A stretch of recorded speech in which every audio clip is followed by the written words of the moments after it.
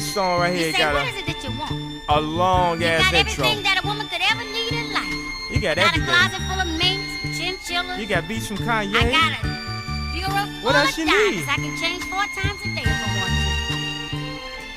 You even trying to eat lobster and drink champagne. Now you know that ain't your boo.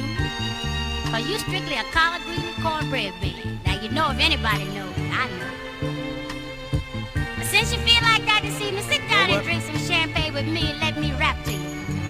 You never catch me in that baby mama Benz again. I'm pushing a G5. All the girls saying that his head look Indian. And they ain't never seen him in MCM. Now I don't like fake boobies, but I do it to Little Kim. We gon' roll this weed. We gon' play like Sonny Bono and hit these trees. Soon as we get alone, I'm doing beats for pro bono. Soon as we get to bone. Now she like a lot of clothes. I like to see her out of them. She got a lot exposed. Pump up the volume, pump up the volume. Dance, dance. Don't give Kanye a chance, cause I'm a Gemini with 2 sides and 2 rides. Y'all talking business, I'm peeping the thighs. Look, I'm trying to hit that back end before I get that back in. Call G and Hop, does you need that beat tracked again? Cause I came back for you to show you that I'm working with a little something. Then we get the session pumping. See, I came back for you, cause any rap chick that look half nice, I'm giving them half price. Back when Eve went with Steve, before she had a weave, I was sending beat tapes like you wouldn't believe. Back when Foxy had a group with Nas and AZ, the way she looked on China Doll, I would've did the beats for free. Cause only recently I've been getting a decent fee. The checks I got from D-Dot was teasing me. I bought some earrings like baby that may be fake, but at least it got girls calling me baby cakes. Now maybe K can get a Minaj with Lazy K and Lady May. Maybe, hey, you're looking all thick and sweet. You need a nigga that can give you beats, to go and get Angie and tell her I came back for you to show you that I'm working with a little something and we get the session pumping. See, I came back for you cause any rap chick that look half nice, I'm giving them half price. Got a 2 for head sale. Send headshots first though. Need beat tapes for who? Oh, Trina? Oh, I'm right there. I'll be there. I'll be in the studio 5 minutes. Yeah. She said she want ass look wet. I told her all I need is my back end check.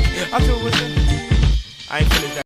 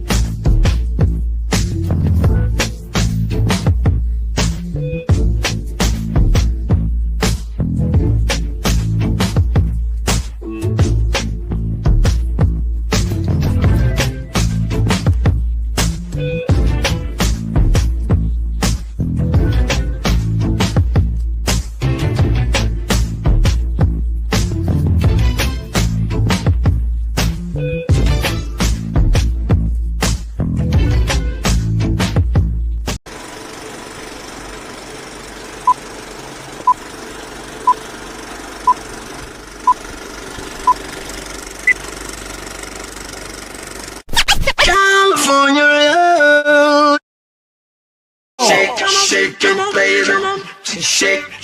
baby. Shake it, baby. Shake it, mama. Shake it, Cali. Shake it, Cali. Shake it, That's baby. right. Shake it, mama. Shake it, Cali.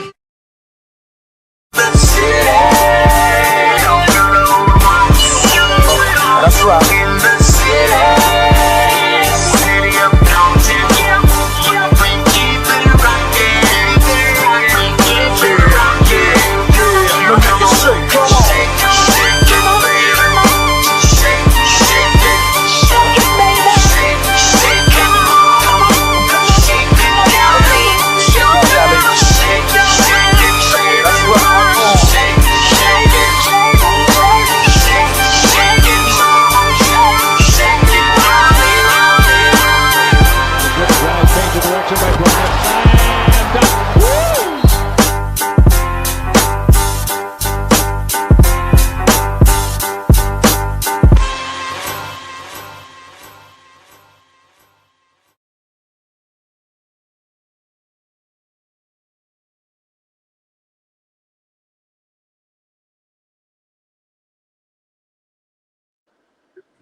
Yo, what's up? What's up? What's up? Happy 4th of July weekend, y'all.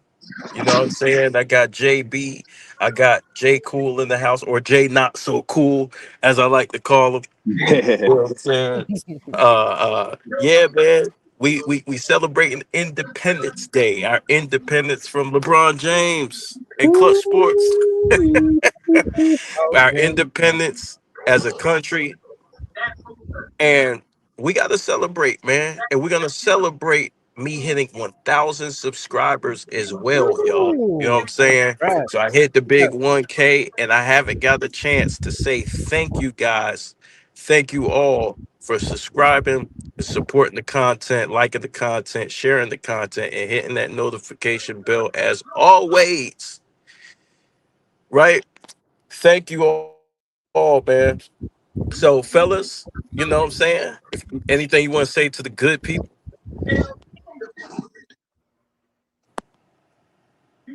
Oh yeah, basically just wishing everyone safe for a holiday, safe for a weekend, and I mean enjoy yourself. You know, like KB said, Independence Day for the country, and Independence Day for whew, long suffering, long suffering Hey, you sound like fans, Moses man. when he finally got he Woo. finally got out the You wilderness. got the wilderness, man. He grew that long beard, man. He told Joshua, man, hey man, my journey's complete, man. I'm gonna pass the baton to you. You just want to see the younger generation make it at this point. Right. You just want to see them, let them survive. He did his job. And that's what we want to do. We want to play that role, man, where the you generation understand, what's going on, because they ain't been told the truth over the past 8 years. So you guys got a biblical account right there, man. It's biblical out here, man. J Fool, your turn. What up? Salute to everybody. Of course, as you already know, the ratings have just gone through the roof because the great one, J Rock, has appeared. I'm in the house. Let's get it.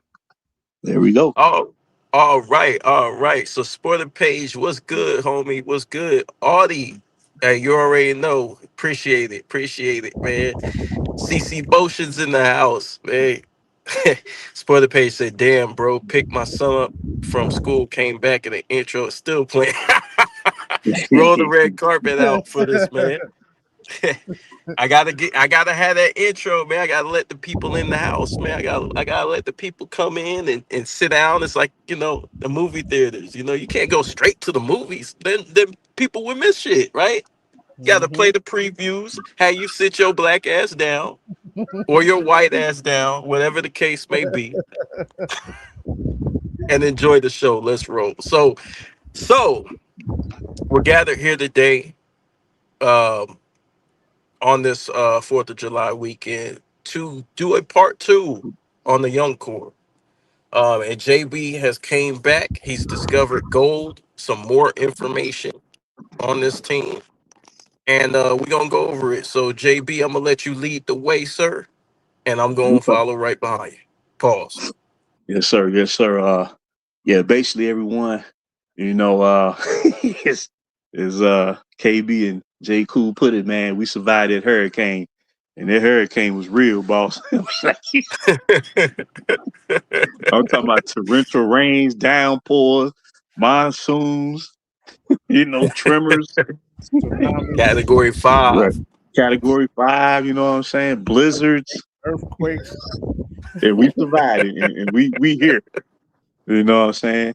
And it's a beautiful time, man. And I want all basketball fans to know that we hope to never see another franchise hijacked like this by any player, because no group of players they've been representing the team prior to their person's introduction to the team should be subjected to the activity that a group of young men had to go through, and they was really the first of its kind. But to show the future importance of this youth movement that we've seen, take hold and take shape in the NBA, our young core had to be the how can I say, the sacrificial lamb. They had to take the hit, to validate the importance of youth talent in development, and that should be their legacy, which I hope what they should be remembered for, as we move forward in the future. That's my hope, and I do believe they'll get their just due in due time. Hey, why we got the feeling like the Berlin Wall just been torn down?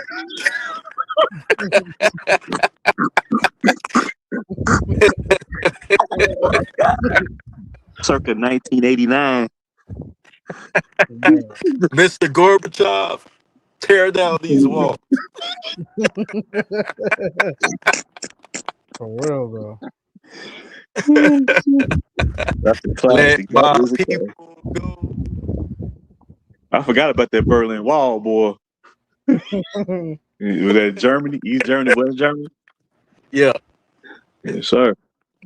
Yes, sir. So yeah, man. Let's get into this, man. Let's get into this article, right? And this is the first article you want to bring up, right? Doubling down on Lakers young core. Mm-hmm. And yeah, doubling down on the Lakers young core, and this was written by a Laker fan. His name is Laker Tom, but he had been covering the Lakers for years. And I found out yesterday he started following the Lakers back in 1968, 1969. And he's been a fan since. So he's seen all the glorious moments, the ups and downs, the battles, the rivalries. And he saw something special and what was being brought forth, during the latter stages of the 2010s. And he was really bogging down and saying how important, maintaining this development of these young players meant to the franchise. And I remember first coming across this article 8 years ago. I just couldn't remember who did it, and I couldn't find it. And then it just seemed like everything started lining up over the past couple of months. And I ran into this is the first of three that we're going to share with everybody, and it's going to show what was being said about the Lakers over these past 8 years, that a guy came in and saved the day, and all this nonsense, that we was in disarray, that we had been losing, that we weren't achieving anything. Well, these articles are going to prove just how good these young men work collectively, and we're going to share it with you, and that is going to dispel all the notions. And we want to put this out there, so in the future, if anybody come across this, they're going to know the unequivocal truth about what the Lakers actually were achieving during their rebuilding stage after the late great Kobe Bryant played his last game in the NBA. So yeah, the Lakers need the right superstars. No. Doubling down on the Lakers young core, while the Lakers' primary focus for this summer and next season should be continuing to develop and expand their young core. And this was written May 14th of 2018. So he was trying to put that warning out before free agency. Don't let the hurricane come in. That's basically what he was saying. Close your windows. Lock your windows. Close your doors. Windows, you know what I'm saying? Board them windows up. Board them up. Board them up. And, go down to the basement. Get under the tables and chairs. Right, get under the tables, and you may want to make a emergency call to FEMA. Because you're going to need some federal relief after all this done.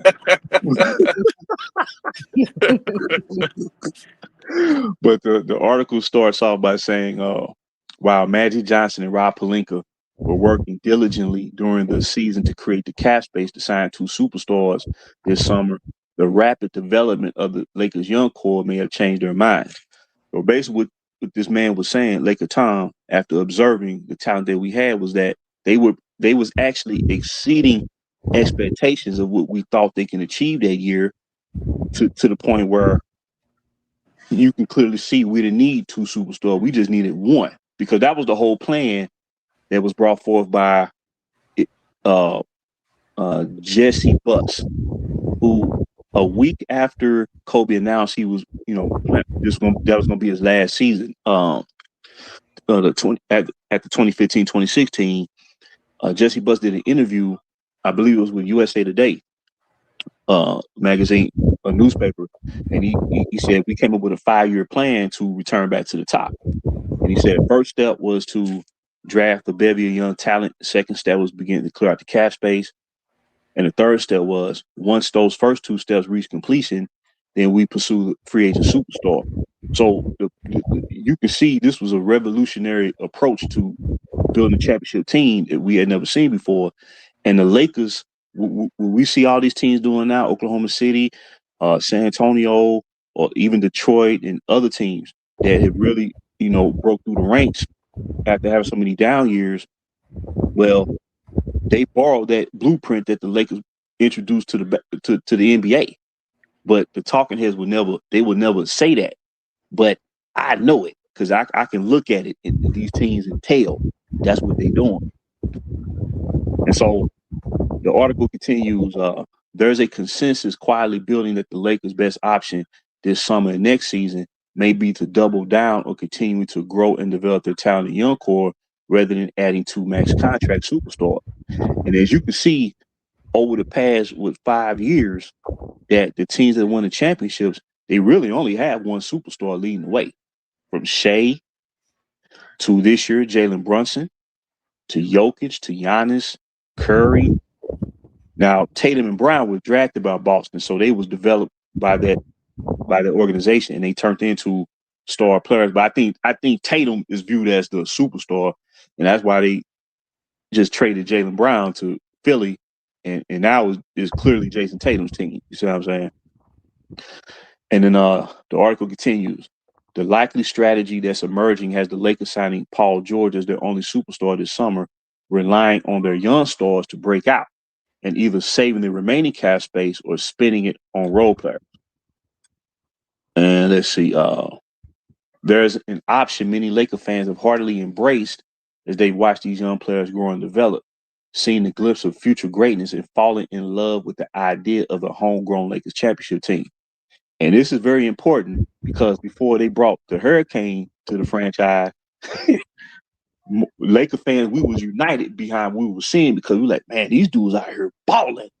You know what I'm saying? To be so young, and they didn't have no veteran anchor like a Chris Paul to Shea. A large reason why Shea turned to what he became is that 1 year learning under Chris Paul. Or like a Grant Hill did his rookie year when he learned under Joe Dumars. We had to go out there on the fly and learn how to compete at this level. And they was excelling beyond expectation.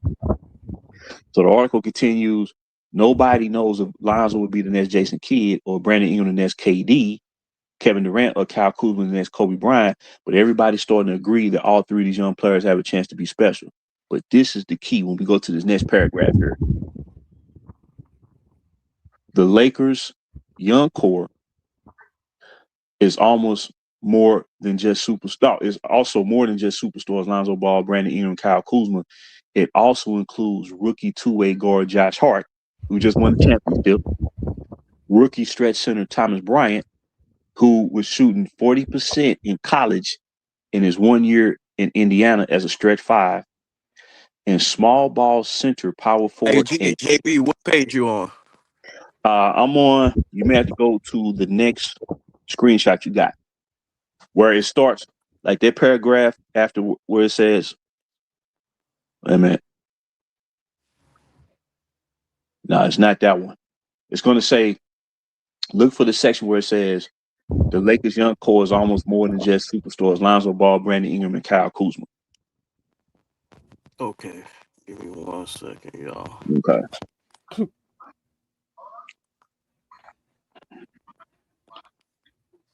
Hold on. It must be. Yeah, okay. Okay. And it's going to be the next one after that paragraph there. The next one. Oh, no, that's it. No, that's it right there. No, that's it right there. Go back to that one. Okay, so it says, The Lakers' young core is also more than just superstars Lonzo Ball, Brandon Ingram, and Kyle Kuzma. It also includes rookie two-way guard Josh Hart, rookie stretch center Thomas Bryant, and small ball center power forward and team MVP Julius Randle. And the reason why he was team MVP, when they inserted him into the starting lineup, their defense improved to the point where they boasted the 10th ranked defense throughout the remainder of the season, and they was playing 500 basketball. And he broke out and had his best season to date, averaging 20 and 10 as a starter while playing all 82 games. So when they let him go and let him walk, I'm sure he felt very bitter and resentful about that, because he did everything that you can ask a young player to do, and there was no respect shown to him. And you can probably tell at times he still feels that today, because he want see, that's one of them guys that wanted to be a Laker for life, and they just let him walk. So the article continues, plus 2 more picks in next month's draft, which they turned into Mo Wagner and Svi Mikhailiuk out of Kansas, Mo Wagner out of Michigan. But this is the key, though. This is what we want everybody to understand, because when they start getting trading away and waving all their young talent, they try to put the onus on Kobe Bryant, saying that he gave the okay on it, because we know who Kobe Bryant was, what he meant to the franchise. So they try to put the onus on him. But I got to quote that what he really said about that young core. And so it goes on to say, even former Lakers superstar great Kobe Bryant has come out in favor of the Lakers staying the course and continuing to rebuild the team organically. And if KB goes to that next session where it shows what he actually said, this is a direct quote.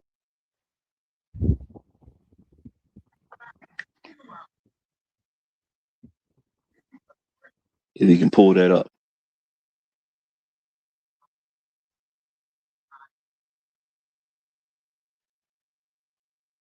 And this quote is in quotation marks.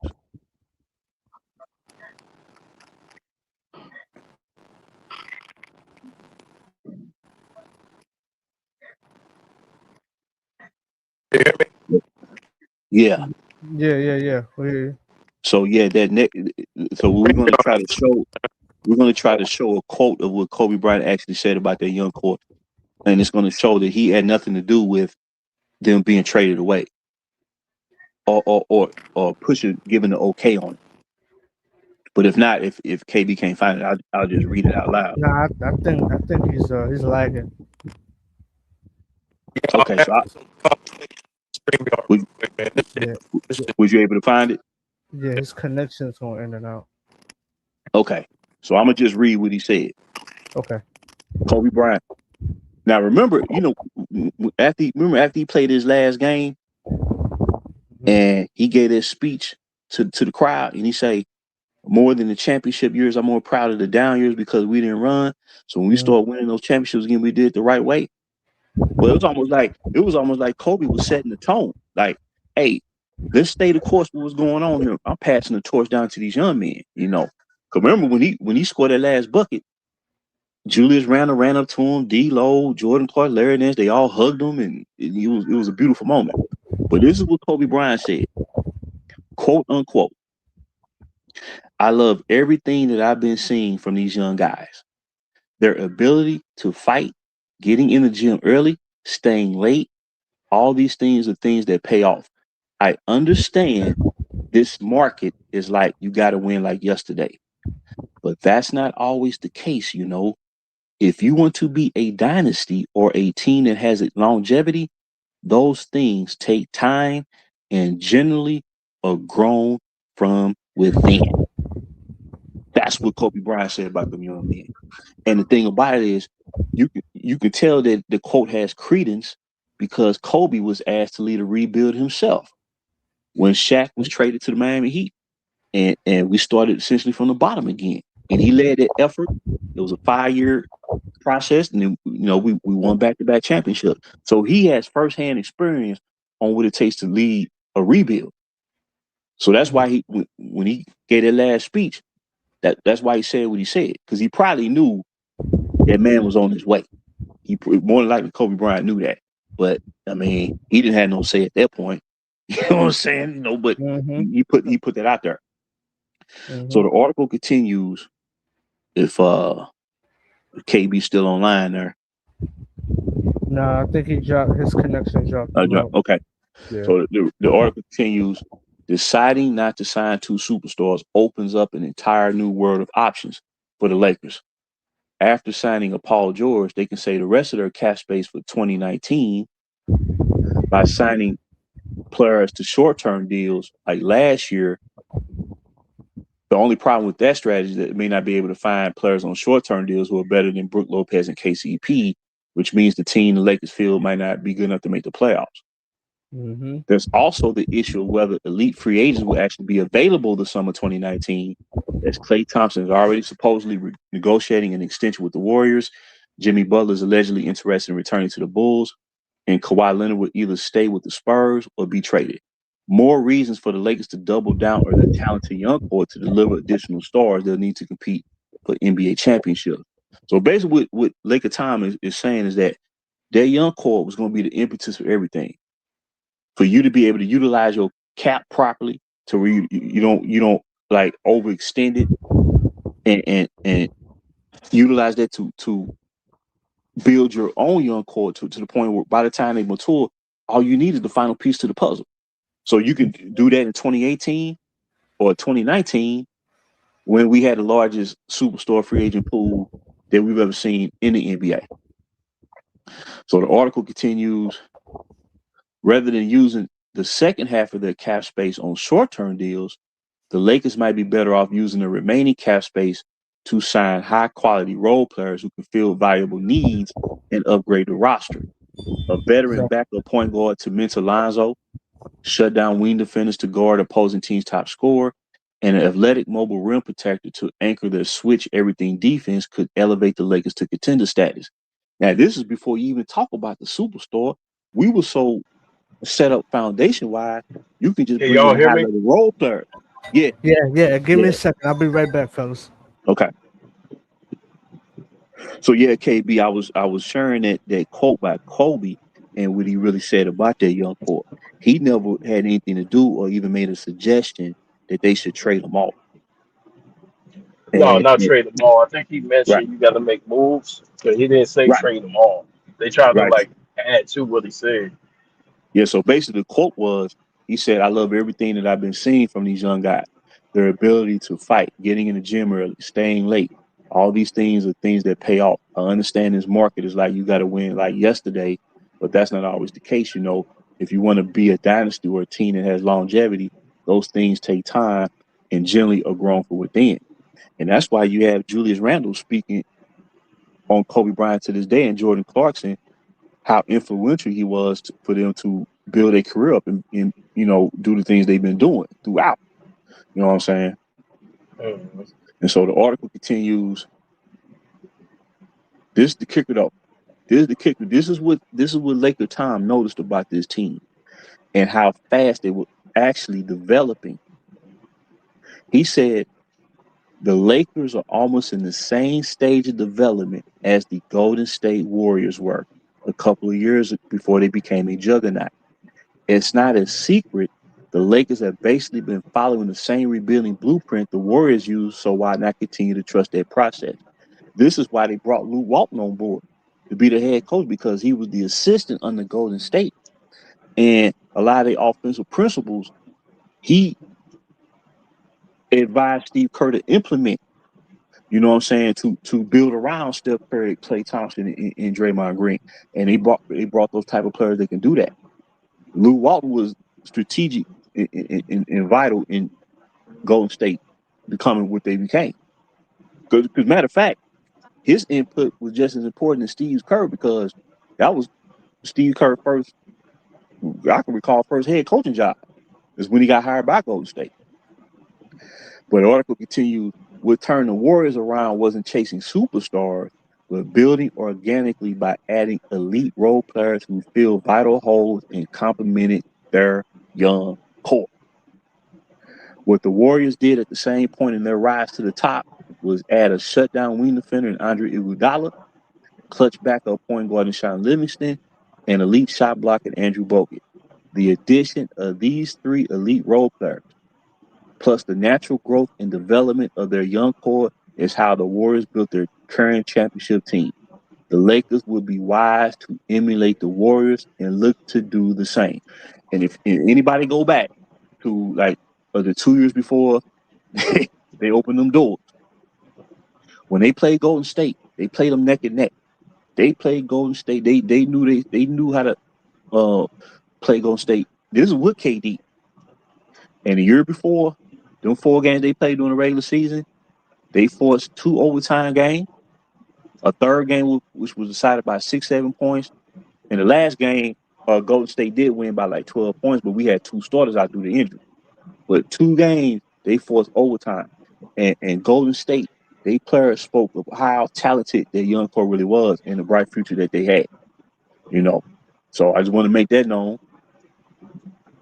And then the article continues, with the 25th and 47 picks in the draft, the Lakers are hoping to repeat their success in hitting winners like they did with the 27th, 30th, and 42 picks in last year's draft, which produced 3 budding stars in Kuzma, Josh Hart, and Thomas Bryant.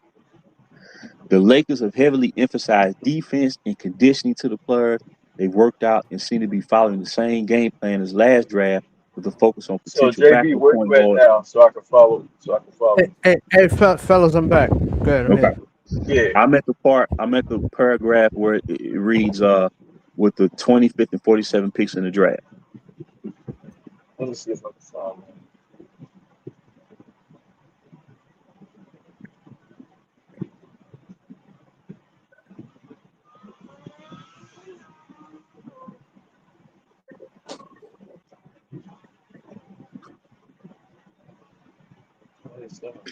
It's right after, let's say, no, actually, the paragraph after they mentioned the Warriors and how, you know, it'd be wise for the Lakers to continue developing like the Warriors. And then the next paragraph is going to read, the NBA draft on June 21st will give us our first hint at what Magic Johnson, Rob Pelinka were planning to do this summer. Trading away the first pick to move Dame would be a sign the Lakers were still targeting 2 superstars. That's a trade the Lakers have to make to clear cap space with 2 superstars, or should make on behalf of the actual draft. Keeping that first round pick, though, on the other hand, would be a clear sign the Lakers plan to build organically. And that's what they did. Instead of trading away that first round pick, they used it to draft to continue what they were doing. So it was almost like if you see OKC now, when they became champions last year, that was a 5-year process. So we was kind of like at year 2 of the plan, and you starting to see the results already, even before you even think about bringing a superstar in, because we had mentioned last week that the team was 10th in defense, 4th in rebounding, 2nd in fast break points, 2nd in pace of game, 1st in bench efficiency, all them high marks. And how if Randall would have started the whole season, they would have been a 500 club at worst in only 2 years of their rebuild, which is faster than OKC, San Antonio, or a team like Detroit. That's why I said we were so far ahead of the curve. I don't think that, you know, the Magic really, because I really think he's the one who pushed to bring that dude to the team. He didn't really understand what was about to hit if he just let it, you know, come to fruition another year without any type of interference. So you were here, JB? Let's see. I'm after the paragraph where it mentions the Golden State Warriors, where it says what the Warriors did at the same point in their rise to the top was add a shutdown wing defender. Okay, let me go back because I just had that clip up. Hold on. Catch up first and then continue. Hey, my fault. I lost my spot because StreamYard keep kicking me out. StreamYard hates my guts. But like K's Soprano said, Kobe was happy to impact the young guy. See, he was really passing the torch down. But the nerve, they're gonna push that propaganda out because it was almost like they forced this dude to the team. That's the way this always felt like. You know, this wasn't like Shaq signed as a free agent, where everything became about Shaq. We was already a playoff team before we signed Shaq as a free agent. We had already built up to a point where we became a good team. This was a whole totally different animal. So, and to show you how everything was stunted, the dude first year on the team, they won 37 games. If you don't have him on the team, I believe they win something like 46 games. This is even before you bring the star player to the team, because the metric was showing you they're going to jump up another 10 games just on their own natural talent and making the suggestions that Laker Time made about just add elite role players to anchor what you got to take that next step. You know what I'm saying? And that's what teams are doing now. That's what teams doing right now this offseason. With the trades they making, the moves they making. Outside of Giannis, ain't no So superstar. you were on the paragraph where it says the NBA draft on June 21st. Yep. That's the one. Okay. So from that point, yeah. Pull it up right now. Because I want the people to follow along too. Okay. Now that page right there, that's Kobe Bryant's quote that people can read for themselves. Where he said, "I love everything that I've been seeing from the young guys." That's what Kobe Bryant said. He never made any mention about trading them. That's propaganda by the talking heads, because it didn't add up.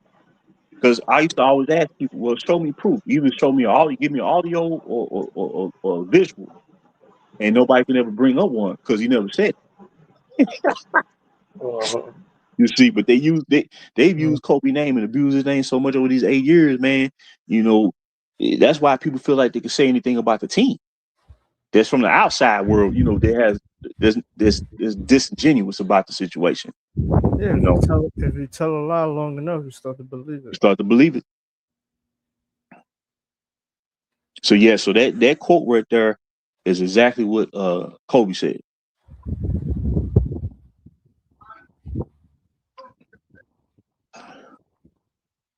And he also was mentioning the importance of Randall. Like I said, he was the team MVP. He was the MVP of the team. He was like the veteran of the young core, you know, himself as a young player. And he did everything that was asked of him. And they let him walk. Because they wound up renouncing his rights so they can create the cash space to try to bring in a third superstar when they brought you know who to the team. So basically it got to the point, instead of building, they took away from themselves to accommodate this dude. And that's why they was always behind the 8 ball, even after they traded for Anthony Davis. Shit, you had to fill out 10 roster spots after you got it. So you already playing catch up. Now it turned into a season where it looked successful, but what you did to produce that year, that's what created the constant roster overhauls every year, because of what you gave up. See, so when he came to the team, they started operating in reverse. It went from normally a team is draft, trade, and or free agency trade that get you over the hump. Well, it became trade, free agency, draft wasn't even on part of the conversation. Yeah. To adopt the win now mentality. See, it's not a natural. You look at football. You don't see nobody in the NFL doing that. They go every year. You tune into the draft. Like, man, who we finna draft this year? Nah, his system eliminates that.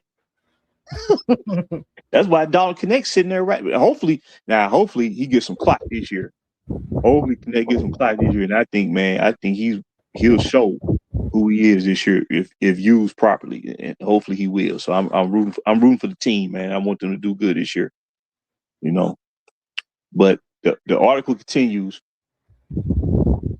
Come free agency, the Lakers' first 2 priorities would be to sign Randall and Paul George. Remember, Paul George came off the MVP season with OKC when he finished third in voting that year. He was averaging like 28 a game, about 6 assists. Paul George at the top of his game. So you bring someone like that on board, to anchor what you got. Paul George ain't gonna come in and demand that you, because he ain't got that type of backing to even push for stuff like that. Weren't they trying to get Kawhi Leonard also? Well, I think the ultimate goal was to get Kawhi Leonard. That was the prize player.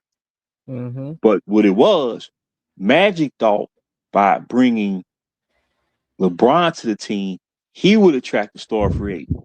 It never happened. Every superstar they got, they had to trade so much to get. What would have brought the superstars naturally would have been your own players. And we got proof of that too. I want to show that too, how players were looking at that young core like, yeah, man, I think I can roll with something like that. When that time comes, I'm a free agent, I like to join in on something like that. And we got a snapshot of that too. So yeah, KB dropped out again. He dropped out again? Yeah, he's I don't see him on the panel. Okay. So the article reads, once they reached agreements with Randall and George, they need to use the remaining cap space to find a trio of elite role players who can back up key positions and accelerate the growth of their young core, much like Iguodala, Livingston, and Bogey did for the Warriors.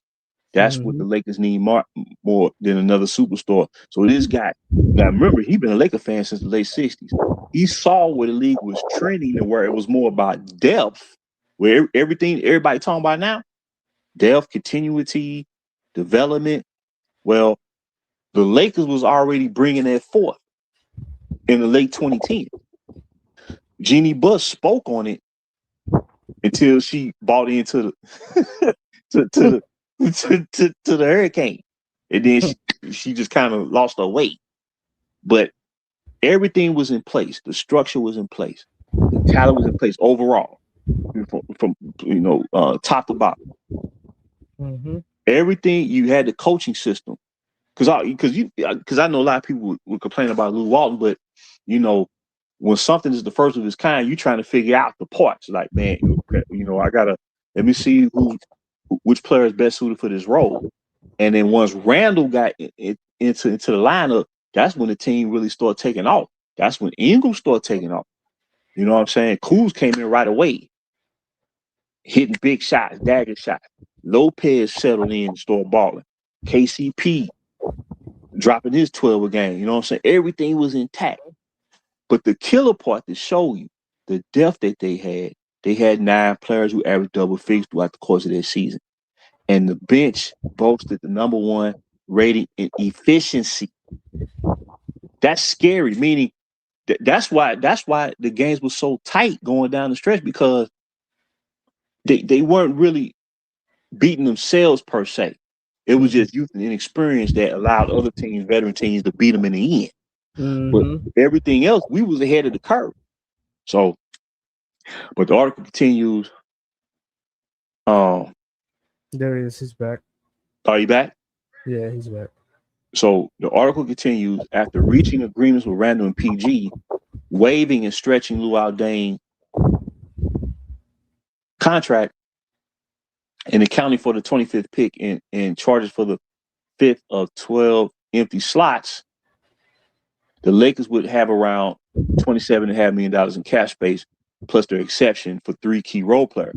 So the fact that you didn't have no multiple superstars taking up so much of your cap, you had plenty of cap to bring in those type of elite role players to bolster the lineup and anchor what you already got without disrupting their development. It was the perfect situation. So they can use the space to re-sign Brook Lopez, who wanted to return back to the Lakers for the vet minimum. He was in his prime. The Lakers let him walk. He goes to Milwaukee after winning a championship.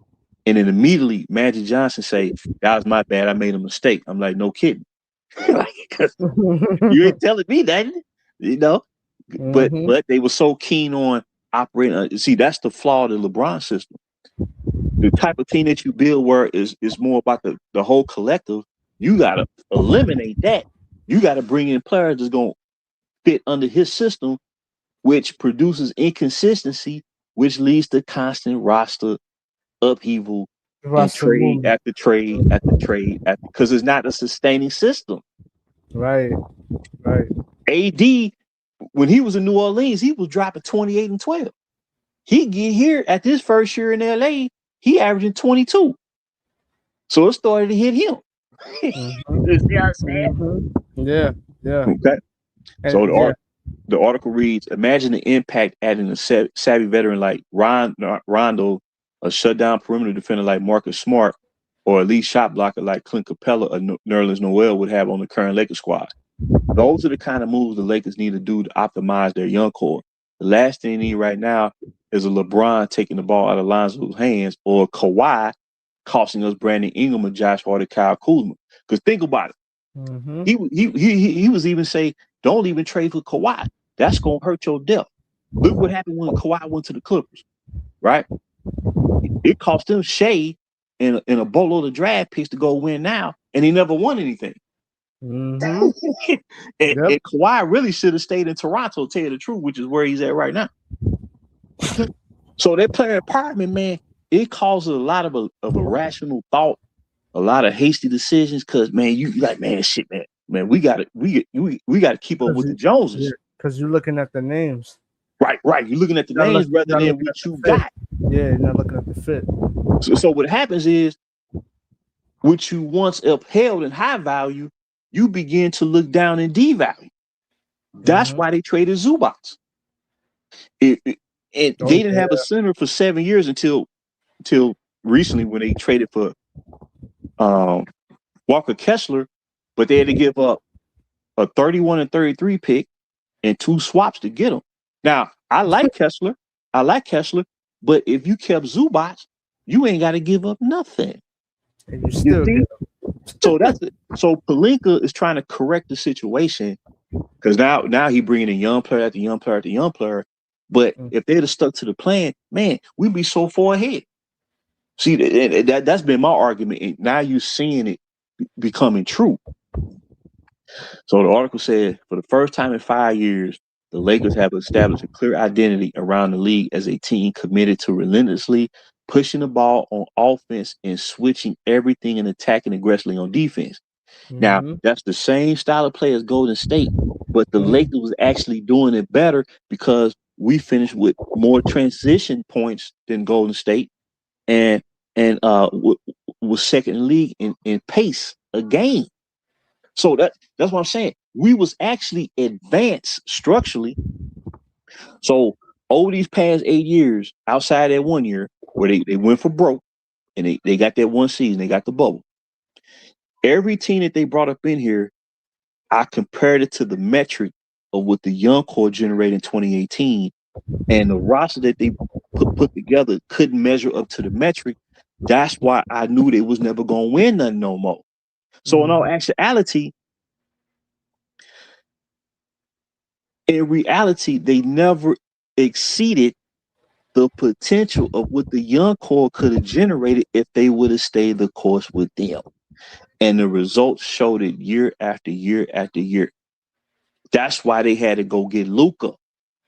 Because because of LeBron's system, LeBron and AD had ran his course by then. That's why they had to go out there and get a Luka. You see what I'm saying? So the window shut after the bubble. It was all smoke and mirrors because LeBron was on the team. So they gave the fans belief in oh man, this gonna be y'all year. Y'all the favorite to win it all. But you look at the metric, I'm like, they ain't finna do that. And that's why in 2022, they finished with a 33-49 record, 2 games less than what the young core generated in 2018. Wow. And that's when they should have put a stop to it right there. Yep. That's when they should have cleaned house and say, hey man, we're going to let you walk off. Yeah. You see what I'm saying? Absolutely. Okay, so this article finishes up. For the first time in 5 years, the Lakers have established a clear identity. Now, I do want the basketball fans to know every organization goes through internal, struggle. They all do. And the Lakers are no exception. We went through the same thing. And once we kind of, but would rally the whole front office, the Laker brass, where everybody got on the same page, the front office, the fans, the people covering the team, what got everybody on the same page was the young core. Everybody was on the same page during them 2 years before all this started. But when they brought that to the team, you notice all the division that took place. Then you start hearing stories about Magic going up against Rob and one guy throwing the other guy under the bus or vice versa. It became divisive. Head coach Luke Walton was already a dead coach walking. He was already done. Yeah, before the tenure even started. Right. So he knew it. They was already talking about, man, you know, Luke Walton is a good coach, man, but hey, they need someone who understand LeBron game. They were talking about they were throwing Ty Lue out there. But what has Ty Lue done with the Clippers? Mm-hmm. You see what I'm saying? We had everything in. Now, if you wanna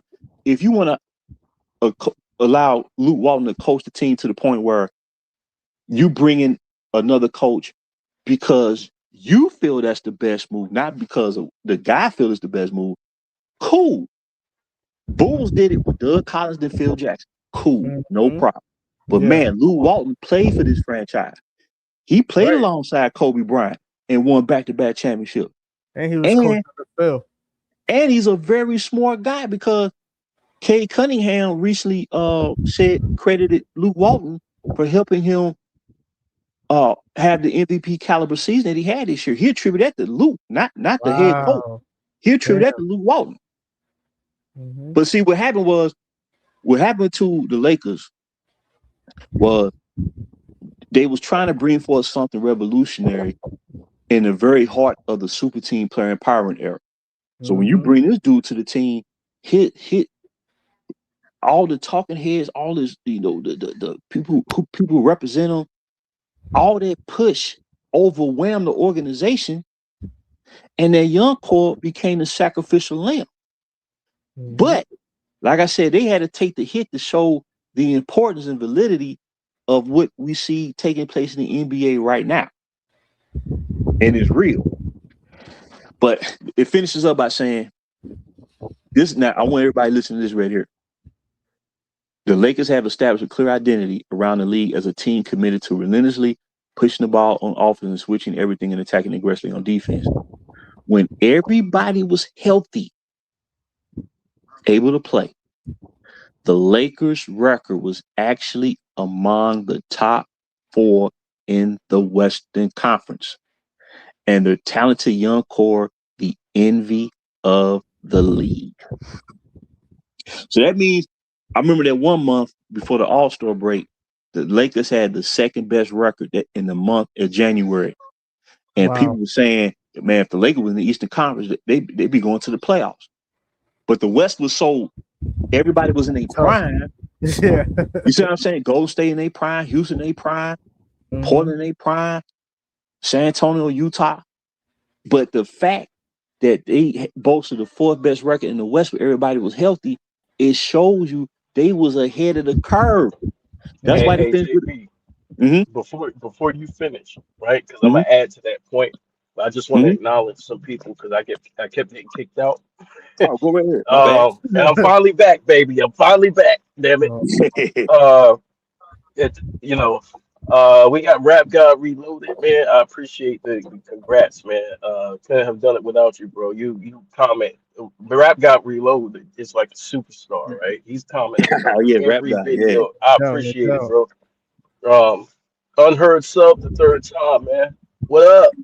What up, bro? Kyle Soprano. What up, G? SMT, Sneed, you already know, man. What's up, man? Y'all go subscribe to SMT Sports Network, man. He's got a great channel. Yeah, for real. Salute. Supporter page also great channel, man. Subscribe to Supporter page. He's one of my loyals, man. Yes, sir. The real Lakers world order, Laker fans. This is mandatory. If you ain't signed to Big Baby Sports, if you ain't subscribed to Big Baby Sports or Lakers world order, bro, as a Laker fan, you got to make your ass over there. You got to make your way over there, man. Get your ass over there and watch his shit, man. Right now. No, not right now, but you know. You get what I'm saying. Everybody. Half the engineer Path, man, he gave me my first super chat, y'all. I was broke as hell before Path came up here. No, I'm just playing.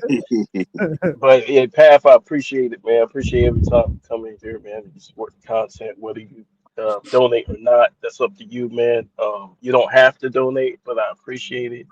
You just being in here, giving a thumbs up and a like is a lot, you know. But I just wanted to acknowledge the people, man, because this live is partially, you know, for you guys too. So Yeah, we just want people to know, man, what they gonna be saying about the Lakers, man. It ain't true, dog. And Mhm. yeah, nope. like I said, man, first hand account, and with Kobe set the tone, man. He the one who set the tone for the future. You know what I'm saying? But they Yeah. try to distort it and try to disrupt it. You know what I'm saying? You But know what it is?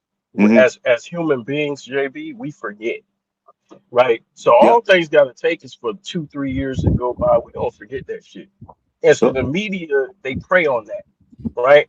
But see, yep. what kills them is film footage and articles like this that happen in Mhm. real time, Real so we can time. Mhm. go back and set this record straight on what they talking about. Because now they're trying to say the Lakers ain't had nothing going on.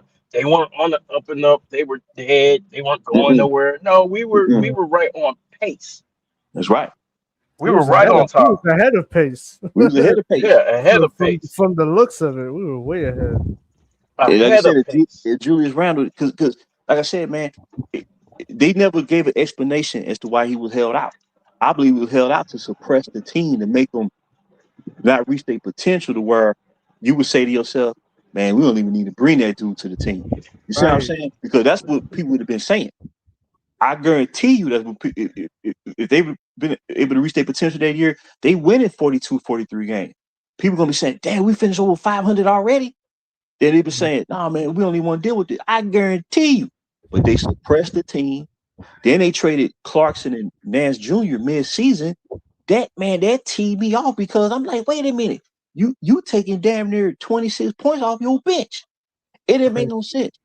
But they traded him to create the cash base to even bring the dude to the team. So you already took yourself behind the A ball just to prepare to bring the dude to the team. But the article continued to say it's also not just the fans who want the Lakers to stay the course and build a team organically. The team's entire young core has already developed a bond and synergistic chemistry and culture. See, when they say Lakers had no culture, no direction, the young core was providing the culture and the direction. That's why everybody rallied behind them. Okay, there needs to be valued and protected. Protect those young men. Don't let that hurricane come in there, man, and blow their foundation off. Tear the plywood off the off the And off the we hold it ceiling. on, and we hold it You know on what to I'm the saying? ceiling fan and shit. Yeah, we hold on to the ceiling fan. You got to protect that. So it For says in real. a recent interview with Sam Alapore for ESPN the magazine on the subject of the Lakers looking to add two superstars, including his idol LeBron James. And it's cool, man, because if you're a young player in the league right now, chances are LeBron James may be your favorite player. It ain't no big deal to me. But this is what he said though. He was asked, "What would you like to see happen about him coming to the team?" Lonzo say, "quote unquote," and this is near the end, KB. Okay, If I LeBron, think. Let me find this shit. Cause I just seen that, man. The font on this is real small. Uh, it says, I got nothing to if LeBron comes, great. If not, I wish him the best. But I like our team right now, to be honest. Got a lot of young growing talent. Myself, Kuz, Brandon Ingram is growing a lot. Julius Randle really evolved this year. I love those guys and will be special in the future. So they weren't asking for nobody to come in there and bail them out. They believed that they was on their way. That's what you want. So the mentality was there. The chemistry between it, you never sensed that they had any beef with each other. Man, it was damn near perfect. Okay. But the article ends, I'm with Kobe and Lonzo on this one. Time for the Lakers to forget about signing two superstars this summer and double down on their young core. That's how the Lakers can build a more sustainable championship dynasty. He already saw the vision, and they never needed to. All they needed was one to be the final piece of the puzzle. That's all they needed. And that's what we're seeing in the NBA right now. Teams are basically building around one superstar. And you may have an all-star, but they ain't got no 2-3 superstars out there. Mm-mm. So Especially we with was at the prolonged success. forefront. Everything we seeing right now in the NBA, the Lakers was at the forefront of it. Mm-hmm. They said, because remember they blocked that Chris Paul trade, and you got the impression Oh, that man. the Lakers was being like sabotaged. That's the way it came across. So when they say, man, Lakers couldn't get no free agents back then because of Kobe, no, Kobe had nothing to do with that. You get the impression that it was like, man, I don't want nobody going to the Lakers right now. You know what I'm saying? So the Lakers said, okay, we got you. We're going to do it this way, to where y'all can't stop anything that we doing. That's the way it came across to me. Mm-hmm. See what I'm saying? But that's basically the end of that article. But what stood out to me was what Kobe said about that young core and how the Lakers' progression was being compared to what Golden State was doing. And the fact that they was the envy of the league, and that when everybody was healthy, they boasted the fourth best record in the Western Conference already. Mm-hmm. Mhm. And I want to say something on that, right? Mhm. Just to piggyback on this whole entire article and everything. Mhm. You have to, and this goes throughout NBA history. You have to give the young guys a chance, and you have to let them Yep. grow and flourish. Hell, even when it comes to people, whoever they got as their favorite players or among the greatest players that they've ever seen, those guys had a chance. Like, you know, when you go through the draft and you're looking at somebody and you're scouting them, you know, you can get some sense of an idea of what they might become, right? But it's still all a guess, right? You don't exactly know. So imagine if we just got Magic Johnson, and because we're bringing in, let's just say we're bringing in George Gervin, we're getting rid of Magic Johnson because he's a veteran, and we want to build around a veteran. Like you see how crazy that would be, knowing how Magic Johnson, how his career turned out, and he's Mhm. among one of the greatest players. Or imagine if the Celtics did that. Oh yeah, we're gonna get XYZ player at the time, so we're gonna trade Larry Bird. Like that would be so foolish to Trade to do Larry that. Bird, first of all, you get fired immediately. Yeah, You won't exactly. even have the opportunity to pull the trigger on that. But the point is that for the most part, you don't know how these guys are gonna turn out. Hell, even with Kobe and Shaq, right? If Yep. they would have got Shaq and just said, "Yo, you know what? We don't need this young core of Kobe and Derek Fisher. We're just gonna get rid of these guys to bring in whoever we want." Like Yep. I said, that would be foolish. You have to. That goes across any era. See, what happened was, like you mentioned, the player empowerment movement. It rewrote the whole script on team building. Yep. You cannot cheat the no matter how much you think you can. This just proves you can't cheat the process, and you're better off. And look, matter of fact, you want to know the number one signifier? It's because look at what they were saying about OKC. Forget the fact that they lost in the Western Conference Finals. They were saying, "Oh my God, it's unfair. Look at how many Yep. good, solid players they have now, and they got all these draft picks coming up in the future." Yep. Well, being that we're in the player empowerment movement, you might have a situation where a team is stacking up for the future because of bad deals and bad trades. That's Yep. not OKC's fault. And as a supporter or a supposed supporter of NBA basketball, you can't get mad at that. You have to accept that and say, damn, you know what? They did the right thing. They worked through the draft. And one last point before I let one of y'all continue. One last point. Mhm. I want to make another point about getting veterans because you mentioned Iguodala and that veteran core that they had coming off the bench, right? Mhm. When you have veterans are going to be making more money than the young guys, right? But that's to be Mhm. expected because they've been in the league and they've established themselves. Mhm. So when you have a young Steph Curry, a young Draymond, a young Clay, they're building the nucleus, they're building the core. Everybody's gelling together as far as that young drafted core.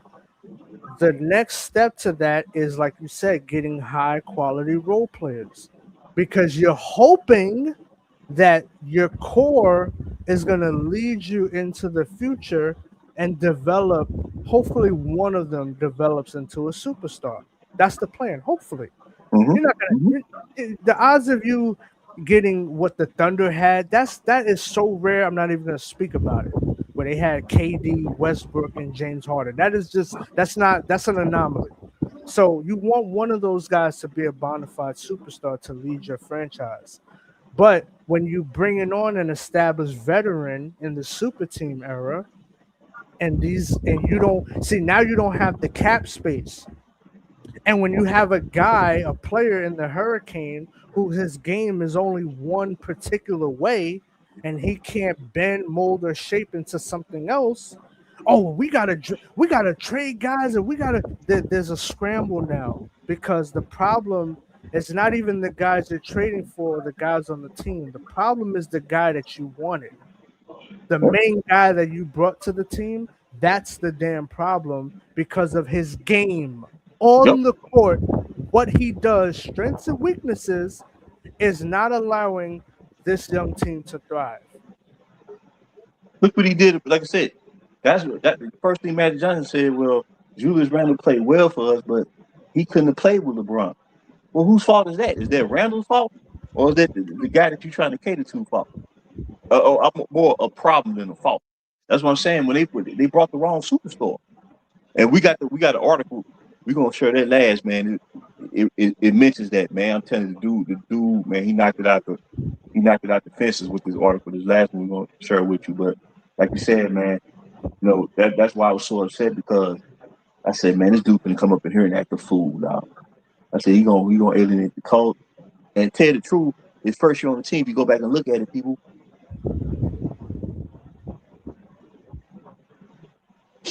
I remember Michael Wilbon saying right after they signed him, he said, well, heck, he got more talent here in LA than he did in Cleveland. That's what Wilbon said. With Ingram and Kuzma and all that. So they was talking about them going to the Western Conference Finals. How do you be predicted to go to the Western Conference Finals and you finished with 37 wins? Whose fault was that? Was it the young core fault? Oh, the problem was LeBron's problem. Because me personally, I think he could have maximized the team, but he didn't want to. Hey, Because JB. if they make the playoffs, it'd be more difficult to rationalize trading them young men off. That's just my personal theory. What's up, baby? Hey, JB. He said W show so far, fellas. Man, I ain't really say much. they like the show better with y'all on it. I mean, you really don't be having nothing interesting to say. That cookie cutter shit you be running on. Well, I'm sure we both would have been talking more, but I think, like you said, you lost your connection. But I appreciate the Sporting Page and Real Lakers World Order and everybody who speaking highly, man. We just want to share with y'all, man, what really went on with the Lakers, man. And like I say, it's not about putting the young core on a pedestal. What we trying to show is that man didn't save the franchise. His franchise was saving itself. Mm-hmm. That's what I want people to understand. He did not save his franchise. If anything, he set it back. Now, it looked good when he got AD, but that trade was forced. Mm-hmm. Oh, they said through hell or high water. We sending AD to LA to play with that dude. Not only that, he forced his way out. He forced the trade. That wasn't organic. Like he just happened to be a free. It's like, oh, we can get AD. No, he forced his way out. He forced their trade. The league was telling the Pelicans, the other teams across the league, like, don't cave in to the demand. They got rid of Will Demps. Yep, because he didn't want to trade AD at first. They got rid of him. Yep, because Magic offered to give up the house. Lonzo, Cool, Ingram, Zubac, Hart, Rondo, and a boatload of picks. I was like, man, just go ahead and take the pick. Just go ahead and take that trade. Because if the trade goes through, the Lakers ain't even got a team to finish the rest of the season out. That's how insane that whole situation was. Mm-hmm. Mm-hmm. Yeah, for real. We got 2 players on the team. I love what K Soprano said right here. The way AD left Luo was some sucker shit. But like you said, Drew Holiday was the true leader of their team.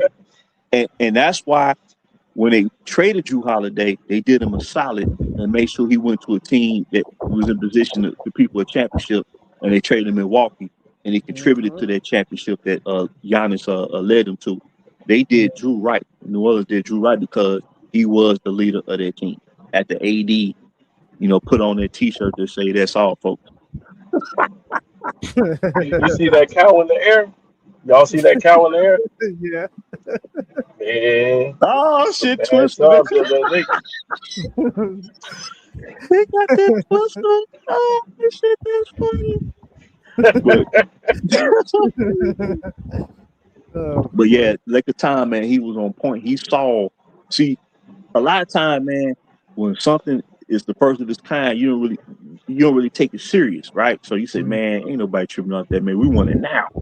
But then you see other teams benefit from it. Next thing you know, oh man, we can't hang with the OKCs and San Antonios of the world. We don't have enough of this or that. And another thing is, fellas, to try to rationalize the process and say overall it was a success for LBJ. He did deliver a championship. Well, the league has so much parity now. That's why you have 8 different teams in eight different seasons. But see, what they're not going to tell you is that the Lakers would have kept hold to their blueprint.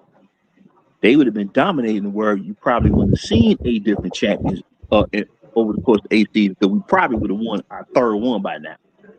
Yep, and we would have had cap room to sign a big name if we so choose. Yep. Or we could just keep it simple and get some players that patch up any holes or give us a strong That's right. bench.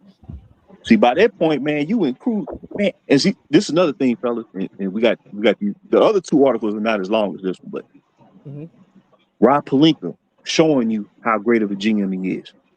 Man, he could have been doing this the whole time for the Lakers, but he had to capitulate to that dude. And that's why they never got a true return on their so-called investment, because he tried to capitulate to someone. But I think this is mindset too, JB, because if he would have came in, I believe if he would have came in with the mindset of, okay, this is a process, instead of trying to rush everything, he would have been he probably would be on his 3rd championship right now. Yep. That's why I said I wouldn't have had no problem with him. If you knew he was, genuine about really trying to help build something, I wouldn't have said a word. And like you said, see, he sold himself short, because he trying to tie Jordan. That's his whole thing. Thing is, dude, you ain't on his level or Kobe level. It is what it is. Right. But yeah, man, that's what I'm saying, man. He be defeating himself, but everybody else got to take the hit for it. Yep, and that's that nonsense I'm talking about. Just like now all of a sudden the Hurricane, he got his minions and cronies and flunkies running him out to him like, yeah, well, he wasn't embraced like Kobe. Yeah, duh. First of all, he didn't get drafted here. Second of all, he didn't have a huge amount of championship success. Even if you want to count it, fine, whatever, it doesn't matter. That's only one That's only one title. Now let's talk about the failures. Failing to make the playoffs, failing to make it out of the first round, failing to beat other great teams. Like there's more to it than just it's just one title. No, we're a winning organization, and he's supposed to be this great winner and great player that leads to wins, right? So that's what us as Laker fans we would like to see. Well, I think like when you're talking about the expectations, right? What are the expectations based off? See, they leave out a lot of context and nuance out of the conversation on purpose, right? The expectations is based on what you have. So, like, Laker fans understand we didn't expect the young core to win. Not that year. We knew it was a process, even with this team. I don't think anybody expects this team to win immediately. We understand there's a process. So Laker fans would have been patient. We would have been patient and say, okay, well, add one guy, you make a move, add a second guy if you need to. But develop and keep the other guys, because those other guys fill out all the positions, and you're going to have a bench. You're going to have a great starting lineup, and you're going to have a bench. But if you come in there with the mentality of, I'm gonna just get rid of everybody and start from scratch, Whew, that's brutal, man. bro. You're not. I don't want to play with rookies because I don't want to develop these guys. I think that was more the attitude. That's a total demolition of a franchise. Hmm. You see what I'm saying? Now you Yeah. have to rely on all outside players to fill the roster up. Yeah, ridiculous. Can you imagine if we would have got rid of Bynum? Oh my goodness. Oh man, And, Well, like, maybe think they about got rid of it. Kobe. If we were just impatient and we said, hey, you know what, we need to trade and make a splash right now, right? We got rid yep. of Bynum, we got rid of Farmer, we got rid of Fisher. You lose your depth. You You lose your depth. lose Mhm. what makes you good. What Yep. gives you an advantage? Because remember, our advantage those championship years was our height. Yep. Yep. We would have gave away an advantage somewhere. And guess what? You know how what you're saying is right on point? Because what are the two major complaints when a super team comes together? They don't have a bench and they don't have Yep. chemistry. That's right. Those are the main two complaints. Oh, we needed more time. We didn't gel, and we just don't have nobody coming off the bench. You needed more time, but you win now. But you win now. Make it Right? make sense. Right. So you already. He You can't know make what I'm saying? You gotta It's a choose one. defeatist formula. It's a defeatist formula. So you put the pressure on yourself, and then you get mad when people have expectations. But Yep. think about this. Imagine if we would have gotten rid of Kobe, and the Lakers would have packed it in, right? And said, "Oh well, they already said it's gonna take him time to develop. We don't really need him. We got Shaq, we got Eddie Jones. Let's try to get a different player, and they ship him off to New Yep. Jersey or something. That would be ridiculous. And then him and Jason Kidd just tearing up the league and all that like that. Yeah. That would be But crazy. the expectations are fair, right? Because like imagine if Duncan came to the Lakers. The expectations would be fair. People expect you to win. That's a fair expectation. If you're So now if you're a superstar, yes. exactly. So now what happens is that you don't win, and then now man, you guys get a fair we won too. It's like nigga, if you have a team, why wouldn't we expect you to compete? Matter of fact, y'all expected them to compete because y'all had to win the championship the last couple of years, or either contended. But y'all now trying to pretend like you didn't, and we got the Especially, film on that. but check this out. You're spot on, right? Because they expected Kobe to win. I'm saying before he got Gasol. They're like, oh, Exactly, with Smush if he's Parker, the great, Kwame if he's the Brown. great player, he's supposed to win. Never mind how the team The is. 3-1 lead they keep bringing up, Mhm. knowing damn well he didn't have a Right. second guy. They Knowing should even damn- have been up knowing- 3-1. That knowing just damn show you well how he's great going he was against- playing. Bro, he was going against one of the greatest offenses in NBA history. So it's like, okay, we could do that, but guess what? You got to keep it fair for the other superstars. Yep. So look, we can expect Kobe to win. Sure, I'm all for that. But now we got to expect every superstar to win. It can't just be you pick and choose because you feel like it because the sun is shining bright. No, we're not doing that. But you know what trips me out about this whole thing? They want to say, "Oh, it was a success. It was a success. It was a success." Like, if it was a success, why things end the way it ended? Like, That's like Tony we saying Soprano we just had a said. happy marriage. No, we had a happy marriage. Everything was good. She threw you see a video footage of her throwing my shit out the window. Tyson threw that furniture out his house that day after that Tony with that interview with Barbara Walters and told Yeah. his wife and mother to kick rocks or whatever. That mother-in-law was hell, was she? But she was something else, boy. She was a hurricane too. She was a hurricane. Oh man.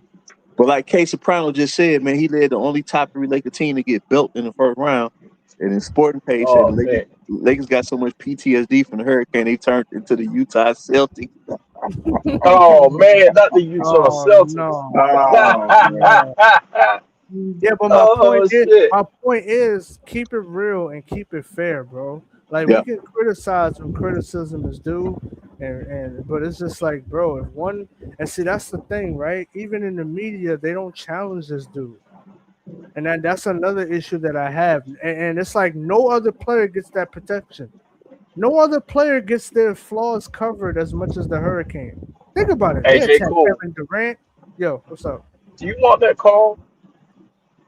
Huh? Do you want that call when you up there challenging him and criticizing him? You gonna get that call right at commercial break. No. Your ass gonna be gone. Look, we're already in it, right? So it's like I'm not expecting for it to be different now. I'm just saying that's what it is. Every superstar, their flaws get brought up to the forefront. Hey, motherfuckers be sweating and lying at the same time. They be scared as hell. But Yeah, they'll hype him up to the high heavens. You know, anything he's on, he the prohibited favor to win it all, and then it all, you know, hits the crapper, you know, by April, and that's pretty much been the story, man. And like I said, man, you know, I just think at the end of the day, I don't believe the Lakers will go this route again. I mean, they really can't afford to at this point. But nah, man, it wasn't working, man. It wasn't working. I don't think it was working. Not for that bubble chip. I'm good with that. So you can keep that, bro. You can put that back in the rack. Hey, I got something for you guys. You guys want to see it? What's up? Let me do. We get ours. Hey, we finna get ours by any means. Over here, we really step for the Lord. We can't pretend to be. Ain't mad at the odds. We always praying for our enemies. Bring them back to my pops. Trying to get the captain, set them free. Nope, can't pretend. Trying to get the captain, set them free. Nope, can't pretend. Malibu's most wanted, man. Malibu's most wanted, baby. Hey, they were doing good early in the season without the hurricane. Where the white boys at, man? Where the Jamie Kennedys at, bro? Yeah, man. Hey, we got the Mean Street Posse over here. Hey, we're going back to the Mikan days. man. Hey, we back in Minneapolis, man. What up? Where the white boys at, man? Where my white niggas at? Where my white niggas at? There we go.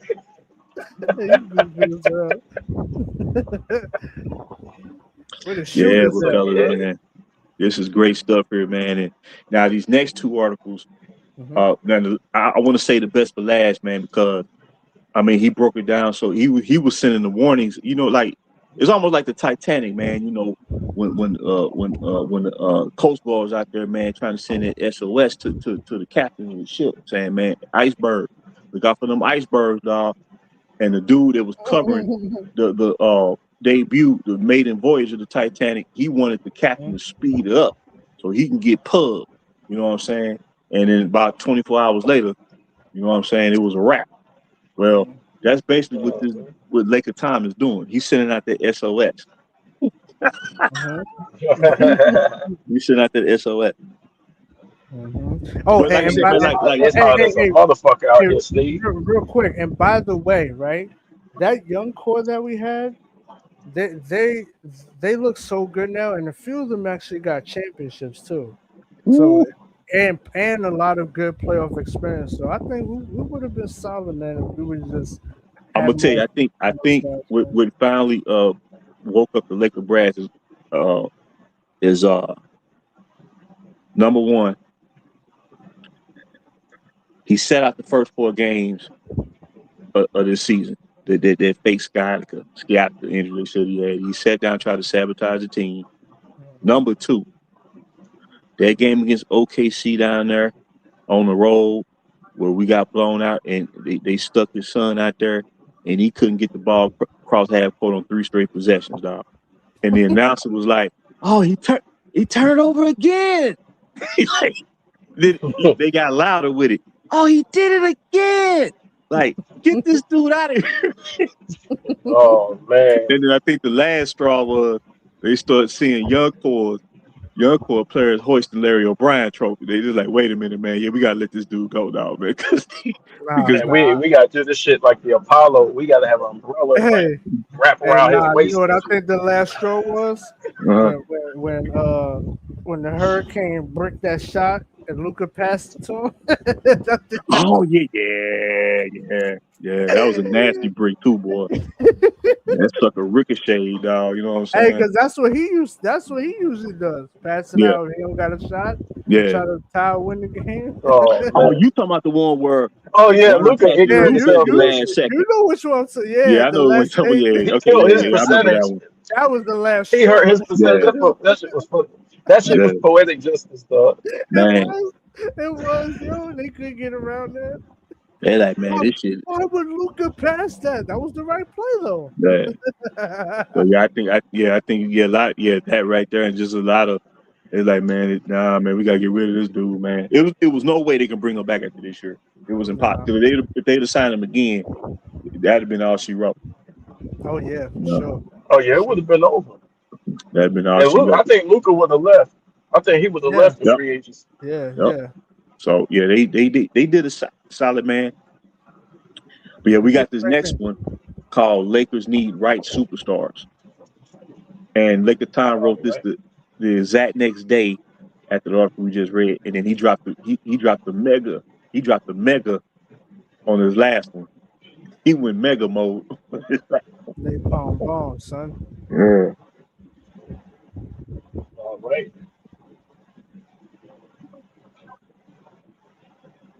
So the Lakers beat the right superstar. Where's that for? Wait, I think it's this one.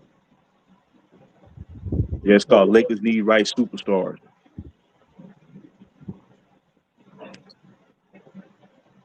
No, that's not That was it. the first one. That's the one we just read. And the other one's called Lakers Need Right Superstars, while the Lakers should build around their budding young stars and only pursue superstars who complement and fit them. Mm-hmm. Bingo.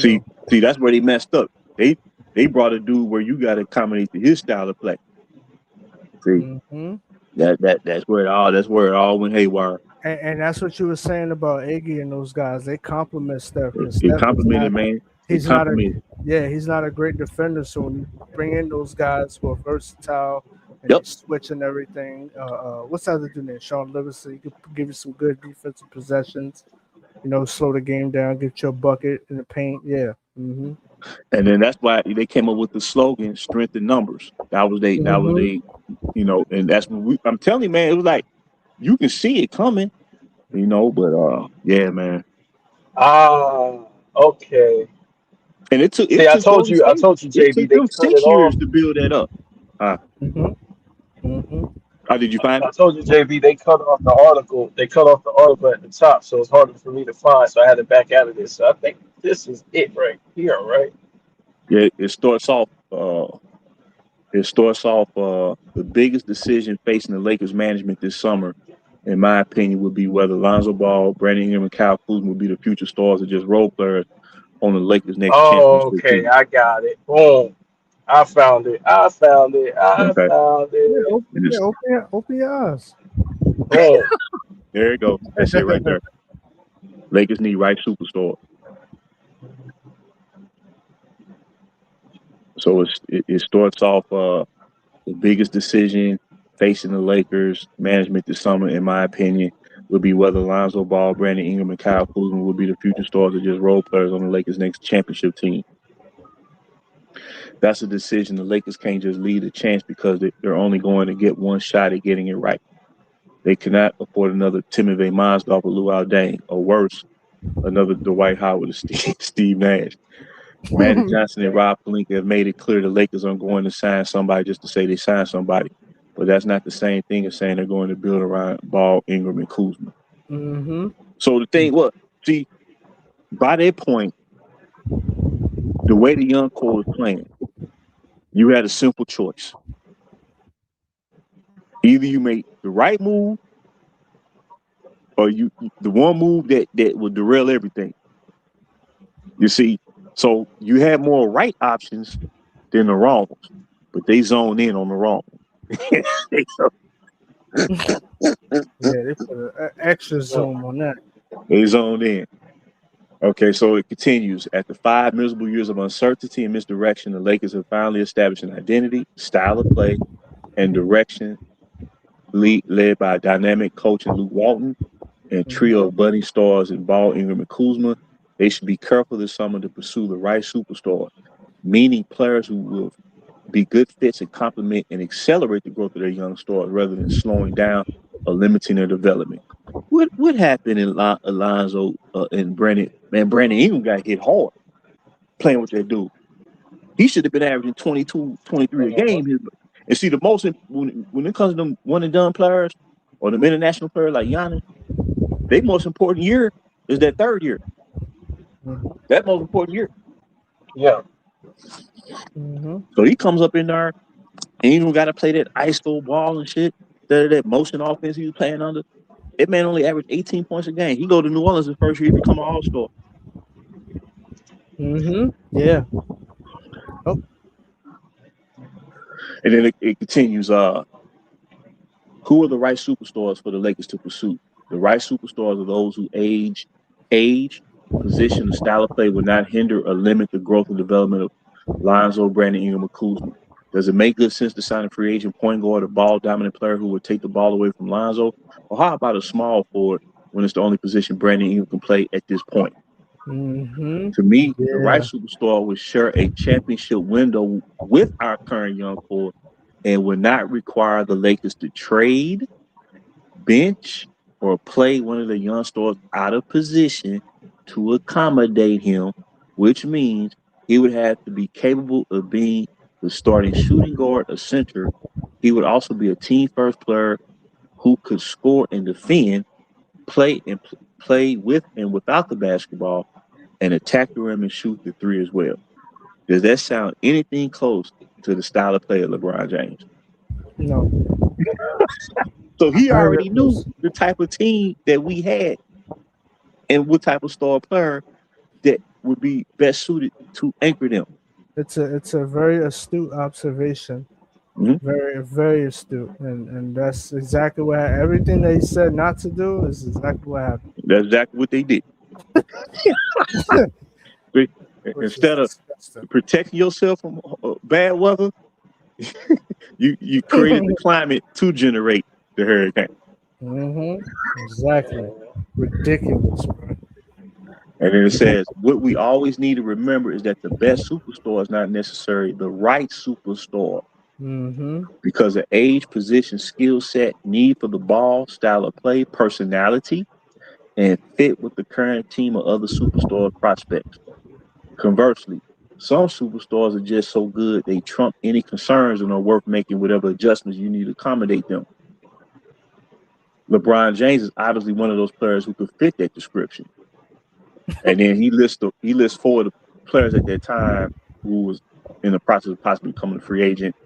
Paul George, his strengths, DeMarcus Cousins, then LeBron James. Now, this is what he said about each player. Paul George. It's no surprise Paul George checks the boxes better than any other Lakers superstar prospect. He's only 27, is from Southern California, has the quickness and defensive chops and catch and shoot skills to play shooting guard for the Lakers alongside Lonzo.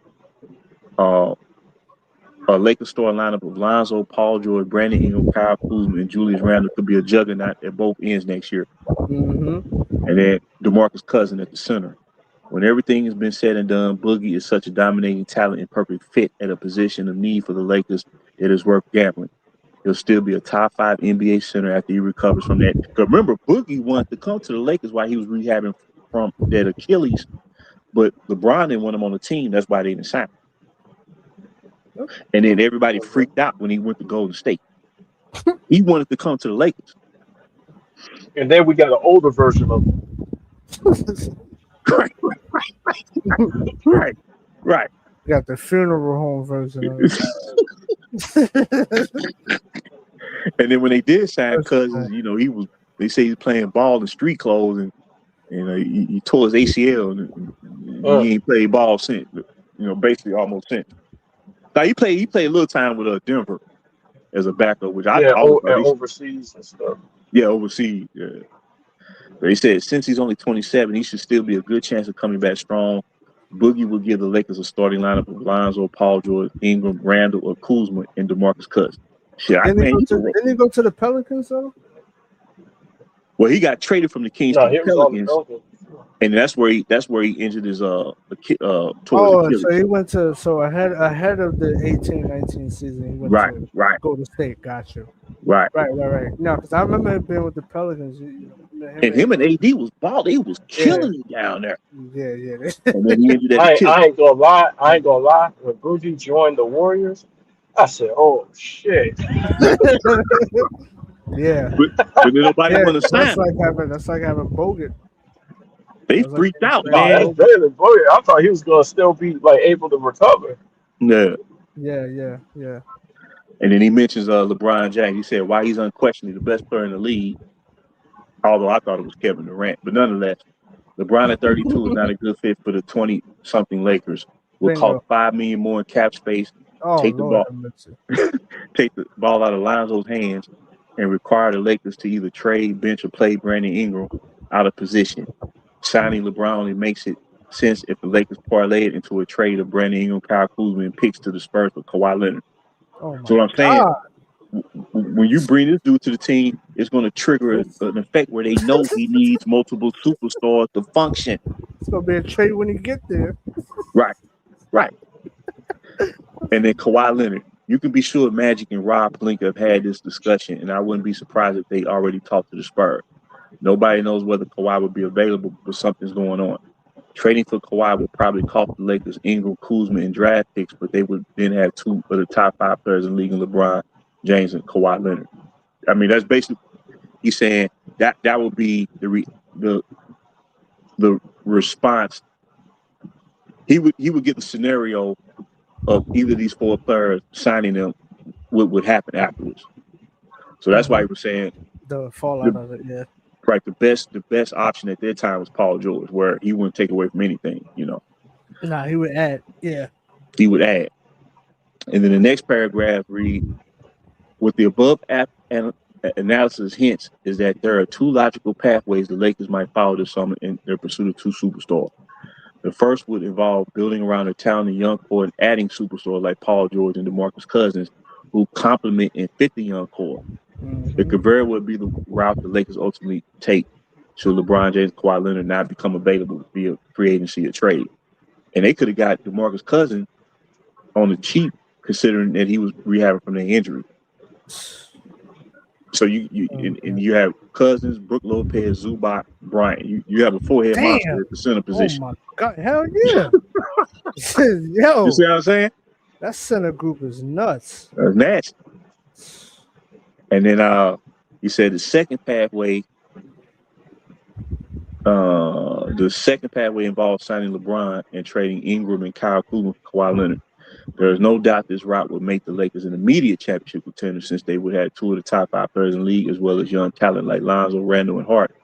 Trading 2 rising stars like Ingram and Kuzma would be a huge price to pay, but Magic would do it.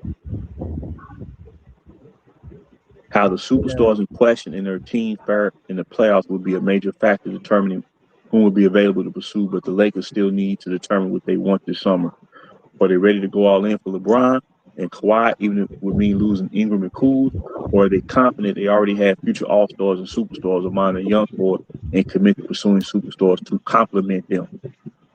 Regardless of what happens, the Lakers are no longer the panicky team short on talent and desperate to make a splash in free agency the way they were in the past. Come July 1st, they'll survey the market, make a decision that will impact the franchise for the next decade, which is basically what has happened, and hopefully lead to NBA championships. I'm hoping that decision would be to build their next super team around their trio of budding young stars, Lonzo, Brandon Ingram, and Kuzma, and then bring in a superstar to complement them. That's basically, kind of how it ends. So he gave you the scenarios of what could be, but he gave you the best option that could produce long-term success. The dude mind is, it's off the tree. He should have been GM, president. He also put a warning in there too.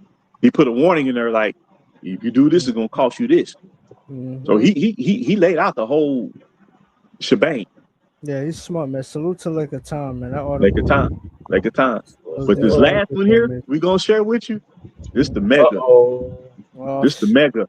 Give me 1 second, JB. Let me clear the board real quick. I know it's a lot of slides. So let me pull it up. I think this is where we're going. I think this. Yeah. Pull it up real quick. Now I see a comment by SMT Media Network saying Ingram clearly is not panning out whatsoever. I think that two things have set Ingram back. Number one, I wish he had a chance to work out with Kobe Bryant because he said he was planning on doing so. He was going to reach out to Kobe and work out with him. If he would have had an opportunity to work out with Kobe, we would see the very best of Brandon Ingram today because he needs that type of player that will push him into reaching his absolute potential. Number two, he's not a small forward. He's a two guard. He's a two guard. His instincts are that of a two guard. So what happened? I believe what happened to him was if he would have continued playing in the motion style offense that Luke Walton had, I believe you would see a 27, 28 point per game score. But when he went to New Orleans, especially when Zion Williamson was in and out of the lineup, he was forced to kind of play more of an isolation type basketball that I think took away from his full game. So he kind of flatlined from being a possible 28 point per game scorer to more like 22. Still like an all-star caliber player. Then he goes to Toronto and he kind of played, kind of a third fiddle. And that was more Scotty Barnes' team and RJ Barrett, and then he wound up getting traded to the Clippers. So we may never see the best of him, but in that Laker uniform, we would have saw the best of him. And I think that's pretty much the story of B.I.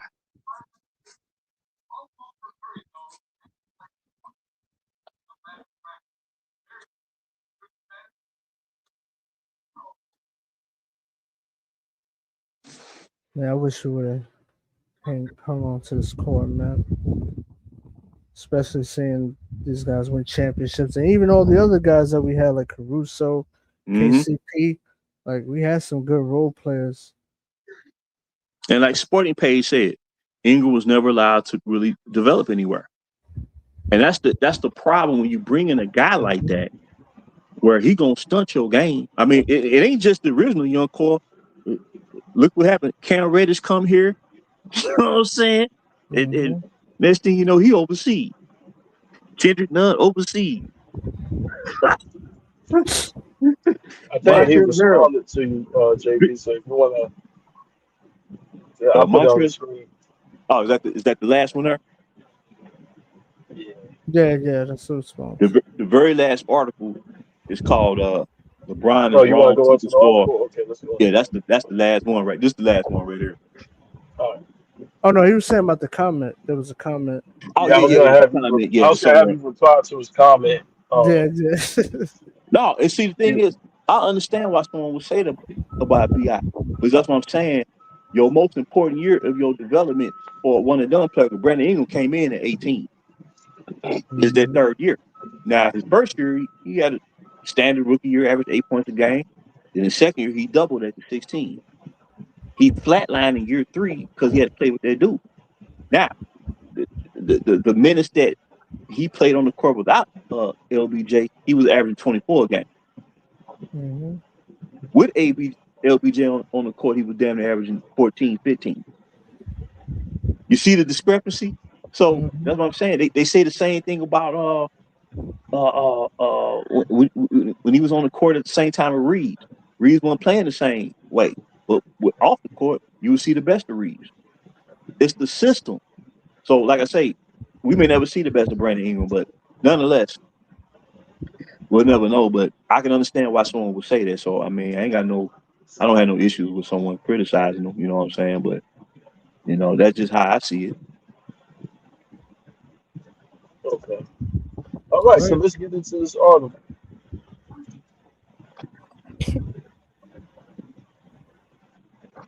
Now this one right here,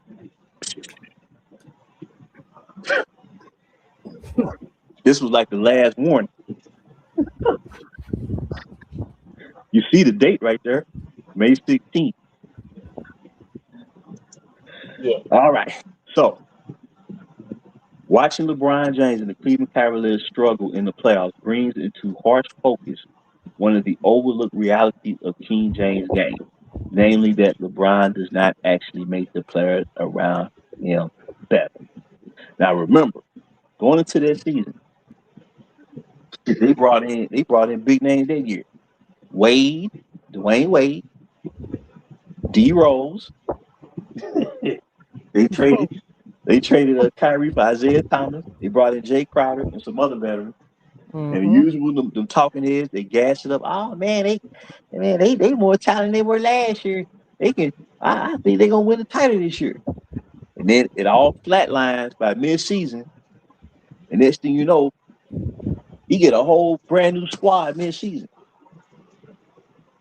So he said, the article reads, there's a reason Kyrie Irving wanted out of Cleveland, why Kevin Love can't be the superstar he was in Minnesota.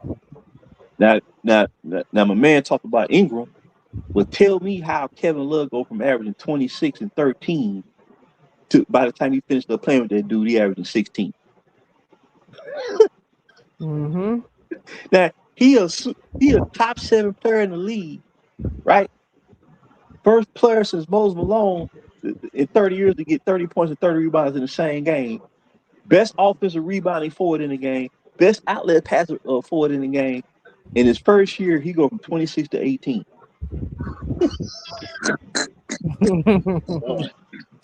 Mhm. And remember, he had to change his body, Kevin Love, because he used to play And more in his the post. and his Yep. game. Yeah, he used to play more in the post and have a post game and closer to the basket. That's how he got all those rebounds. I'm surprised he was still able to get 10 rebounds because he was shooting. He was just spotted up. That dude was a beast Word in up. Minnesota. You know. That But yeah, motherfucker had 50. why Jordan Look, Clarkson and Larry Nance Jr. haven't contributed, and why the Los Angeles Lakers should respectfully pass on pursuing and signing LeBron James as a free agent this summer. Contrary to what many pundits continue to claim, LeBron James is not an easy player to play with, nor a player who makes those around him better. Now, think about this. You hear all these people say this every freaking year on these shows, but the results on the court is showing you something different. Mhm. See, when Kobe and Shaq played together, Kobe didn't take away from Shaquille O'Neal. Nope. But He when added it was, to it. he added to it. And when it was time for Kobe to deliver in those fourth quarters, he closed them games out, boss, and ran the offense out. Mhm.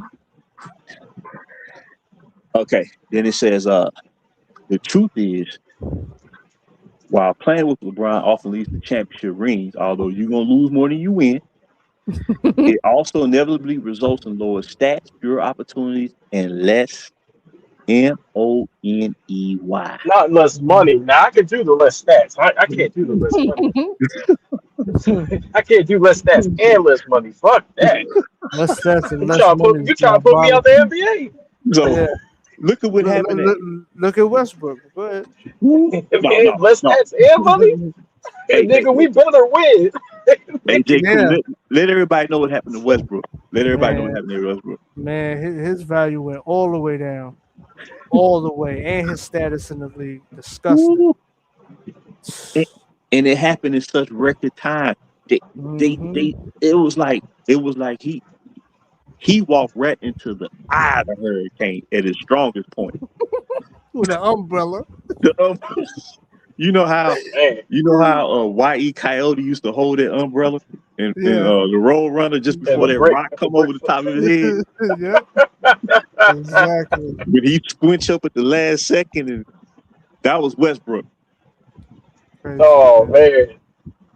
So you gonna take AD was about to become the first player in the league to get the Supermax deal, man.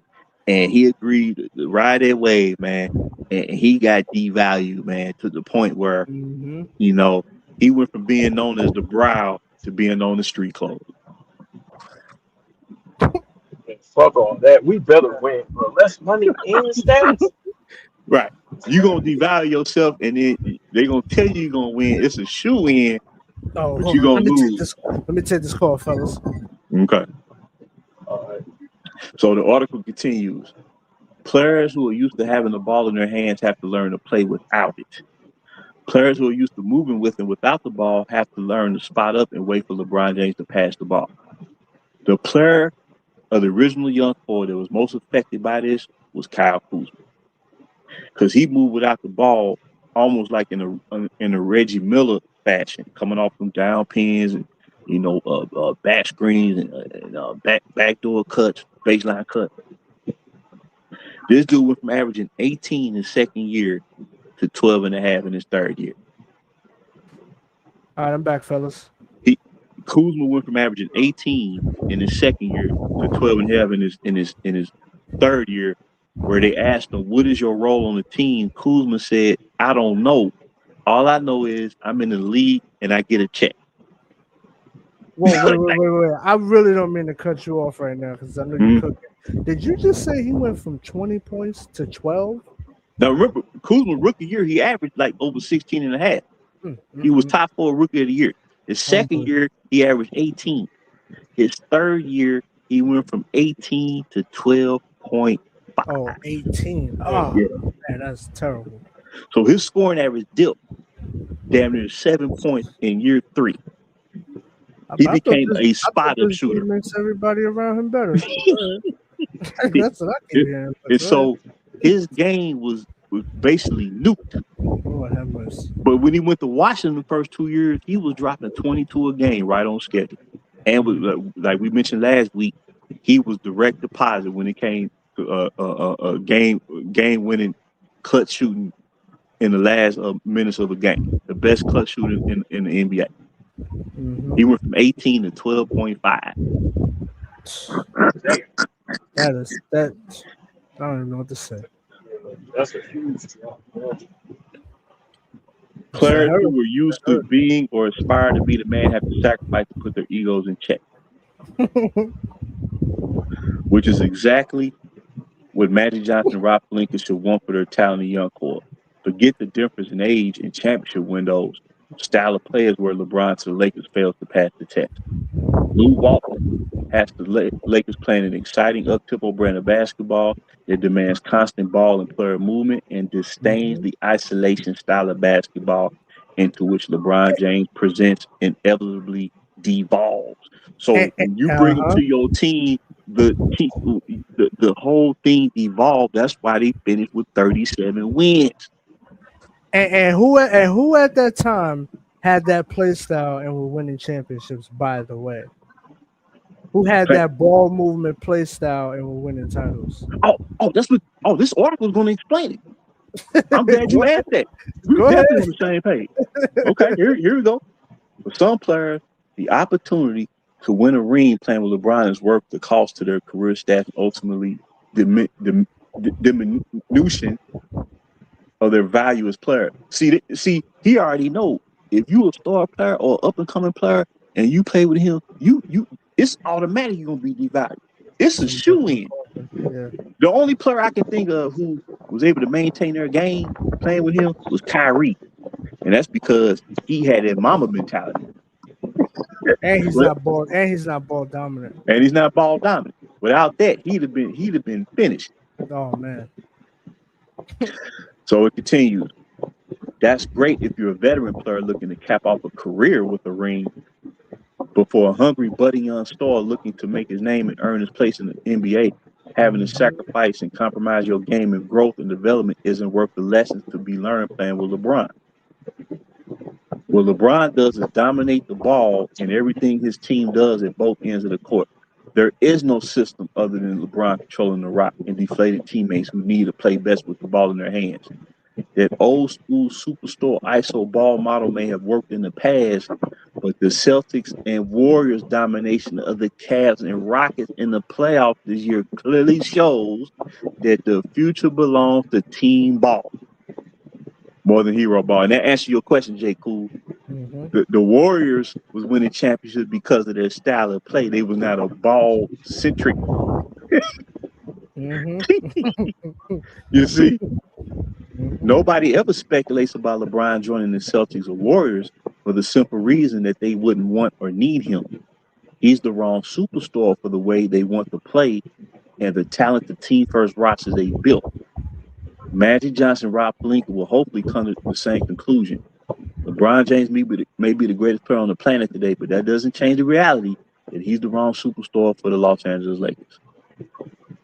Mm-hmm. The Lakers have built an impressive identity as a young team that relentlessly pushes the pace and selflessly moves the ball on offense and aggressively switches everything on defense. They have a potentially transcendent young point guard in Lonzo, who needs the ball in his hands to become great. They have two budding future stars in Ingram and Kuzma, who are adept at creating shots for themselves and teammates that need the ball within the structure of the offense. The last thing they should want to do at this point in their rebuild is throw all that away, take the ball out of Lonzo's hands, and turn the team over to a superstar whom the Lakers players themselves likely don't want to see come. Ooh. Yeah, Wu was right. Lonzo may idolize LeBron James, but it's easy to understand why he's not in favor of LeBron wearing the purple and gold, as indicated by recent comments, which definitely didn't constitute a plea to LeBron to don the purple and gold. If LeBron comes, great. I wish him the best. But I like our team right now, to be honest. Got a lot of young talent. Myself, Kuz, Brandon Ingram is growing a lot. Randall is really a ball this year. I love those guys, and we'll be special in the future. The truth is, a 32-year-old, which actually he was older than that, 33, 34, three-time champion LeBron James is not going to change how he plays. Whatever team he goes to is going to have to change their current style of play and likely a good portion of their roster. That means head coach Lou Walton will have to throw out his new school motion offense and the positive culture, chemistry, and continuity he's built and replace them with an isolation offense with LeBron dominating the ball. Magic and Rob need to realize that's too great a price for this Laker team to pay, even to sign the greatest player on the planet. The harsh reality is LeBron James is the wrong superstar for the Los Angeles Lakers. And guess what? And guess what? You know what this speaks to also? Mm-hmm. This speaks to the fact that they had to get another superstar. Because, see, LeBron was supposed to be enough for them. Like, this was supposed to be the thought process. He was supposed to be enough for everything to go right for us to get back into championship contention. But, see, we needed another superstar because of his style of play. That's right. Well, I don't know. Look, let me be clear on this. I don't fault him for wanting somebody running mate, right? Like, because it's hard to win with young teams, right? Like, he's older in his career. He was looking to win now, right? Understandable, right? My beef with LeBron is you got rid of you clean house. You completely clean house like at least three, 4 times. Like, so, like, I understand, okay, you want to make the move to get AD, okay, cool. But you gotta make it like you gotta stop trying. Once you got Russell Westbrook, bro, that was just like we lost all those picks, right? All that young that's talent. the killer part, the picks too. We gave away. Yeah, Picks killed us, man. those picks killed us, and so I'm not mad at them for getting AD, like for going out there and trying to win, right? Getting a second guy. No. Wait. Can I just say this real quick? No, I'm not saying he shouldn't have got. What I'm saying, he was advertised like he was going to be enough. That's what I'm saying. Right. And they Not- knew. not- Well, you know that ain't true. Right. No, but that's what. That's that Nick Wright oh, shit. oh, yeah, well, guess Because what they say, Like, they we said got he was LeBron, going to we help. good now. No. They said he was going to help Ingram become that player, Exactly. and that's how they sold it. But you knew that's not what was going to happen. That's all. So that's Yeah, he all. was gonna help Lonzo and Yeah. That's how So, they so that sold was to me, that was really the butter, the support of the team up to where they would see crystal clear by the end of year one. There was really only choice that was available. You had to go that route. So, but there's a screenshot that I put in the chat last night, KB, of the 3 superstars who was looking to join the Lakers around 2017, and it wasn't because of LeBron. It's because of the young core. And if you can find a screenshot and just show them the list of the what superstars. screenshot was that? What you talking about? I sent it last. Screenshot. It's in the chat. I sent it last night along with the link to the articles, and it shows the 3 superstars who were talking about coming here because of the young player. And after that, man, that pretty much covered. Oh, you're talking about Kawhi, Paul George, and LeBron? No, it was Kawhi, Paul George, and Anthony Davis. Oh, yeah, that's right. Let me see. Wee. If you find that one, that's You said you if put you that in the find, group chat? I put it in the group chat. I Man, put that it. would have It been was last insane. night around the same time I posted the articles. It's like a screenshot. That would have been insane too. And see, that's what I'm saying. There was already talk by superstars of wanting to join the Lakers because of what they were building. Mm-hmm. See, what I'm trying to say is they never needed him like they thought they did. Mm-hmm. And see, like I said, I have nothing against LBJ in the grand scheme of things. I think he could have led Cleveland to the championship without ever leaving his team. But Mm-hmm. hey, he did what he did, man, and it started a whole era of chaos and bad weather. So JB, you got some pushback. You got some pushback here.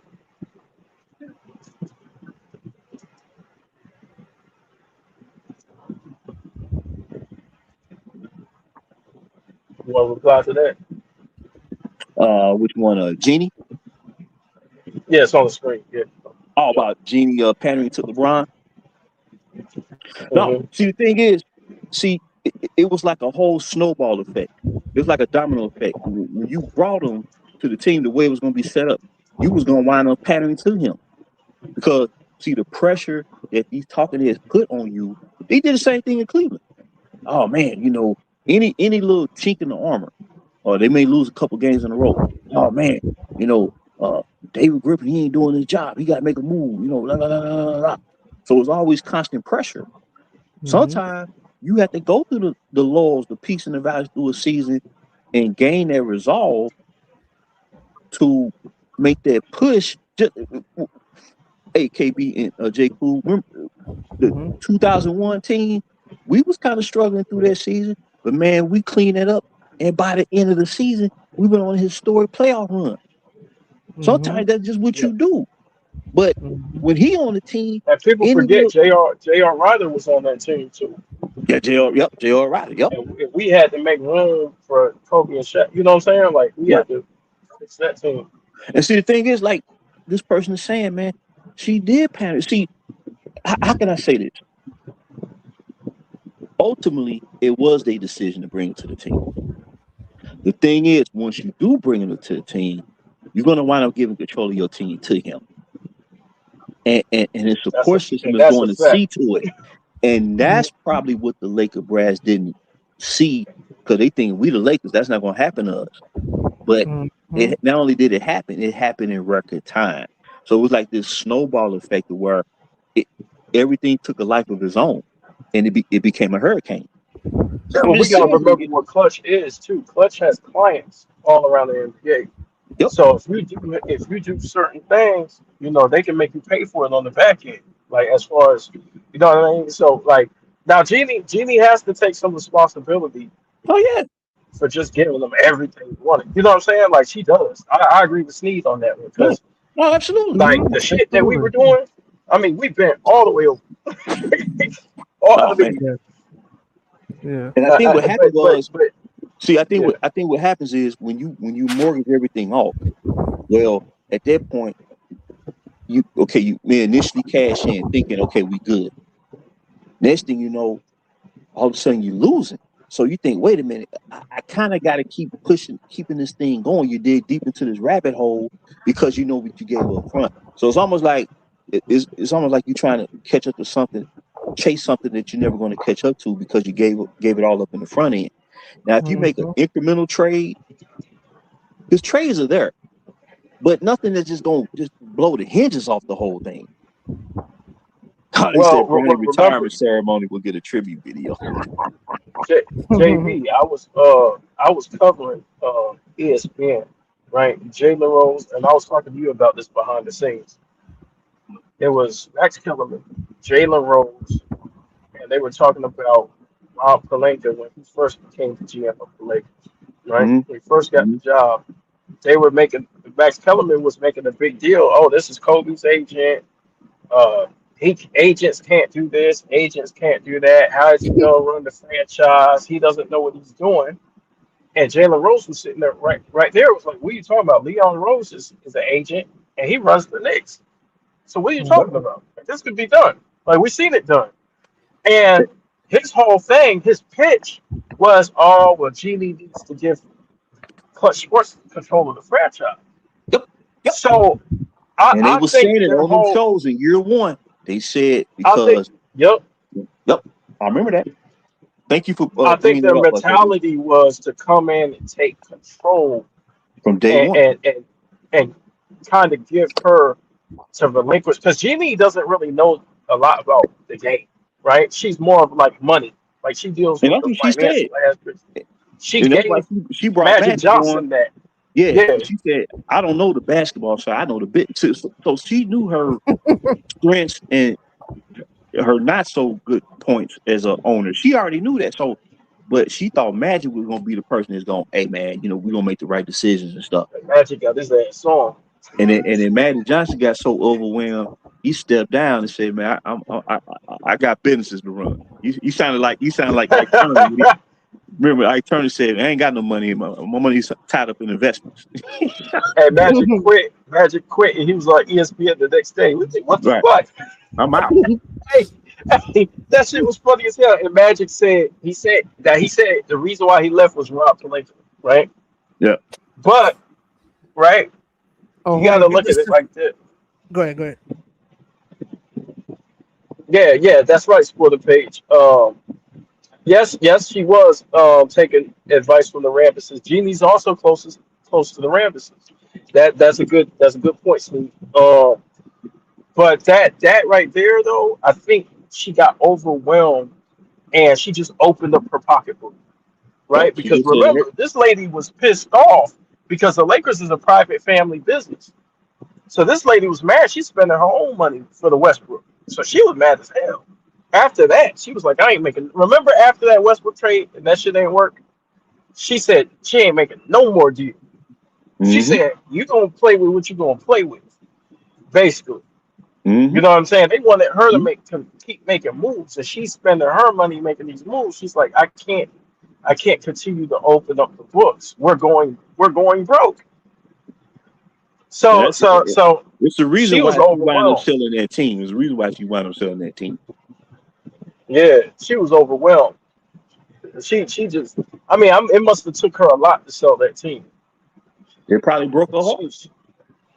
Yeah, But they liquidate once you liquidate all the assets, you ain't getting a return on your investment because you see. I think what a lot of fans don't get. See, I've learned a lot in this process, man. I ain't the most when it comes to economics and stuff. I ain't the most astute, but this situation made me learn a lot. There is something to investing and taking away. When you mortgage it off, that's exactly what happens.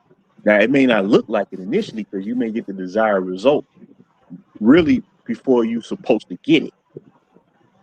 All right, fellas, I'm back. Yeah, but also, JB, I said this before. I think the NBA made that move for LeBron James to go to the Lakers.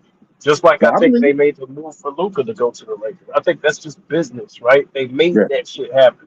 So Jeannie, now I don't have no facts behind this, but I think Jeannie looked at this shit like, I have no choice. This is where they want him to be, right?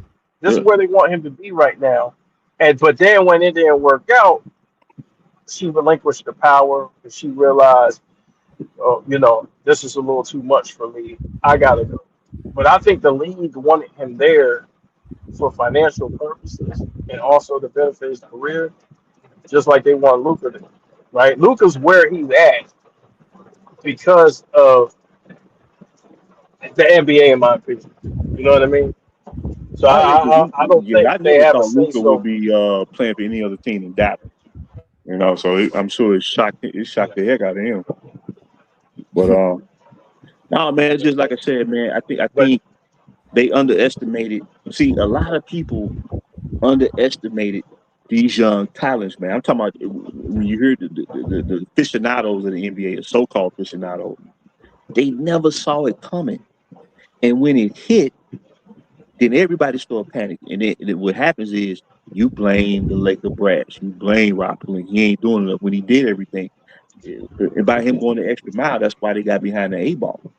And they don't realize how far ahead of the curve this franchise actually was.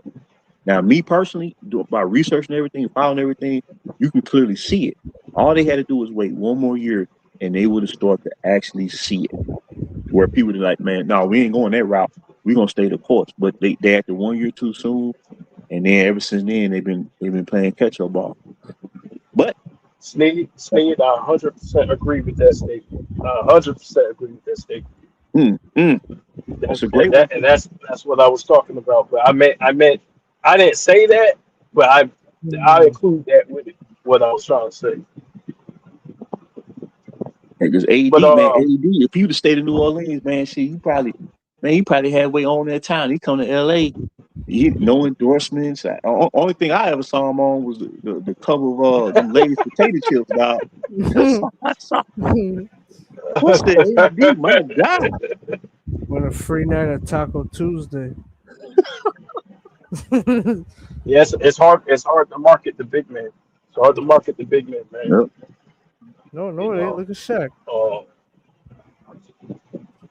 Yeah, but Shaq's different. Shaq's unique. Shaq knows, like, he's very charismatic. Like, Shaq's probably the most charismatic center to ever live. You know what I'm saying? He definitely is. I was just bullshitting. Yeah. What's up, Sneed? What up? Hey, what's going on, Sneed? Man, y'all subscribe to Sneed, man. Come on. What's up, Sneed? What's going on, brother?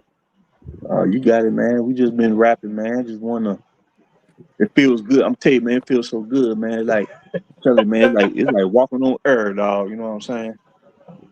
You know, I was listening to everything you guys had to say, man, and like some really, really good points, man. When you think back to those rosters back in the day, I think to myself, man, with all of that depth, you really only had to retain a couple of those guys. You could have moved on from some of them. You would have kept a couple to fulfill the roles that you needed, because you ended up going to the market looking for those. Right there, you ended up going into free agency overpaying for guys who didn't live up to expectations. Yeah, because they couldn't match the talent of what was given up. That's why I knew after the bubble they weren't gonna win no more. That was my formula, to compare what they brought up in here to the metric of what the potential was showing of the young core. And then the landscape changed when the CBA changed, and the financial burdens and penalties got worse. Yep.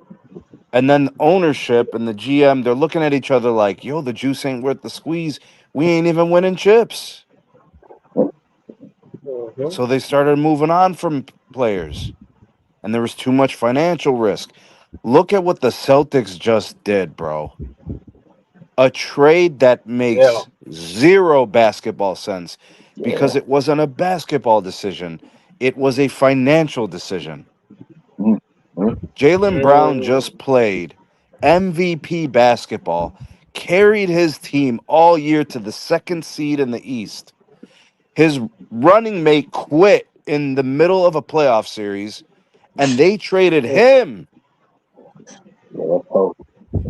because he is due You think to they get feel like they paid. can market Tatum more? Has nothing to do with it. Everything to do with the fact that they know he's expensive.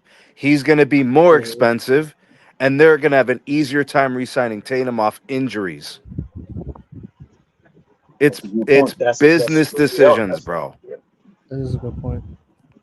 That's a good point. I'm not even joking, y'all. What they just did to Ja Morant tells you everything you need to know. Leave. We don't even want you here. Luka Doncic was traded for Anthony Davis, who was 6 or 7 years a senior, because Luka was running everybody crazy in Dallas. They were sick of him. Now, the hope is that for the Lakers, he fixes those personal lifestyle choices, right? The hope is that the fact that he hit rock bottom and was traded and it rocked his world, that he would adjust and refocus his life around basketball. There's risk in Luka Doncic. I'm sorry. I know you guys are Laker fans. There is risk. But he's 26, and it makes more sense to build around that than anything else. Yeah. So, do you think that basketball is returning to if you had to pick an era, right, for basketball, what do you think that this era of basketball and the way they are constructing teams right now What you are reflects? about Like to which see, era? what you are about to see is a return to power of the owners. What you are about to see are Mm-hmm. teams that are going to tell players, be a good soldier, be a good employee, we'll reward you financially, stop making problems. Great point, my friend. That is what you are about to see. And if you are a problem, they are moving on from you. They don't care. Do They're you think taking that was a pennies on the message? dollar, bro. They're taking Do you pennies think on that the was a dollar. They're taking 40 cents on a dollar. I'm not even joking, bro. See, that's the but backlash. do That's you the think that's a backdrop to this message? whole parent empowerment nonsense. You know? Yeah. Mm-hmm. Yeah. Because look, The Chris fall. Paul was the president of the Players Association, right? And then Jalen Brown was the vice president, right? Do Do you you know think that what was a Chris message Paul to them did, too? KB? Do you know what Chris Paul did? Yeah. Chris Paul did two things while he was an NBA executive for the player representation. He changed the substance abuse policy, testing policy, and he changed the contractual policies. Do you know what he did? Mm-hmm. He made it so they only tested for anabolic steroids, and he made it so that a 38-year-old can get a max contract. Those are the two things he did. So what do you think he took advantage Oh of? shit! And who was his VP Yeah, if you he was dropped the something heavy president? right there, bro. Who was You next dropped to something him? heavy right there. Who was next to him? Come on, Chris Paul. LeBron. Oh, the next oldest player. Man, you The dropped next something heavy. person within that branch of player representation. It was Mm-hmm. LeBron and Chris Paul. Yeah. That's a good point because I think the way that they exited Chris Paul out, like to me, that was like a big fuck you. That was like, I don't think any of the owners really like him like that. You know what I'm saying? Yeah, man. Man, That's and then cool. Jalen Brown, the reports that's coming out about him, and he was the vice president, and I know what he was trying to do. Yeah, Woo! they're sending out a message with this shit. That's obvious. Yeah, I think you on to something. What you got, YD? Hey, what's up, big bro? What I just, I what just, up? I just, I'm just glad that we both get to be happy about a situation. You know what I'm saying? You happy? Oh, Hell YD, yeah. tell him what should happen with Bronny, bro. Tell him.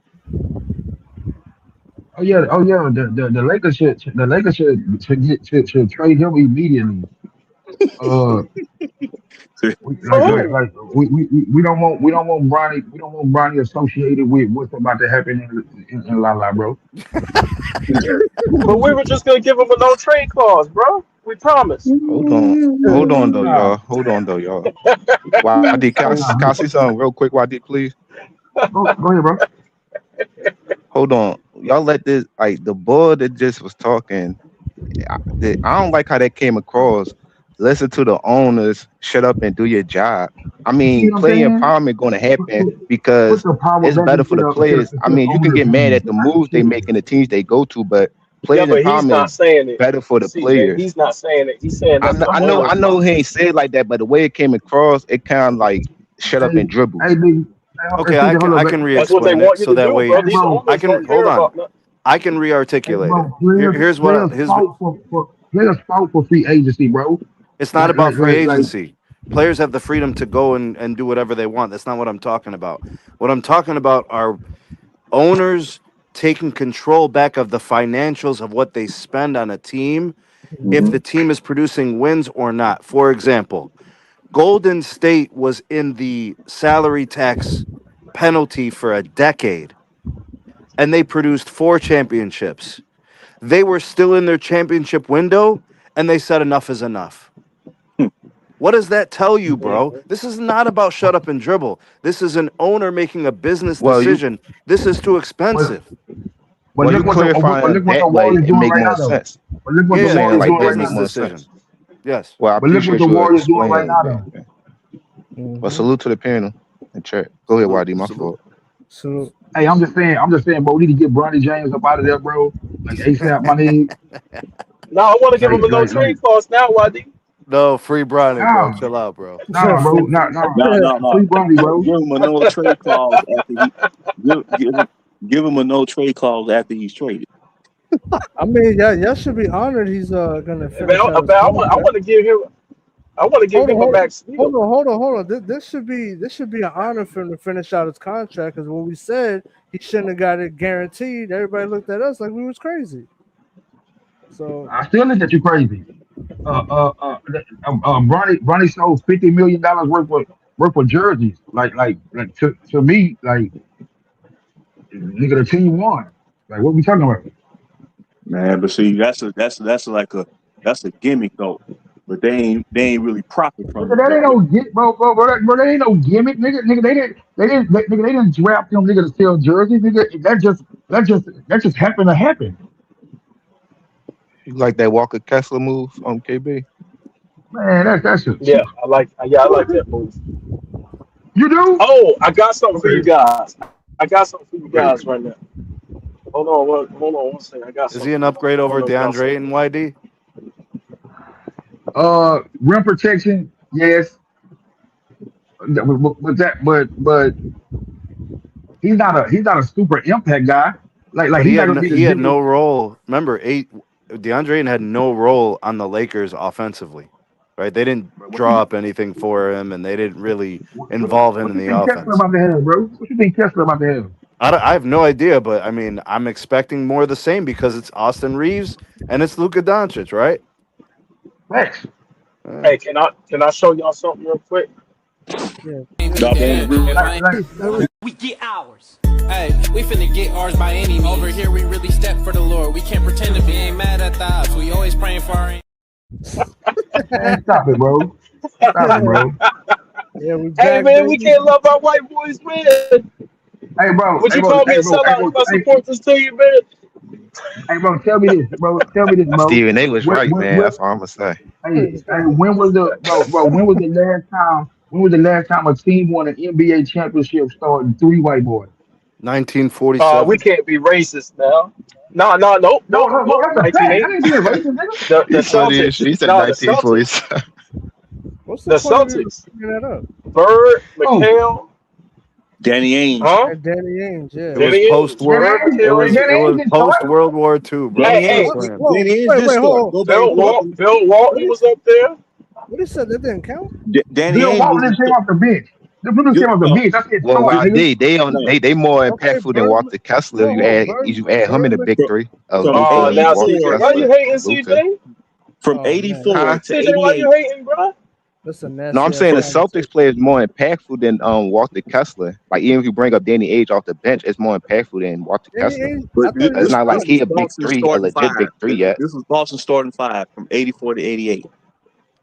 Dennis Johnson at the point, Danny Ainge at the 2, Bird at the 3, McKell at the 4, Purge at the 5, Walton, and Jerry Seasteen. Jerry Bird and McKell wasn't bad defenders though. Bird made all NBA defensive teams.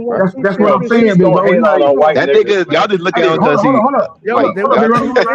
What year was that? 84 to 88. That was they starting 5. They won 2 championships. Right. They won 2 championships with 3. They won 2 championships with 3 white players in the starting lineup. So the last one was 86. Okay, what year was that? 86. That was the last year they won. 84, so how many years ago? Was that? I mean, what? Shit, like 40. But Luka not Bird though yet, bro. It's about 40 and you years. talk about Austin Reeves, he an unproven player in the playoffs. Can you please not hate on our white niggas? KB, you know damn well. That's why you couldn't wait to play that video, nigga. I don't even understand what they gotta do with anything. They talented though. I think they got to fill the roster up. That's all. They look pretty good without LeBron in the beginning. They got Quentin Grimes too, right? And they got Quentin Grimes and they got Colin Sexton. That was an excellent pickup for them. Colin Sexton. He give you 14 guard position. I like that. Man, bro, I see a playoff team. I see a play-in team. Oh, wait a minute. Hold on. Wait. Why are you a Lakers fan? Yeah, YD, where you going? Come on, man. That's what I want to know. What you mean? I'm just glad. You still got to support us, man. You don't know what I mean? Man, you got your bags back. Your boys know. Oh, So come on, man. you invested in the best interest of the Lakers? Not really. Huh? Not really. Okay. So I mean, don't worry about what we doing with our star lineup then. Look, bro. best groups of all time. The Mean Street Posse, Hey, bro. the Backstreet Hey, my Boys, nigga left. Insane. Hey, my nigga left.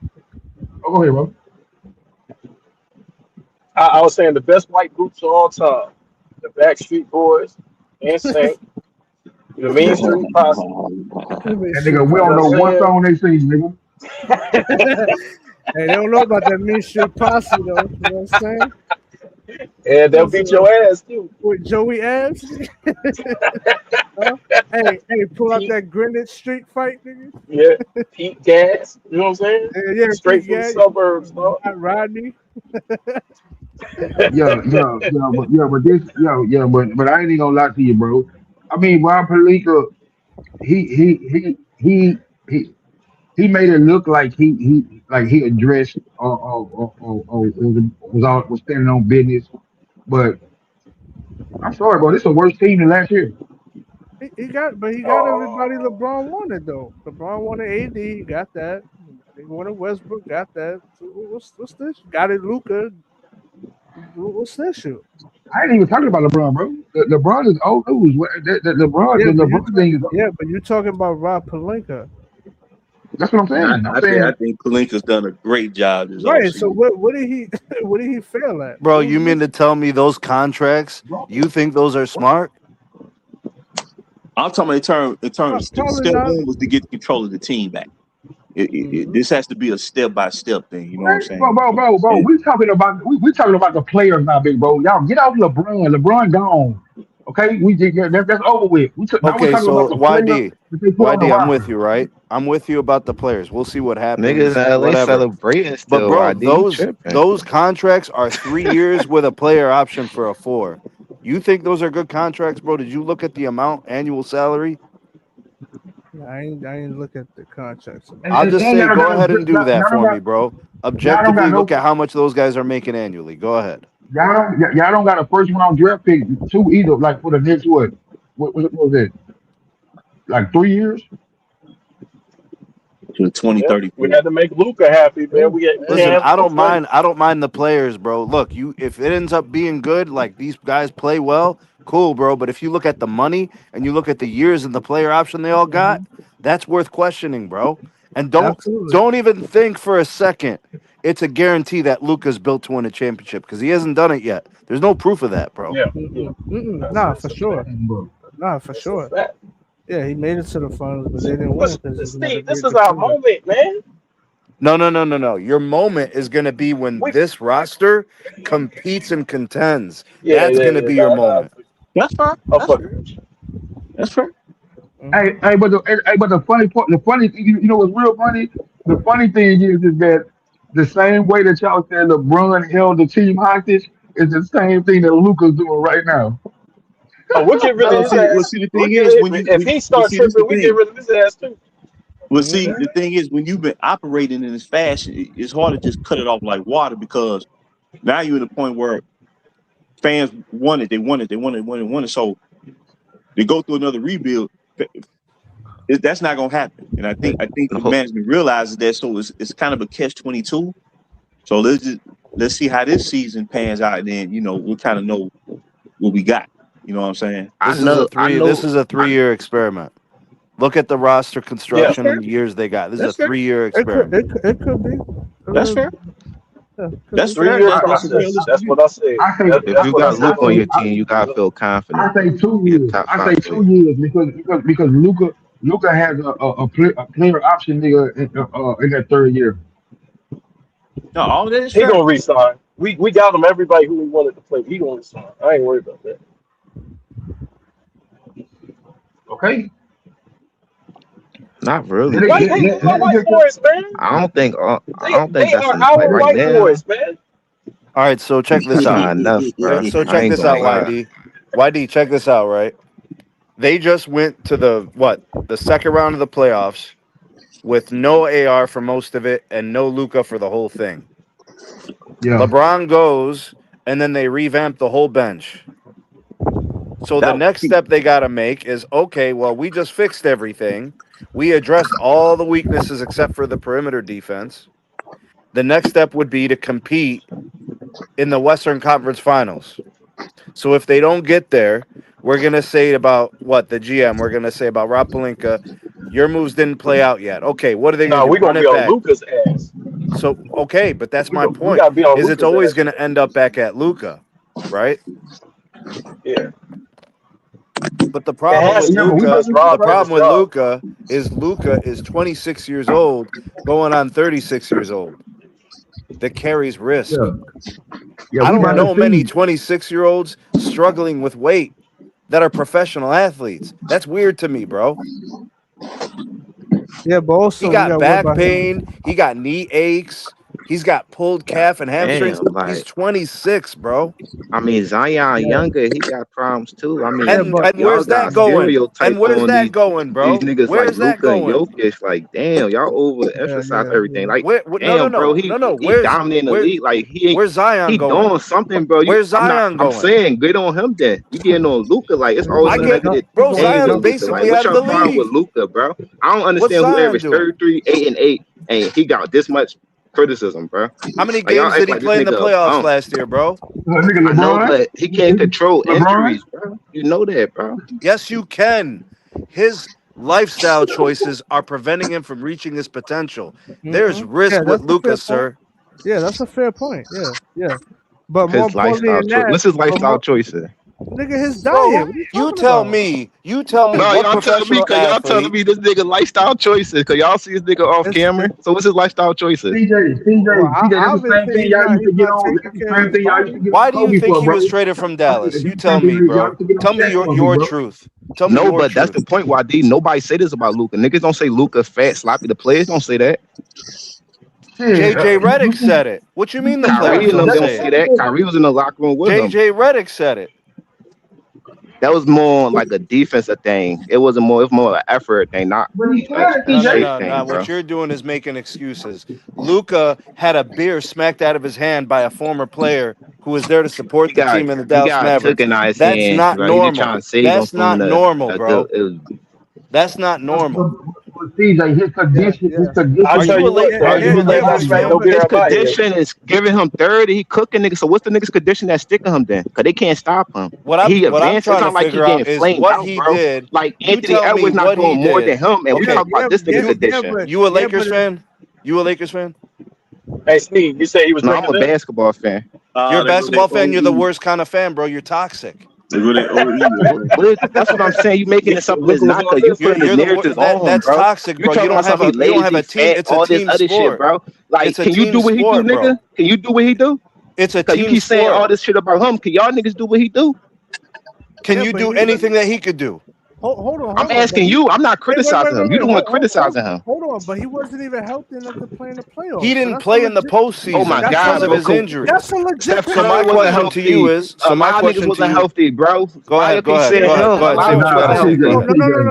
Halliburton wasn't healthy. Tatum wasn't healthy. A lot of people wasn't healthy, bro. You can't overlook that, though, I'm not gonna keep CJ. letting niggas keep talking crazy Yeah, but about that's Luka like he not they have- doing it. Like you Why said, did he he only get traded 26. from Dallas? He did more at 26 than niggas did in Why their did whole he get career, traded bro. from Dallas? Why we can't criticize Luka? Why did he Jalen get Brown traded get from traded for the Dallas? Celtics, bro? They making that's business move. Like you said, it's a business, bro. We don't know the So inside you mean thing. to It could tell be me? So you anything, mean to bro. tell me It could be that something Luka? personal. I heard it was about the gambling situation and shit. It can be anything, bro. So you mean to tell me that Luka We all said it was a was dumb doing trade, right? everything right and was doing everything perfect, and Dallas traded him anyways? I ain't say he's doing perfect. I said he did enough, bro. That's why everybody look at that trade like one of the worst trades in history. It's a reason why. He carries risk for a 26-year-old to have conditioning problems is unusual. That's Yeah. just a So statement what? that makes sense. Yeah, that's All a right, fair talk point. about Zion. That's He a fair younger and he carried conditions too. Zion is the same. Actually, he's worse. He had to get on condition to get paid. In order to get paid, he had to get in condition. So talk about that. But So that's why? the So problem why are we too. agreeing right now? Why are you yelling and arguing and we're in agreement? We not arguing. We just passionate. Why all y'all niggas keep thinking it's arguing, we're bro? on We the just same talking. page. What I could say about Zion would be the same thing I would be questioning about Luka. Yeah, but I'm worried about Luka's defense. Forget all that. He don't play. He's not a All right, well that's consistent fair if player. you hold the He same not. energy. It's just like niggas over like do it like Yeah, some but people you. can't Oh, like they great at something. Everybody not great at everything, hold on, bro. hold on. Like No, we're no, not no, gonna no, say no, no. yo Yeah, shit yeah, ain't shoot Yeah, a three whoa, whoa, whoa. pointer. He Wait, can't wait, shoot wait. threes. Whoa, wait a Luca minute. and Jokic can't play Hold on. defense, bro. Hold on. They fat footed, bro. Yeah, They yeah, slow white niggas. Like we know that, bro. We play guess ball. what? That's not going to lead to impact on winning then. Because when we're going to need him to do certain things and he We can't, thought that's his we thought weakness. listen, we thought a little guard like Jalen Brunson couldn't lead his Hey, team to Luca looked winning, at this bro. nigga like, So huh? shit can happen, bro. You don't know That's what can Michael. happen. That's Michael Finley right there. Yeah, but Hey, CJ, Luca what I'm looked at this nigga like, nigga, what? but CJ, that, you don't think? that, I hope that, Michael Finley was taking them beers out of Josh Howard hands too. Oh man, here we Josh go. Howard.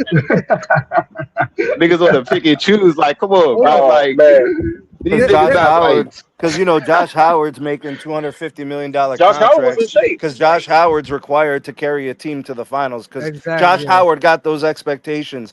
He's Look, not you a want to cape up superstar. for Luca, fine, that's cool, bro. But if he It's doesn't not do it, caping, bro. then It's we just like know you don't got why. over You feel what I'm criticize saying? him like that, If he bro. You doesn't talking do about it, his then we personal life, bro. He understand probably in why. the gym. He was But I playing basketball always since he was 14, bro. You know he got a fucking overseas championship. Like he was doing this. He was a okay. young boy. So Y'all he keep questioning his work ethic and his basketball shape, bro. This shit working. Paul Pierce wasn't in the best shape, bro, but they got that shit done, bro. Anybody Y'all ever don't know say these that niggas Paul Pierce conditions. didn't work Honestly, he hard? doing it Did because he anybody ever carrying say teams Paul for the Pierce didn't last work 6 hard? years. Was whoa. Paul First Pierce of all, injury prone? Was Paul Pierce not conditioned? Was he pulling hamstrings in the playoffs or at the end of the season? Was You he can't was he control your tearing his body, calf? bro. Yes, you Hey, can. Kawhi hey, Yes, you Steve, Leonard, can. I'll good explain for it to you. CJ, example. I'll what explain He it a to you. Steve? hard I worker. got He you. worked I out. got He you. get injured a I lot. You got can't you. control I your got you, body, bro. I bro. got you. I Just got you. like Hold T up. Mac. Hold up. I got you, bro. So, as someone who has been formally trained and educated in biological studies, look, I'm not a chump, bro. I'll explain it to you. No problem. When you train your body for physical exertion, you build resilience. He doesn't have that right now. Why? Because he doesn't train hard. All right, but So you he's got not here evidence prepared. that he's Hold not on, doing it bro. though. Do you I got let you evidence say what though? you had to say. Just let me I finish. understand, but do you got evidence though? I'm Of not course, knocking we what you have do, evidence. but where your He evidence gains though? You weight in the in the he gained weight during the season. That's weird. He Yeah, it ain't is, lifting bro. weights. They didn't even practice. LeBron, Yeah, that is JJ hard to Redick, they do. even I said ain't it. They gonna don't practice. hmm The writing well is out there. the You don't need to Lakers, make AD and excuses. You LeBron could just said they call a don't spade a practice, spade. so that's Bro, a I mute point. promise you. What's your name, bro? Yeah, All due respect, bro. What's your name? But CJ, but CJ, Bro, JJ I'm not Redick saying called you him out, wrong what CJ. you saying, but I'm saying you can't only get on Luca for it. I hear all Luca. Oh, Luca gotta do this. But Luca to gotta do whom this. much is he's Why the he given, get much hold to is that superstar. expected, expectation? bro. Hold To on, whom much is he's the given, super. much is He's the expected. superstar, right? He's the He earned superstar. he earned respect though. Y'all already see him in dollars. Bro, he is one Like what? step Like come away. on, bro. He Bro, was and he one didn't, step away from winning a championship, right? He was bro. close. He got the one game in the finals, right? Why is he getting further away from it? And people think his conditioning played a part in that, bro. Bro, he didn't even play in the postseason. That matters. I'm talking about when he went to the finals. No.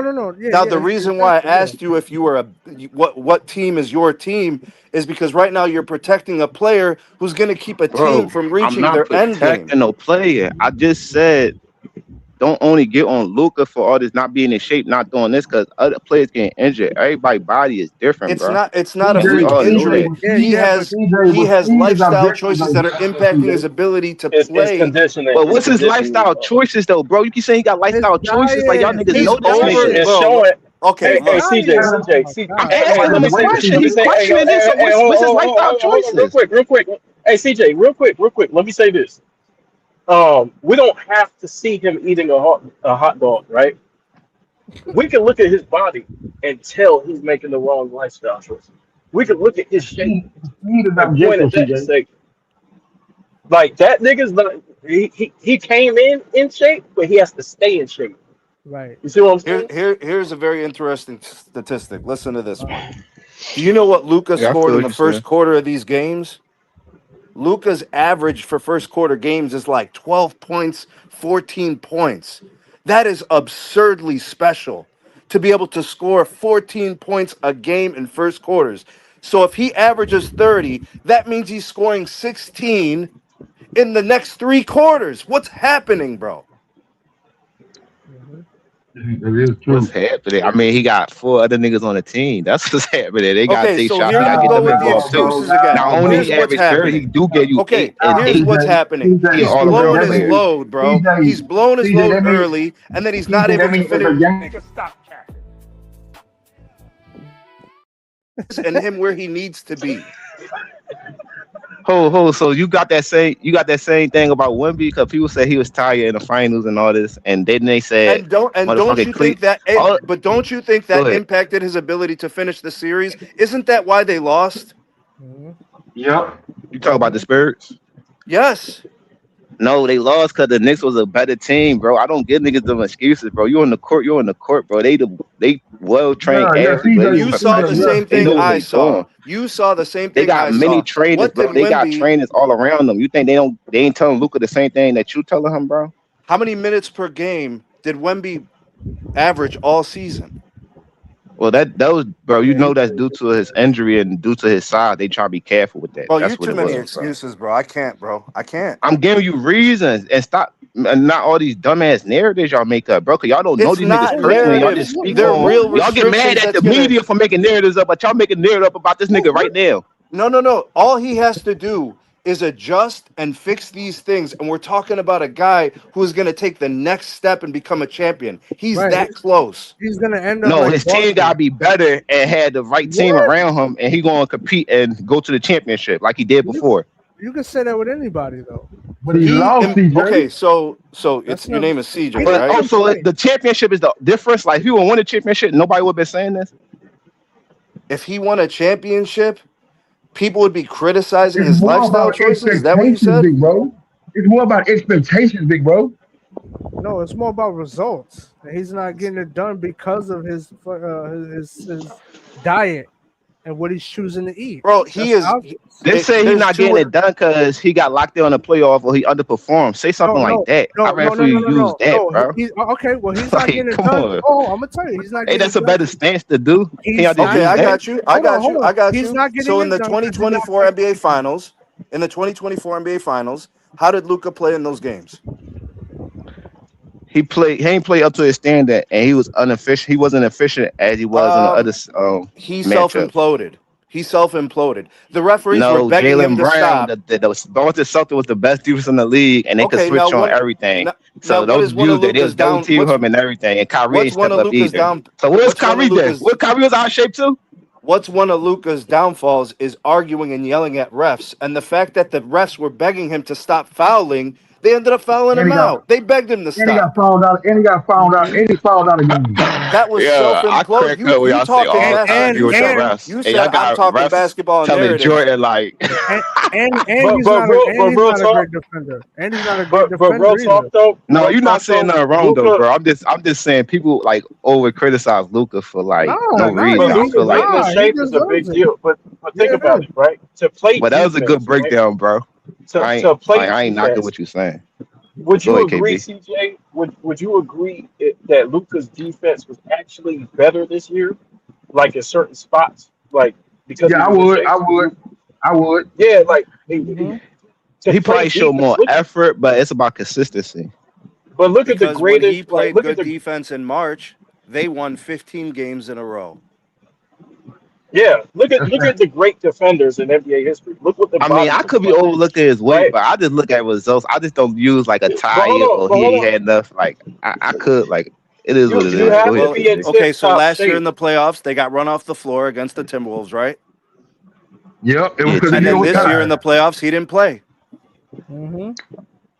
Mm-hmm. Nah, That He Timberwolves, got to but can get we back. use? We got to And put that's what the context problem. to it though, But because that CJ, he Timberwolves don't team went have to to the be. All right, conference how do championship hamstrings game, get injured? How do and that was hamstrings one get of the injured? best But hold on, defensive but hold on, teams. hold on, hold on, hold on, hold on, hold on. He don't have to be Gary Payton on defense. That's not what we ask. We asking him to get his ass back, right? Run it up Right. and down, get back, get in position, right? Mm-hmm. Like don't sit Stop there talking and to the curse out Okay, ref. the I'm not mad referee. at that. I'm not mad at Get you your saying that ass. though. But Yeah, that's you. That requires you being in tip top shape, though. Because if you're not in tip top That's shape, and you required win you it, want to effort. effort and shape. The hamstring injuries are actually scientific. Here's what happens in a hamstring injury.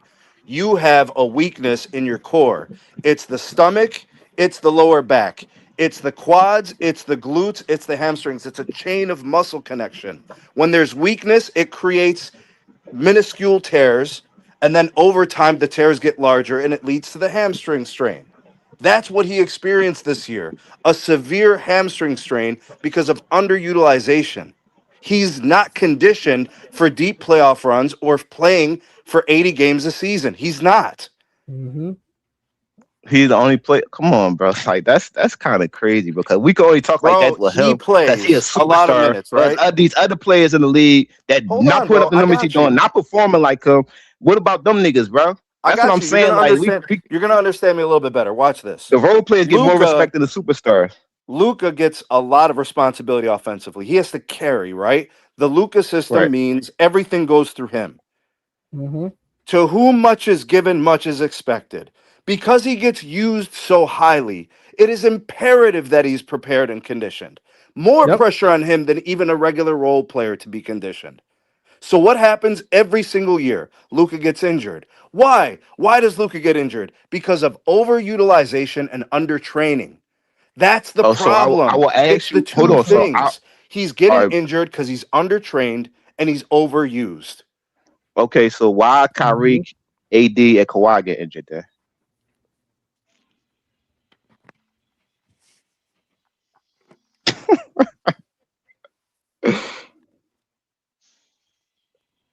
Hello.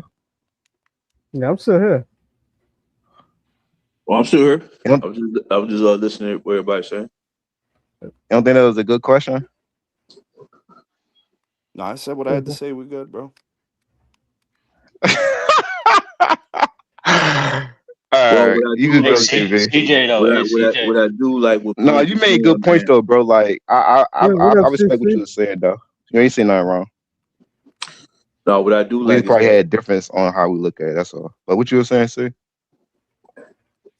no, I was just saying what I do like is that see this league, the league overall, or like like it's been said that owners are slowly taking control back of their teams, while at the same time the theme of the show is not just about the Lakers young core, but just young talent overall, and how this player empowerment was really in the super team era was really a devaluation of basketball. It devalued everything: young talent, assets, coaching, everything, chemistry, and thinking you can just microwave your way.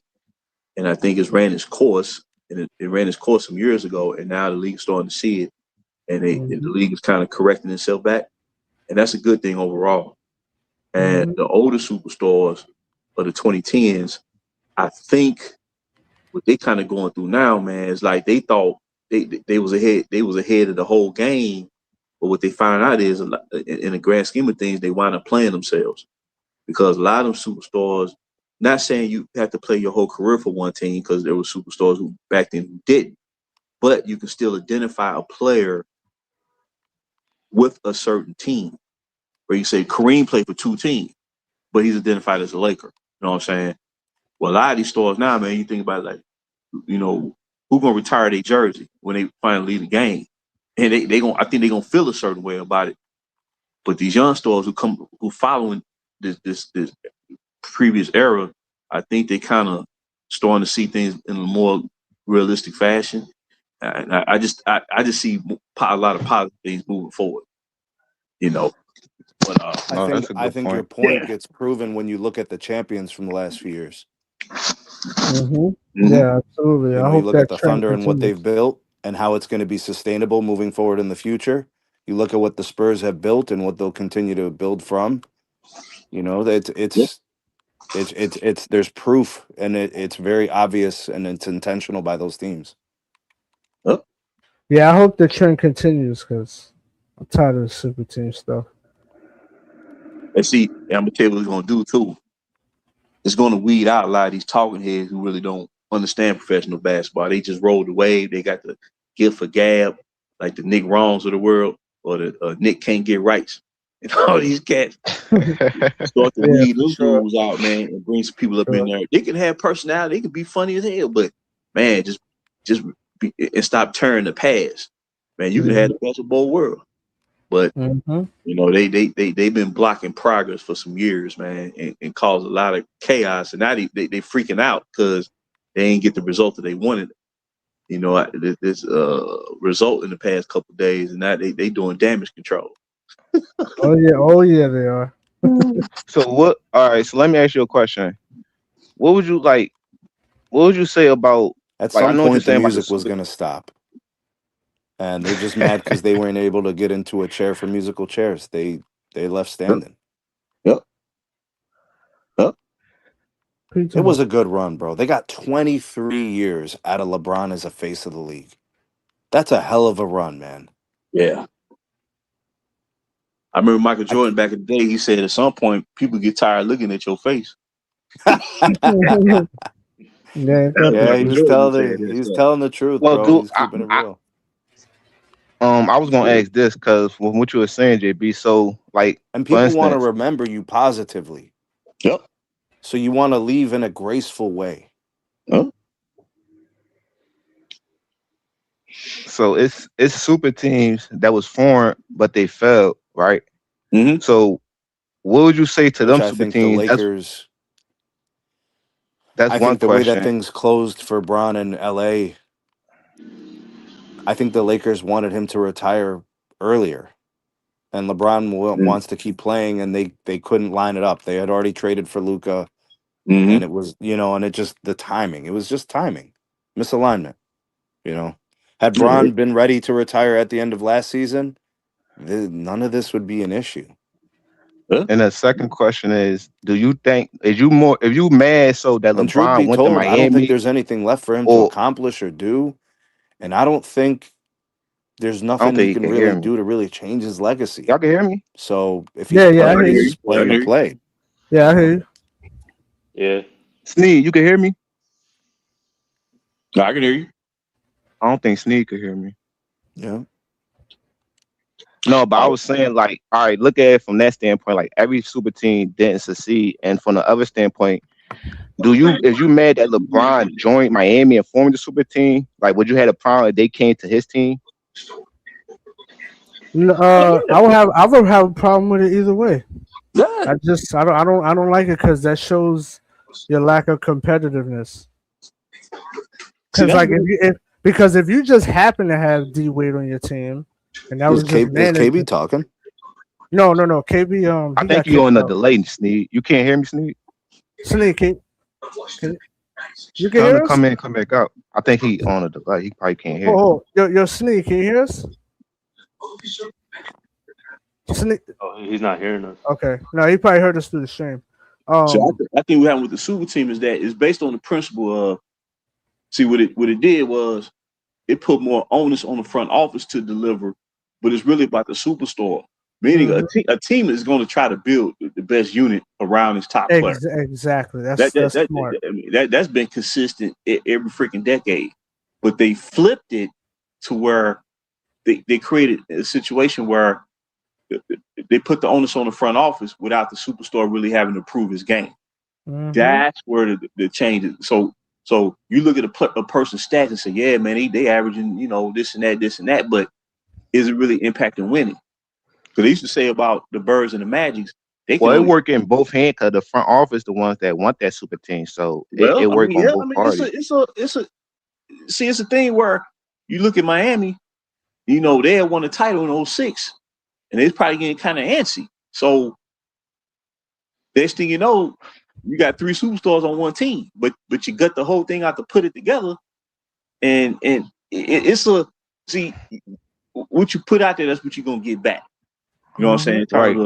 The reason I said that because you look at teams like the Houston Rockets, the Suns, and the KD Suns and the KD Nuts, like they failed.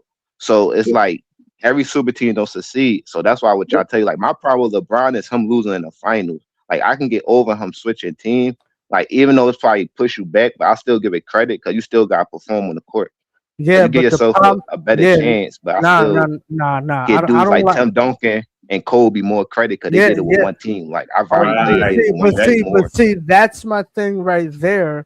Kobe doesn't get more credit. because everybody wants to hold him to the Shaq thing, and that's what I don't Right, like. right. Bro. It's like, No, that's a fact. okay, That's a fact. it's like, okay, you could say Shaq. Look, I don't care about the rankings and none of that stuff. I really don't.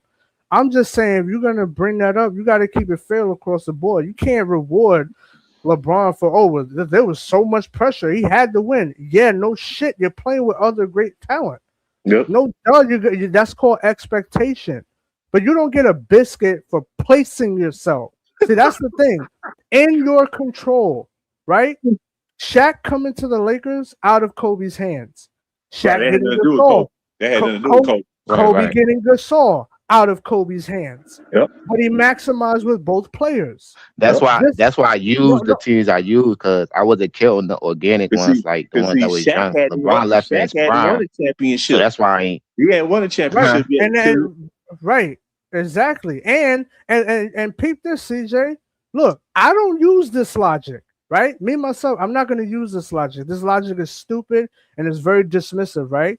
But if we're going to be technical, since we want to hold Kobe to the Finals MVP standard, well, I don't hear nobody That's talking media about shit though. No, People no, in the world don't even look at Kobe like that. Hold on. No, wait. Follow me. I'm gonna make a point. Follow me Go real ahead. quick. If people are gonna hold Kobe to the Finals MVP standard, why don't they do the same with Shaq to boost up Kobe's case that Shaq needed him more than he needed Shaq? Because in Miami, he didn't win Finals MVP. So according to the logic, he was coming off the bench by the time that series ended with Dallas. They was playing Lonzo Mourning. And No, but we're gonna have to come to this so though. check it out. Even, Hold on, but wait. listen. Let me finish Go my ahead, point real quick. Go ahead, my So check fault. it out. According to the media logic and certain fans who want to have that perspective on Kobe, my thing is that Shaq doesn't even have a fourth ring. If we're gonna keep it to that, so that means that Shaq needed Kobe more than the other way around. You know why they Alright, don't so say we that got- shit about Kobe, or excuse me, about Shaq? Because there's no civil war Shaq compared to someone else. Nobody is saying, oh, well, it's Shaq versus the next greatest center of all time. There's like a civil war happening between people arguing about who the GOAT is, and they use these arguments to shit on the other guy. Wait. Right, Real quick. that's I true, totally no. You're absolutely right. That's why but people will bring up Bill Russell. I And they was talk only about saying like that- they'll do shit I like was- that. I was only saying that to bring up the point that I don't like super teams, and I don't like what is done to the league and how people are being viewed and stuff like that. That it wasn't. I wasn't going. But every off on the super tangent. team wasn't successful, so that's why I say. Yeah, like, but that's I the don't like. pushback But I on don't it. like it anyway because anybody could do it. That's not impressive. You don't. So want who you to- blame for super teams? All right, but listen to this.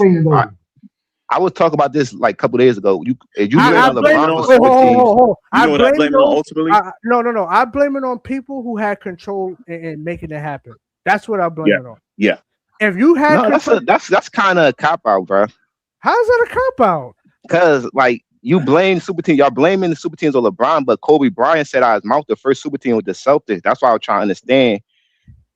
Y'all got to talk about his performance and him not. Y'all got to get past his point. Referring to the 1980 Celtics? No, he's talking about the 2008. But hold on. Oh. But let me ask you this. I never thought of them as no super team. Hold on. Wait a minute. Whether The they're a super 2008 team- Celtics? The nigga that Hold played on. them did.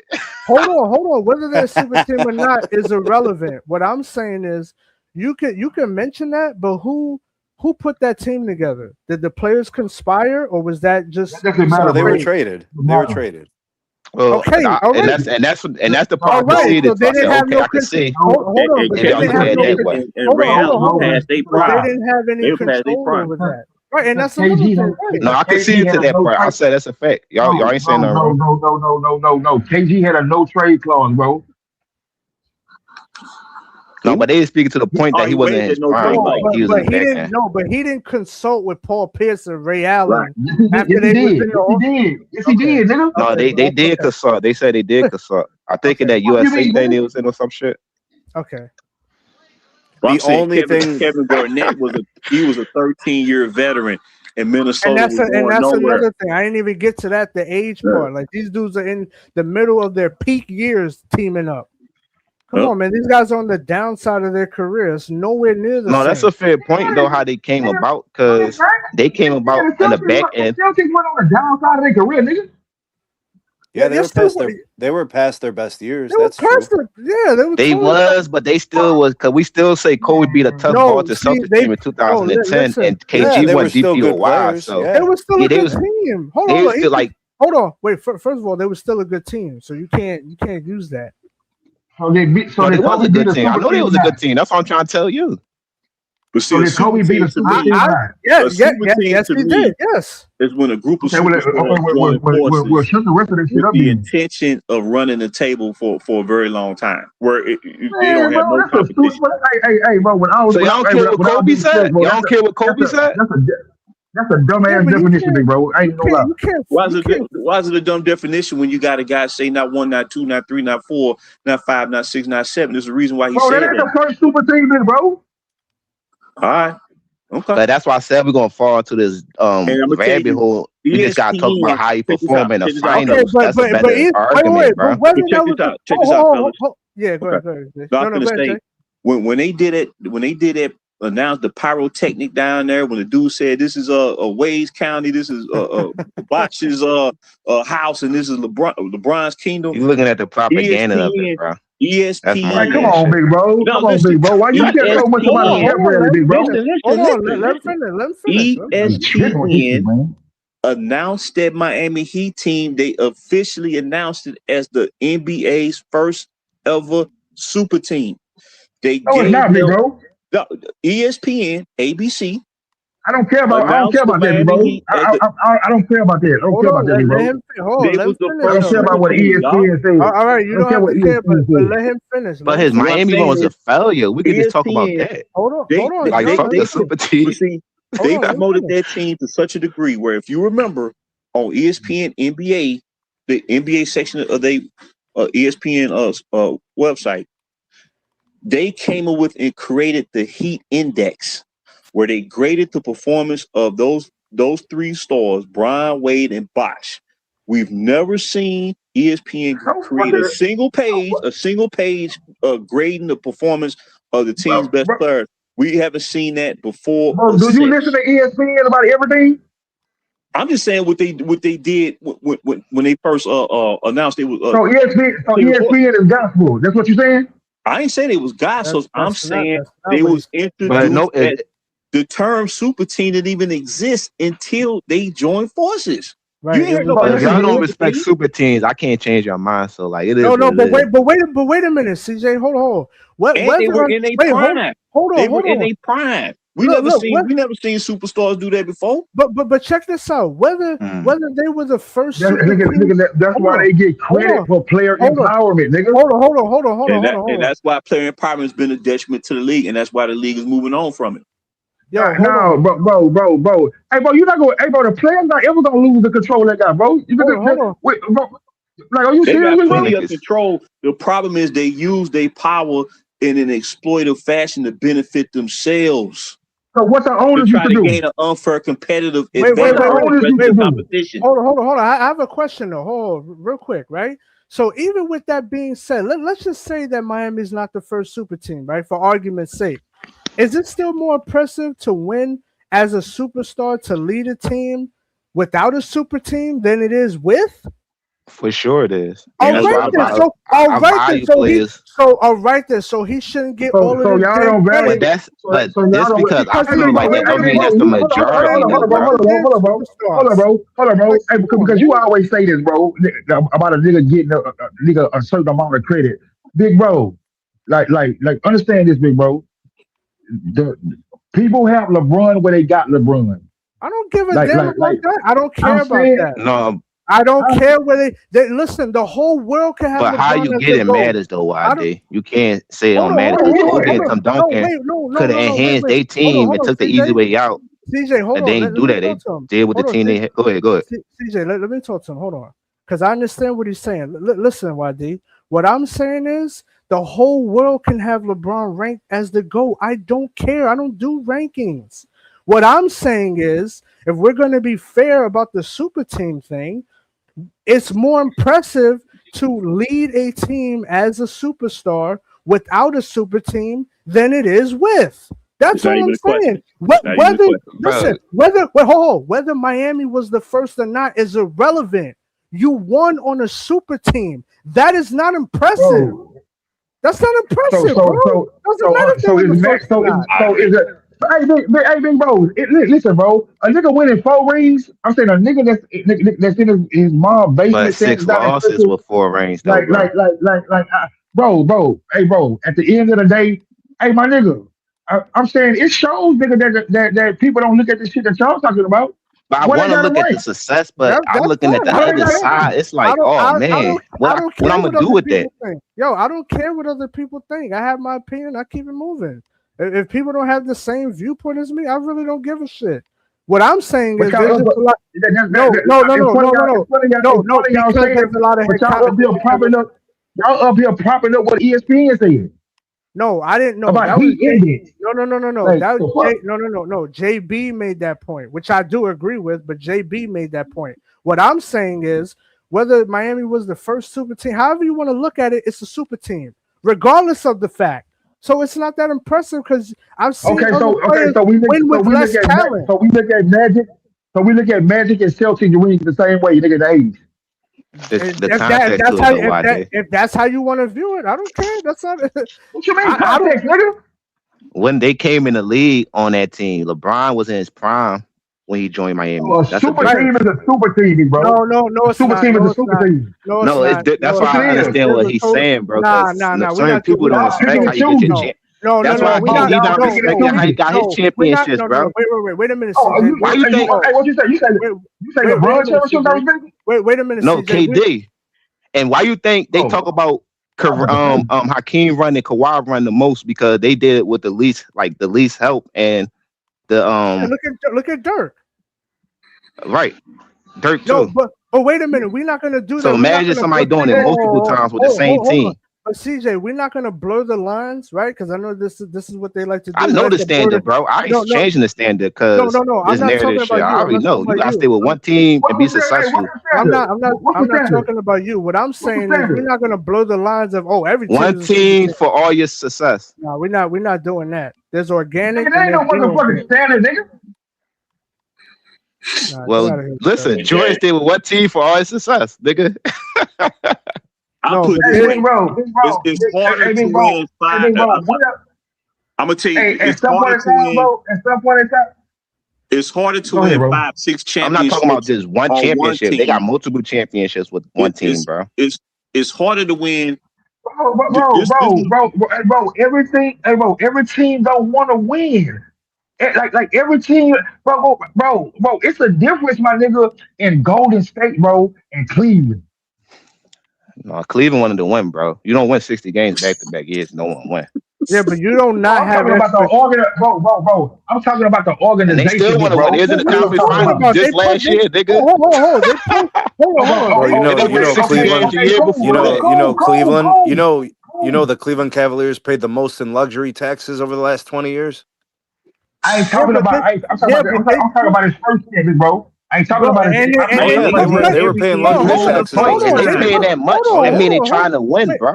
Yo, hold up, bro. They brought everybody. They brought Anton Jameson. They brought Mo Williams. They paid those guys. They brought in Wally Zerbiak. They brought in Ben Wallace. They brought in Shaq. LeBron would got more respect staying in Cleveland than joining all these other teams, bro. They got still get respected. You say more respected? Nigga, LeBron, they got LeBron number 2. Nigga, what the fuck? No, I'm saying he would got more respected. Like people would have vowed that okay, it's cool to be number 2 if he did it with what like Cleveland his first stint. They wasn't too far off, bro. Every publication got him number 2 ahead of niggas that didn't play on one team. And see, this is the thing, though. This the thing that rubs people out. Wait, hold on. Some people got Kobe, some people got LeBron. Hold on. But what do the players say? What about that? What do the players that what do they say? No, they. But some of these players didn't see Kobe though. They see like, and come on, like it depends what player you asking. I guarantee you, once we get past this era. Once we get past this era. So run on test line? Oh, I witnessed it, bro. We seen it when Kobe was in the league. One of them championships. He was better than LeBron, bro. Okay, cool. What you mean? Why not test line? Man, you can say anything. Why not test said Kobe revived his career? No. Ron Artest said LeBron was the hardest person he ever going. Because he's stronger, bro. Of course, you're gonna be a tougher matchup for a dude like Ron Artest. See how this great discussion. Hold on. Kevin Durant said the same thing. Hold on. And guess what? Paul Pierce said Melo. He a tough matchup, nigga. You act like he a bum. Hold on. Paul Pierce said Melo was harder to guard. So what's your point? Is this about matchup? Yeah, that same Paul Pierce problem. Yeah, that's what I'm saying. Now you see how this Paul Pierce, bro. You know Paul Pierce don't feel like that, bro. The argument to you know that why they. Now you see how this discussion is morphed over to who's better.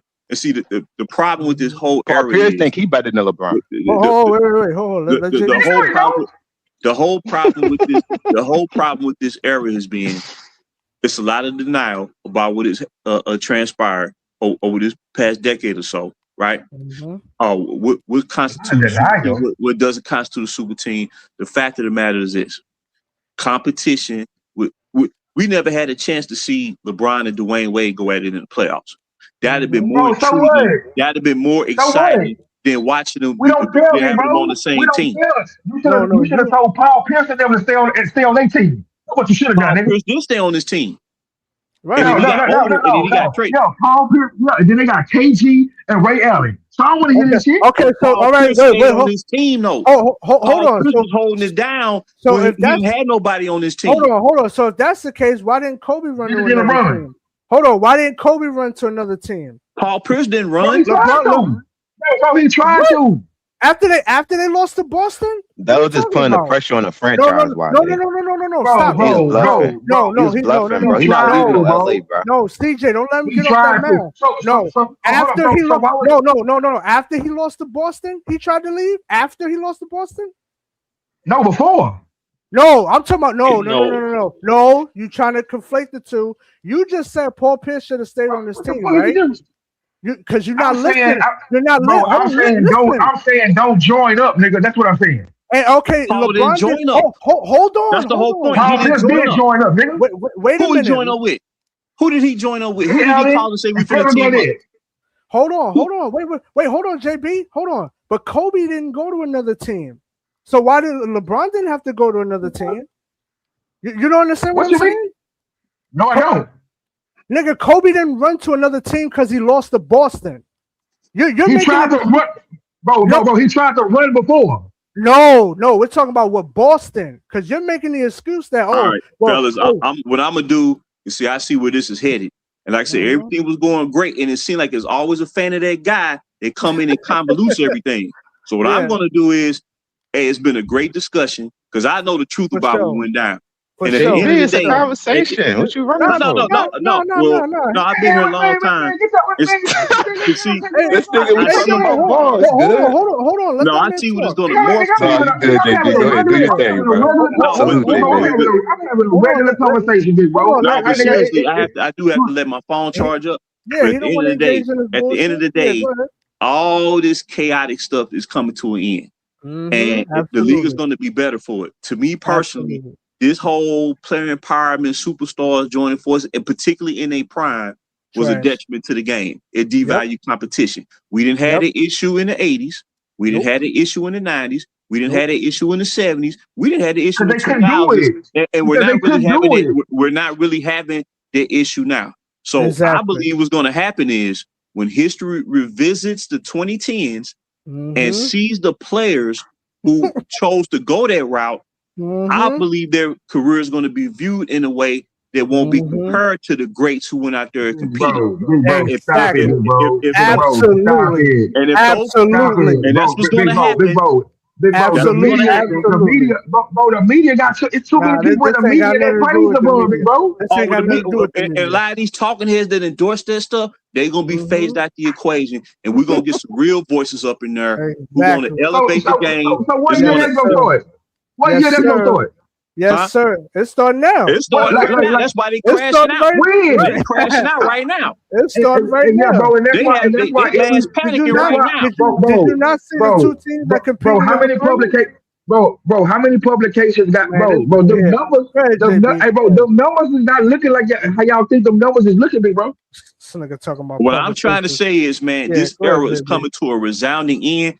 And a lot of fans who supported it, they gonna have a freak out when we start seeing this real NBA again, where you got to get out there and buckle down and compete. Get out the mud. Be no questions. You ain't gonna blame the front office. You ain't gonna blame your teammates. You ain't gonna blame the trainer. You know what I'm saying? It's gonna be blame the hot dog as a stand. superstar.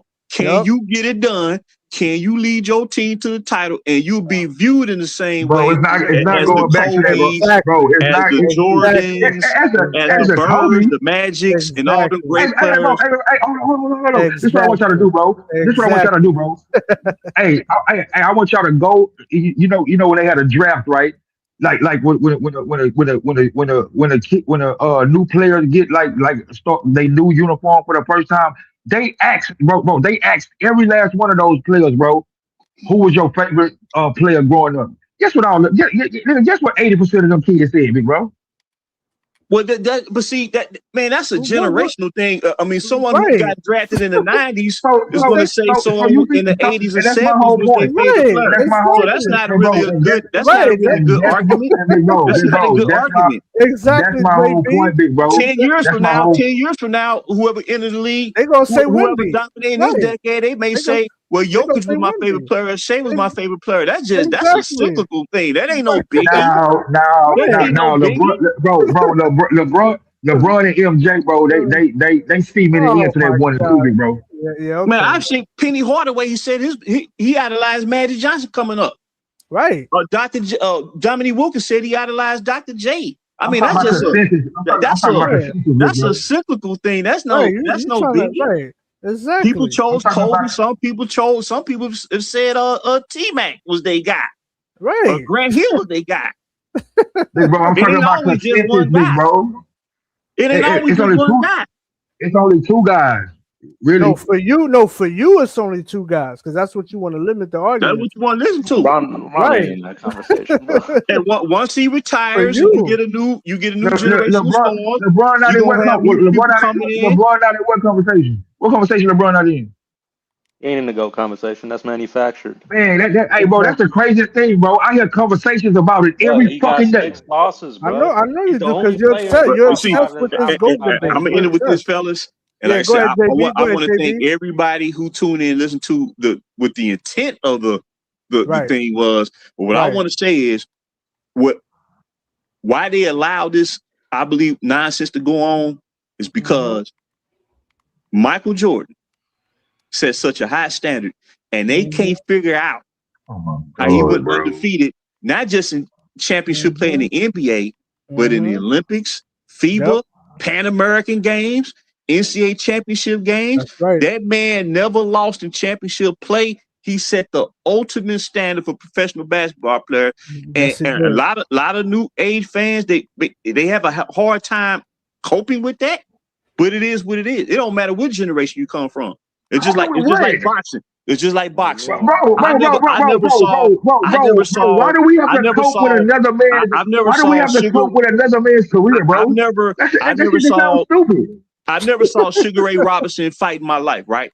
But when you look at his career and you look at the rate of the fights that he had, it's a reason why that man is viewed as the greatest pound for pound fighter in the history of the sport. And I never seen him fight. But his resume, if you're looking at it objectively, and if you're not trying to compare eras, and you look at just what they did when they was active in that sport, you can sit there and say Sugar Ray Robinson was the greatest pound for pound fighter of all time. I never laid eyes on him. I never laid eyes on him. My nigga, but we can see Jordan. A lot of this. That's why the point is stupid, bro. We can see Jordan. No, a lot of people, who trashing Jordan on every stage. We can't see Sugar Ray. We can't see Sugar Ray Robinson, bro. You're not even listening. Bro, you're not even listening. And see, this whole thing evolved into what it was going to eventually evolve to this GOAT debate, which is unwarranted. And that's why I'm going to sign on out of here. Yeah, go ahead, JB. I know better. Yeah, go ahead, JB. You good, brother? You good, the conversation. Hey, JB, good to see you, JB. Y'all talk to y'all talk about it. Like, what's up? But I do have to start my phone up. But as I say, I'm thankful that I got my team back. It's a glorious feeling. No more hurricane. CJ, you can tell who the threat is Hey, go ahead, JB. Wait a minute, tell who the who is? Who the threat is? The threat. The threats of what?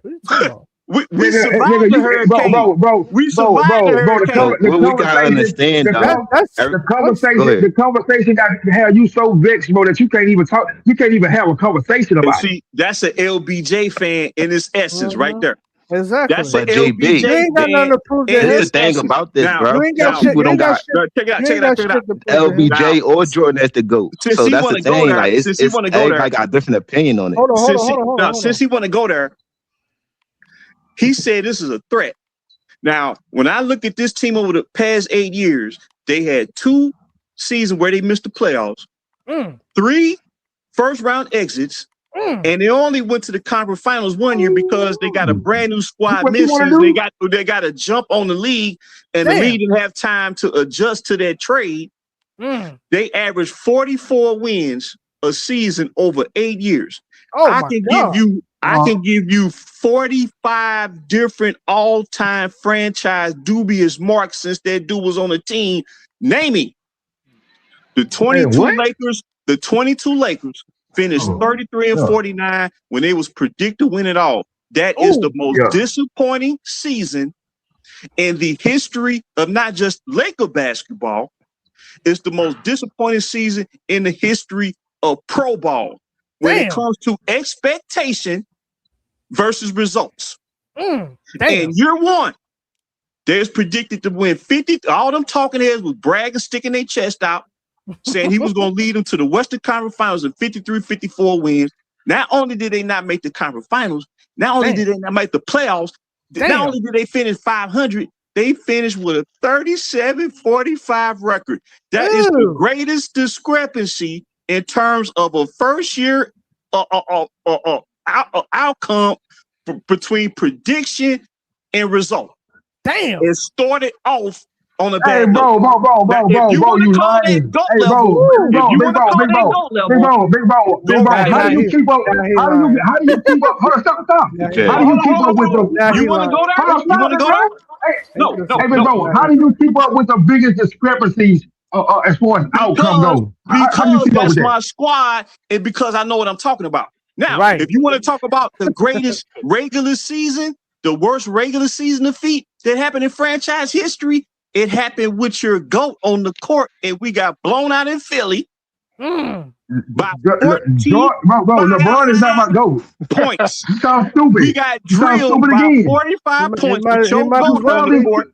Bro, you sounded stupid again. He might as well be. The greatest defeat, regular season defeat in franchise history. And 2 years ago, stupid, big bro. You sound stupid. Hey, bro.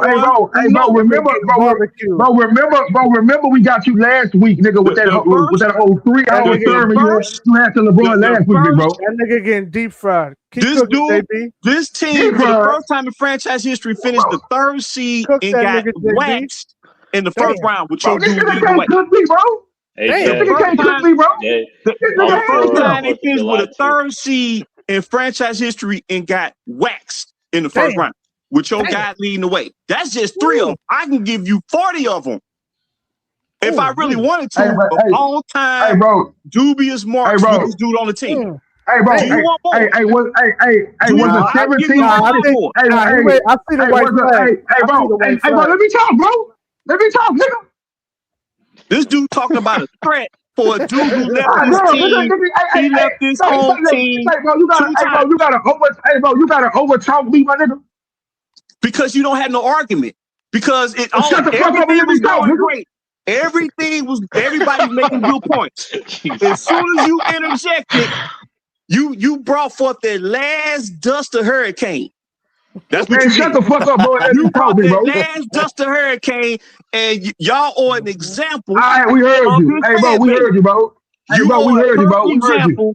Hey, big bro. Of what his fan base represents. Hey, big bro, are you gonna overtalk? Bro, only cowards overtalk niggas, bro. Ain't nobody no coward. Well, let me talk, nigga. You a threat.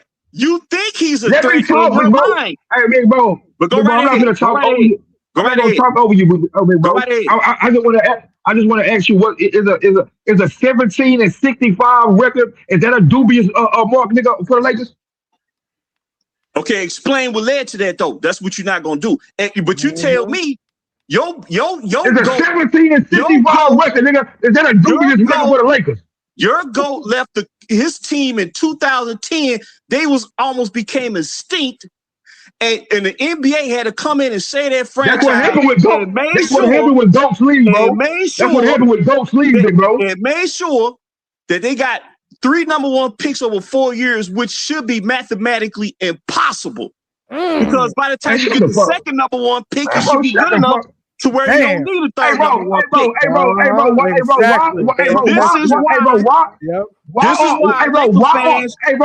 all the LeBron haters, bro? Why the fuck do y'all believe in fairy tales, big bro? You're showing perfectly clear why Laker Nation is thrilled and relieved that we ain't subjected to this tyranny no more. Because y'all came up in here to hijack the franchise, to try to control everything. I'm Gucci. Bro,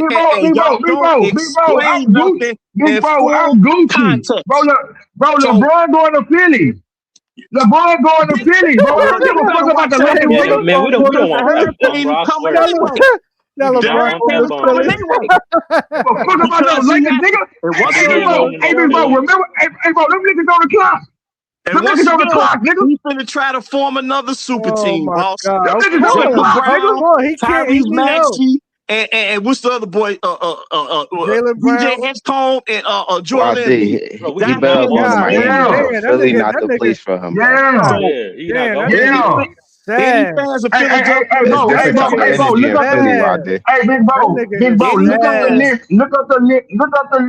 look up the list that Rich Paul nigga shared today. Y'all ain't got no home. Y'all the only fans. Y'all the only fans that ain't got no home. Y'all ain't got no home. Exactly. Y'all can't exist nowhere, so y'all have to take over. He gonna go to Golden State. I think he gonna go to Golden State. Hey, big bro. My house is fine. Hey, bro, my home is what I'm in right now. 2 stories. I'm talking about for your support that dude. Wherever he go, that's where y'all go. 5 bedrooms, 5 bedrooms, nigga, 3.5 bathrooms. Fellas, this whole discussion was going A1, and we was getting input from everybody. Everything was on point. Everybody listened to somebody's point. When the LBJ come up in there, that's when the natural disaster hits. That's when the temperature gets murky. The humidity goes up. JB, hold on, bro. Guts. I gotta stop you for a minute, bro, because you just I ain't gonna lie, you gotta let somebody pinpoint your arguments, bro, because you said something like you said they had the biggest meltdown from the expectations from the season before. To anybody else's fans, I can listen to anybody's point of view. When it comes to that dude's fans, this nigga right here is a weirdo, man. Apply logic. That's their flaw. No, he good.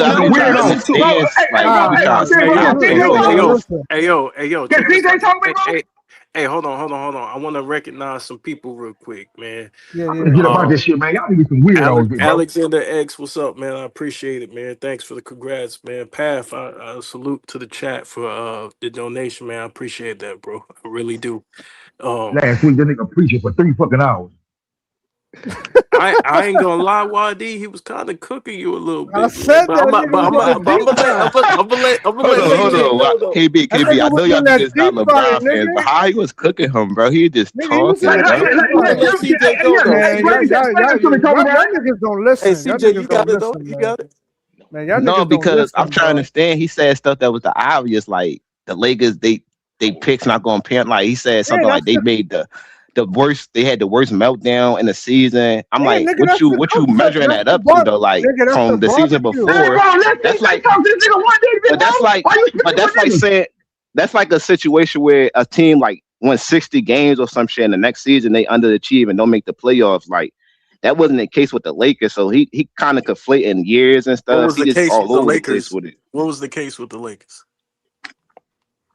No, what he said was that was the worst worst letdown in the season. Do you know what year he's talking about? The prior year. What happened the year before? So 17-65, nigga, that's a dubious record. See, this is the problem. See, what happened was, now when the Lakers won that bubble, I didn't see nobody talk about them past years that we had. when everything was perceived to work according to plan, wasn't nobody bringing up them down years. When it started to fall off the rails, when it started to fall off the rails, when it started, because I see. No, the reason why they ain't blown the down years everybody know the Lakers was in. Everybody know the Lakers was in purgatory when LeBron out there. And see, what an LBJ fan would try to do is to try to suggest they know more about the history of your team than you actually know. When you actually know about the they was in purgatory when LeBron out there. When you actually know more about the history of his career than what they think they know. So what I'm trying to say is, when everything looked like it was going peachy keen, when nobody talking about 2014, 2015, when it started to go off the rails, when it started to go off the rails, and when it became obvious that they weren't finna win no more with this dude, then people start bringing up, well, what happened to y'all in 2014, 2015? The fact of the matter is, if people want to go there, that is a lie. Bro, why you lock so much? Can we add context when we talk, bro? The reason why do you lie so much, hold on, I got him. The reason why the expectations was different because Kobe didn't have another superstar on his team. LeBron and AD was on each other's team, so the expectations was different, bro. And this is what I'm saying. The Lakers respected Kobe so much they was cool with letting him ride it out the last couple of years, bro. What you just put out there is called logic. His fans don't use logic. They'll throw the past in your face. They don't give you the full picture. When you try to explain it, they call it hate. And what happens is you have to wind up over talking them because you know they don't know what they talking about. You made me speak to LeBron fans' point of view, though. You kind of like speaking to their fans' point of view. I feel you Big Bro, do you think you know more basketball than me, Big Bro? All I'm telling you, I know more about Laker basketball than you. Okay, let's move. I mean, I think everybody know basketball up here. I heard what all I'm y'all. saying is, does anybody think the Lakers would have collapsed the way they did if Kobe Bryant had not injured his Achilles?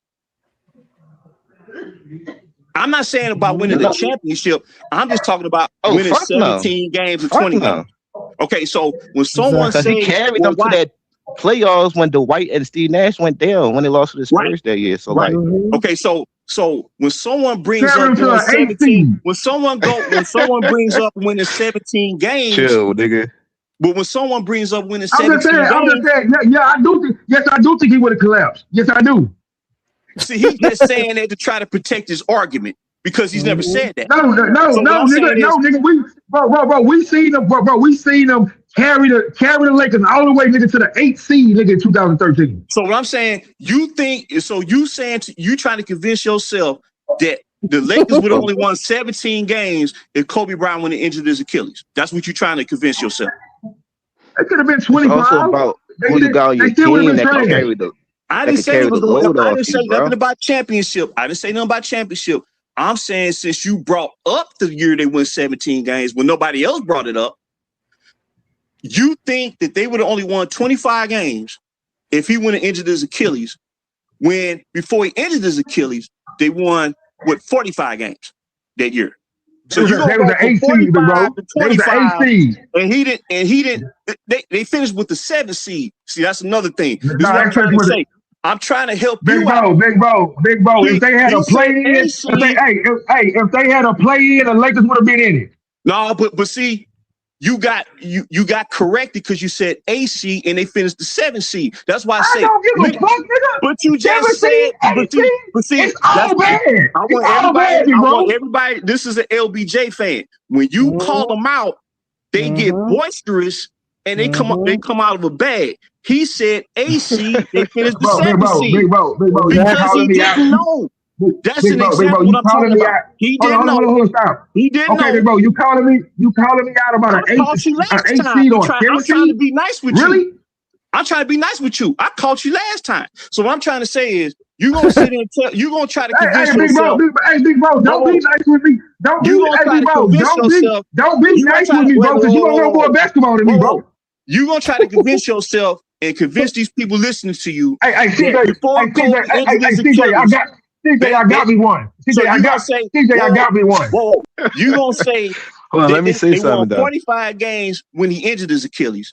And you're gonna sit there and say if he didn't injure his Achilles the next year, they would only won 25 games. That's what JB, to your point, I think them and Chris Paul could have changed the whole dynamic of the Lakers organization because not only would he help everybody on the Lakers, he would have let Kobe be able to take over in the fourth quarter, and Chris Paul could have like controlled the tempo of the team throughout the quarters. Y'all made Kobe sound weak, bro. Because the Clippers was considered a good team with Chris Paul on there. He turned DeAndre Jordan into an all-NBA player, first team All-NBA. How is that gonna stop him?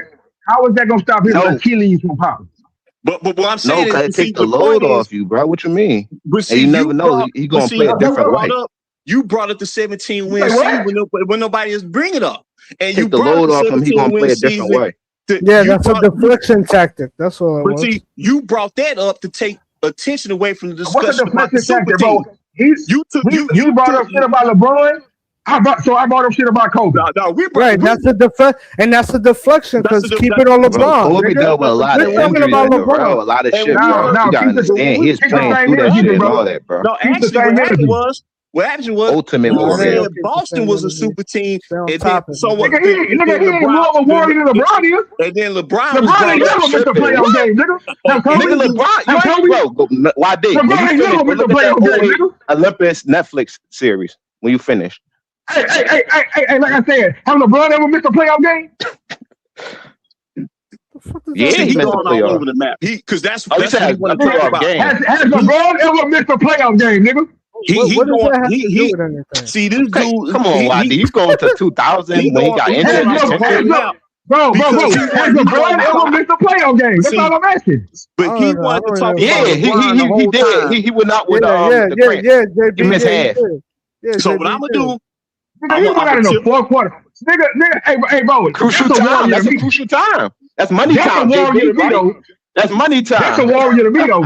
That's a warrior to me, nigga. Hey, bro. Every time you ring the bell, you got that warrior and before you hit the NBA. Yeah? That's the difference. Kobe didn't have that in him. Hold on. So why he got to lose the record? Hey, bro, if Kobe been had it, isolated, bro. He was isolated. He isolated himself. Wait a minute. So why was he on the bench for 2.5 years? Hold on. It was different back then. Just like quarterbacks was on the bench for 3 years before they started. Yeah, that ain't no warrior. A warrior, nigga. Aaron Rodgers was on the bench. He looked at Miami cool. We got 4 MVPs. Don't you like MVPs? Aaron Rodgers came off the bench. Yo, if he always answered the bell. Oh, go ahead. Nah, I just want to say Mahomes came off the bench. Go ahead, JB. Aaron Rodgers.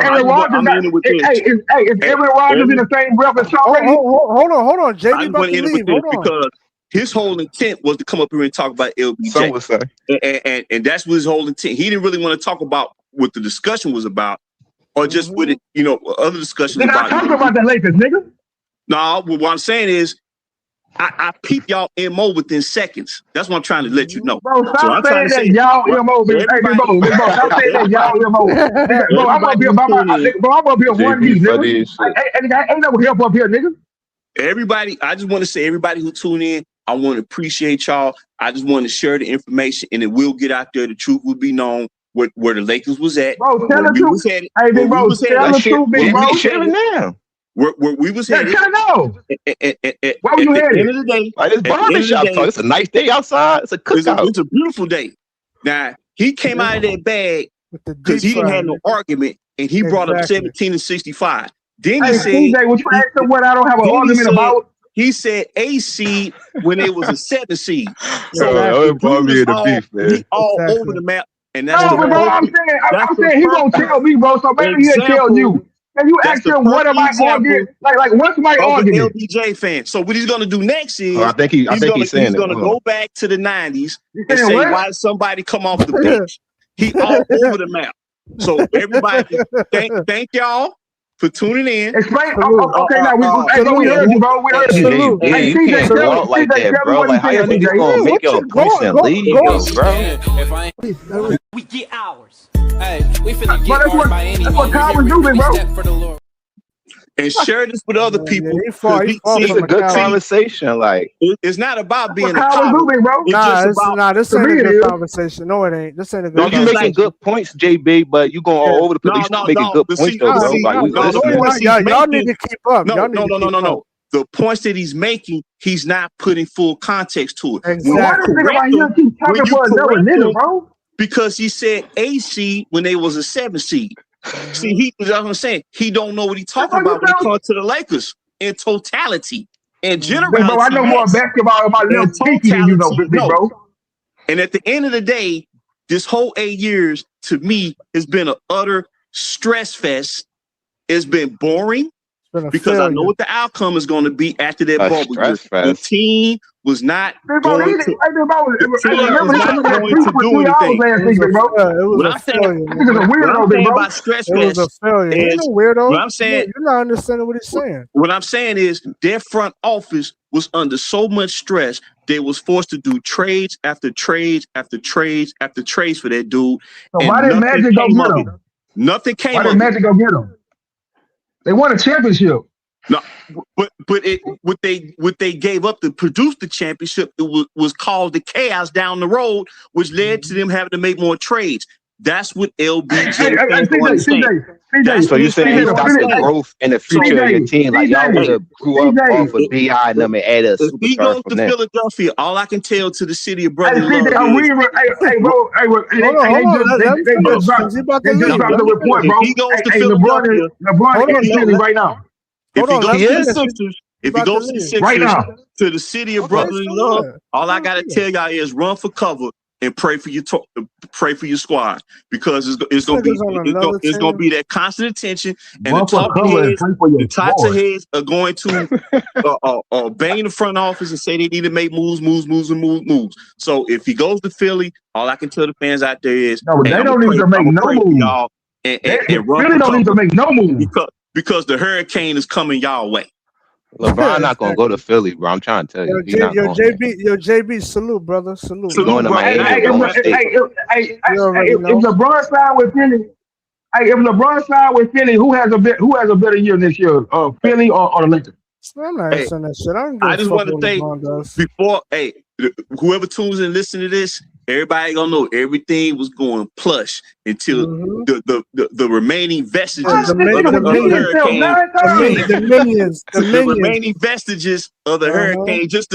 They want to make one last push. Yeah, because they guy ain't on the team. But JB, don't you know LeBron fans gonna defend they fans of LeBron, so they gonna take the other stand. I know, but that's just a basketball fan. Like if I was a Bird fan, I would defend Bird. We ain't gotta do that. Nah, that ain't no basketball fan. Kobe fans ain't gotta do that. We ain't gotta do that.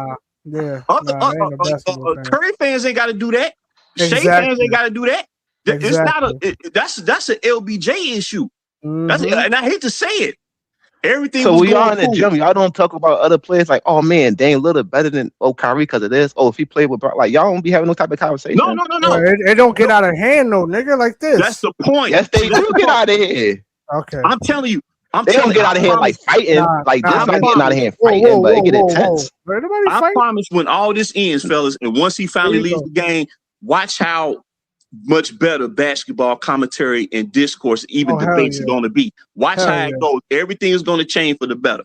So everybody, thank you. And I'm just glad I got my team back. And let's go Lakers and every team out there that did it the right way. Kudos to the Knicks for winning the championship. Kudos for the Spurs for turning their thing around. Kudos for OKC for sticking to the script. And y'all one of the top teams in the league. Lakers, let's go and do it and let the chips fall where they may. Everybody, have a great holiday. That's right. Salute, my brother. Well, man. Salute. Have a great holiday, man. That's JB right there. That's my dude. Man, I know JB from Road Train. Anyway, back to this bullshit. Listen. What happened? That nigga going where? He going to Philly? He's not going there. Yo. He not going to Philly, bro. Before I get disconnected. Hey, big bro, he in Philly right now. He's not going there though, bro. I'm trying to tell you why he's not going there. That's not a city he want to be in, bro. Hey, a PR move. Big bro. Like, it's better for him to go to Golden State. It's closer. No, why would they want LeBron James on that team? What does he do for that team? Be a black hole. Not a damn thing. He would ruin everything. I don't think he can handle that Philly crowd. That Philly media. He probably don't. He's bluffing, man. Even if he is over there, he's bluffing. No, I mean they definitely gonna win him, but I think he gonna go to Miami or For what? Why would you? He's like 40. He's like fucking 60. No, but he could still give you like productive come on minutes though, bro. bro. What? He don't play like 15 and 6. Nigga, he don't play defense. He giving up 30. They got defenders around him though, bro. Nah, come on, CJ. Stop, CJ. No, I'm trying to stop. No, nigga, you're not making no sense. Don't want no so he can't give you nothing on a team. What? Nigga, he's more trouble than he's worth. What are you talking about? Bro, that's how you know. That's how you know when you know what you see. And you see, but you see how basketball, big bro. Like if Mike Conley can still give you serviceable minutes, what LeBron can give you? Like, come on, bro. Okay. Even with the Spurs, he could cut them on the turnovers and control like the pace of that team better than De'Aaron Fox and get the ball to Wemby way better than Fox do. All right, man. So look, let him sign him. That's gonna be a fucking mistake. And they can learn from LeBron as they go too. Look, you know, like what I'm saying, he can help the team. What? Learn how to go on a super team? What the fuck they gonna learn? No, he can slow the game down for him, bro. Like he can get in the phone room with them. The intangibles of the game. I'm talking about the intangible. Yo, this is a nasty conversation. Stop this shit, bro. Bro, y'all act like, come on, bro. Yeah, this nigga not washed up. So y'all think he washed up? Yes, nigga, hell yeah, nigga, what the fuck, yes, bro? Did you? Bro. He don't play defense. What the? Stats don't even affect the team, bro. No, but you got high players like that or defense. Bro, they did with Jalen Brunson. They put that nigga on Julian and fucking Vessel in the final. You can hide your players on the weekend off the play, bro. Y'all say some stupid ass shit, bro. I'm not saying he could be like the third, fourth option. He gonna still produce for a team, bro. He don't want to be the third or fourth option. Just like Jason Kidd with the Mavericks. He wasn't like he produced for the team. Yeah, but hold, stop, because Jason Kidd don't have an ego like that, nigga. So that's not. You can't bring that up. But LeBron willingly went to the third option last year. I don't give a damn. He don't play off the ball neither, nigga. So what's the point? If he signs the Philly, he understands us. Big bro. If Luka got the ball in his hand, he's playing off ball. That's not what that means, but okay. But I'm not saying he could go to any team. I'm saying the teams that's like already like look like they could compete. He could go to a team and help them out, bro. CJ, like, what's the worst that happen? CJ, how CJ, would you tell this man when LeBron played with Luka that he played off the ball, big bro? I don't give a damn about that, man. He did that with Wade too, but ain't the point. I'm just looking at the team around him. I'm not looking at him. And what happened in that series with Wade when he did that? He looked like a deer in headlights. No, I'm talking about in general because them. Okay, but then you saying he played off the ball, bro? He played off the ball the whole time in Miami, bro. And what was the what? That's a fucking lie. No, he didn't. The whole time, no, nigga. No, he did not. He did not play off the ball all the time. Not all the time, but he played off the ball. Like he know how to adjust. Like players know how to adjust. And I'm not saying him going there average 30 and shit like that. I'm just saying him giving you serviceable minutes, bro. Like 30 is over with. I don't even know why you even said that. We know 30 is over with. That's a wrap. 30-0. Giving up 30 points. Yeah. 30 what? 30-point average? That's a wrap. But they ain't gonna need him to do that though. The team he go to. LeBron been there, done it. Who gives a fuck about that right now? So, nigga, I'm talking to CJ. I'm not even talking to you. Yeah, I don't think he's gonna average it's a wrap. Yeah, I'm just thinking. I think LeBron already did it before. Yeah, because he's an old fuck. But JB players, teams want him though. That's fine. So why he ain't get signed yet? He's picking. He exploring his options. Well, he weighing his options. He's weighing his options. He's saying how like it's more like shit can happen. Yeah, okay. See him in Charlotte then. All right, cool. CJ, what can LeBron do for a team, bro? Think about it, bro. What can he really do for a team, bro?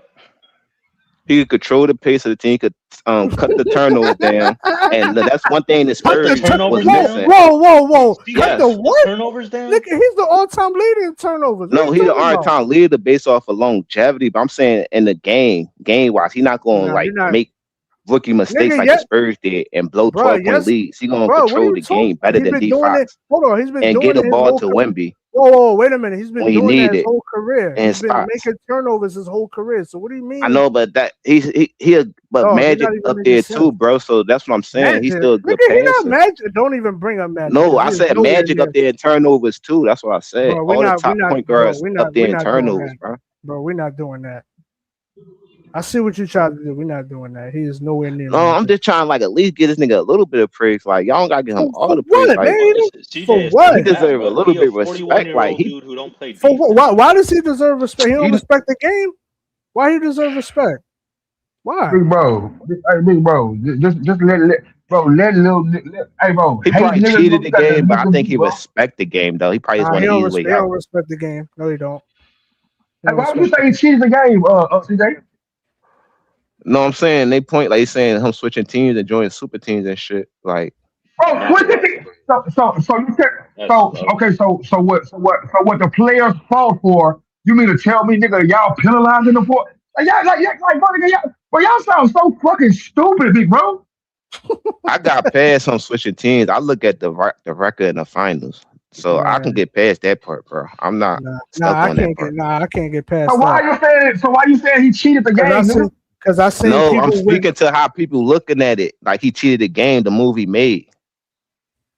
He He cheated the monopolized game. it. That's what a lot of people Monopolized the say. conference. Right, exactly. You don't want to compete, nigga. You're not on that level. Because your game is weak, nigga.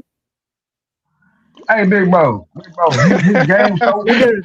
I'm gonna tell you again, bro. His game is so weak. Just look at the number they got next to his name, big bro. I don't give a damn what number Is that that a is. number?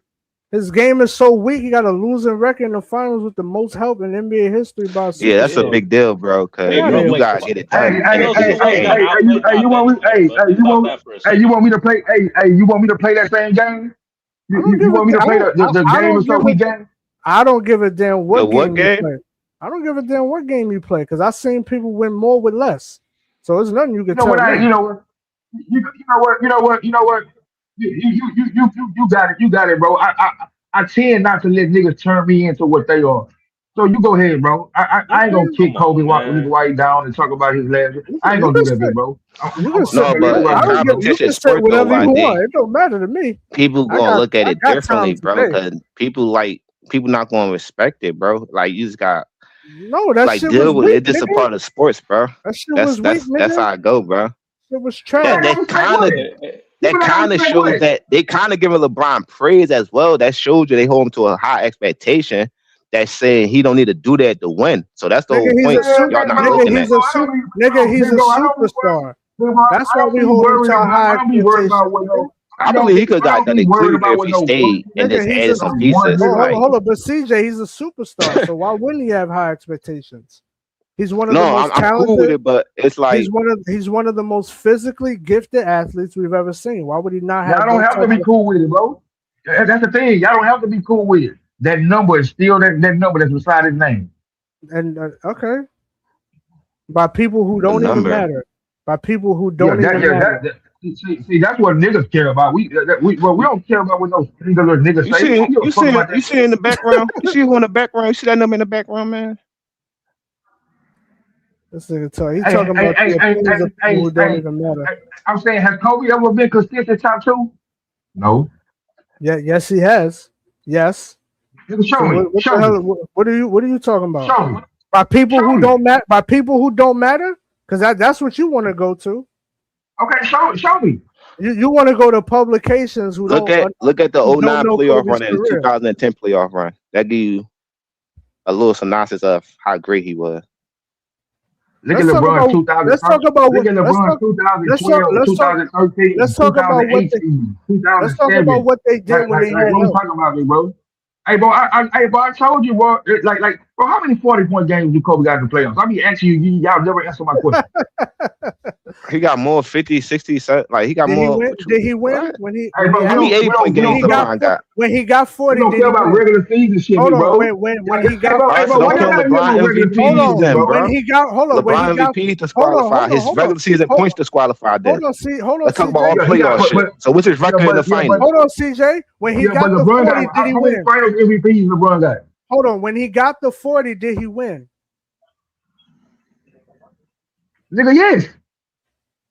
Fuck you mean? So how many times he got 40 and he won the series? Nigga, look it up. Oh, but you're supposed to be the expert, nigga. I mean, you talking about like this? I could off the back 2016. I know. You talking about like in a game or just like? Yeah. He brought up how many 40-point games. Oh, bro. Okay. He won, bro. I'm saying, come on, bro. We know LeBron won more than he lost. Period. When? What? what are you talking about? He's saying like in general, like comparing like the regular season, playoffs, all like this, the whole record outside. Like, cause people separate the finals and the playoffs, but I know what you're saying. Nigga, who the fuck goes by that? You talk about 40-point games in the finals. Nigga, you said 40-point games in the finals, right? Yeah. Oh, so why the fuck you added in the playoffs in the regular season? I said how many times in those games? No. CJ say it's a regular season shit, nigga. No. And you agree with it, nigga. What are you talking about? No, you said shut the fuck up, nigga. You agree with it. I'm like, yeah. You said I ain't talking about no regular season shit. We talking about playoff shit. Yo, because he brought up how many 40-point games LeBron got to find all this other. Okay, so how many of those 40-point games did he win that game or the series? Since you know the stats, because I'm not a stat nigga. I go by the eye test. I just give 2016 for off the jump. Okay, that's you one game. That's one game. No, yeah, 2 games. No, it was 2 games. Okay, 2 games and 1 series. Okay, and what's your point? That's one fucking. No. LeBron had 8. He had 8 40-point games in the finals. Okay, and how many? And once again, in those games and in that series, how many did he win? Oh, you saying how many times he won scoring 40? Right. Duh. Yeah. How many times did he win just scoring 40? I gotta look that up. Okay. I thought you would know since you bringing up how many 40-point games he scored. You should know. You should know the record. It gotta be a health. Like it gotta be like 5, 6. He scored 8. I don't know what it is. What I'm saying is, you should know that though, because you bragging about how many 40-point. If you score, because 07. Hold on, CJ. If you score average 40 in a loss, nigga, that's not impressive. Anybody could fucking do that. That's not impressive. 40 it depends on what type of team you got. Nobody talks about niggas average at 40 and they lost. Nobody talks about that shit. Bro, Kobe got 1 40-point game in the finals. And did he win that's how easy it is to do. Did he win that game? No, it wasn't needed for him to score. Hold on. Did he win that game? No, big bro. I'm saying if it was so easy to do, wouldn't Kobe have more? Nigga, I'm worried about the wins. You care about stats. That's your problem. That's why he fucking 3-6 now. That's your problem. You're worried about the wrong shit. Because it's certain games he had like 36, 38 and shit like that. Y'all are so thirsty to measure him under the Jordan standard. Y'all don't even understand what the GOAT debate is even about. Y'all are just like, oh, he averaged 40. He averaged 40 and fucking. Like, I know Kobe scored like 40 in 09 against the Magic. That game, it's that game 1. Some shit like that. Yeah, that's the only guy. It's a lot of times he scored 38, 36. Okay, hold on. He scored 50 against the Suns. Like CJ. You know what type of scorer he is, though. Like CJ, bro, that's not the finals, bro. He's the best scorer in his generation. Though, so I don't understand. He got a better score than LeBron. But that's the thing about the scoring. You gotta hit your free throws and be able to score on all levels of the court, though. He is a better scorer, bro. What are you talking about? So you think David Robinson was a better scorer than Shaq? What? No, that's a good one. No, he wasn't. No, I'm making CJ. He wasn't, but it's about the how they like. It's about the Hey, I'm looking for the word. Yeah. Don't step in that pipe. No, it's about the damn. What's that fucking word? It's gonna be all over the place.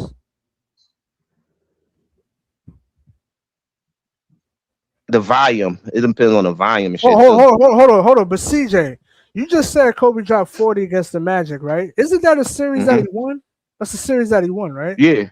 Okay, so that's what I'm Yeah. worried about. I don't give a damn about. Oh well, he didn't average a certain amount of this, a certain amount of that. I don't care about all that No, number but I shit, agree with man. you because certain It's cold. games and certain I can't teams better you play score. differently, It's so it's no right. need for you to It's score the 40 it's all the the time. no, it's Maybe not. him had 36, Lamar Odom had 15, Paul Gasol had 16, so it was And like that was enough to it was win. level to get the win, Nigga, though, bro. we know Kobe can get fucking 40. Look, hey, LeBron 5-3 in those games. How many? Okay, and I how knew it many was series close. of I those said did he 6 and win? 2. I knew it was somewhere close. That's cool. And how many of those series was it that he won? I mean, we know he a good scorer. He just not a better scorer or the level of score like Kobe. That's all. Nah, he not on Kobe's level as a scorer. It's not even close. This nigga score right at the fuck. But I If he not at the rim, he can't score. Yeah, you score more Right, that's why people got in a separate plays. weaker defensive era. Yeah, sure. Yeah, absolutely. I scored more, nigga, when Kobe was in the league. You talking about total? No, but he I'm played talking more about games. nigga per game, everything. It's like I talk about per Oh, game. you talk about per game? Oh, per game. Oh, I mean, nigga. bro, come on, bro. You stabbed, First boy. of all, you gotta look at the consistent of the West and the Eastern Conference. Kobe Bryant going against all team defensive players and better coaching teams, bro, and better competition. Big bro. So Okay, that big bro. Who in the West? and look, hold on. Bro, who in the West was stopping And LeBron? look, Kobe came Who off in the the West was bench, stopping so LeBron his from average scoring, is big kind of bro? messed up. No, but listen, Kobe came off the bench too, bro. So his average is kind of a little messed up, and he missed games and shit. Bruce Bowen in the Spurs. That ain't LeBron fault, bro. That ain't Bruce LeBron fault, Bowen. bro. No, I ain't saying it's his fault, but that's the context to it, though. Hold on. It's not just a blatant like, oh, he was a better Wait scorer. a minute, CJ. I got the answer. You want to know Bruce But Bowen? you're not going to say Dirk a better scorer than Wilt. Hold on, CJ. I got the answer. Bruce Bowen in the Spurs. Bruce Bowen in the Spurs what? Nigga, didn't they lock him down to 22 points per game? Well, you talking about his fourth year in the league? It don't matter, nigga. Is he a superstar or not? Y'all Man, bro, say you say some stupid. You say some stupid shit, big bro. Oh, okay. I ain't gonna hold you, big bro. Okay, you don't want to answer. No, but he asked you, do you think? No, it's cool. He don't want to. But he asked you, do you think he was a superstar at that point? No, he asked you, do you think he was a superstar at that point? Big bro, that's a stupid. Like, bro, LeBron's a superstar. Okay, so that's why he asked. That's why he criticized him. He not criticizing him in his second or first year. Bro, He criticized him with the stats of him being a superstar. Big bro, y'all can criticize him all y'all want to, big bro. Y'all criticize the criticism that y'all have for LeBron. That shit fall on deaf ears, big bro. I mean, I talk about too much. That's why you can't have a ain't even conversation. no point of me saying it no more. He don't want to answer nothing, CJ. That's why you Can't can't change the have a number. conversation with YD. Instead of staying on Now, top, I understand why you asking that question because you asking that because they looked at LeBron as a superstar, not just like a friend. No, but it's not. Like No. But so, he's no. I answered that because he said who in the West. I'm not talking about you, YD. I'm talking about LeBron fans in general. Hold on. He said who in the West is gonna stop LeBron from scoring. So I gave him an answer. Who? Nigga, the Spurs, nigga, with Bruce Bowen and them niggas. What are you talking about? So you taking one series? Okay, you right, big bro. You right. Yeah. So what did LeBron do to that Spurs team the next time? Look. The bottom line, because I know you all over the place. The bottom line is Kobe's a better scorer than LeBron. That's the bottom fucking line. That's what I'm telling you. That, and I'm not going by no point streak. LeBron can only score one way. The bottom line is that LeBron is a better player than Kobe. To you, he is, because you don't know how to use your eyes. I mean, to consensus, LeBron. Kobe put the ball in the basket better. He won better. He better on both sides of the court. It's not even a comparison. It's not even a comparison. He more of an assassin. He got better IQ. Bro. Like, he make his team. You say got a better IQ. It's not even a comparison. Yeah. No. Stand on that. He does got a better IQ. You damn right he it's does. debatable. Nah, because the decision making. No, because you gotta look at the playmaking part of it. Okay, the decision making. It's not Kobe can't do it. Okay, so but can like we certain use turnovers? times you gotta make that. Hold on. Can we use turnovers? Since we're bringing up numbers, can we use turnovers? Bro, he just told you why he leaving. Can we use context to that though? You gotta look at the usage rate and all that. So can we use? No, I'm just telling you. Wait a minute. We can't look at face value. So can we use context for Kobe scoring and him being a better scorer? Can we use that? Or is it just gonna be the stats? I don't think Kobe is a better scorer. That's all I'm saying. Talking, nigga. They ain't got nothing to do with me. That's all I'm saying. No. We're gonna use context for that. We gotta use context for everything, right? Can't just be when LeBron's at a the quote unquote disadvantage. Bro, you talking to CJ, big bro? I'm talking to both of y'all niggas. I ain't just talking to CJ. No, I said Kobe a better scorer. He talking to you. He talking to you. I'm talking to both of y'all for whatever it is. I think Kobe a better scorer. I didn't say about no CJ. Nigga, whatever the scenario. Don't worry about it, bro. Y'all niggas slow, big bro. Y'all niggas slow. No, it's too many people talking, bro. You brought up context, nigga, not me. Yeah, because you want to apply context. Okay, so do you not want to? Do you not want to apply context? Bro, I didn't say that, bro. CJ said that. No, what I understand that. Don't worry about it, bro. He talking to me then, bro. Yeah, relax. He don't want to answer no. Okay, what's up? No, I'm listening, John. No, I'm not talking about you. I'm talking about YD. He don't ever want to answer nothing. Why would I answer for? Bro, why would I answer for something CJ said? Exactly. No, I'm not talking. I'm not even talking about that. Just forget it. CJ said that. You're not listening. All right, just drop that. Drop that. Talk about the first one. Right. Just drop that. Yeah, drop that. Don't worry about that. Damn. The slowing in the motherfucker, man. Nah, you don't. I'm listening, Joe. No. I mean, look, man. The bottom line is, Kobe's a better player than LeBron, bro. That's why he got a better record in the finals. Okay, he got better defensive more defensive teams and all that shit. You know what I'm saying? Like it's just a better two-way player, better in the clutch. So why LeBron got more All NBAs? I don't give it because he played longer. Like, and he played. Your dude played 20 years. Yeah, but he played more healthier too. He played longer and healthier than fucking Kobe did. LeBron is. You're right, but that's the reason. I don't give a damn about that. No. The reason is LeBron was great for that long, and Kobe wasn't. Okay, that's your opinion, bro. I don't care. That's your opinion. You're gonna Kobe try to manipulate. And LeBron don't got to prove that right now. No, he want that fifth ring, bro. Trust me. Okay. He chasing that.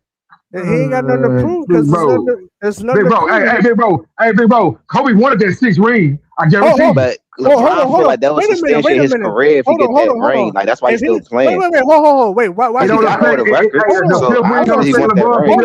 Hold on. Wait, if you're saying that LeBron don't have nothing to prove, you don't have LeBron as the GOAT. Kobe retired. Wait. Hold on, CJ. No. Hold on. You said you don't have LeBron as the GOAT, right, YD? You said to you LeBron is not. That shit one more time. Huh? He got MJ and LeBron. He got MJ as the GOAT. LeBron second. Okay, so why would he not have anything to prove? Well, wouldn't you want to call him the GOAT? No. Hold on, CJ. Hold on. He's your favorite because it ain't nothing he can do to be the GOAT to me, nigga. Why is that? He's your favorite player, though. Is he not? What the fuck does that mean, nigga? What does that mean? You wouldn't want your favorite player to be the GOAT. This nigga saying, do I want him to be the GOAT? Then you asking me on the other side, nigga, you said, I'm telling you, nigga, it's nothing that he can do. It's nothing he can do, homeboy. Okay. All right. I mean, it's something he can do something like if he three-peat. He don't understand what I'm asking. If LeBron, that's not realistic though. Bro. Look, no, CJ. Yeah, because nothing he can do, nigga, can erase 2011. No, but you're gonna give yourself a winning record, and then you're gonna have a dynasty. For you, or it can add validity to his Are you talking argument. about for yourself or for the media that he could do? For me, nigga. Okay. I just wanted to know. Is LeBron your favorite basketball player or no? Yeah, he's my favorite player. Okay. So nothing you can do to be the GOAT. Okay. Nothing. I would never say that about Kobe. I mean, he used the second place. He's there in the finals, so he used to that. Look, if Kobe was still playing and his career wasn't done, I would never. If I was engaged in the GOAT convo, I would never say there's nothing he could do to become the GOAT. But that's just me though. Hey, bro, it shows the people that it shows me, bro. That's just me. Well, the reality, it shows me who the real GOAT is, because GOATs don't got city to go. I don't even see Jordan even acknowledging. Oh yeah, we ain't even get to that. That prima donna shit he be doing. Your game gonna tell you. Nigga, what? I mean, big bro, you can say that till you blue. You can say that till you blue in the face, big bro. Like the numbers are what the numbers are, big bro. Like LeBron fans trying to wake Jordan fans up. Jordan fans don't care about the LeBron. You're right. He's 3-6 in the finals. So yeah, you're absolutely right. You say LeBron fans try to what? Wake Jordan fans up. Like, y'all bothering Jordan fans, bro. Like, y'all gotta chase him. Like, he not worrying about what LeBron doing, bro. He accomplished what he accomplished, bro. He number one. Hey, big bro. Like hey, big bro. Hey, CJ, don't get that invested, big bro. Nigga, this is not a game thing, big bro. It's not a click thing, big bro. This is just people sharing their opinions, big bro. Nothing more, nothing less. Absolutely. Well, I'm just speaking to the argument, bro. This argument don't become one of them weird. It's kind of getting crazy. Weirdos, big bro. Big bro, we can't keep. Don't become one of them weirdos, big bro.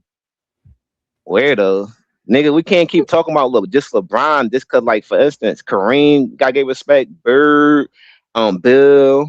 All these other players got get respected too, but they get disrespected. It's not even just them. It's DJ, bro, we don't make the rules. But who is this niggas we listening to? We gotta like make a stand, bro. We gotta stop like listening to the same people, bro. We probably smarter than these niggas, bro. Okay, well, bro, when you work on that, bro, and when you find out, nigga, and you find out how to sway the public, nigga, to doing it your way. No, they got evidence. They got game. It's not like this is a computer they put niggas in. We see players game. Listen, and like they JB, hold on, but like JB said, this is a generational thing. You're not like years from now, you're not gonna be able to stop somebody from saying SGA is better than LeBron, because that's just who they grew up watching. So like, we think Jalen Brunson better than AI right now. Right. So look at that. You don't think somebody's like he might become better than AI, but not like now. You gotta at least let it build up. Somebody is gonna think that somebody else is better than LeBron. You're not gonna be able to control that. Like that. Yeah, bro. But bro, this one thing y'all don't understand. LeBron fanfare, nigga, is so big, bro, that whoever that player is, right? He's gonna endure double what LeBron had to go through. So he's gonna be proven. So I have no problem with whoever that player is. No, LeBron's gonna get knocked down because he's not the standard, bro. Hold on, he's gonna get knocked down. Wait, hold on. What did LeBron go through? What are you talking about?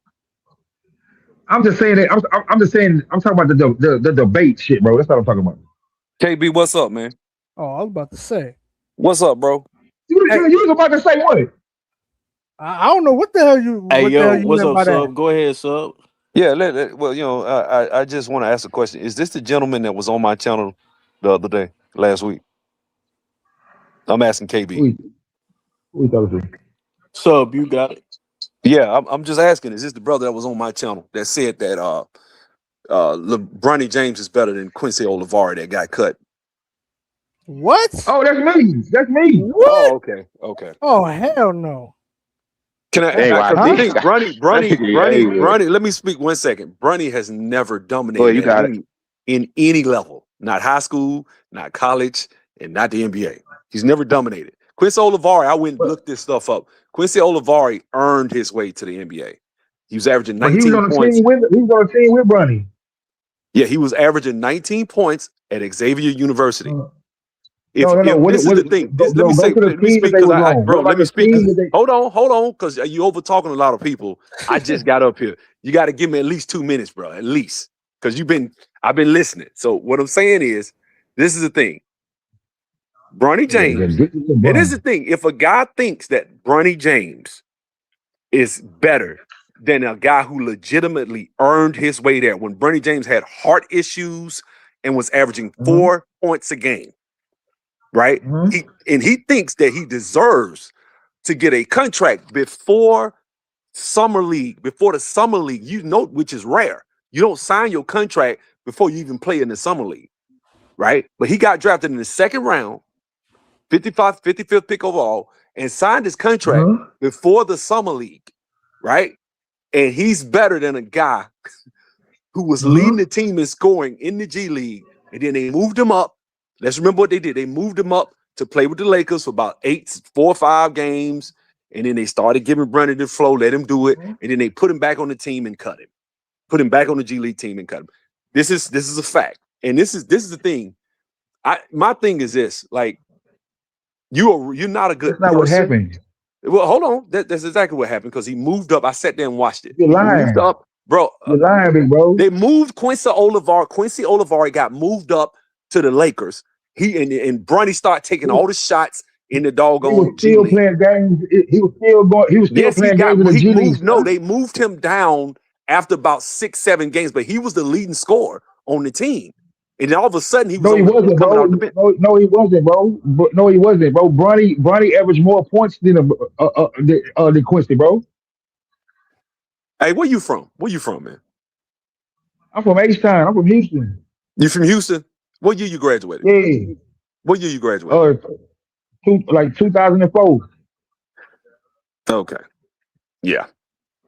But I'm saying him and Bronny played on the same team, big bro. Yeah, they did. I'm telling you, yes, they were on the same team. And at the beginning of when Bronny first came and played with his dad, the first beginning of the season, Quincy Olivari was on the other team, right? He played like 4 or 5 games. Then they moved him down to the G League team. At that time, when he got there, Quincy Olivari was averaging north of 20-some odd points a game, right?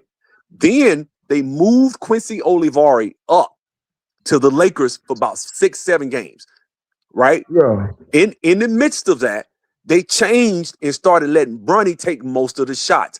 Then they moved him down. So yes, they were on the same team, but he got moved back down to the G League. And then when they cut him, hold on, because right before, I'm gonna tell you when I know. That's right before that, LeBron took a picture with him and showed him some love on Instagram. And then he was cut like a week later when they moved him back down. And that's when Steph Curry offered him an Under Armour contract. And I remember I went up there because I was on the panel with Ticket TV. He did that in the preseason, bro. Ticket TV outlined that whole thing, bro. Hey, bro, when they cut him, how long did it take them to re-sign him? How long did it take him to re-sign who? Quincy. Quincy got cut from the Lakers. I don't know what happened after. I know he got cut. And they re-signed him, and they re-signed him, big bro. All right. It don't matter. Let me tell you like this. What I'm saying is this. What I'm telling you as a brother that played. So you saying that like Bronny stopping like the young players' growth, like such as him and like dudes like Dalton Connect and stuff? I'm putting it like this. I think Bronny was a multi-millionaire. Hold on. Let me, bro, you ain't gonna over talk everybody. Go ahead, man. No, go ahead. No, I hear y'all trying to. Who's a multi-millionaire? His dad's a billionaire. Does not need a roster spot, especially given the fact that he doesn't deserve to be there. Number one, because I'm gonna tell you something. Any guy that's up for the NBA draft that has had a heart issue probably is not getting drafted. The leading scorer on that USC team was 17 points a game. Didn't even get a look. And so you take the 8th leading scorer on the team and draft him. You don't even so know this his is name. hold on, let me get it out. It's on a losing team. This team, I think they won like 14, 15 games, right? You take this guy, you draft him, and you give him a spot. My only problem I have with that is a lot of the fans of LeBron love to say he's an activist, he's for the community, he's all this and that. He's for black people, this and that. But when it comes to things like this, I don't like that because what you did was you took a chance and an opportunity for someone that can possibly change their life, get a guaranteed contract, be a millionaire, help somebody. So some guy didn't. So you can't just take up a roster spot for your son, who's, let's be honest, he's a scrub. He's not even, that boy's a mid-major role player. That's what he is. He's a mid-major, but we talking mid-major. I'm not talking about no major D1 program. He didn't deserve to be at USC. He's a mid-major role player. His senior year, he probably been averaging about 12, 13 points at like a mid-major college. That's what he is. Not a bad, he's a college basketball player, but he's not an NBA talent. And it's a fact. And his numbers are even the numbers, I think he averaged like 3 points. Those numbers are very manipulative because he got in and scrub out, he get layups. You know, people wouldn't be checking. I watched the games. And so my thing is at the end of the day. Playoff games, bro. He was playing a playoff game. Just you run up and down the court in playoff games don't mean you really are an NBA player. I get what you're saying. I get what you're saying. That's why I said it's best if he stayed in the G League and developed there because at the end of the day, he already in the league. So we just got like give him an opportunity because we understand nepotism exists. Like coaches do it with their sons all the time. I understand when you looking how you looking at it, like he took away from an opportunity with somebody that really deserve it and really could have changed their life. I understand that. But let me say this, but at 21 years old, being in the G League because he's successful in the G League. I think this is the thing though. Why is it that Bronny why is it that Bronny gets to stay in the G League and develop and get an opportunity that most kids his age by 21 getting cut? By now he would be cut because you got guys that got drafted in the guys in the first round. Second round, they might make a roster, play 1 or 2. By 2 years, they are. Let me speak. By the second year, they know what you are. They're gonna cut you. He's old, 21. He's gonna be 22. He's an old player by now. They would be wait. Usually, they move on. You don't get to just stay around. Oh, we gonna just let him develop. And I don't think that. See, for me, what pisses me off is he's getting a chance to develop. His ass needs to go. He is not good enough. He doesn't deserve to be there. I don't think it's fair to cats that just work their ass off to get there. And this guy just, you know what, I want my son on the team. And then he just gets on the team and he gets to develop. Because if he was going to develop, by now you would see it. He doesn't have it. He's never going to be an NBA player. Hey, bro, do the NBA owe LeBron anything? I'm just asking. No. Right? So a dude do you think a better a dude carry the league, nigga, for 2 decades, and you telling me that the league don't owe him nothing? That's a narrative. Okay, so let's look at this. No. Look how name me. Hold on, listen. Name me the 10 most highest rated watch NBA games over the last 20 years. What team did it involve? I know LeBron. No, Golden State. Steph Curry and Golden State, and now it's the Knicks. Those are the games, and Knicks and San Antonio. No. 2016 finals, nigga brought in $32 million. What you talking about? What? Look, I ain't studying. Okay. Well, look. So do you think it's better 10 most watched games? Because he is performing at a high level at the G League. Like, he put up numbers there. Like, let me say at this, least because if anything, hold on. Let me say this as a guy who played. I played overseas. I'm gonna tell you just like this. Okay. In the G League, what they've done with him to prop him up, they let him take 20. He takes 15, 20 shots a game in the G League. But he's not a guy that's gonna go to any NBA team and do that, because we see the guy that's leading the G League in scoring. But you play ball, bro, so you know it's not easy to put the ball in the bag. It actually is. I could take any NBA player and give him 20 shots in the G League. Yeah. He's gonna average some numbers, bro. No guy, you don't deserve to be there unless you were the best player on your team, averaging 18, 17 or more. So every guy on the bench, the guy that's on the end of the bench, will bust your ass, because I done ran up against guys that got cut. One dude I played against named Frankie King got drafted by the Lakers. This dude was ridiculous and got cut. You can look him up. Frankie King, Coastal Carolina. Well, bro, we know why Bronny getting the opportunity that he's getting. Like why are we acting like we don't? Okay. I didn't say that. What I'm saying is, let me tell you something, man. I feel like it's not the right, game. And he don't want that. Yeah, I think it's immoral. But hold on, this speaks to the type of values you have as a person. If you're the type of person that makes excuses for skipping the line and cheating, then cool. I don't mind you cheating. That's what it is. That's what you're cheating the game. I mean, a lot of people look at it like how you look at it. So it's like people look at it like that, but they got to come to a conclusion where it's like, okay, it's nepotism, so we understand it. So the worst case scenario is either he gonna be out the league in a couple years or he gonna stay in it.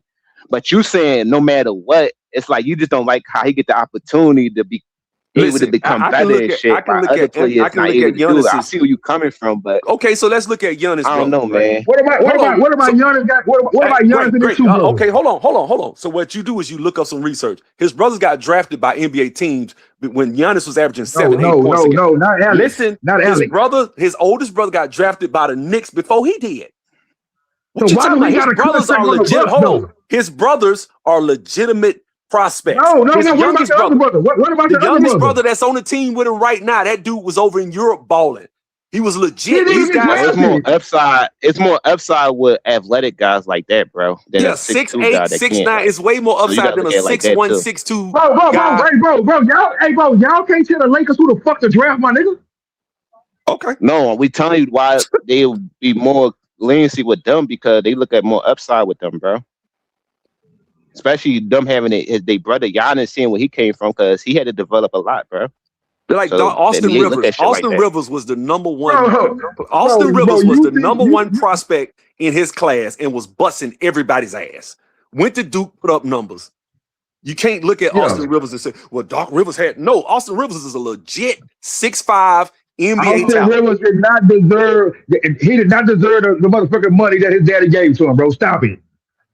Austin Rivers was. I looked at his numbers. He's averaging like 16. What you talking about? Fuck that kind of shit. When he got that contract, he was averaging 16 points. Big bro. So let's look at a guy. Let's look at a guy right now averaging 16. You telling me guys averaging 16 points in the league ain't worth no money? Is that what you're saying? What's the contract that he got, big bro? Big bro, we know. I'm saying we know that his daddy did him a. Come on, big bro. We know this, big bro. Okay, look, but it's still on paper could be made sense. It still wasn't like a guy averaging 16 points. Market value was worth what he got. Now, yes, his dad gave it to him, but he legit was averaging 16. He wasn't. It ain't like Austin Rivers was just a piece of. Hey, Sub, can I interject real quick and then go ahead. I'll let you keep going. I'll let y'all keep cooking. So, YD, you said something about Kobe. I wasn't able to get back on here, but you said you were talking about how like Kobe wasn't good enough to start. I want you to listen to something. This is something that I brought up last live stream. Hold on. You said I said what? You laughed when I made a statement. Oh, you said I said what? Listen to what I'm saying. When I made a statement on why Kobe did not start right away, you laughed at what I said, right? You laughed at what I said. You said Kobe wasn't good enough to start, right? That he couldn't average 20. He couldn't do what LeBron did. I want you to listen to something real quick. No. I didn't say good enough, bro. I said he wasn't physically ready. That's what I said, bro. Okay, I'm going to play something. Let's go. He got hammered. You also have to remember how far Kobe Bryant has come. I remember his rookie year when he averaged just 7 points a game as a 17-year-old. There was an injury to Eddie Jones. He got into the starting lineup for a stretch of 3 games. He scored over 20 and scored 30 points. Del Harris afterwards said, that's the worst thing that could happen. I said, what do you mean the worst? It's got to be the greatest thing for his confidence. He goes, no, now he'll be able to think that he can shoot all the time, and it'll be easy to score 30 points in this league. Well, I guess a few years later, it is easy for him to score 30. Medvedenko digging his way for 2. The great. Bro, you already played this. You already played this with me before, bro. No, I never played for that. For you, you were laughing when I made that. Yes, statement. you did. You already played that before, bro. Hold on, sir. I said the exact same thing the Craig Sager said, based on what Del Harris Harris's statement. I don't deal with that. Hold on, sir. Y'all laughed at me last live stream. Oh, that don't even make sense. I'm still laughing at you. That don't even make sense. What sense does that make? It doesn't, bro. It doesn't. Bro, but it happened. But I still don't think, like what I'm saying is that I still don't think Kobe could have did what Bron did. Bro, you just heard him say. Let me play it again one more time, and then I'll let What y'all you what continue. what Bron did that Kobe did? I'll let y'all continue. Let me play it again. I'm playing one more time. You also have to remember how far Kobe Bryant has come. I remember his rookie year when he averaged just 7 points a game as a 17-year-old. There was an injury to Eddie Jones. He got into the starting lineup for a stretch of 3 games. He scored over 20 and scored 30 points. Del Harris afterwards said, that's the worst thing that could happen. I said, what do you mean the worst? It's got to be the greatest thing for his confidence. He goes, no, now he'll be able to think that he can shoot all the time, and it'll be easy to score 30 points in this league. Well, I guess a few years later, it is easy for him to score 30. Medvedenko digging his way for. So Kobe not starting had nothing to do with him not being able to play in the NBA. Oh, that's the point. Hey, but he didn't. Hey, bro. Reasons are like reasons, bro. The thing is that he did start on the bench. Nobody said he didn't. What we're saying is, Okay, if he would have got that I same opportunity, I don't care about the reason though. But your statement had nothing to do with To be that. Your totally honest statement with was you, he bro. couldn't do it. He couldn't because he didn't. Bro, all right, bro. Well, look, Y'all can I'm continue. probably the Y'all oldest can person on continue. here. Let me help you out, KB. I'm probably the oldest person on here. Let me say this, man.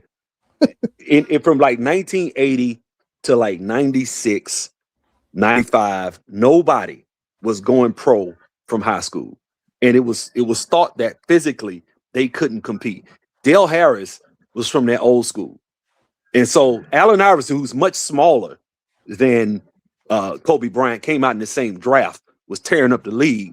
Kobe was on the bench. So I think it's just that he was changing the way people think. It's like right now, people think small, you can't win with a small guard. Well, first of all, small guards don't even get the helm enough to even lead a team like that. It doesn't happen that often. Most teams don't even trust small guards. So when you see a guy like Jalen Brunson do what he do, they say, oh, that's a fluke. That's not a fluke. It's just most teams he's just special, bro. Not only was he special, I'm not even disagreeing with you, bro. I'm trying to make a point. I'm saying that small guards, like for example, Mahmoud Abdul-Rauf, if given the green light, would have done the same thing. A lot of other guys like Steph. I think Steph Curry got to run for his money up against Mahmoud Abdul-Rauf as far as shooting. Yeah. But the thing is, they didn't give that to players, and you can still see that mindset with that lady that was saying you can't win with a small guy. There are still certain ways people think that hinder freedom. Like it's not like everybody's given a fair shake. And so Kobe wasn't given that because he was 17, 18 years old coming out of high school, and people just thought like that back then. So now, I did see Kobe beat the Orlando Magic in 2009, and that same team beat the 60-win Cavs. So, Kobe did what, and, you got to look, you had Antoine Jameson, who had been averaging 20 and 10. Before that, he had Larry Hughes. I mean, you had some pieces. I just, but there were limitations. Wally Zerbiak, Ben Wallace. Yeah. Oh, and by the way, Shaq, right? Since they like to say, oh, well, LeBron, he would have won like 10 rings with Shaq. Okay, well, Shaq was on that Cleveland team. And after being an all-star in Phoenix. Right, and they didn't win shit. So, no, LeBron cannot win with Shaq because he can't shoot. Right, I didn't mean to interrupt y'all conversation. I just wanted to deal with that because my phone died a couple of times. But y'all can keep cooking. Y'all can talk about what y'all. I think Kobe sat those first couple of years because he was young, and then obviously he tore his hamstring. So some of his stuff is skewed because of that. Because you got 3 seasons. That's what I'm saying. He wasn't 5 of his seasons. 5 or 6 of Kobe.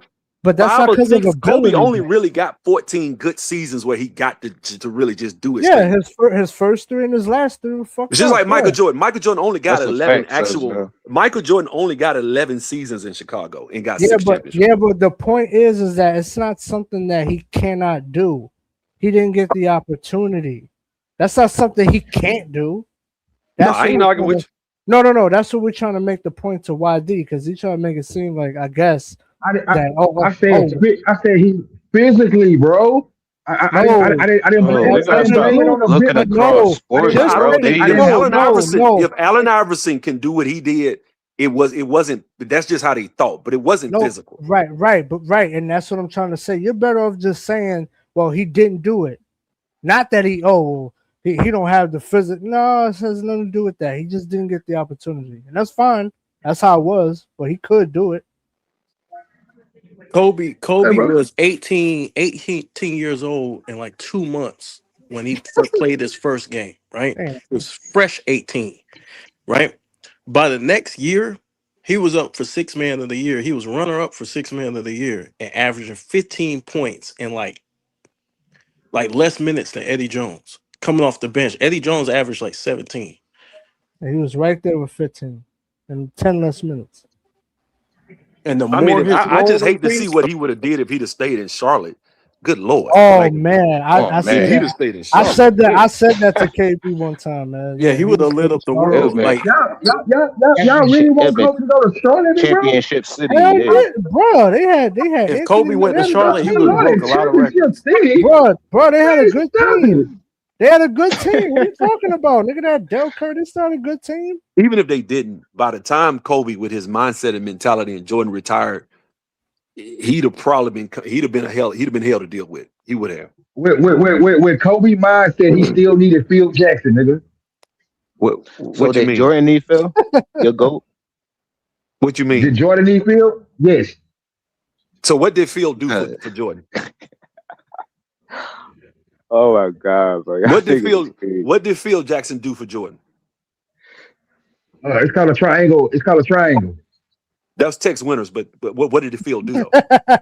Tex Winters. Hey bro, I know that's Tex Winters, nigga. He played, but Tex Winters didn't create it, nigga. He played in it, nigga. Back in college, nigga. I'm telling you, I'm talking about the Bulls staff. Barry, nigga, is a nigga who created the triangle. Okay, we're talking about the staff of the Chicago Bulls, and I'm asking you, what did Phil Jackson do for Jordan? I just told you.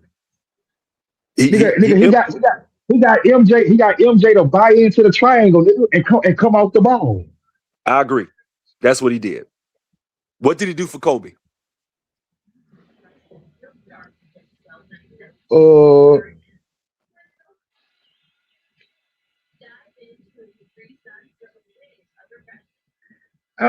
With Kobe, because you know, with Kobe, nigga, you really don't know what play being ran, because that nigga just do what the fuck he want to do. I mean, after you deal with Jordan, it's kind of easier to deal with Kobe because you got experience dealing with players. Now Kobe went away from the game plan. All right, bro. No, bro. It wasn't easier to deal with Kobe, bro. That's why Phil Jackson had to have MJ come in and talk to that nigga, man. No, I'm saying he had a better understanding. He had to understand how to handle Kobe from dealing with Jordan because they got similar games. Hold on, CJ. Let me ask you this, YD. If it was that bad, why did Phil Jackson come back to coach the Lakers? If it was that bad, it was just at times, bro. But we know Phil Jackson tried to trade him. No. Answer my question. Why did Phil Jackson come back to the Lakers to coach Kobe for that back-to-back? I don't know, bro. All right, then. So what are you talking about? What the fuck are you talking about? What are you talking about? We saw what Phil Jackson said. Okay, so why you came back then? If you're saying Kobe's stop. Damn, so, if you're saying Kobe is uncoachable, what Phil Jackson said about what? What Phil Jackson said about what, bro? If Phil Jackson is saying Kobe's uncoachable, why did you come back to coach? I didn't say that. Who said that? I didn't even say that, bro. Okay. You just said that he said. Bro. Follow the conversation, bro. CJ said. Coaching Michael Jordan, nigga, will make it easier to coach Kobe. And I said no.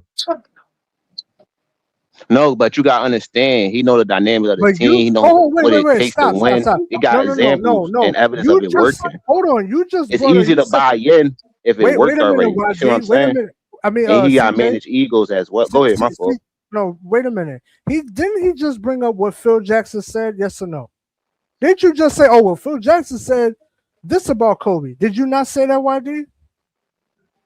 Hey, bro, go to the next point, baby, bro. You cooking yourself. Man, this nigga. Hold man. on, this You the don't wanna thing. fucking answer nothing. Hold on. I think this the Bro, thing. bro, I'm talking to CJ, nigga. Hey, big bro, my nigga, chill out, bro. Cool out, nigga, relax. Like, me? nigga, bro. No, I'm talking to what's that nigga name? You talking about me? No, he's talking to me. J. No, Well, hold on. What I'm trying to say. I'm talking to him. Okay, well, let me say this right here, man. I think this is kind of bridging the gap. When he said Kobe did whatever he wanted to do, that can be interpreted as, and I think that's where the disconnect is. It is, because that's a fucking lie. That means he's uncoachable. That's what he's saying. That's right. what made him think that you were saying he was uncoachable. And that's a lie. Maybe that's not what he meant. Maybe that's not what YD meant, though. Yeah, but he shouldn't have said that. That's not what I meant, see, that's the thing. In 2006, but when Kobe hit the 81 points, he did that in the triangle. He ran the triangle the whole time. No, but we're talking about the totality of playing under Phil Jackson. They wouldn't be champions if Kobe just doing whatever the hell he wants to do.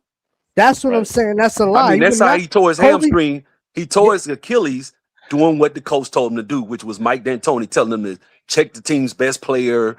Right. That's what messed him up. Because Kobe can play off the ball and he's coachable. That's the bottom line. So that's what I'm trying to say against YD. I'm saying you're talking about Kobe. I mean, you can say that, bro, but it was a time that Phil Jackson didn't agree with that. That's why he's about to trade him for Grant Hill. God, bro. I mean, okay. All right. Well, the trade number one. Hold on. Number one, bro. Number one, the trade didn't why happen. they all can't just get credit, bro? Like they all dominated. They three-peated. The last team to three-peat. Hold on. Number one, the trade didn't happen, and number two, he came back to all coach. All I said is that Phil Jackson must didn't feel like he was coachable. He's about to trade his ass. Okay, and guess what?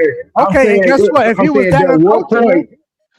There were points, nigga, when they tried to trade the nigga. So that's what I'm saying. And what I'm saying is, wait, hold on, CJ. And what I'm saying is, if it's that bad, you shouldn't have came back to coach. If it's that bad, where you're saying a player on the team is uncoachable, why did you come back? That don't make no fucking sense. And why you talking about Phil Jackson? Didn't he say LeBron travel all the time? Why did? You gotta ask Phil Jackson that, bro. You say what? You like what Phil Jackson say now? Didn't he say LeBron travel all the time? So it don't make no damn sense. But hey, come on, bro. Like, bro, have some ethics, my nigga. Because you saying what he said, don't go off of what he said because it fits your point. He don't have no choice because he don't have a point. He don't have no damn point. He's just running his mouth. He don't have no damn point. He just wants to blurt out, "Oh yeah, well, Kobe was just doing what he wanted to do." How do you figure that? Like we don't get that. Players always get more credit than the coach, bro. They on the court.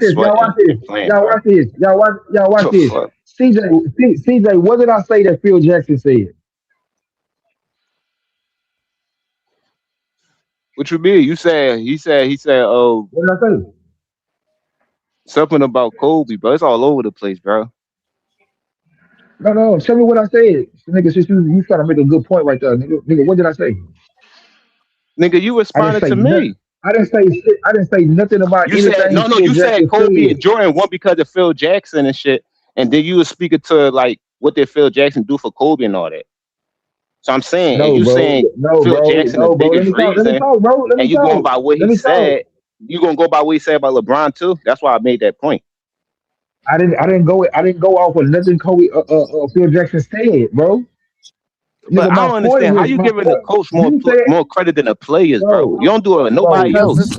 Because this is a double standard to keep Kobe out of the conversation. That's who get a coach more credit? You just said they won because of Phil. Yeah. Anyway, hey, I'm about to get up out of here, man. I got some dinner waiting on me and shit. Hey, KB, I know you listen. Salute, brother. Salute to all y'all on the panel. Salute to everybody in the chat. I holler back at you. Hey man, check me out. LeBron Haters Refuge, man. Come check me out. Oh yeah. Sub-Zero. Yeah, I know where your spot is at.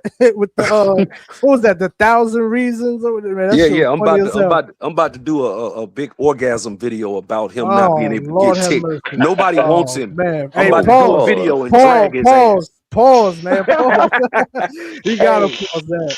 Hey man, I don't think about gay sex all the time, so I don't say pause. But I'm just saying, I'm about to do a video. It's about to be a party, baby.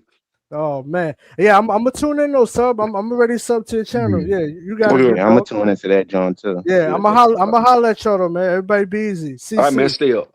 Catch you. All right, you too, man. Man, y'all stop. I understand where you're coming from, sub, but we gotta give Bronny, like, we just gotta give him grace, bro, at this point, because we understand nepotism. Like, it happens in the NBA all the time with the coaches and stuff like that. I don't. Let me tell you something. I don't mind nepotism to a certain extent, even in a team. If your son is a high school All-American, top 150 player, like I'm gonna give you a good example. Cameron Boozer. Let me say this. Cameron Boozer to me is not that good of a player. I don't see him going to Memphis. I don't see him going to Memphis and doing anything. He's playing college. He looks good against kids. I don't think his game transitions to the NBA where he gonna get up there and be a 20-10 guy. I don't see it. Sorry. But his pedigree and what he's done and his accolades warranted where he is. See what I'm saying? That's not nepotism. Well, yeah, but you know, yes and no. Like, yes and no. Let me say this. A lot of these guys that you see that's getting drafted, they got their dad playing the NBA and this and that. A lot of these guys, everybody ain't Dylan Harper. Dylan Harper legit, straight up. But it's a lot of guys, they kids getting a look because of their dad. I'm sorry they are. That's what I feel. But usually, like, for example, Scottie Pippen's son, that boy led the SEC, he was averaging 24 points at Vanderbilt. That wasn't just, he ain't just no trash player. See what I'm saying? So. Oh, I see what you're saying. You're saying if Bronny was at least, you gotta have something. You gotta have something. Then when they give it, but if they give it to you and you on a team and you the 8th leading scorer on your team, that look bad. That's different. So LeBron is gone now. So can we say whatever happens from here on out, nigga, that's on Bronny? Yeah, like I hope they cut his ass and give him his money and send him on his way. I mean, it's on him once he put that jersey on, but I just think he should be in the G League if he need to develop his game. Because I understand what's going on, but I look at I'm saying mainly in the G League because he come to NBA games too. But look, I know people don't want him to play NBA games, YD. But look, if we was all like in the league or whatever, I'll give y'all like a shout out and get y'all in the league too. So I feel like if I'm cool with y'all and I know y'all, I'll give y'all opportunity. Man, bro, like the world is I'm in IT. I'm in IT. I run an IT company. I got an IT company. I train people. If you want to learn IT, and I make over 6, so I train people how to do that, right? If a person comes into a job setting where I work and they want to get a job, they have to be able to meet certain requirements. I'm gonna look like a sucker. I'm gonna look. What if you know them? So you can't just come. Hold on, I can't just come in there and have you grab somebody's $1 billion database, and your ass don't understand how to do a select statement. You gotta be competent enough to be in the room. Man, you done put some of your people on. That's a fair point. But what if that was like a family member? Would you still hold, or you'll give them like a little more leniency? I can't. My brother wouldn't do it for me. Like, it was jobs. My brother was working. My brother worked directly for Oracle. He got a project in the Cayman Islands. I begged my brother to give me. Hold on. I begged my brother to give me a job. He couldn't get me up in there and explain to these folks how I belonged in there when they spending their money. These folks are spending $150 an hour, and they ain't gonna just. These people ain't just giving out money for free. So you can't just bring somebody in there in IT and get them a job. Where the Lakers are. Agreed. They are. They bringing somebody in there that is like that. Let that man get his money, bro, and let's stop hating and doing all that other shit, big bro. Brother, I'm the LeBron hater. I'm a LeBron hater. I don't think it's hate. I told you before, brother. I don't want to see this nigga do well. I don't want to see his child do well. That's cool. Damn it. I'm that nigga. Hey, bro. I'm him. Hey, bro, that's cool. Hey, big bro, that's cool. Hey, my nigga. I'm saying, you proud of that shit? Yeah, listen. When I say I don't want to see him do it, I don't want to see the man die. Or let me speak. Let me clarify. Let me clarify, please. Let me clarify for you. You take that and run with it. It's not that I want to see the man dead. It's not that I want to see him. But when it comes to basketball, I don't wish him well. And the reason I don't wish him well, and you're gonna disagree and you're gonna overtalk me and start screaming as soon as I say this. If you go, let's get it out. Let me tell you why I call myself the LeBron hater, right? Number one, when you a top 3 guy in the NBA, right? They don't laugh at You no got shit you. like Hold that, on, bro. can I talk, please? Can I Go finish? ahead. If you the top 3 guy in the NBA, and you go join another top 3 guy, right? And then you start screaming that you trying to come for the guy that took a guy coming out of college out averaging 7 points, and you guys went and won 6 back-to-back, 3, whatever, 2, 3-peats, and you trying to put yourself on the same level. I don't respect that. That's number one. That's the number one reason why I don't like LeBron. But not just that. You then go and do all this manipulation, clutch sports. You got them sucking you off on TV. You got people seeing you not walk back on defense, and we supposed to sit up here and act like he's playing at a high level. Everybody sees it. That's why don't nobody want his ass. And for me, that pisses me off. Being a guy who had to earn and get everything I had to get, I will never, ever respect to my death, to my last breath. I will never respect him, ever. I think he's bad for the game. I think if a kid, hold on, let me get it out. If a child sees him and tries to imitate, listen, if I'm a coach, if I got a child growing up, listen, if I see a son, my son growing up, I tell him, this is what you don't do, son. Don't do that. You got to come cross half court. Son, after the game, if you lose, you take responsibility. You don't talk about GMs. You don't talk about, I hate that shit. I fucking hate it. So that's why I don't like his ass. That's why I don't want to see that nigga make it. Was his daddy good? Say what? Nigga, you heard what I said, nigga? I said, was his daddy good? Who? Nigga, the whoever you were just talking about, I'm talking about your son, all that. Yeah. I'm saying, but what I'm saying, but you got a son, right? Okay. Wade, let me say something. Was I good? Put it like this: I was good enough to get a college scholarship, and I was good enough to play overseas. I was not an NBA player. I can tell you what I couldn't do well. I wasn't a good shooter. I'm gonna tell you, I wasn't a good shooter. I wasn't a good ball handler. I was a slasher and a lockdown defender, and I had over 44-inch vertical. That was me. So with all that, go ahead, CJ. All right, so Zell, all right, so when you saying that, all right, he gotta be ready to do the job. So in that case, and it's on you to teach him, and he could be able to do it as you teach him. I'm gonna put it like this, man. In tech, this is what happens, man, and it's just the truth. If I get in a position where I can bring somebody in and I have a relationship, you have to negotiate the contract. So I have to be able to negotiate the contract, and I can bring this person in on that basis, and I know that I'm gonna tell them, hey, I'm training them. He's this, he's that.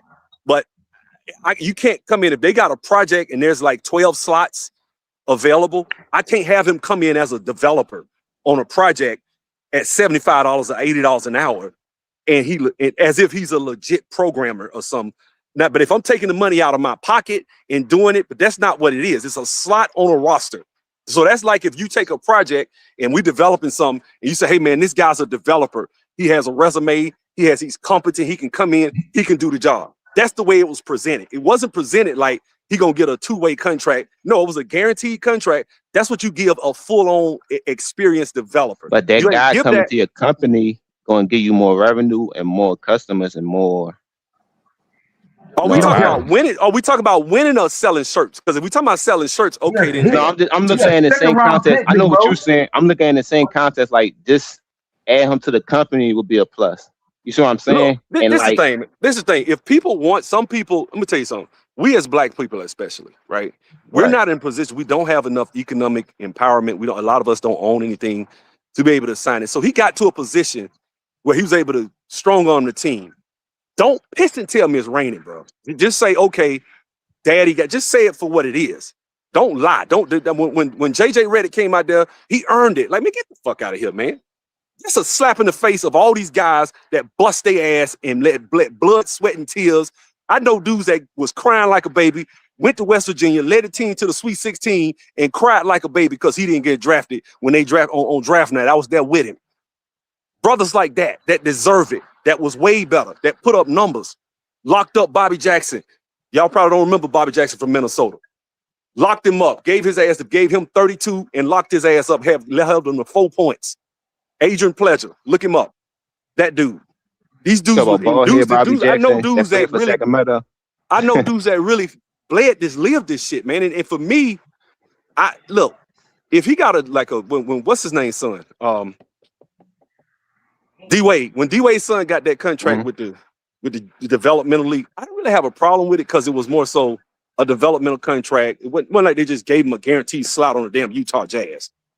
So it's like, okay, he still had to earn it. He didn't get it. Cool. You know what I'm saying? I just looked at it when a roster spot, and then the coach get out there and it's you pissing on me and telling me you was raining when I know better. I know what it looks like. I know what a guy that gets a guaranteed contract looks like because I done played against them and I know what they look like. And that's not it. Could have rushed rushing LeBron James in the league to play with him before he retired and stuff, especially after that situation. He wanted to be closer to him. So can like that be like a scenario? I don't have a problem. Listen, I don't what you do, if you want to do that, fine. Just don't lie to me. Don't try to make him out like he's an NBA player when he's not. Don't lie. Okay, I see what you're saying. Don't lie. They lie. That's not what they're saying. They're saying this boy's a real NBA prospect. And I'm like, no, he's not. Hey, so why the Lakers keeping him? Because of LeBron. They had a 4-year contract. No. Like it's a business. It helps. His contract wasn't guaranteed until yesterday. No. I heard they did that before he announced. Because my boy called me cussing. Like this nigga gonna announce right after they guaranteed the contract. Yeah, or something like that. So I don't know. Okay, let's say Bronny actually is a legitimate prospect. That's not even. I got a million reasons. I got a video. 100 reasons why LeBron is unrankable as a player. So that's one out of another 100. And this season probably gave me another 20 I can put on the list. So shut that stupid shit, I just don't like him. I don't like him. But if you say something like, you know what? I mean, at least you are it. It's just basketball at the end of the day. It's just, hey. Hey, but it is. So you don't got him on the list at all? Say what? You don't got him. I can't rank a guy. Put it like this: when you talk about a list, to me, a list is a guy that, hey, if you start in a franchise, who would you draft? Right? That's what my list would be. So if I start a franchise, let me get it out.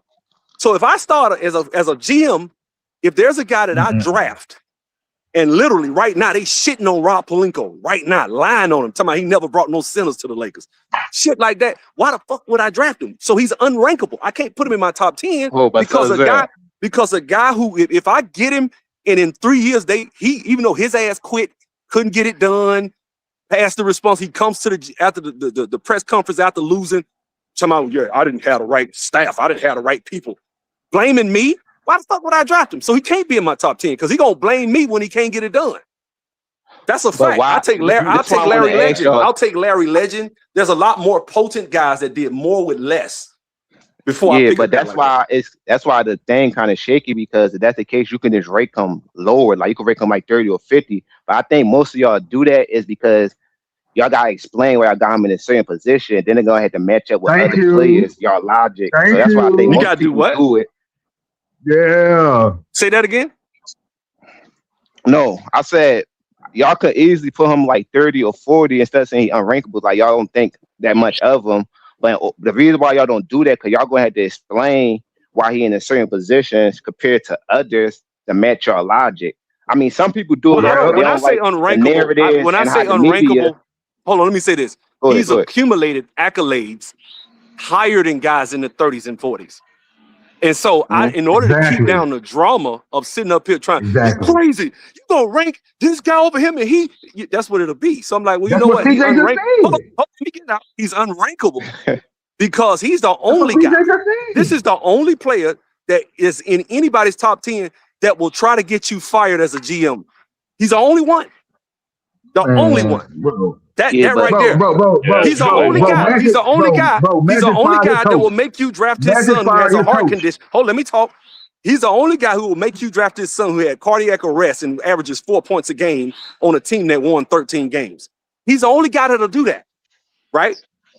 He's the only guy. He's the only guy that can walk on defense, and the media will get on to you as the coach when you see he didn't even come across half court. And we're talking 5-6 seasons of this. We're not just talking about last year. We've been seeing him do this since he got to LA.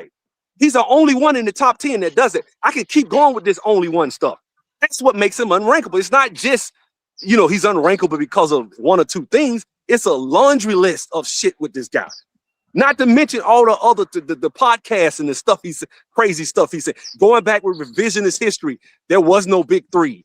Going back talking about, we ain't had no step. I'm there, but you got Ilgauskas, you had Eddie House. Eddie House was a shooter. You had some team, but you talking about that first year you ain't had no talent. You the one that went to the finals and nutted up and started averaging 16 points a game. That's why. Son, I'm on the phone. But can you name 15 players like better than him? Like following the same logic. You can name them, but that's the thing. I'll give you one, Charles Barkley. But you see that, and that's gonna sound crazy, don't it? That's crazy, right? But I know for a fact if I take Barkley, hold on, I know for a fact if I put Barkley on the Miami Heat 2011, ain't gonna happen to Barkley. It wouldn't have happened. Prime Barkley, 1993 MVP Barkley, that wouldn't have happened to him. You just had to beat Barkley. It was not gonna be that he mentally broke. 2010, quitting and walking out that tunnel, that ain't gonna happen to Barkley. That's what I'm saying. I can give you 20 players, but it don't matter because at the end of the day, when I say unrankable, that's what I'm talking about. I got legit, real, viable reasons why he's you unrankable. value on the team he stacked, you valuing how much time he lost, you adding all that in there. I understand what you're saying. And you saying he got the most help ever. So you factoring all that in. Do you add the media he got around him, the media team he got, Clutch Sport? So all that around basketball, I mean, I understand that, but it's easy to just put him 20, right? 20? I mean, if you want to put him, I don't really give too much thought. I don't give too much thought past 10 because now you're getting into Isaiah Thomas, Kevin Durant type guys. I never really given it that much thought. I'm gonna be honest with you. I've never really given it that much thought. Kevin Durant, though. I've never given it that much thought. I've never given it that much thought past number 10. I really have. Because when you rank the player that you rank and you say somebody unrankable, you're going to have to okay, so I say, for instance, I'm pretty sure you rank somebody like Reggie Miller. So he'd probably be like I hadn't ranked there. I hadn't really gave him no rank. I mean, you sound like a basketball savant, so I know you know who like a top. This nigga ain't no basketball savant. Listen, I'm not a basketball savant. I'm just a guy that was out there in the trenches that played. Coach told me I'd never make it. 6'1", rode the bench in high school. Nobody wanted me, and I bust my ass and earned my way. That's what I did. So, and I'm very proud of what I did. Nobody's ever. I got a homeboy who was an All-American. He tried to talk shit about me. I'm like, bro, I'm proud of my career because I wasn't ranked in the top 75 coming out of high school like you. So yeah, bro, nobody knew me, nobody wanted me, when you play professional basketball, you get credit no matter what, bro. That's the whole thing. That's what I'm saying. I earned everything I got. I earned everything I got. You play overseas or the NBA, you get credit. Like that's a win. So just playing college, hell, only 3% of people make it to college. So hell, just doing that. So I don't feel guilty. Like, the process of getting to that level is hard. It's not easy.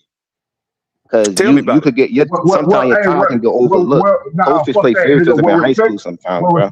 Well, respect what Bronny doing then. If you don't respect what Bronny doing, then ain't nobody gonna respect what you did. I mean, no, man. I ain't trying to be funny. I don't think Bronny's probably not better than me, bro. His way is completely opposite from how Bronny would. Bronny will fry you right now, bro. So he will be one of them players that he's speaking of that missed the opportunity because Bronny got the opportunity. So he's speaking from that perspective. Bronny will fry you, dude. Okay. No, not this. This the person that got the opportunity that didn't get the shine because they did not LeBron, but they great. Because there's a lot of players that's great, but they get overlooked because they don't got the pull. Man, it's guys. Let me tell you something. It's guys I ran into. Bro, when you talk about NBA, I mean overseas is A, B, and C.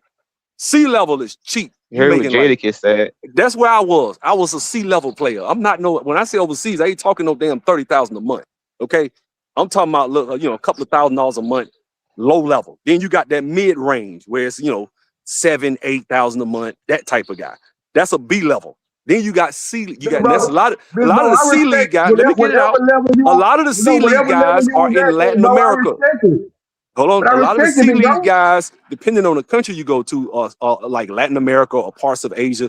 Europe, it's a lot more competitive over there. So it just depends on where. And this was back when I was trying to play. So it's hard. I'm saying whatever level you achieve, bro, I respect it. It's more than what I achieved. So it ain't, nigga, bro. Let me say this. Let me say this too, man. And I'm gonna say this. I understand the era we in too. It's a different era. Well, yeah, so but let me say that's this, allowed man. now wasn't being allowed. You see what I'm saying? So go ahead. Let me say this about basketball, bro. And this is just the truth. All of y'all are qualified to talk basketball. I'm gonna tell you why. This is my personal opinion. We're not talking brain surgery. It's basketball. You put the ball in the hole, right? We think basketball is so freaking complex. And I hate when these former NBA players, as a little low-level guy myself, I hate when they try to talk and pull rank and say, well, you can't talk because you never play. I'll never say that because in my mind, this shit is so simple and minute and easy. You can go buy a book. You cannot know anything about basketball. I can go buy a book and next week you can understand offensive schemes, backdoor cuts, all types of stuff. You don't necessarily, basketball is not some, so when these guys on the NBA, when they talking like this shit, like I can't see basic shit. Like anybody can look, because even like, for example, certain things, certain guys will say, NBA players will say it's not like that. Like Kobe was Nostradamus because Kobe saw what was going to happen with the American players. And now we see it. But they were arguing. There were people that came out trying to say that the American players were better. Well, come to find out, it's pretty much evident now that the American players are not. So even guys in the NBA don't agree on philosophy. Go try to look up how to shoot a basketball and watch about all the different, because my son is doing that now. It's 30 different I'm seeing like, God dang, I never knew it was so many different ways and mentalities on how to shoot a basketball, how to learn how to dribble. Type that up. How to get better. It's a million videos, different philosophies. It worked for one guy, didn't work for the other. It's like lifting weights, man. Some dudes will tell you to go all the way down with the leg press. Some dudes tell you don't. As an athlete, you're gonna need your knees. I chose not to go all the way down because I didn't want to mess my legs. I didn't want to take that choice, take that chance. So that's what I'm saying. So when it comes to basketball, it's philosophy, philosophically. I hate when people try to, these NBA players like Jalen Rose. I played ball like Jalen. Come on, man. This shit is basketball. We can see certain things. Like that philosophy of you can't win with a small guard. I know it's bullshit. I know it is. I know if a guy is legit, when you're on the court and you a dog, it don't matter. I know a dude, you can look him up. His name Courtney Forson from Montgomery, Alabama, my hometown. That little nigga about 5'10". He had a couple of 10-day contracts. If they put him in the league and they say, Courtney, shoot the ball 20 times, Courtney will go off. That's what happened with Tyrese Maxey. That's what happened with Jeremy Lin. He got in a situation. A lot of players speak on that. They saying a lot of people get opportunities. It'll be like that, but it's about contracts and stuff like that. So that's why, like, the business side of the NBA kind of stopped it because they don't want to pay all them players. Like my homeboy, it's like that in the NFL. My homeboy played at Stillman College in Alabama, a little small HBCU. I think he was at, what was he at? He was at the I don't know if it was the Raiders or the Panthers. He got all the way down to the last cut. They chose a guy from Nebraska, and then the coach told him, man, he knew he was better than the guy, but they chose him because of pedigree.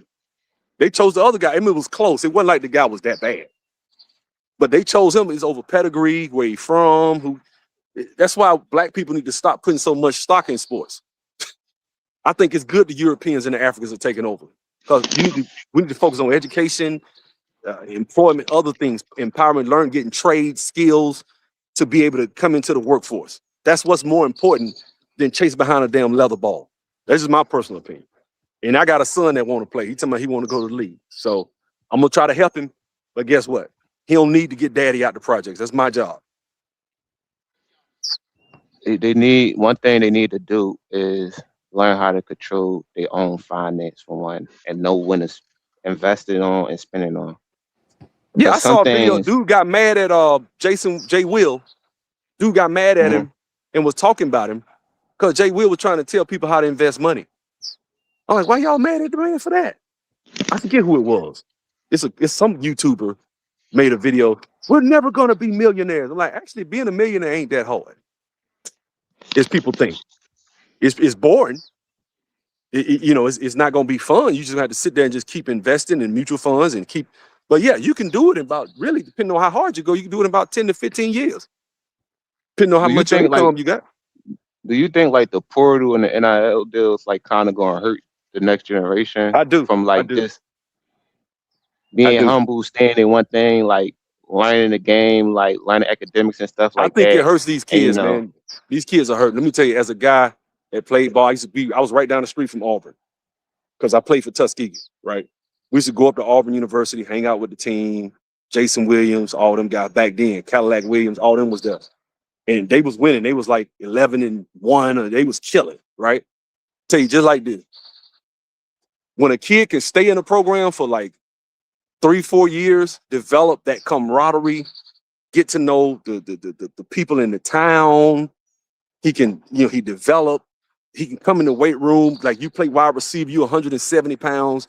You get in the weight room as a red shirt, then you sit, but if a coach scream at you and you quit, I'm saying this as a 51-year-old man. The coach scream at you and you quit, that's what I tell my son. You stay your ass there and you figure it out. Now, if you see where it's an unfair situation where you don't feel like you're gonna get a fair shake, then leave. But just leaving because some seniors in front of you or some juniors in front of you and your ass a freshman with 5 years of full out eligibility plus a red shirt, take a red shirt, work on yourself, go to practice, do what you're supposed to do, learn the playbook, be a leader. Because that's gonna create better men. That's what I care about. Everybody just get the bag, get the bag, get the bag. Well, yeah, you get the bag. Yeah, these kids get the money, and then I'm like, bro, because let's be honest, man, when I was 20, you'd have gave me that kind of money. Bro, I'd have started a strip club. I'd have been trying to fuck everything moving. I would have. I'd have probably had 30 kids out of it. That's exactly why I posed that question. Because I would have cut up. I know I would have. I cut up anyway. So, and that was with no money. Don't give me no money because then I'm really him. So that's what I'm saying. These kids don't need, this is my personal opinion. I don't think these kids need hundreds. They're going to be getting 20 million in a minute. Like, it's crazy. And I just don't think it's worth it because a kid at that age doesn't know what to do with that kind of money. I say give them 250,000, cap it off. They get the rest at 30. Because then you calm down. That's the thing. I want that conversation where we could be able to give young kids money like that and they know what to do with it. You see what I'm saying? See, the thing is, but you can't do that when you got a kid. But most of the kids with the talent, a lot of them coming up out the projects. Mama got a ratchet ass baby mama. They got 2 baby mamas by the time they 18. They got mama, your mama ain't but 29 or some shit. You know what I'm saying? Like, I feel you. Them niggas ain't finna know nothing. They just gonna get that money, buy chains, flash, gold, silver. They gonna be out here, doing ratchet stuff. And I think that's not good. I think 250,000 is enough, a cap where they can taste it, but they not ridiculous. You can go get you a nice car, and that's it. Yeah, but and that's what I'm saying. They talent alone gonna get them endorsement deals and other like venues to like make them money. Some people don't even spend it. Like I like what Jason Tatum said. He said he ain't spend his NBA check. He spent his endorsement money. I think Gronkowski said the same thing. So it's ways like it's about the people around you too and who you got in your corner. That's most important. That's why people made so big of a deal that the first 10 people in the draft got 2-parent households and stuff. Yeah, I saw that. I think it's about how they raise a person and like what they teach them and how to do it. Because a lot of people not teaching them because they so busy on the money and they want the fame too. Like the parents. If you get your child, if you could get your child in that top 150, this and that, they think about spending. If you get your child in that top 150 in basketball, you qualify for NIL money. Because you can probably go to a Power 4, whatever it is, right? You can go to one of those schools, ACC, Big East, or whatever it is. I don't know. That probably don't even exist no more. They keep moving like musical chairs, but you get these big power conferences, you go to these schools, you get money thrown at you. Like a school nobody thinks about, like a Georgia Tech or like one of those schools. You go there. Like the AJ went to BYU. Like that's what I'm saying, but he was already a millionaire in high school. Yep. He got money in 11th grade. His dad quit his job. But this is the thing. In order, and this is the thing, you got to get your kids on these circuits in AAU. You got to put you got to have them put the work in. They got to want it. You got to get them on the right team. And this is the thing that I learned Me and my boy was talking about this.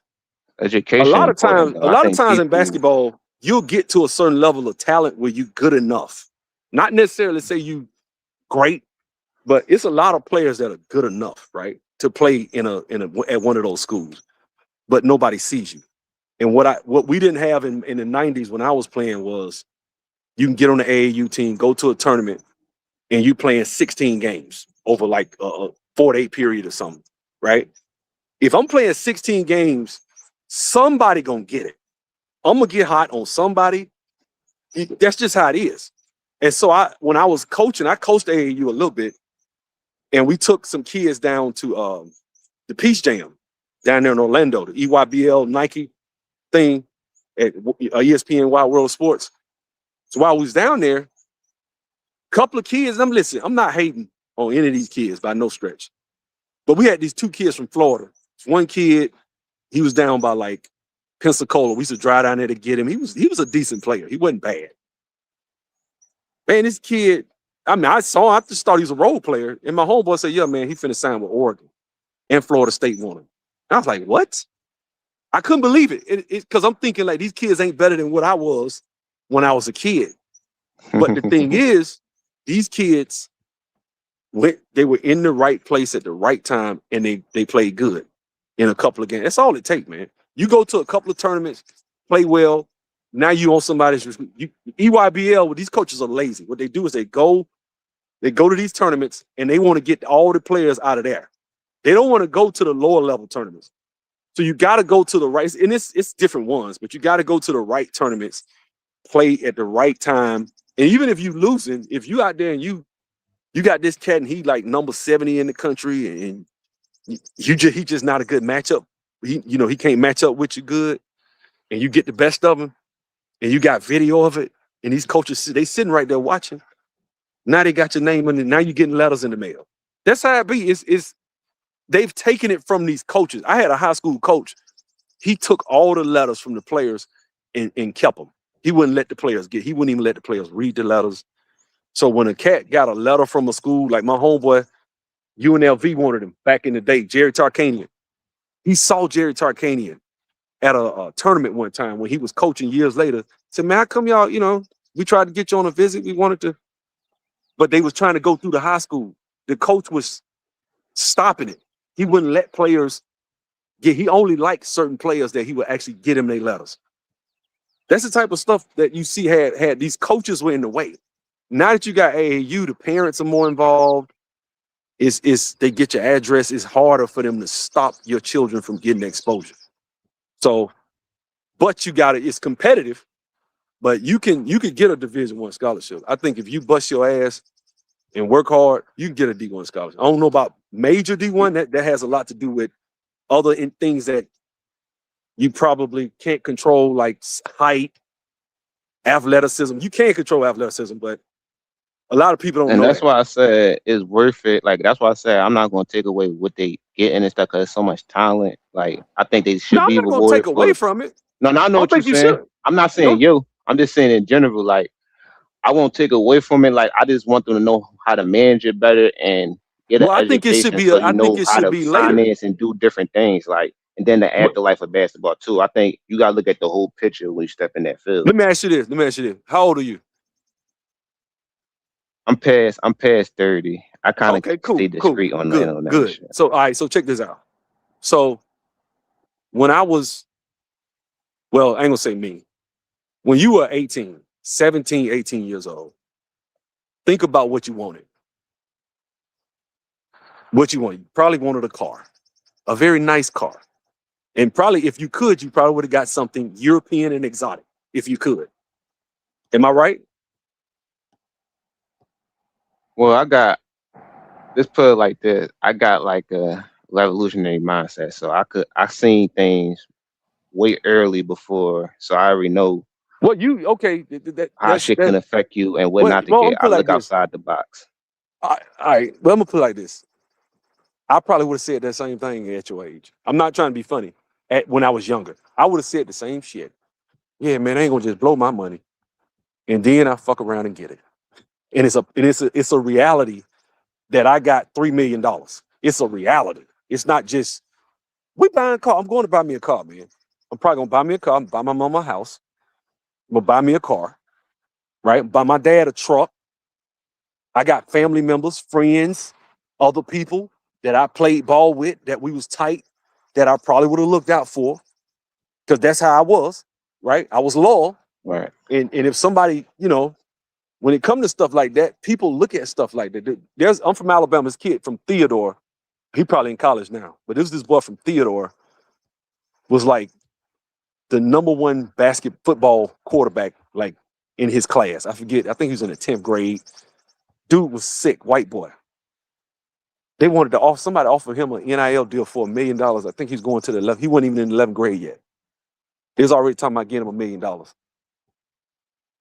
And he turned it down, which is crazy. But white folks are a little different. You see what I'm saying?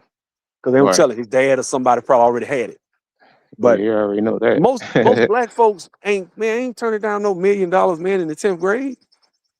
I'm like, bro, you could break your leg and never you could snap something and never play, but you could be set. That's what I'm gonna tell my son.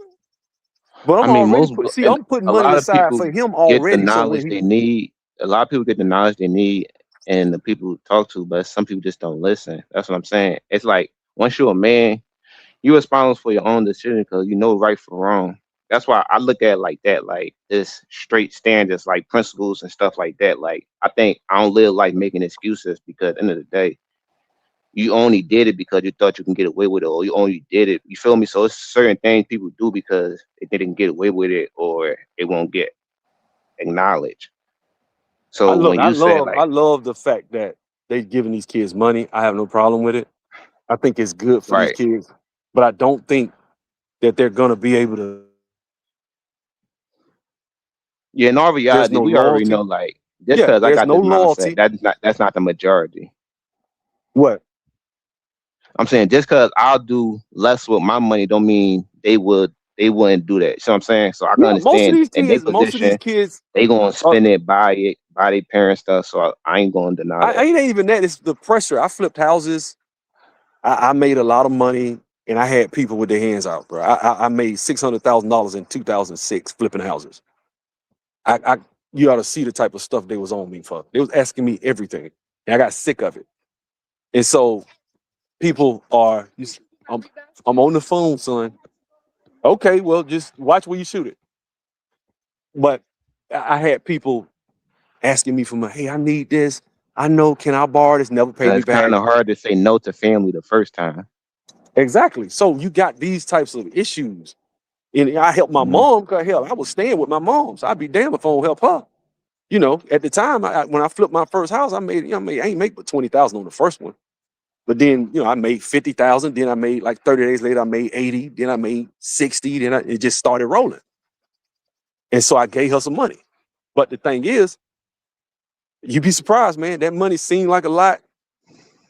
You look around, man, next thing you know, that money gone. You down to $12,000. Like, God dang, I had $80,000. People don't do their history and know where they came from and know what sacrifices other people made. So that's why I think the people wisen themselves and gain more knowledge and do they research and study more. I got caught in the 2008 housing bubble. That's what got me. It wouldn't have stopped. I was rolling. I was supposed to be a millionaire. I had a property. I was thinking way ahead in Montgomery. I was trying to build loft apartments. I had got some commercial lenders. I was finna kill them. And then 2008 happened. That what stopped all that.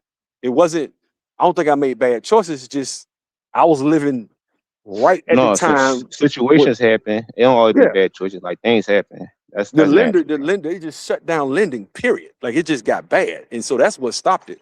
But I learned from that.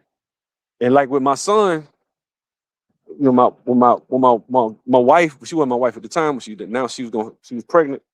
I told her, I said, hey, every month we're gonna put some money in this mutual fund. And when he get 30, he's a multimillionaire. I told her, if something ever happened to me, do not take that money and give it to some college for his education. I said, I'd rather you get student loans before you do that. Let that money grow. Let it grow, let it get a nest egg, let it keep going. That's it. Because by the time you go to school, get student loans, pay on them for 7 years.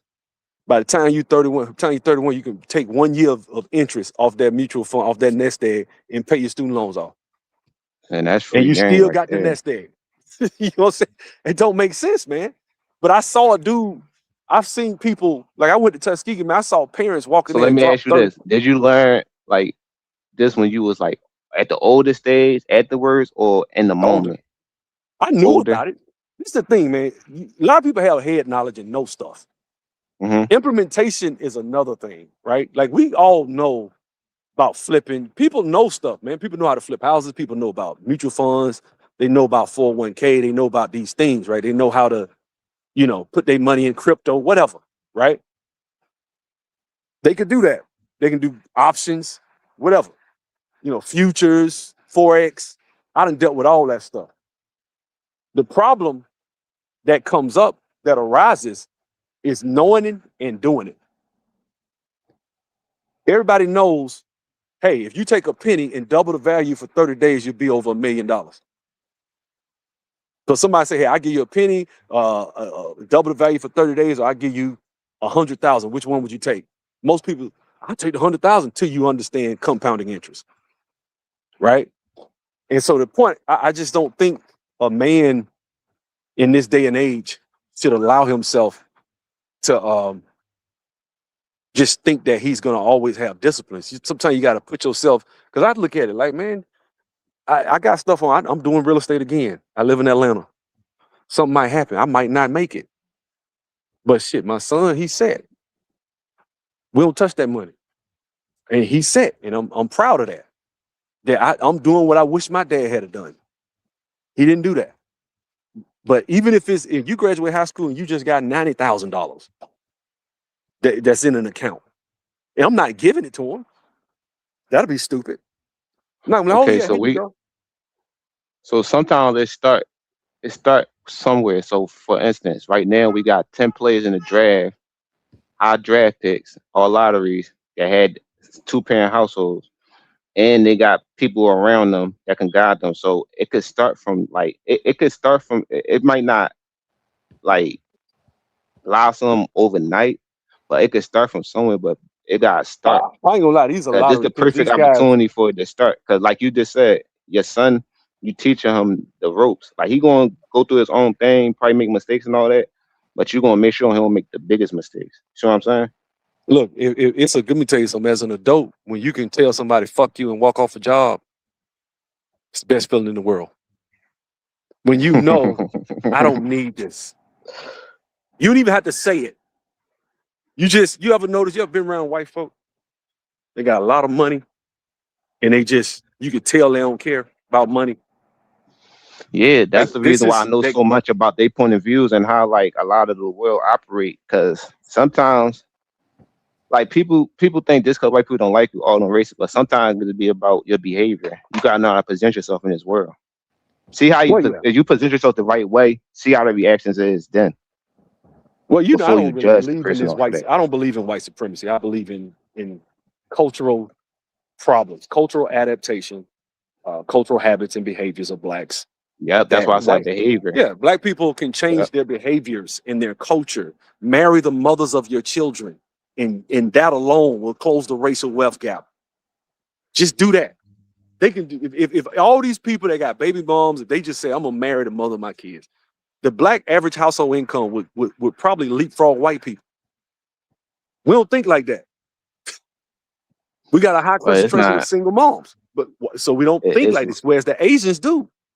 Asians, they got like 3% of their kids. What's they influenced by? What's they around? And you see what I'm saying? So that matters too, because it's bigger temptation for a black female than it is for an Asian or white. 'Cause 9 times out of 10, they already gonna have the silver spoon in their mouth from the start. I don't think so. I don't think that's why they do it.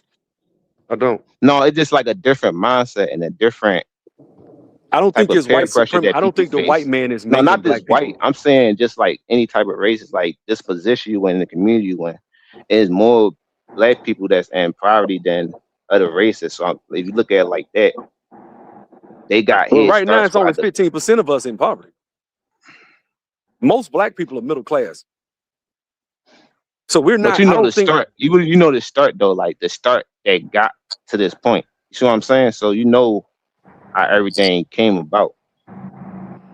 Well, I'm gonna put it like this, man. I don't. Like I it's think. doing better now. Like, but I'm saying But yeah, like that's what I'm saying. it's But we've still been. like a We're not. It's not 1955, right? We're in 2026. So most of these people that are young, that are of baby making age, you talking 35 or younger. These people graduated in the last, 15 years or so. These people, they can't sit up and say what our grandparents could say about Mr. Charlie stopped them from doing something. No, I agree. So, That's why I so say I when don't we make talk about, when excuses. we But look at I'm a giving you cultural like habit, if you feel me, yeah. but But you look at a cultural habit of a lack of parenting. Really, Black people have gotten away from traditional family values and morals. that's a fact. So because we've gotten away from that, we left the church, we left the traditional grandparent values and morals that we used to have. And so it's not the stigma of having sex outside of marriage, and a man not taking care of his kids is not as ashamed as he used to be. Those are things that have caused this issue that we have. And I think when you look like the number one song in the country, Spin That, right? About scamming and boosting, right? And we're proud of it. And now you got people making videos dragging a woman that's saying, what's wrong with y'all? So when you're morally bankrupt, right? When you support an organization that on their website, when you support an organization called Black Lives Matter that was on their website saying we reject the nuclear family. No, not right now. You see them on the phone. So when you reject the nuclear family, that's what Black folks don't know. We think we don't even do research. We blindly supported that organization. That organization was LGBT. They didn't even mention the word fathers anywhere on that website. They said we want to provide a space for mothers, parents, and children. They couldn't even say that. So real quick before my phone dies, since I got you up here, I want to show you my little girl real quick playing ball. All right, go ahead. Let me know what you think. I'm trying to Great train point of her. view too, so Yeah, I'm trying to train her. And I'm gonna let y'all continue, man. Y'all can go as long as y'all You want. get some of that NIL money. Go ahead, man. Yeah, I'm gonna try. Try again. Try again. Good shot.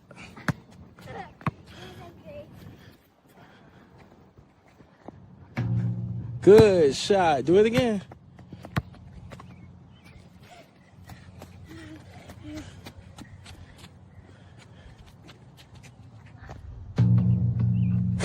Good shot. That's double rims, y'all.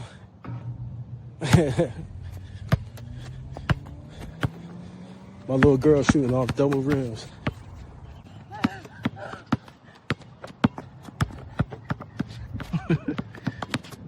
Man, you going crazy out here. You going crazy out here, girl. Give me a high five.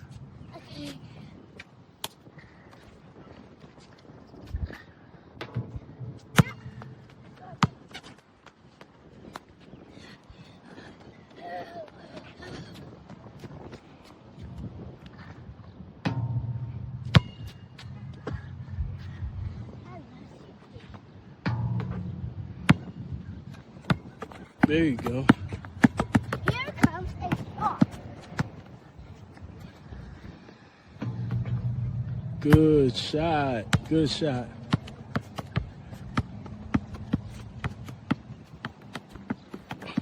Girl, you going crazy out here.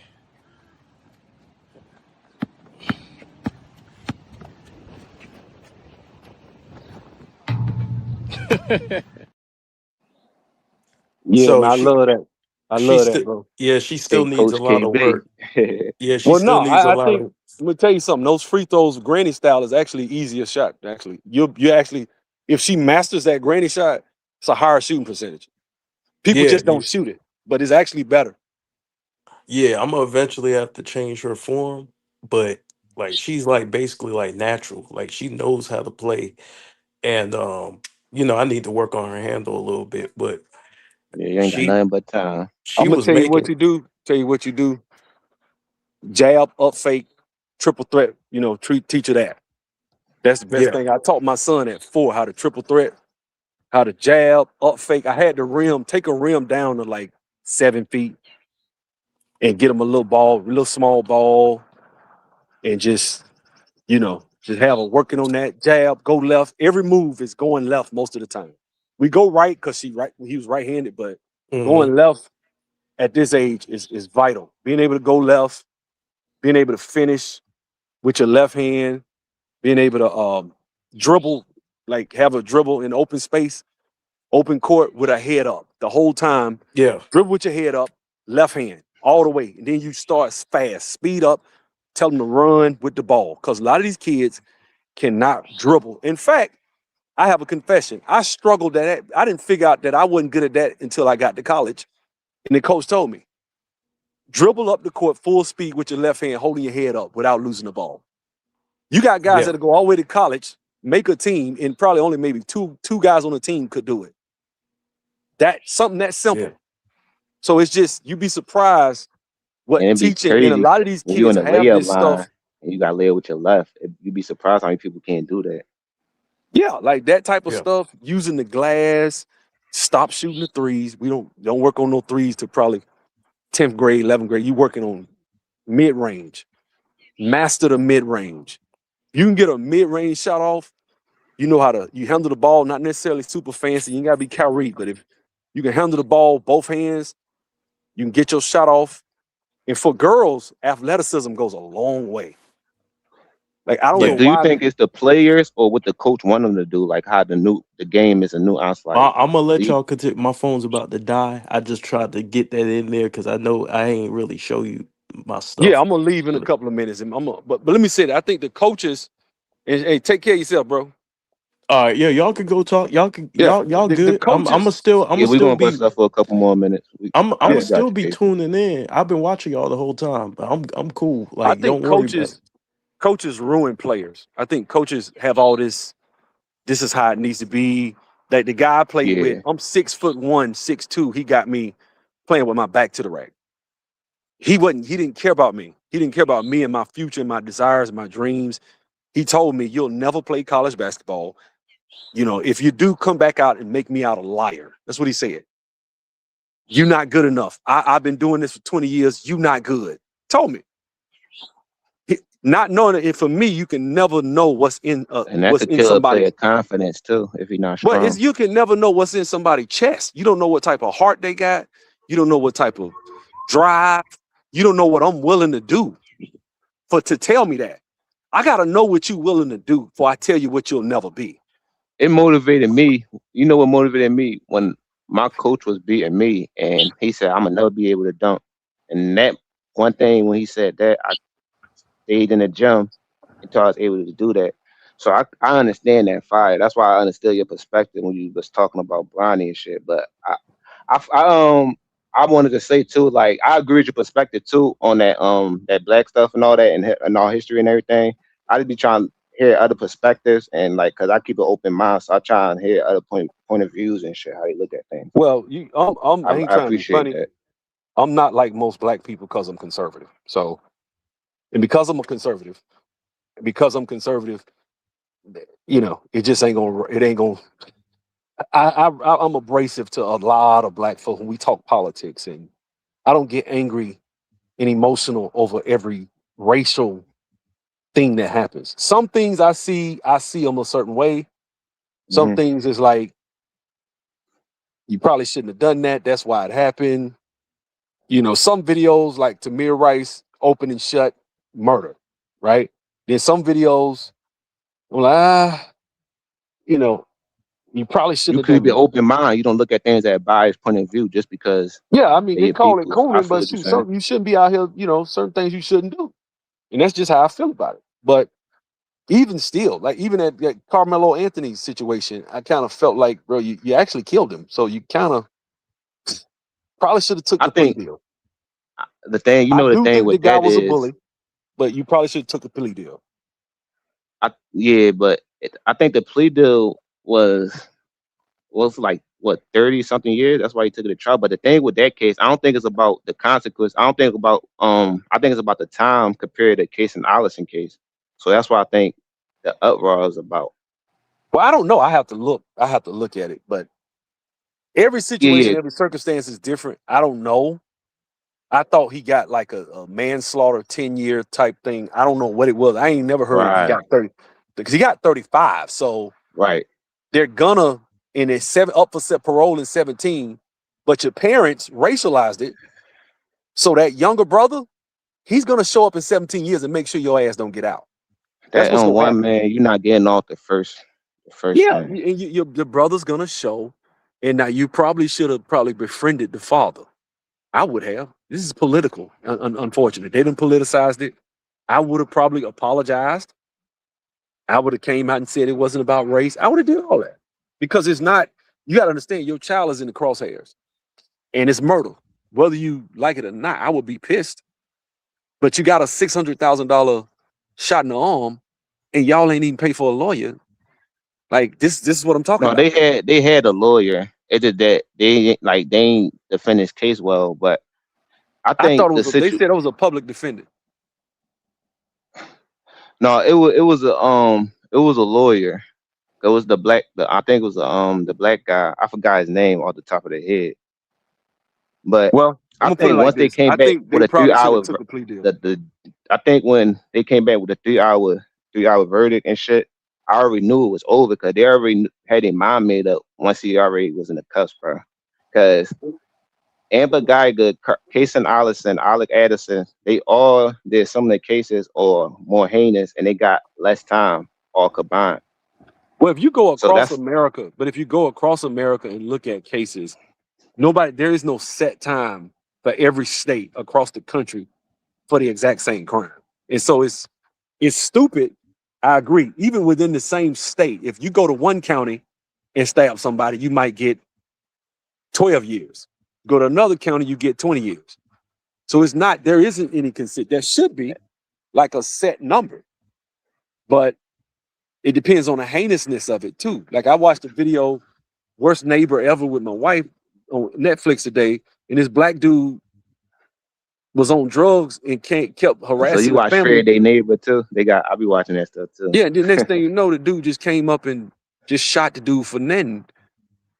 Good dude, man. Christian dude, husband, father, in the ministry, good guy. And he just killed him for nothing. That guy needs to get life. They gave this dude 28 years. He got less time than Carmelo Anthony. This dude chased him down and unloaded 10 rounds in him while he was laying on the floor, on the ground. And he got 28 years. Make it make sense. It's a David Pleasant case, like the Rick Child case.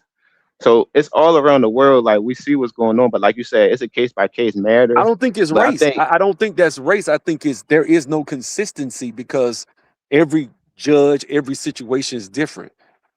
And when I say situation, I mean if you're in Fulton County, Georgia, and do something, and then you in Gwinnett County, Georgia, and do something, you might go to two different courthouses and get two different sentences. The judges aren't in collusion because it's a judge elected by the people to make a certain decision.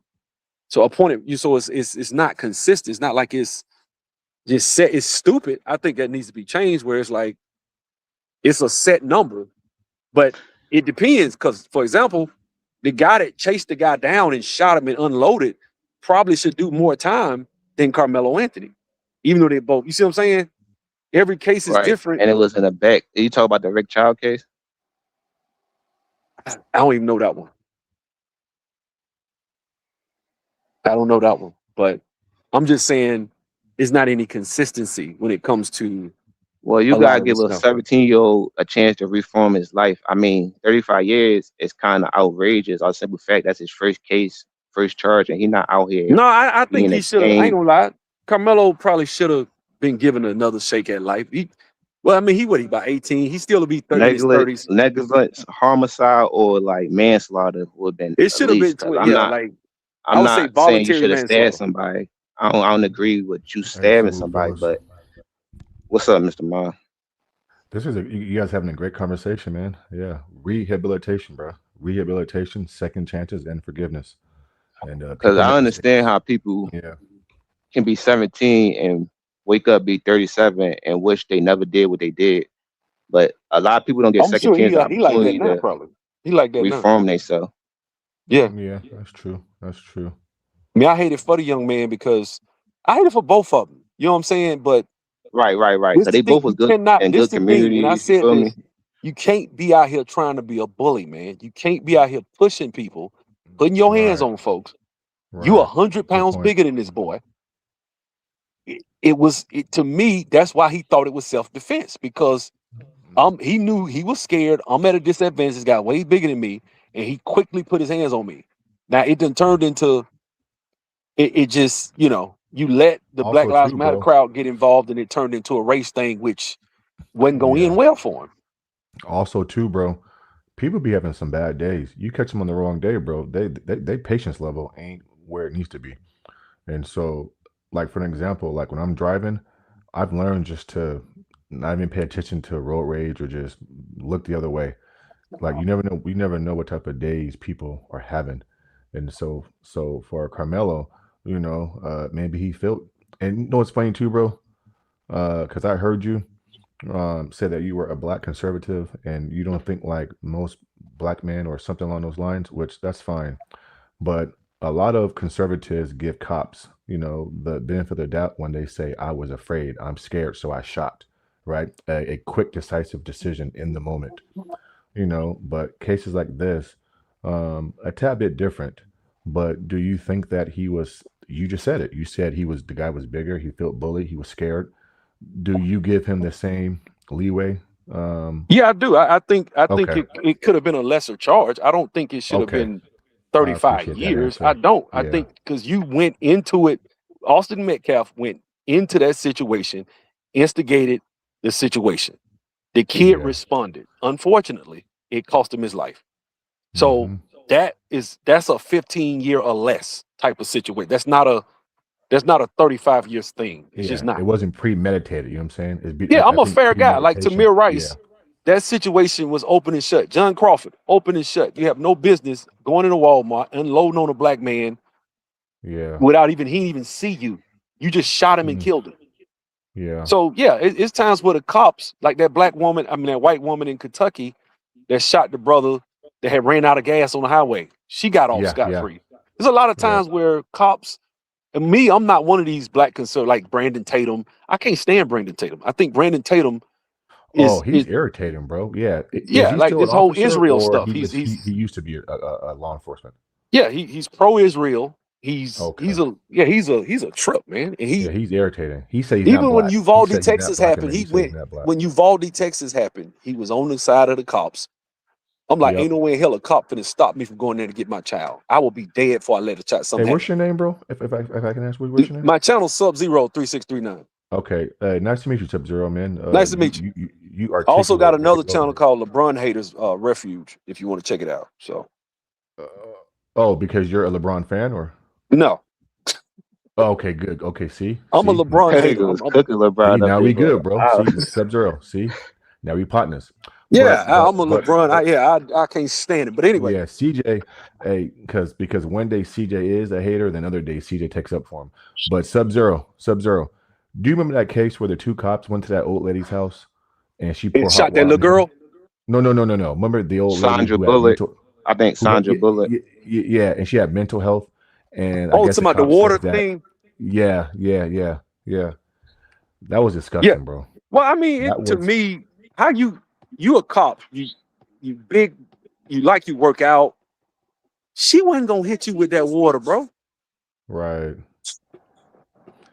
She wasn't gonna hit you with that water. Realize and work on de-escalation skills. It's ways to de-escale situations. He aimed for the head, like that. Yeah. I listen, man. It's certain things. Like I sat and watched Brandon Tatum justify them chasing down Ahmaud Arbery. And Brandon Tatum told a lawyer from the state of Georgia that they should have got off. And the lawyer called him and said they're going to be found guilty because they didn't see him commit a crime. And if you don't see him commit a crime, it unravels the citizen's arrest. It unravels so now it's kidnapping, It went exactly like that lawyer said. But because, and then Brandon Tatum, a couple of times, he said, what did he say? There was a brother, a mentally ill brother, we didn't know at the time, was in a neighborhood in South Carolina walking. And the white guy came out. He was in the military. And he ran. You're talking to my wife. This video. And Brandon came to his house afterwards. Yeah, the dude was just walking. And he came out there. Had to escort him out and shit. I know what you're talking about. So then the dude came out there and said, Brandon Tatum was like, yeah, I would have been out there with him trying to help him. Look, man, that's what I mean about conservative. I'm a conservative in principle, which means I can respect that. I'm for individual freedom and liberty, which means I'm against tyrannical government. Government means police too. You can't be for tyranny against people just because they black. You got to be. If I'm against tyranny, period. Whether you a black person or a white person, it doesn't matter. Skin color doesn't matter. The law should be blind. You shouldn't be just, okay, he's black, he's probably stealing, I'm gonna shoot him. I'm scared. No, can't do that. But you shouldn't be stupid either. Like the dude in Kenosha, Wisconsin, you know, he had that coming. Like, bro, they pulled the guns out, they tased you. You had a warrant, you had a restraining order. They tell you to stop, you don't. You're reaching for a knife. Hey, they shot where I'm at, fellas. If there's like a mental health call, if somebody has mental health, they call the county of Sacramento, and they come out to the site and they'll let the mental health workers talk that person down. Cops aren't trained to be mental health workers, so like you said, CJ, they don't de-escalate. They escalate. And so we need mental health workers on crime scenes communicating to these people, talking them down. Well, let me say this. I don't think cops are trained to implement the law or execute the law after just 6 months of police academy, when it takes great point years of law school for a lawyer to go to court and understand the law. How you get trained, that's while you're doing push-ups, while you're learning all this other stuff. They train you for 6 weeks, and now all of a sudden you can go ahead and you know the law. I have a problem with that. That's why Brandon Tatum is to me, a terrible example, because he thinks because he was a cop, he could just come in and address legal issues. Like when that girl got shot, he came down on the side of the cops. And I'm like, you can't do that, man. When the one with the water, I rebuke you. Oh, yeah. Gotcha. You can't come down, man. Them dudes shot that girl in cold blood. Yeah, they did. Yeah. I mean, and so that's my thing with conservative. I'm conservative in principles. I believe in traditional marriage, marriage with a man and a woman. For sure. Okay. Basic, So fundamental truths and biblical values, man. That's me. Yes. Well, okay. Well, Sub-Zero. I mean, they can still put you from behind. I'm a Democrat. I'm on the phone, son. Go up there.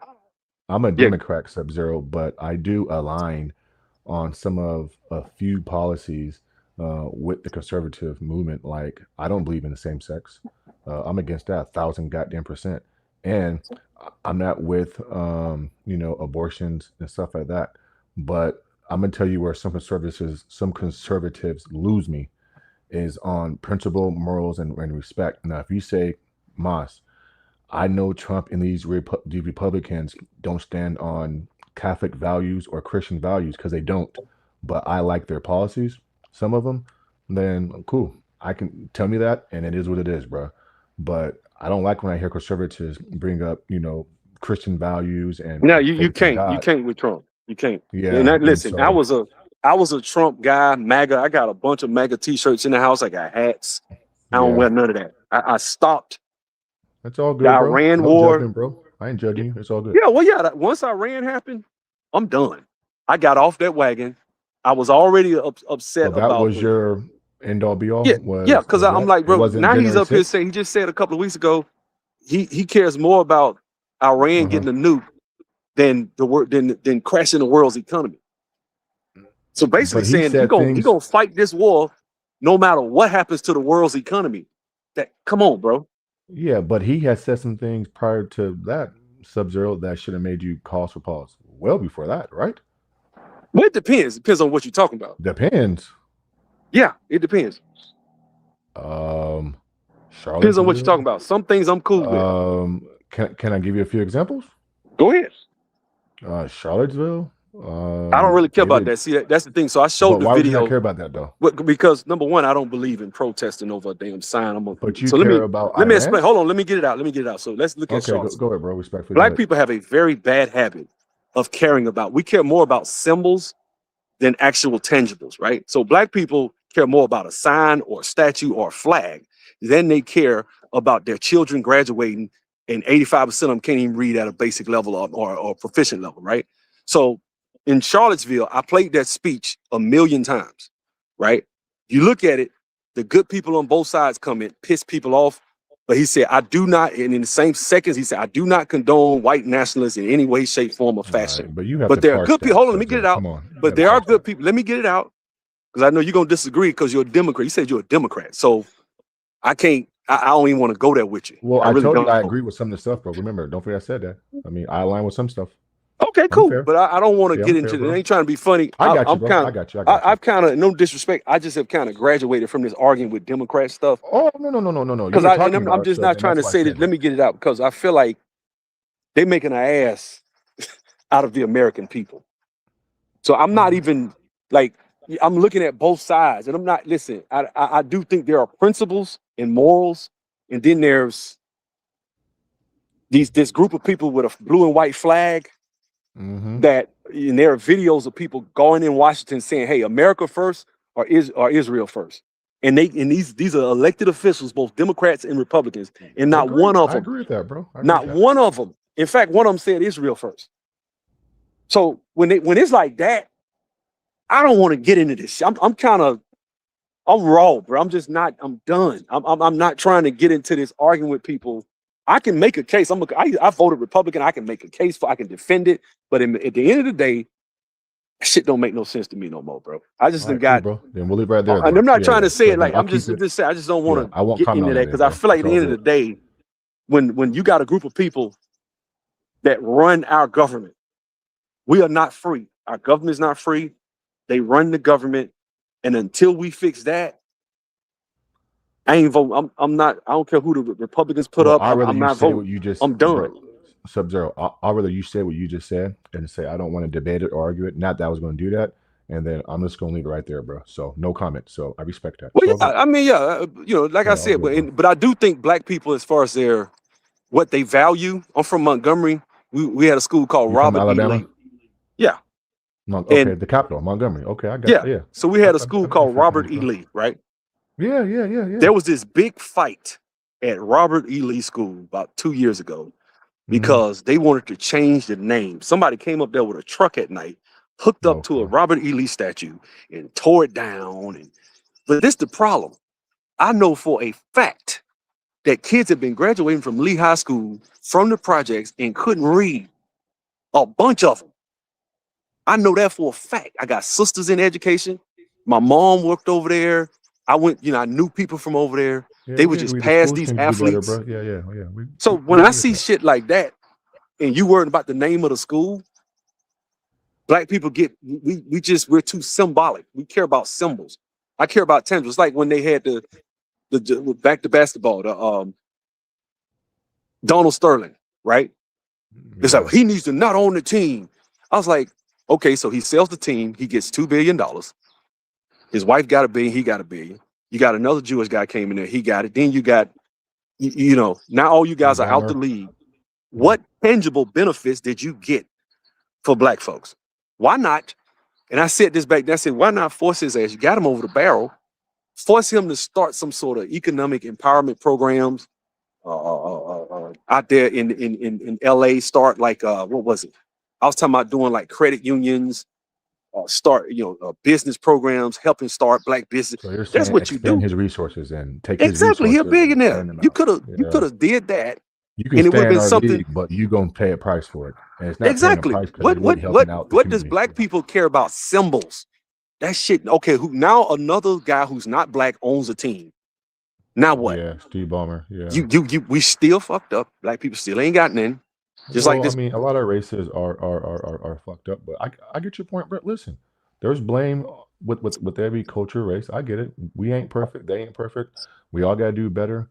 I wish my people. I'm black, by the way, Sub-Zero, and I wish my people would do Hey better. man, I thought you were Chinese, bro. My bad. No, I'm black.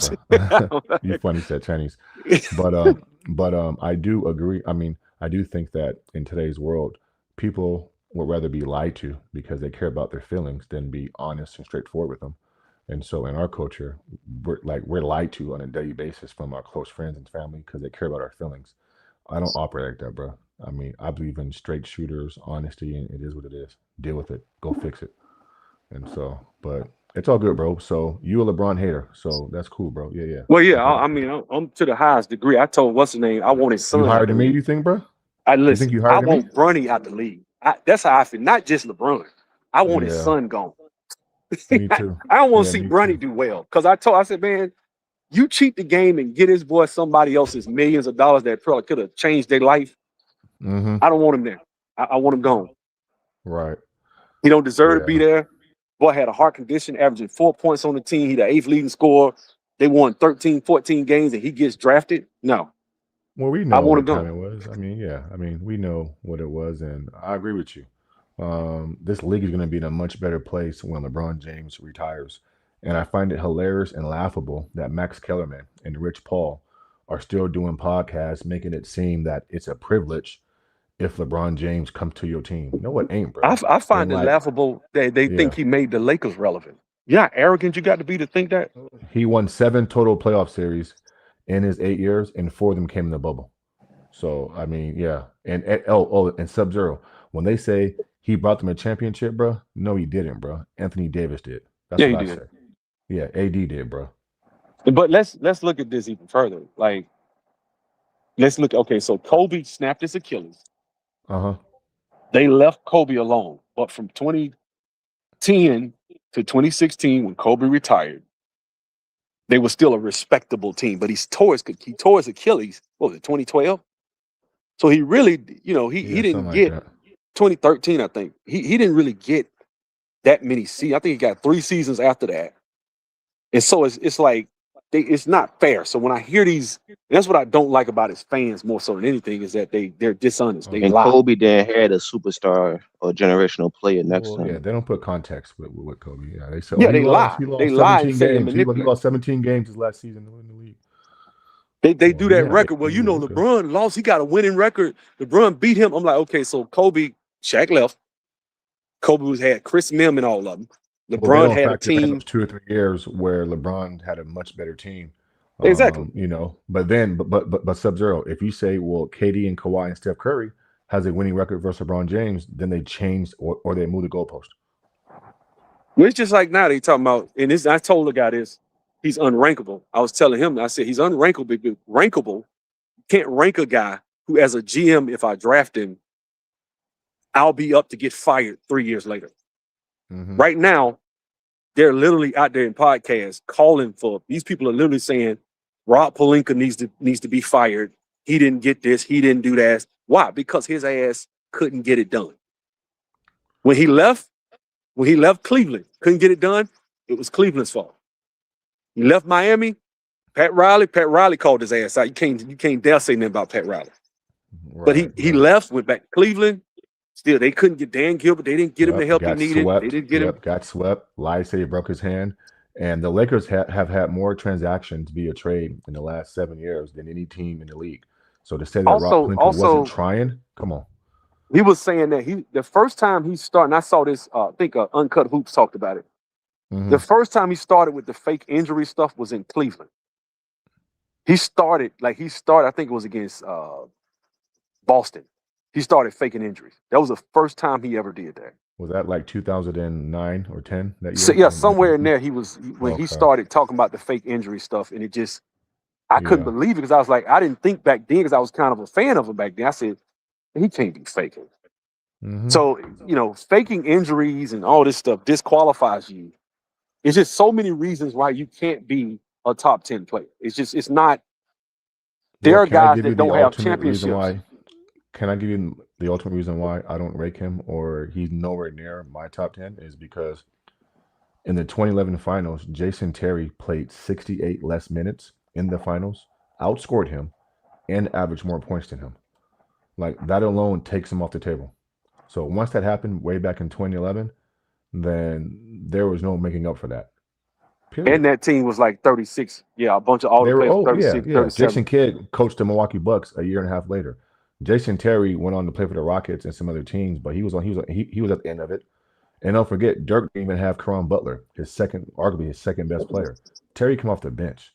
And then you lose by a record margin versus the old bald head Ginobili was 37, Tim Duncan 39. And he was screaming at him. He was talking to him in the game. He's hitting shots on him, saying, "You can't check me." Come on, man. Can't make this shit up, man. Bro, let me say this. I remember, Michael, you don't say that to Mike. You don't say that to Kobe. Prime Kobe? No, you don't. You don't say that. You don't. But you know what that was, though, right? Because there was a level of respect that those guys garnished. Even if you felt that way, you kept it to yourself. You didn't see a lot of guys try Kobe and Mike in their prime, as far as shit talking, and really trying to go at them. With LeBron James, I mean, multiple occasions, bro, guys have gone at him and had their way with him. No name guys. I've seen no name dudes get him the business. I've seen dudes that just, I'm like, who is this dude out here talking? Well, you know who he is. He going at you. And you don't even want it. He passing the ball. He don't even go at guys like that. Because this is the thing I feel. I don't think he can score at will. I know that sounds crazy. No, he can't. No, it don't sound crazy. He can't just go out here and say, tonight I'm finna go for 50. He can't do it. No, he can't do that. No, he can't do that. Kobe, if you piss him off, it's going to be a long night. Jordan, I ain't even got to say it. But LeBron is like, oh, he hot tonight. Oh, man, LeBron hit 40. Yeah, but can he do it tomorrow? Nah, he can't do it because for years his perimeter game was lacking. And when you don't shoot the ball well from the perimeter and you're hit or miss, you can't go into a game saying, I'm getting 50 tonight. Because as strong and fast as he is, Sub-Zero, and big and strong, to a certain degree, teams can lock down the paint. They can, fill the paint up and make you become the 07 San Antonio Spurs, right? That's why they phased out centers. That's why the league changed the rules. Spacing for him. Spacing. Yeah. They changed the that's the thing is like this doesn't get acknowledged. That well, they didn't change no rules. It's just, the game changed. There's no particular rule that changed with the big man. Teams just changed. Like the style of play changed. I think the style of play changed, but the illegal defense, men can't just camp out in the paint when they used to could. He caught problem. Okay, let's look at 2016. 2016, he couldn't get in the lane because of Bogut. Yeah, Bogut gets hurt. Now all of a sudden they scoring away. Yeah, he tore his knee up, and now Tristan Thompson getting 10 boards a game. LeBron and Kyrie are have an open highway lane to the basket. People talk about the Draymond Green suspension, but listen, I thought Andrew Bogut's impact in that series that's was really a lot what did. more felt, than Draymond Green. And then mysteriously, Steph Curry fouls out of Game 6, which he hadn't fouled out a game in 3.5 years, but. Some mysterious reason Steph Curry fouls out. Just make it make sense. Yeah. and for the record, I give Kyrie Irving all the credit for 2016. Oh yeah, you got to. I had Kyrie Irving as the 2016 Finals MVP. He should be. Yeah, especially those last two games. How you hit the shot? If LeBron had hit that shot, they would probably make that the damn emblem of the NBA by now. Don't forget, bro. In Game 7. In the third quarter, Golden State had a 7-point lead at halftime. J.R. Smith comes out and goes on an 8-0 run by himself. And then late in the third quarter, Kyrie goes on like a 7-0 run by himself. So both those guys had key individual runs on their own to kind of either put the Cavs back in within distance or put them up a few points. And be honest with you, man, LeBron's a front runner. When his team is up or down. Absolutely. If they down, no pressure. If they up, no pressure. Front runner. If it's within 3 points, 2 points, his handle stop. He can't handle the ball no more. I saw a dude break that down. When the game is tight, man, his legs are shaking. He can't handle the ball. He's nervous. Right. He's wiping his jersey like his hands are wet. Yeah. I'm like, bro, I've been in tons of NBA games, bro. Your hands ain't wet, bro. I'm like, why are you wiping your jersey after you miss a free throw? Like your because he airballed it. Yeah. I mean, look, man, I think for me. What's his go-to move? playing bowling ball, going through the lane, knocking folks out the way, laying it up. Okay, so then which is counter? So when they cut that shit off, then I would say what's his counter? Then he thinks he has a step back three. Oh Lord have mercy. Yeah, shoot that. Yeah. Yeah, that's it. And then people don't know this, but like 60% of his buckets have come within 5 feet. Like this is the thing. Like when you compare him to Jordan, right? And this is the thing I tell people. No comparison. Nick, what's his name? Nick Wright said, well, he's a better this, he's a better that. Well, in every one of those statistical categories, you got to understand this man is a small forward, sometimes power forward, and Jordan is a shooting guard, and sometimes he played the point. So you got to look at Jordan's numbers through that prism, and if you look at him through that prism, you start understanding Jordan is the second greatest rebounding shooting guard of all time. He's like the top 3 in blocks as a shooting guard. Even in the triangle offense, these are things that when you look at LeBron as a small forward, he's not that good of a rebounder. It's like trying to compare Jason Kidd, who averaged 5-6 rebounds, to Brook Lopez. Yeah, Brook Lopez averaged more rebounds, but he's a horrible rebounder as a center compared to Jason Kidd as a point guard. Well, here's Ether Sub-Zero. I mean, LeBron James has never averaged double digits in rebounding, and you can't say it's athleticism because Larry Bird averages 10 for his career.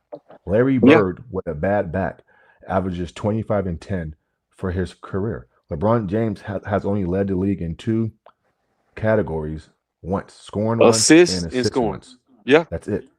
That's it. And so big, fast, strong, locomotive, and you can't even average 10 rebounds. You've only led the league in assists one time, but you're a pass first. But they'll lie and say he's a pass first point guard or a pass first player. And that's a lie too. I mean, the man averaged 20-something shots a game. Just so you know, bro, CJ's listening, and one day CJ agrees with all this shit, and then some days he don't agree. So don't let CJ fool you, bro. CJ is like on the fence with this shit. Dang, bro, you gonna put that jacket on me? You catch a stray. You catching strays out here, man. I only say when they talk about the other shit. I'm trying to be balanced and at least give him his credit when credit is due. But y'all not Can I saying be honest with wrong. you? His credit, this is my personal, most of his credit of saying he played at a high level for a long time is a lie. I'm gonna tell you why. This is why he hasn't played at a high level for a long time. If you go back the first 7-8 years in Cleveland, he played defense, right? And then he goes to Miami. I wouldn't say that. I mean, I wouldn't say that. Well, yeah, he still was starting to not walk on defense. He showed some spurts in defense, but he wasn't. Yeah, okay, I'll give you that. But then he played Miami. He tried to play defense. 2013, I think, was his best year. Nah, I don't give you that. But nope, don't. Okay. Shane Battier, Chris Bosh, those guys. Okay, yeah, I agree with that. I agree with that. But they were screaming he played great defense on Derrick Rose. That's what they said. That's not. Yeah. I got 2 eyes. I know what I'm watching. He didn't play. But I know Derrick Rose, the way his game was, he couldn't get to the lane, and Derrick Rose wasn't the best shooter. So that's why they really beat. Well, that's a lie too, Sub-Zero. Because if you can guard D Rose, quote unquote, he guarded D Rose. Then okay, cool. So then why didn't you guard Jason Terry then? Well, I agree with you. That's the point I would make. But the point I'm trying to make is from when they say he played at a high level for a long time, when he went back to Cleveland, he gave up on defense, period. Like he didn't even try. Because at that point, nobody was going to hold him accountable. He had Clutch Sports running the media. He started controlling ESPN. So he would literally lose 3-4 games straight. Remember, they never won 60 games. He would always like be 52. He'll be second seed. I'm like, how you number 2 seed and you got all this talent on your team and you ain't playing no Hall of Famers. Nobody in the East is a Hall of Famer, not one of them. You're supposed to be winning 63, 64 games easy. And he was just losing because he would coast. He would coast. You could see it. He would just turn it off, coast. And it's like, okay, then he gets to LA and it got even worse because remember the first year he got there, that's when Kyle Kuzma had to push him to make him get to his. So it's like playoff mode. Yeah, he said so what is so what is this high level? There is like he has not played in a high level since he went to me since 2013. This man has not but Sub-Zero. But Sub-Zero, I don't even think that was high level because how can you say a guy's playing high level?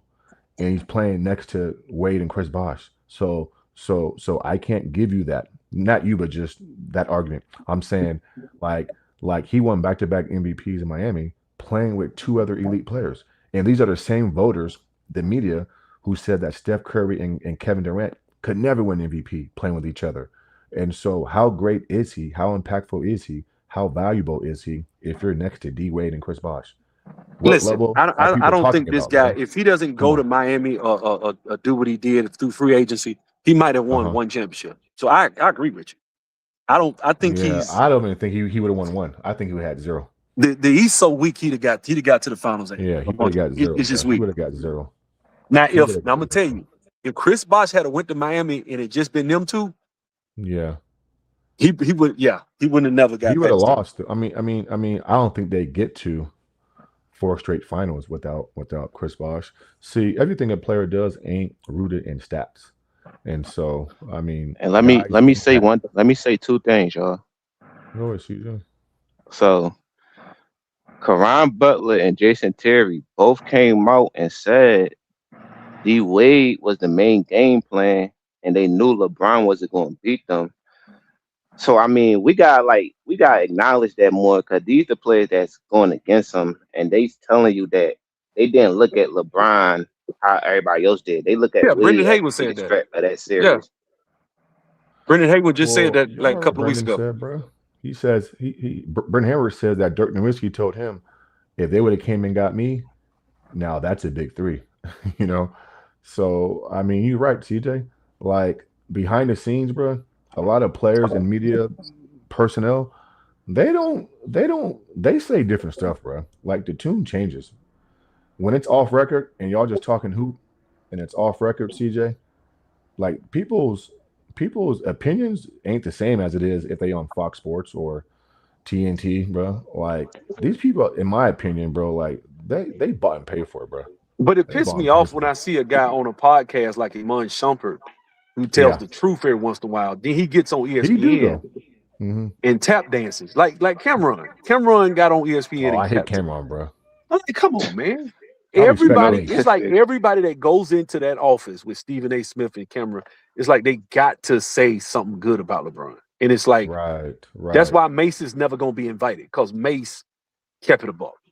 Like, well, bro, you know it's bad too, Sub-Zero, when a longtime media person, Ramona Shelburne, she's been in the LA market for since Kobe and Shaq, the little pungy SpongeBob. Yeah, I know you're talking about. Lady.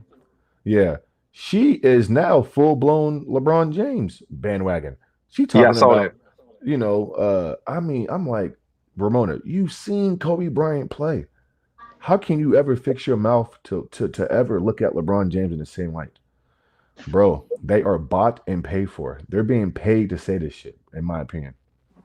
It's ridiculous. But you know what? But what really burns me up more than anything is to see the propaganda actually work. Like, it's working. He only has fans because of propaganda. None of his fans are legitimate. I saw him kill this. I saw him dominate. You did not. Like, if you look at his so-called dominance, everybody was winning. I'm like, how is he dominating? And Steph Curry went on this run. The Spurs got theirs. They're changing how we look at basketball. Sub-Zero. They're trying to make us believe something that we didn't see. He's been dominant the last 15 years. How? When? Like, how can you be dominant, Sub-Zero? They wasn't even dominant in Miami. And you're never part of a dynasty. What dynasty has this man even created or been a part of? Not just that. He hasn't even been on an all-time great team. He hasn't won MVP in over 12, 13 years. MJ was winning MVPs like in his late 30s. But this the problem. They were actually having him in the voting up until a couple of seasons ago. They had him up in voting. They put LeBron in like the top 3 for MVP 3-4 years ago. So it just, for me. Oh, you're talking about when Anthony Davis first came there and AD led him in every category, but then they had LeBron James number 2 MVP. You gotta be kidding me, bro. Yeah. I mean, you gotta be kidding me. And that's what I'm saying. So it's like, let's be honest. Kobe is more than a one-time MVP. Like, of course he is. So Kobe's at least a 3-time guy. So we know that. Listen, bro. I don't listen. These and my bad to cut you off, bro, but I don't put any value. I don't put any credence in no award that biased media has to vote for, bro. And so I didn't vote for that award because if I'm going to use MVPs and all NBAs like CJ does in all his arguments, then what I'm doing is I'm basically letting other people tell me how to look at basketball and tell me how good a player is because they said he's MVP. Well, I Wrong don't think he's person, MVP. man. I don't You think putting he's that on me, MVP. nigga. I don't know. That's you, CJ. I don't think He outside my I don't top think he's 5. MVP. I don't even got him in my top 5. No. But you like to use all NBAs and MVPs and all this. No, because bias out of all the stuff. greats, they all got that the most. Why was he Like, third care time? about Why that was he type of third stuff, team bro. MVP last? Why was he third team on NBA last year? Shit like that. He doesn't deserve to be. I agree. He does not. The man walked on defense, bro. It's just these media people saw this man not even crossing half court. His defensive assignment would score, and he would point at his teammates. Yep. Right. He has been doing this for years, and he was still being second team, first, third team. How? How? All his fans in the media. The media has been tricked. They've been Even Steve, I'm gonna tell you something. There's no way in here. I can't. Let me tell you something. And I try to take up for Stephen A. Smith sometime, but I can't respect a man. This man came up and tried to G-check you, bro, and you up here begging for him to get a contract. You know, and you talking like he deserves. You know damn well don't nobody want to play with him. You know it. Yeah. You know Don't these take teams don't Stephen want A. him. You serious, know they bro. know he's a defensive liability. He's not. He's gonna take bad He's shots. an offensive liability too. That's bro. Yeah, I was LeBron gonna a say that. superstar to y'all? No, he's not, bro. No. Man, He's man, not. when you say stuff like that, bro, it's kind of crazy. CJ, he's a superstar right now. Not right now. I'm just saying in general. Like, Oh, he had then a what's your superstar question career. then? What's your question, bro? Can y'all hear Was me? he a superstar to y'all? Oh, was he a superstar? Based on how, based What is a off superstar? the new What's a criteria, superstar? yeah. No, But based to off me, his game, like based off what y'all see, like what y'all seen oh with his game. no. Well, no. What is To a me, no. superstar? What is a Yeah, to superstar? me, no. Well, outside like marketing, I'm just keeping on the court. Is a player that can elevate his team and himself and elevate his game in crucial moments. And on top of that, consistently year by year and perform in the playoff at a high level. No, he's not. Bro. He's failed. That's a He don't close off fourth yeah. quarters. He ain't got no go-to move. No, he got outplayed Well, by I'm gonna put it like Jason this. Tatum in The the finals reason no I time. was Well, let's asking you that. the superstars. He probably not the best. You could say not Hold the on, best. hold on, Don't hold mean on, he's not. hold on. This is the thing. Me personally, I think Jaylen Brown is a top. To me, should have been top for MVP this year. Like I think, based on what he did as a player, based on what that team's supposed to be in the play-in. But look at how they just treated him. They don't treat him. They treat him as a star. He's not getting But LeBron was superstar. doing what Jaylen Brown was Hold on, doing hold his on. whole tenure in Cleveland. No, He wasn't. didn't. No, he did. No, he Half Show his me. wasn't. tenure in See, Cleveland. I told Show you, me. Hold on. Sub-Zero. Hold on. I Show me told where you, bro. LeBron's. Hold on. Here Show me comes where CJ. LeBron's. Here comes CJ. Show me where LeBron's number 2 guy There got goes injured, CJ. and they Bah, expected chill, LeBron to man. win This kid 50. hot, Hold on. man. They expected LeBron not to win, and he led the team to 52 wins, 50, like 60 wins, number 2 in the No, West. let's speak on what you just said. You said Jaylen Brown, you think he should deserve to be top 2 MVP. So do you think that about LeBron in 09, 2010? He led his team to a top 2 seed. Was No, he What? missing his the second team. best No, I'm player? gonna say Hey, this. I'm my gonna say this. man, Hold my on. man, Let me get my it out. man. Let me get it out. Kobe hit Hold 7 on. game Hold on. winners in 2010. Part of the definition No, of we ain't what talking you about said. Kobe. We talking about Jaylen Brown, KB. Part of the definition of Oh, what you said was in clutch key moments. He gets it done. Now that's not LeBron, but he did lead that team to 62 wins back-to-back seasons. He was playing, but I was a fan back then. I was pulling for him. He just, when it came time, he couldn't get it done because he had limitations. He couldn't shoot. He But couldn't. that only stopped you from being the best player in the league. That don't stop you from being a But you're superstar. saying it Bro. wrong, Sub-Zero. Jaylen Brown was missing Jason Tatum for damn near more than No, half the the whole season. season. You missed him till like Yeah, the last 4-5 games. Three other starting players from last year either got traded, gone, or injured. And so LeBron James didn't have to deal with what Jaylen Brown dealt with this year. CJ? I agree. Both I agree. perform It's at not a even high even playing level. field, bro. Both It's elevated not their even the same team, situation. and both had great team success. Well, hold on. Now, let's go back to 2010, or let's go back to let's tell you what, like And both 27. was an MVP consideration. That's why I Let's go made to the comparison. 2007. 2007. The reason that team went to the finals had nothing to do with LeBron. Nothing to do with LeBron. If you look at the series that LeBron played, that series, LeBron had one good game. in that game, in those 6 games. And that was The an last important 2 game, games. though. Hold on. The last, no, he didn't. Bobby Gibson No. played great. See, No, there was another game. 25 straight points. You can't dismiss that. bro. Come on, bro. That was a great game. against That's, Detroit. bro, come on, y'all can't dismiss that. Be real, y'all. Bro, Y'all you can't do dismiss not, It's a that. great bro. game, That was TJ. against It's a great Detroit. game. The other 2 games, Oh, all right.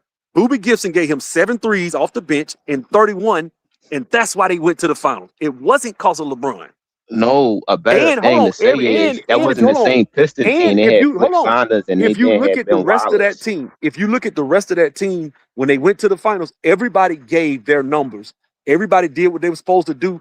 He was the one that couldn't score. He was the one that wasn't playing like he normally should, and that's why they lost. That's the truth. But That I agree with. but I'm speaking to your point about Jaylen Brown, because Jaylen Brown got kicked out the first round. So measuring up the same way, Yeah, because the if you chemistry say got you messed up. Because value, by the time you get a guy Jason Tatum back in the rotation, it messed up the rotation of how the team had been playing all year. They're a whole so different let's team just at speak that to the time. value to their team though. That's what I'm looking at more. So let's like take away the results, because you're gonna lose that because Jaylen Brown got kicked out the first round. LeBron got kicked out the finals. If you talk about 07. I'm not talking about, man, look, LeBron, if you're a fan, fine. We were just talking about this propaganda, me and the brother. What's your name that I was talking to a minute ago? Mr. Moss. Mr. Miles? Moss. Mr. No, but Moss. I was saying it because he said he don't believe LeBron was a superstar though. I know you don't agree with that, I don't even think LeBron's a top 10 player. So when you I say don't either. superstar, Yeah, I don't think I I put it don't like either. this. I believe if you take prime Charles Barkley and put him on those teams, Barkley will have more rings. If you take all that Hall of Fame help that LeBron has had, you give him Anthony Davis. You give Michael Jordan Anthony Davis at 42 years old in the Wizards. I was talking about Michael Jordan would probably go. Michael at least will go to the finals. At least. Sub, I was talking about this to somebody earlier. I forgot saying it to. I was talking about the definition of a superstar, right? What is a superstar? What's the role of a superstar? Superstar, like you mentioned Stephen A. Smith earlier, and Stephen A. Smith said this stupid shit on live TV. He said, "I'll take LeBron for 3 quarters and then give me Kobe Bryant in the 4th quarter." And it's like, do you realize what you just said? You just said in the moment where superstars are supposed to shine the most, right? To win a game, that player who you choose to win a game, right? That's the Tell best Jokic player. and Shaq that. Yeah. But hold on. And Giannis. That player is the best player. So what I'm saying is basically a superstar's job is to win you games, right? A lot of people don't understand. Like when they look at basketball, they look at just stats. Well, okay, but are you doing what the team needs you to do to win? So you can get your numbers. All-time greats can get their numbers. All of them. If you give them enough time, you give them enough. They can all get their numbers. But can you do what the team needs you to do? If I need you to rebound and the other team's better, can you do that? Is there something you're not doing to win the game? That's what people need to look at when they talk about. And by that definition, James Harden's not a superstar. See what I'm saying? But people are calling that. He was a superstar. See? See what I'm saying? But the ultimate goal, not to me, he wasn't. I think he is a superstar, but I think there's levels to being a superstar. Like there's levels to it, right? Like Barkley is not Jordan, right? Like, but I put Barkley ahead of James Harden. Yeah. But see, like, to me, there's levels of superstar, right? But I think when you're ultimately looking at a top 10 player, I'm looking at guys who could close games, bro. I'm looking at guys who can win at the end of the day, because you got to weed people out. But KB. Look, I'm gonna say this and start something. I'm gonna leave. Magic Johnson gets he ducks a lot of smoke, given he played with a guy that could be the GOAT. And that doesn't get counted into the equation at all with Magic. But Kobe gets penalized for it. For a guy that ain't even as high as Kareem. Shaq ain't nowhere near Kareem, right? But it hurts Kobe, but it doesn't hurt Magic. It's We touch on weird. that, Sub Crazy. Zero. And Yeah, That's Kobe, crazy. we touch on that. Kobe and Shaq, like if you look at that duo, Kobe contributed. You could argue Kobe contributed more on a higher level. Yeah. Look, man, I gotta go, man. My boy out Hey, here, my wife and everything, man. Yeah, God me bless too, y'all. guys. Have a great day, I man. gotta prep for Nice to my meet 4th all of July y'all. dinner. Hey, all y'all, All right, check me man. out. Have a good LeBron one. Haters Refuge. Check me I'm gonna out. subscribe to you, Sub Zero. I got Yeah, you, bro. because I'm I about got to, you. I'm about to turn up soon, because this dude is looking real sick right now. Don't nobody want him. So I'm probably gonna do a video later and celebrate. Okay, So for sure. later tonight, God bless y'all. Have a good one. you doing Hey, it congrats to you again, KB, bro. You doing great content, great research, great shows, bro. Keep doing your thing, big dog. Yeah, hello? 1K. Hell yeah. All right, CJ. All right, man. Take it Can you easy, hear me? bro. Can y'all hear Yeah, me? we What'd you hear say, you. KB? Yeah, every time somebody drops down, like my shit just freeze. I don't know what's Oh, going okay. on with Okay. StreamYard, but yeah, man, Yeah, look, somebody Mike was doing that earlier. I think it's like the stream guy. bro, listen. I know I had a conversation with YD. He asked who's the better finals performer. I said Kobe. I said because he's doing what it takes to win. He's gonna guard the other team's best player. He's gonna show up in the clutch when you need him the most. That's what I've KB, did you hear our conversation though that we was having? a little bit of it. I didn't hear the whole thing. Mine said LeBron wasn't a superstar at all. That's why I was Throughout his saying whole that. Yeah, that's why I asked him in the beginning. He said now, like, no, like throughout his career, he said no, he wasn't a superstar. That's why I was saying that stuff. I think he was a superstar. I disagree with that. So when a nigga say he not a superstar, I can't really take they shit on face value. That means you just hate the nigga. I think he You was. can't even give him that. I think he was a superstar. I think the only thing that hurts LeBron is that the super team stuff kind of devalued with it, the responsibilities of the superstar. Because now everybody's looking at the role players like y'all got to save him, like y'all got to step up, right? But in there's ways we could value that as like fans and athletes or whatever we did. It's like we can just say it don't count as much as players who stayed with one team. We could do it like that, Yeah. but we could still judge him based on what he did on the court, what he bring to the game, and how he could play multiple positions, do multiple things on the court.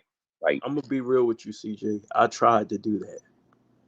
And the reason why I ultimately came up with my decision not to rank him, it wasn't because of how he is as a player. Right. It was because you're The trying propaganda around it and the narrative. I understand it. I want to explain this though. It wasn't just because a fan said something, right? It was when I realized that this was coming from his camp. Once I realized these narratives are coming from your people, your camp, and you're feeding into it, I said, okay, so what you're trying to do is you're trying to lower people's rankings and increase yours. We never dealt with that in basketball, bro. Not at all. Think about the history of the game. We never dealt with somebody trying to lower other people's rankings through propaganda or how other people are viewed. Right? We never dealt with a Michael Jordan couldn't go left. Right? He didn't have a skill set. Or Kobe, he was never the best player in the world, right? Or so once you do that, you said Kobe's never the best. Y'all putting out this propaganda that Kobe Bryant was never the best player in the world. When I have a compilation, more compilations than anybody else. And some people lived through it, so that's why it's so crazy that people saying that. That's what I'm. You can fool the new generation, but the people that seen it and lived through it, you can't really do that. I want you to think about something, CJ. I really want you to think about this. We can talk all we want, but the younger generation, they're gonna believe it. This younger generation, a lot of them not gonna educate themselves, bro. They're gonna believe that shit. So you done tarnished another man's legacy. Now, us who are alive to witness it, we know better. But we have to think about all the live streams that BJ had to do in the summertime defending Kobe. That's why that's why sometimes I get tired even talking about it. I just like to break down the game, talk about how good the player is, how you feel me, what they doing. Because they not being realistic. When you it'd be better if you tell just like, all right, LeBron a good player, he do this on the court instead of being like, oh, this player didn't do this or win this much. And so I understand that it's a different argument how we have with basketball. Tell me that LeBron has better handles than Kobe. These niggas tell me LeBron's a better shooter than Kobe. These niggas tell me with a straight face that 4 and 6 is better than 6 and 0. And that's when the conversation gets disingenuous because you understand what you're dealing with. I understand that, but what I'm saying is there has to be a consequence. I can ignore all the shit, right? But there has to be a consequence for somebody who's consistently trying to create propaganda in the history. Right. Now what you're doing, you're not just, you could big up yourself, but that's not what you're doing. You're not just bigging up yourself, you're belittling other Hall of Famers. No, I respected how you broke it down. That's why I just wanted like a reasoning, like what's your point of view of why you say that? Because I look at like instead of not ranking him, just rank him like 50 or 40. But you saying it like that, I understand where you're coming from. You see what I'm saying? But what I'm saying is that there has to be heavy consequences for this. Because if I rank him 50, I'm not counting the 50. That's number one. Number two is you sure you're not counting what? I'm not counting the 50, bro. But yeah, you know what I mean. But number two, right, is do you realize I wasn't against LeBron James? 2020, I was sitting at home, chilling, minding my own business, rooting for the Lakers with LeBron on the team. I was not against him. I didn't even think about the GOAT debate. I wasn't somebody who grew up off GOAT debates. Right? 2010 came, and that's when we started talking about the GOAT debate with Kobe and whatever, right? But it was never a big deal. It never like ran my life. I didn't wake up every day debating. I didn't even talk basketball with my friends. People who know me, like Big Dog Talk Sports, he knows me in real life. Like I didn't really talk to him about the GOAT debate when we were coming up. See what I'm saying? Right, it's certain occasions. I feel you. That's how it was though. It's forced, bro. Like I never even cared who was the GOAT, to be honest with you. This is forced, bro. That's what I'm saying. The energy behind this is evil energy. Because when you try to have a basketball conversation, it ultimately goes back to the GOAT conversation. Even when I show film, it got so bad, CJ, when I show film of something happening, and they're going to tell me something else happened. So we can't even be real about what's in front of us. That's how much propaganda. And think about the media narratives. How many media narratives do you hear on a daily basis? Just shit that's just blatantly not true. No, that's a lot. And the NBA players even come out and say it afterwards. Like a lot of these players coming out and saying it, like they made a narrative. So I mean, we see it what their job is, because that's their ultimate job, is to make narratives and create storyline. So we see what's going on. It's just that people that don't see it is just being disingenuous. They just being fans. They see it, but they're doing it. They're not. They're taking a stance. But you're right. They're creating storylines, but they're doing it on behalf of him. When Nick Wright gets on TV and he's creating one of these narratives, Kobe was never the best player in the world. He knows. He knows. Yeah, that's weird. Look, he was mad. He was mad when Rick Bruford put Kobe over Bron. He was mad. Like you could tell, like his body language and his voice. Like people really hate when somebody say Kobe better than LeBron. You know how many computers are at ESPN that they can look shit up? They got all these people employed where they can look shit up by the snap of a finger. So they have the truth, right? They still put the narratives out, and then you got this guy signed the Clutch. You got his agent putting out narratives. You got the people who literally have debate shows. They're all signed the Clutch. All of them sitting at the table. Chris Broussard, Nick Wright. So they put that every day. We never seen this. Shannon Sharp just said the Lakers weren't relevant, and then nobody was watching the Lakers. He said nobody was watching the Lakers before LeBron came. Lakers always gonna get watched. He said nobody was watching the Lakers, bro. When we watch LeVar Ball go on TV, hype up Lonzo. The Summer League game was the most hyped game, most viewed Summer League all time. Yeah, Magic parties and all that. Right. So these dudes are openly lying and trying to distort history. That way they can create a narrative to uphold him. So think about all these what if conversations. These what if conversations never benefit Kobe. You realize that? No, that's a fact. They because never they always go the opposite route. Like, okay, now, like for instance, they'll say he had Shaq, but at the same time, it's like I'm a superstar too, and I'm on that team, and I'll sacrifice my game, just like y'all said, Wade sacrificed for LeBron. So that's why I say I want people to keep it consistent and balanced, because you can't say it was Shaq team, if players on that team and Shaq out his mouth saying Kobe was the guy. I knew I could do what I did because Kobe was here. And people always say Western Conference Finals, the championship. So all of something, just because Shaq got Finals MVP, that devalue Kobe but CJ, input on the team. These are all That's facts. why I look at how you perform. Like, just like they doing with Jaylen Brown and Jason Tatum, bro. Like, it's kind of stupid. Like, two players can be great on the court. Exactly. But when I'm tripping. When Dwayne Wade went up there, Dwayne Wade was getting ready for his Hall of Fame. He sat with Tony Parker. He sat with Pau Gasol. He sat with, who was the other guy? Dirk Nowitzki. I think it was, Dirk. Right. He said something that should have took the media by storm. He said LeBron James and Dwayne Wade got together to beat Kobe Bryant.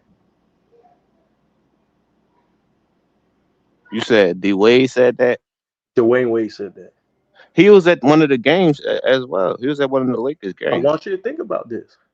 I want you to think about this. Nobody in the media asked him, and I'm not saying the nigga could be full of shit. I'm not even saying it's true, right?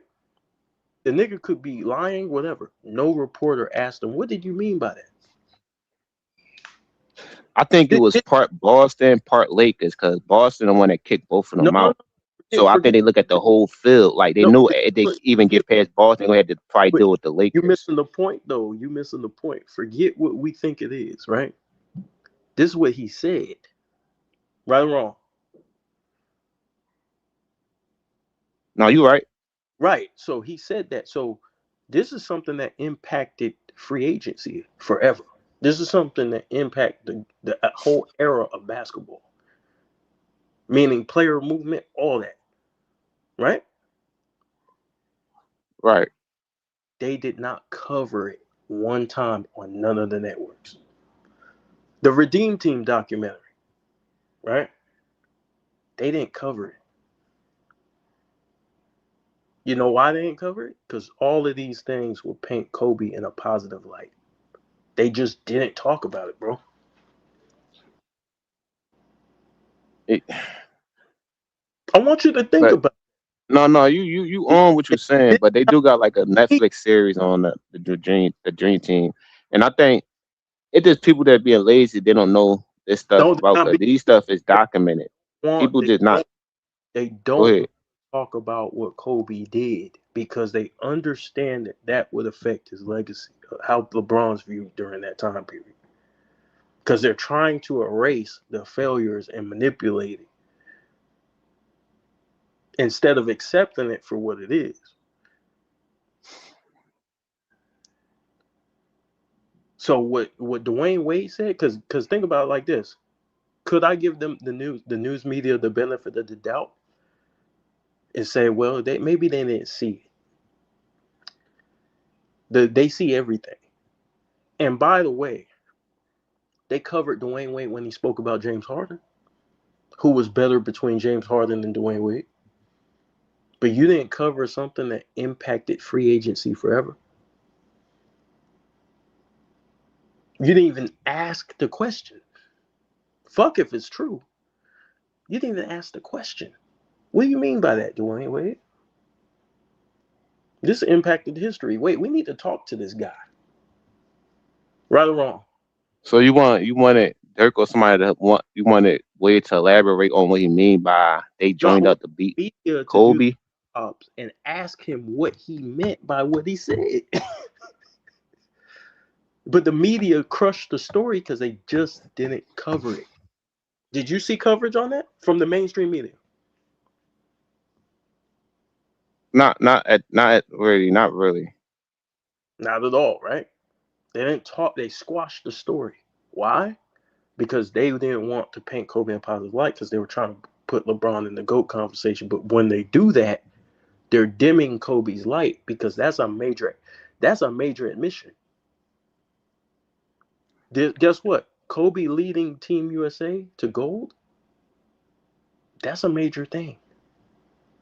But you know what they were trying to do? They called it LeBron's Redeem Team.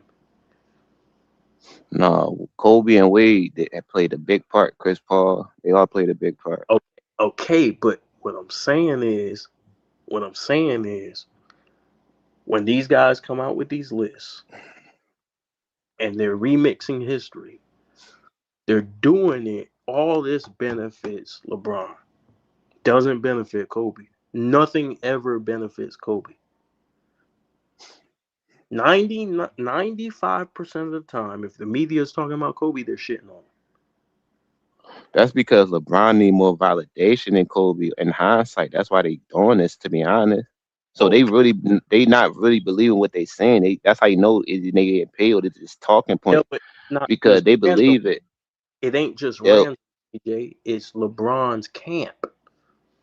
Like, I want you to think about this, right? He plays those games, right? Where he's got people signed to his agency, but he plays like he ain't got nothing to do with it. But Rich Paul comes out and speaks for this is homeboy, bro. This is a nigga he talks. No, he definitely know what's going on. Just like the AD trade, he definitely know what's going on. This is his homeboy, bro. This is like his boy, right? His boy comes out and says a lot of shit. I remember when he was sitting on Shannon's couch, because at that time I didn't have no with LeBron. Rich Paul was sitting on Shannon's couch, and he said a lot of the players, the younger players, were putting Kobe in their top 5, but they left out LeBron, which Kobe had nothing to do with. He's dead. He ain't got nothing to do with what the young players are saying, right? You remember that? You said he was on Shannon Sharp couch? Yeah. You talk about Club Shay Shay? Yeah. And he said these players are jealous. I remember some of it. I don't remember all of it because, you know, he had a lot of interviews. He said nobody really, when Kobe was live, nobody really fucked with the Mamba mentality. Nobody really cared about the Mamba mentality. He said all these players leaving LeBron out their top 5, they hating all this woo, woo, woo, woo, woo. Right? And you're like, damn, okay, bro, you're trying to kind of throw shade on Kobe. Like, why are these players? If people can't see what's going on, I mean, that'll be only the LeBron fan that can't see what's going on. But I think other people see what's going on. Like, I think everybody gonna have their own opinion about the situation and everything, but I think we all see what's going on in that situation. Like, we're not oblivious to the situation. We see what's going on. That's why people talk about it. Multiple people had the same point of view like you do. But what I'm saying is, you've done so much damage to other all-time greats' reputation. You've done a lot of damage. No, it did. I'm not a YouTuber, bro. I'm a YouTuber now, but I wasn't back then. I became a YouTuber because I was like, what's up with the? I didn't even think it had anything to do with Clutch Sports or LeBron. I was like, what's this disrespect with Kobe? What the fuck's going on? And I found out the more I came to YouTube, because I started looking at people's videos online. I said, yo, they shitting on Kobe. I said, yo, they shitting on him right now. Every conversation, they shitting on him. I said, where is this shit coming from? Then I sat back and I watched these dudes talk. And I said, oh, I know where it's coming. It's coming from them. But it's crazy though, KB. The main thing about it, when you put somebody in the top 2, it kind of dismiss everybody else because they mainly the GOAT debate is the like strongest argument in like the NBA circles or whatever, like YouTube wise and content creator wise. So it kind of diminished dudes like Bird, Tim Duncan, because Tim Duncan not even getting talked about. So it don't only hurt Kobe, it hurt like a lot of players. That's why I mentioned earlier. I understand the propaganda behind around it, but I don't know, man. It's kind of hard.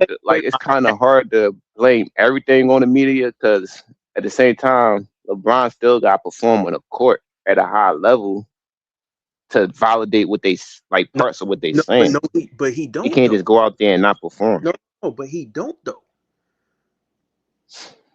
I mean, his team probably don't always get the job done, but he always hold his own like end of the bargain majority of the time. But hold on, what was the standard, CJ? What was the standard for Kobe when he was playing in the 2000s? You said in the 2000s? You talk about with Shaq? No, what was the standard after Shaq was gone? What did people expect from Kobe? The one championships without Right. Shaq. Right. And when he was playing with Shaq, what did they say? He needs to win without Shaq to validate himself, right? Because Shaq put it right. Talking in the media, he said Kobe can't win without him, right? Shaq was telling the media this. Right? Right. So Kobe's standard for greatness was winning. It wasn't MVPs, because when he won the MVP, they were still asking him, they were still saying you couldn't win. Because last time I checked, when Kobe won the MVP in 2008 and he lost in the finals, nobody gave a fuck about that MVP. Shaq went and did his dance and said, Kobe can't win without me. The media ran with it and said, Kobe can't win. Right? Right. So the standard for Kobe, even when he was playing Phoenix and he blew that 3-1 lead, the standard for Kobe was always winning. They didn't care how much help he had, right? They didn't care if he was playing with whoever he was playing with, right? They didn't care. They didn't give a fuck. Get the job done, right? Right or wrong? Oh, you're right. Okay. So these same people who know Kobe had one of the worst teams pretty much of all time expected him to beat Phoenix. So his standard was to win all the time. Then we get to this era. Now ring culture is bad. You don't have to win. You just got to put up stats. Look, he averaged this. Something to something. Look, at 30-something, 7 assists, 5. Kobe could have did that and lost. You think Kobe Bryant couldn't go out there and drop 35, 8-8 and lose? All right, so let me give you 2 rebuttals. All right, so that Sun series, it looked like they had opportunity after it was up 3-1, but it was a shocker that they even made the playoffs. So they wasn't like expected to do anything that year. And until what you just said, see, repeat the last part again. How much criticism did Kobe receive for losing? Well, that's because he kind of like checked out. Like he kind of trying to prove a point. So that's what the criticism was on. Like they looked at like you let your team down. So it was more so on that. So I don't really hold him to a high expectation. I was simple fact it was like a 7 seed. So I don't look at that season like, oh, he should have won a championship. Okay, cool, no problem. Let me ask you another question. When he went against the Big Three Celtics, Ray Allen averaged 26 points per game the year before. Paul Pierce averaged 20 points the year before. KG, I think, was right 18 and 10 or something like that. A monster defender, right? Mm-hmm. All came together, right? The team was put together, and they were running through shit, right? Right. KG was the defensive player of the year, best defender in the world, right or wrong? No, you're correct. Did anybody sit there and say Kobe needs help?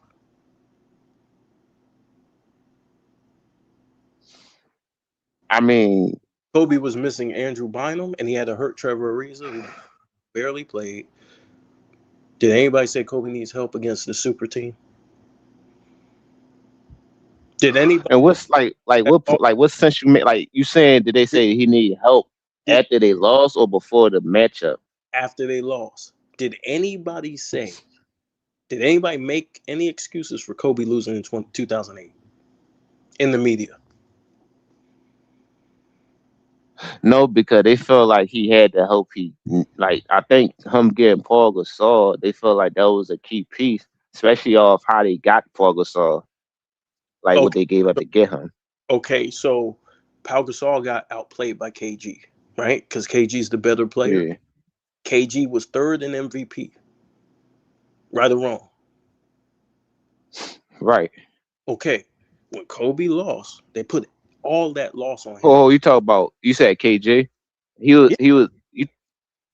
I don't think he was third MVP. He was third. I could be wrong. Third. I know he was like Kobe, DPOY shit and made all team defense.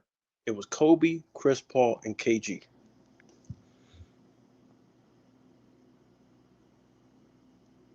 Oh, 08, when Kobe won MVP. Oh, all right, go ahead. Yeah, I know what you're saying. Did anybody make excuses for Kobe when he lost in 08?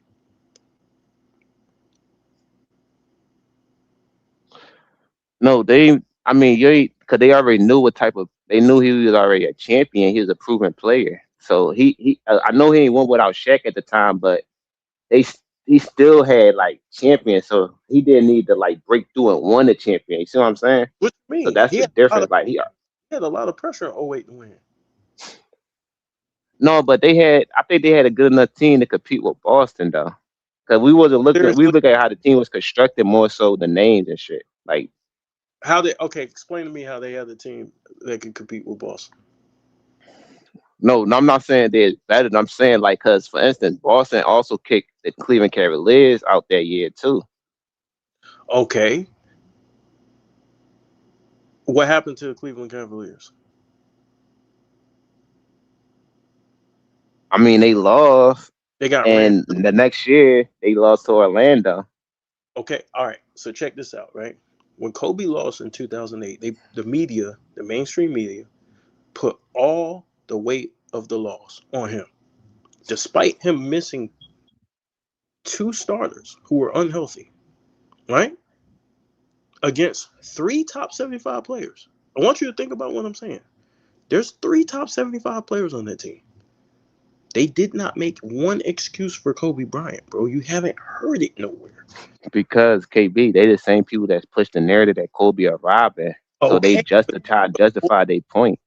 But so they're not going to say what they're not going to. But stay right there. That's the whole point. The whole point is Kobe was judged off the ultimate goal, which is winning. He wasn't judged on stats. No, but his expectation was based off of damn, they looked at the storyline all right, you can't win without Shaq. Damn, you really can't win without Shaq. That's how that it was going like that too. It was more than just so who we need and stuff. They did look at you can't win without Shaq. They mixed that with that. That's why, not the team. Sir, follow me, sir. So what you're basically saying is they put Kobe in a dilemma. Right, because they look at okay, you lost, so it's more so than you just losing. You lost without Shaq. But hold on. So now I feel. Hold on. A dilemma is when you have 2 bad options. So there's nothing he could have done for the media to hold him in the positive light. Meaning, what do I mean by that? If he could have won the championship, MVP. If you win with Shaq, it doesn't really, right? But if you win without Shaq, it still doesn't count because you had Powell. No, that's different because a lot of people do. You know what they do, KB? Now they look at the best player on the best team, so it's kind of easy to argue that. But bro, this is the mainstream media. This is what I'm talking about. The main. Yeah, that's what they be arguing. They argue the best player on best team. That's kind of why Steph don't get a lot of praise in this era because they look at he was always the best player on the best team. I'm saying that's how they look at it, and that's what they judge. Kobe's standard was to win with the least amount of help. Right or wrong? Kobe's standard was to win with the least amount of help. Yes. Kobe had to leave his team in order for them to hold him high all time, right? Right or wrong? Was Kobe allowed to stack his teams and still get praise? Or did Kobe have to get praise by proving people wrong? No, he had to prove people wrong his whole career. Then when he came in the league out of high school. Okay, right. So his standard was we held him to a championship standard. We didn't hold him to, oh look, he made it to the second round. Oh look, he made it to the finals. We didn't because he is the best player in the league, KP. But that's why you're like that part worked. That part too. No, but my whole point is the media has not been holding LeBron to that same standard. So think about this. When we talk about all time, no, they did. They just changed it up over time once they see he can't reach the goal. Okay, but what I'm talking about right now, he couldn't reach the goal, right? Right. But now the standard stats numbers is no longer winning. But that's bullshit because they judge Kobe under that winning. They did not judge Kobe based on stats. They didn't. But KB, I understand that though. That's why I be agreeing, and that's why I got Kobe ahead of LeBron. I understand that. I understand how we looked at Kobe, but to me, they're going to do what they. I mean, it's going to be hard to control how they operate, bro, because they've been doing this for so long, bro. So it's but CJ, I don't care if somebody thinks LeBron's the GOAT. That's not my beef. My beef is. No, I know you don't. My beef is Kobe has been devalued, and he's been put in a situation where he can't win, no matter what he does. If he wins without Shaq, he's not going to get credit. If he wins with Shaq, he's not going to get credit. But meanwhile, everybody else in the top 10 can play together, can play and move around and play with all other all-time greats and do their thing.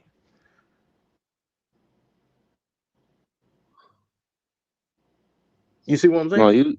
No, you're right about that. I mean, I understand I understand I understand where you're coming from with it. I see what you're saying.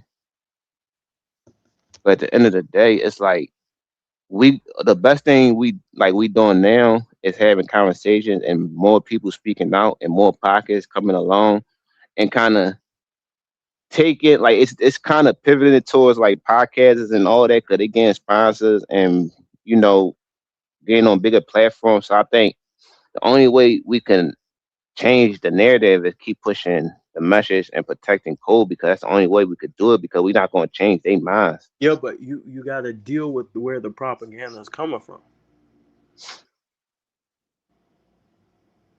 I believe people dealing with it in a good way, because a lot of players coming out defending Kobe and somewhat not as they should. They should be more out there. I see what you're saying, but they can't because of the power, the way the power. Exactly, and that's what I was about to get to. They don't want to step over a line. Okay, so now we're talking about politics, right? So now, when you deal with this force is going to respond. This force is going to retaliate. Right? Right. So what I'm saying is we can't make enough videos to deal with every lie. You can't. I have about 700 videos, bro, on my channel. I can't defend every lie. I can't try to knock down every I say after 2020 they probably lied on Kobe 4 days a week. Every day till now.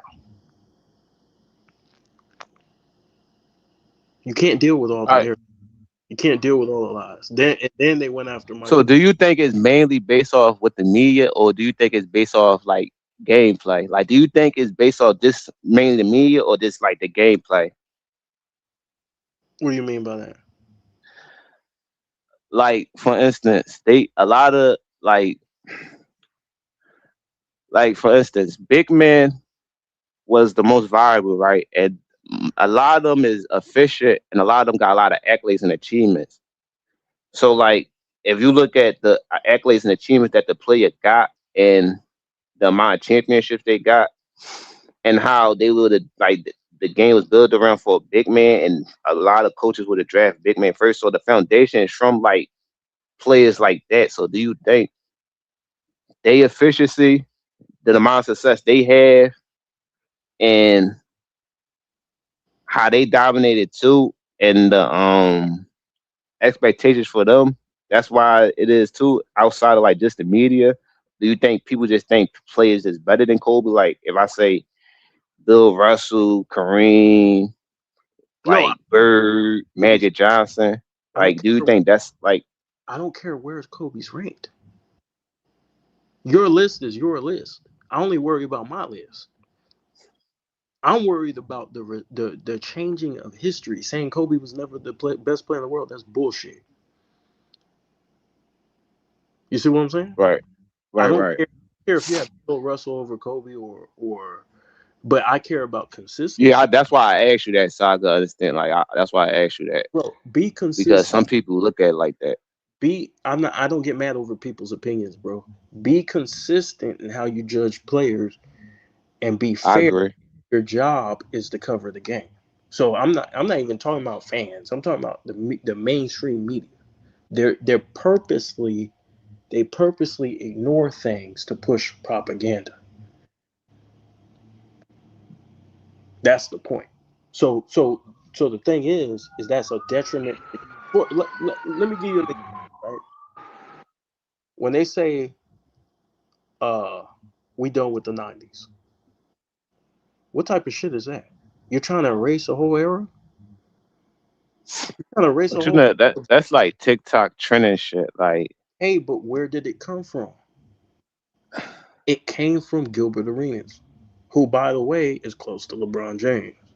Who, by the way, not one time did LeBron James say, hey. It was some other guy that came up with it, but you're saying he made it more popular or something? Yeah. So by the way, when did LeBron James say, no, we shouldn't be going off and we done with the 90s? He actually kind of disrespected him and KD, kind of disrespected MJ. Right. Okay. So it's like feeding into it, right? So right. Think about it. He actually took a shot on the Pat McAfee show against Wilt Chamberlain. You put Giannis in the 70s, and look what Giannis will do. Oh yeah, I remember that. Right? Just devaluing. Yeah, Wilt won't play. Basically saying Wilt wouldn't play against nobody. Wilt wasn't playing against nobody. Right? So guess what? Right. Oh, now, because the mainstream media won't do it, regular average people have to do it. And guess what? That created anger from a lot of these people. You know, a lot of people have joy of seeing him fail. And it's not because they hate him and don't want him to succeed. It's because he won't stop with the narratives, and people hate lies. And it's more like Kobe love for the game, his dedication to the game, what he brought to the game, and how much people he influenced. So I think when people just dismiss him, they just like kind of erase all that, like practicing 3 hours a day, making sure he don't have no weaknesses, like getting his teammates involved, making sure they ready, perform on the court, playing through injury. So people, I know how to look outside the box, but I'm trying to tell you, KB, it's kind of hard to control people who don't want to listen, who don't want to do their history. So it's kind of like mute points to some people, because a lot of people got talking points and platforms that could push a lot of narrative that the mainstream media pushing too. And these platforms that pushing it getting bigger and bigger. So that's why I say it's going to be a fight that you got to just, your lane and tell how great Kobe was. So it's like, you don't interact with that. Because, no, I know you're doing your thing. That's why I like what you're doing your thing. You in your own lane doing your thing. That's why I say I fuck with you. And that's why I only mainly come on you and BJ channel, because y'all be having good conversations and y'all keep it real. But this is what I'm saying. I'm 100% in agreement with you. People need to show Kobe's game, right? But there has to be some sort of punishment for trying to fuck around. Like you can't. You see what I'm saying? You can't just attempt to take somebody completely out, and then there's no punishment for it, right? So, like, for example, trying to diminish Jordan, all these little tactics and all these little narratives to pretty much diminish what Jordan was and what he meant to the game. There has to be a punishment for that. So let me ask you a question. If the media and everybody get Kobe his proper praise and still have him third and LeBron second, would y'all have a problem? No, or is this the problem that they had a bad narrative around Kobe and they always talking down on him or always try and bring him up when there's something negative? That's what's the problem is. So I get what you're saying, bro. Historically accurate, bro. Because at a time period right. Kobe played, I can find nothing but players and coaches, probably like 20 something or 30 minutes of people talking about Kobe being the best player in the world. So saying he was never the best player in the world is fucking disingenuous. The player that they called the best players even said Kobe was the best player. So that's what. Okay, so that's why I understand. Like I've seen Kobe and LeBron era. Like I knew who was the best player. They were trying to push LeBron to be the best player because he was. Okay. I think more marketable or whatever, more like flash. I don't know, but let me more likable or whatever. But I've seen the play already. Allen Iverson was asked his opinion, right? He gave his bro. He be all over the place, bro. Allen Iverson said Kobe's top 2. He was interviewed by Rachel Nichols. This was a couple of years ago. He got chastised. I think it depends on his mood, bro. 1 minute he got LeBron, 1 minute he got Kobe. Like, yeah, I mean that's he remind me of Shaq. Like they just be all over the place. But they're not consistent on their stance. Because what they try to do, I'm gonna tell you what they try to do. Because they feel guilty. Because these media pundits are gonna keep. AI just wants peace. AI is a dude he's a good dude. He don't want to disrespect nobody, right? But he tries to keep it real. But then when they ask him, and what do you think about LeBron? Remember when Coach K was on Pat McAfee? And LeBron? Like they throw him in there. Like if think about it, Coach K should be allowed to give his opinion. And whether he says LeBron is number 1 and he don't mention Kobe, I'm not gonna sit there and say, what about Kobe? Bro, he chose LeBron over Kobe. You see what I'm saying? Like, let that man build these people. So what I'm saying is, Allen Iverson was chastised for his opinion. By who? Ain't nobody listening to no punter, man. Stephen A. Smith. Didn't Stephen A. Smith chastise Allen Iverson for putting Kobe number 2? Oh, Kobe's not number 2. No, hell no. No, he's not. No, Allen Iverson. No, he don't. He did that with the hockey guy. I forgot his name. When they was having that back and forth. Remember when he put Kobe? Okay, but if you know this, every time Kobe gets a little bit of credit, do you know they take it away and give it to LeBron? Like I give you an example. Darren Williams. Remember Darren Williams? He recently for sure. He'll take Kobe over LeBron in the clutch. This was his opinion. Nobody made him say this. He was just talking. And they asked him who he would take, right? He said he'd take Kobe. Now he's a guy who played with both of them at the same time on the same team. He might need a flashback of 09 playoff. Okay, right? But nobody has a problem if they say LeBron's better than Kobe. Nobody challenges that ever, right? In the media, right? But every time Kobe is about to get respect, somebody comes through. Like Colin Cowherd came in and said, What do you mean? LeBron's more clutch than Kobe. I think that, bro, this dude's being dishonest. Because he had Kobe. I think the way how they do, I don't know how, because I ain't gonna lie, the way how we value clutch is who you got the ball in like the last minute or whatever, the last shot. But how they value it now, they go by like the last 5 minutes. So they conflate a lot of stats and analytic stuff to make it look like LeBron the most clutch. Bro, the media is more evil than y'all think, bro. They go by who's paying them to say what. Because trust me, I know KB. On the phone with Kobe Bryant, he said, I think you were the best player in the world for the last 10 years. Then he got up there with Nick Wright. Kobe was never the best player in the world. Hold on, KB. Even that video you played with Shannon Sharp when he was talking about Kobe, because in order for you to drop Kobe that low, a player gotta be active playing. You can't drop him behind players that's not playing. Right. You see what I'm saying? So you dropped him all the way played that already was retired. That's how you know. And then they said, "Oh, you heard you getting paid in the media." Steven Jackson know what be going on. Matt Barnes, bro, they be knowing what's going on. Well, all he was doing, right? All he was doing when he explained it, the only thing he did was say, "Okay, well, I got LeBron over Kobe." That nigga was grinning when he but couldn't even hold his laughing though, bro. It was explained like he didn't even really explain what was asked. The question was, how did Kobe drop all the way out? How is Kobe outside of your top 10 when you had him number 2? But what he did was he addressed how LeBron was over, how he put LeBron over him. That wasn't the question. People are questioning you and how genuine you are. Right? You be disingenuous because now you drop Kobe 10, and it's his list. He can do whatever he wants to do. That's not the problem. The problem is you're pushing propaganda. You're using your platform with millions of followers to try to make it seem like Kobe ain't shit and push him further away. You're trying to use your influence in order to affect people's minds based on manipulation. He knows what he's doing.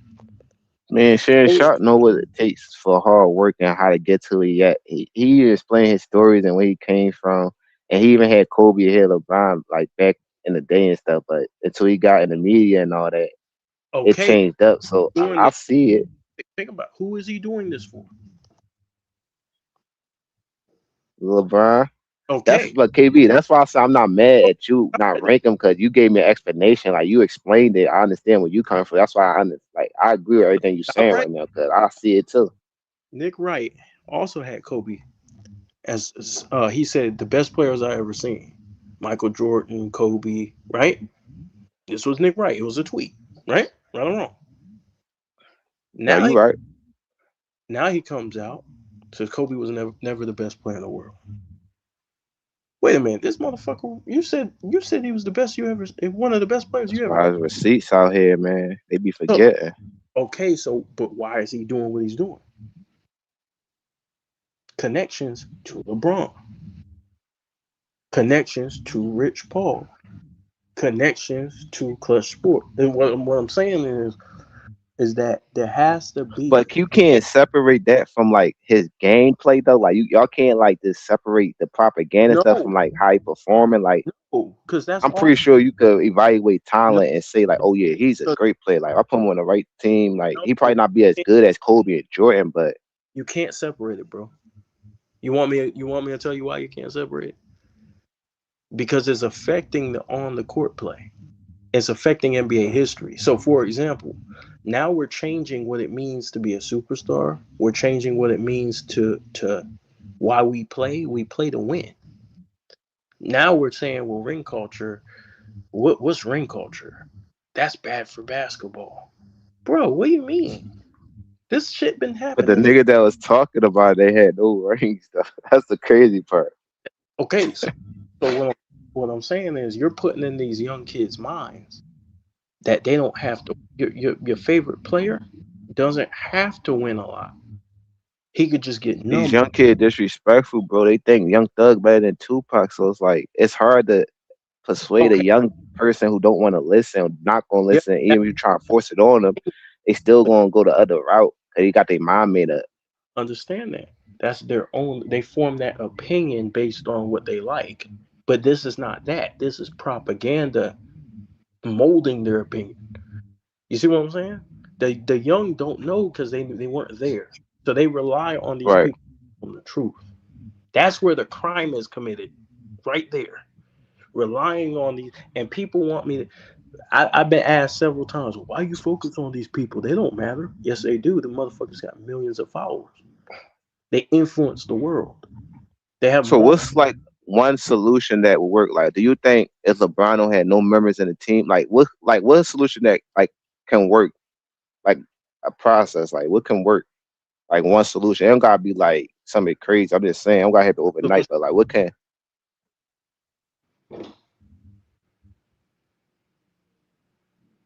Hello?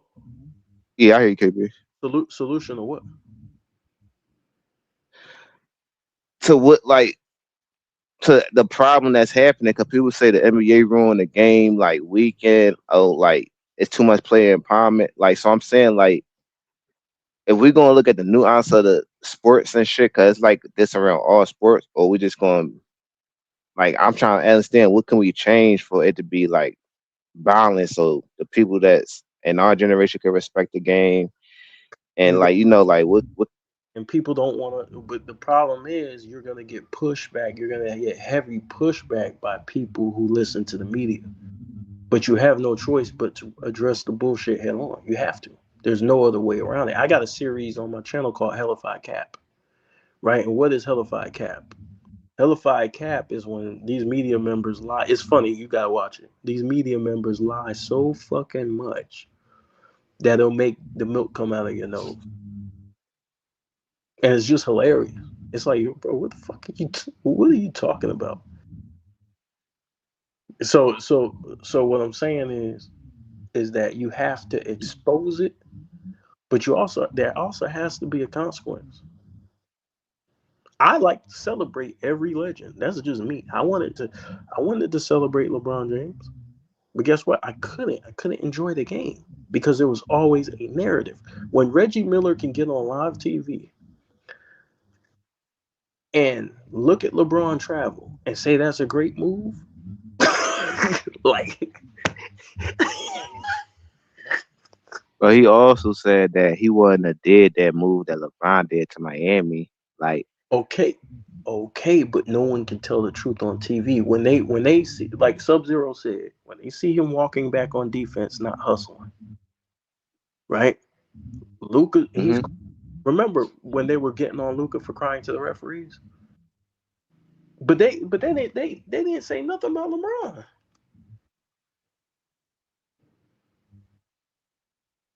Do they not both cry to the referees? Yeah, they do. Okay, so why they call out one over the other? Why they call out one over the other? Because one player get more free throws than the other, and one player could play more. What I'm saying is they ignore flaws, bro. They ignore things that they know they see, but they have to act like they don't see it. And this is the reason why I think Mark Jackson and Jeff Van Gundy were taken off TV, because they were too real. They talked about what players aren't doing right. They didn't just praise somebody. I'm mad they got taken off, man.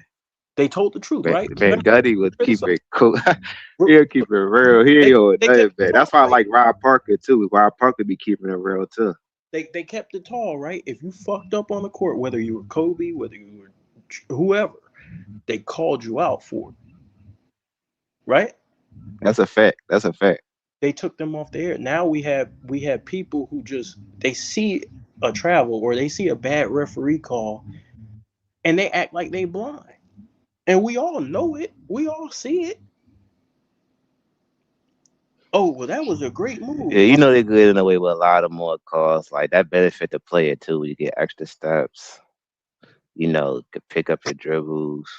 When on a step back, get extra space. So that do help the players more, and like the scoring on top of that is less physical and the paint more open and the game more spaced out. So it's harder to recover on players and everything. Which is cool, right? So, but you have to. Yeah.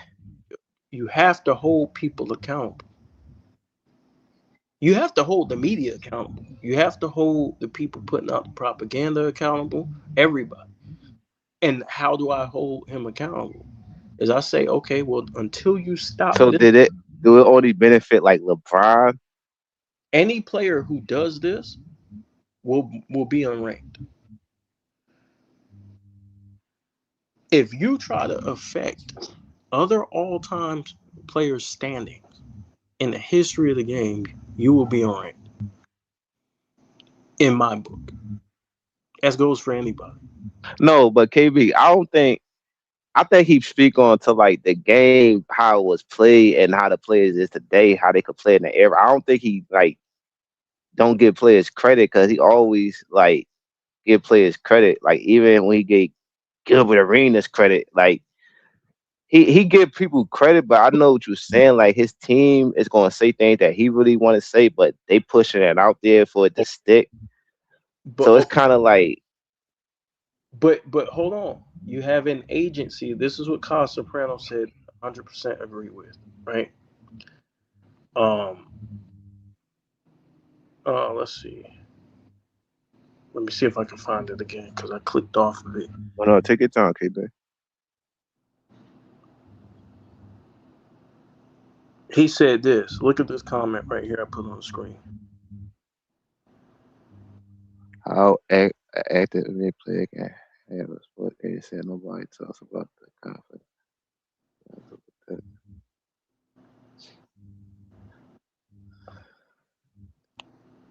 You know the agents are the most powerful people in the NBA.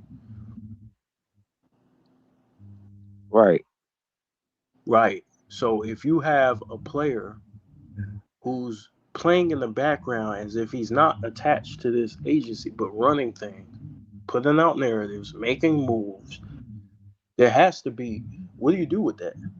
You can't treat this player like a regular player, like all the other all-time greats. All the other all-time greats did not utilize this.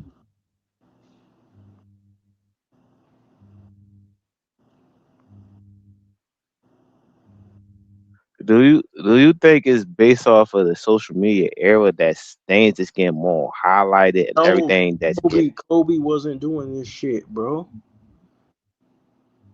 No other players doing this. Steph Curry's not doing this.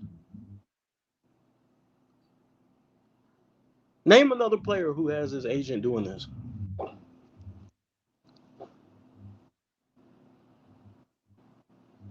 No, you're right, but the way how like Rich Paul,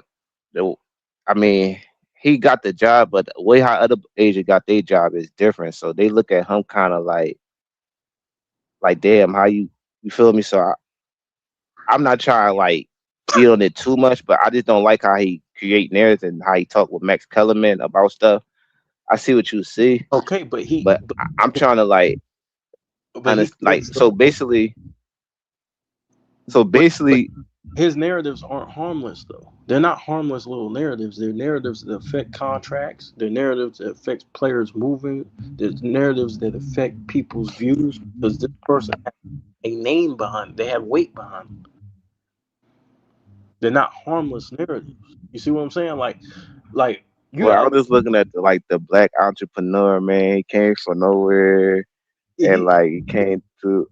He got that position because he knows. I try to say a side story. Go ahead. I'm fucking with you. Look. Right. So, do you know the media votes for these awards, right? Mm-hmm. What if you have an agent who can affect how the media thinks and can sway an opinion on the media?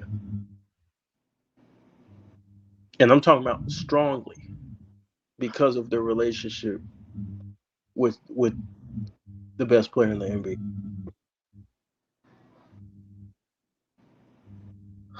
So you basically saying Rich Paul got the most power in Yeah. His agency has the most power in the league.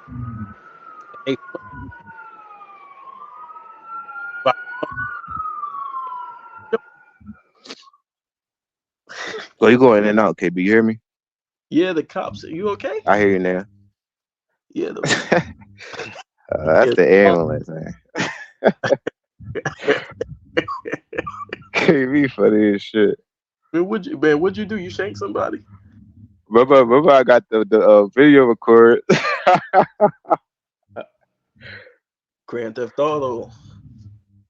CJ. No, but I don't know. I just think y'all gotta look at it with an open mind sometimes, and like. Bro, I understand it. I thought about this. I did not want to do it. Everybody was telling me, man, fuck this dude, blah, blah, blah. I said, nah, he's still great. And people have him as I still was saying that. But it got so much. It's years. Think about it. It's years of this shit.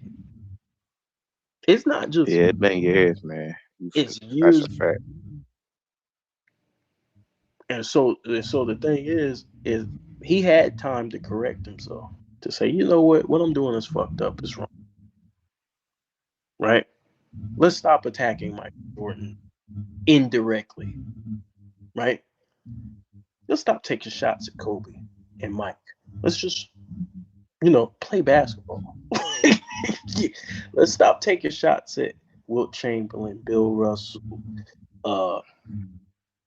Jerry West. Let's just chill out with the taking shots at people.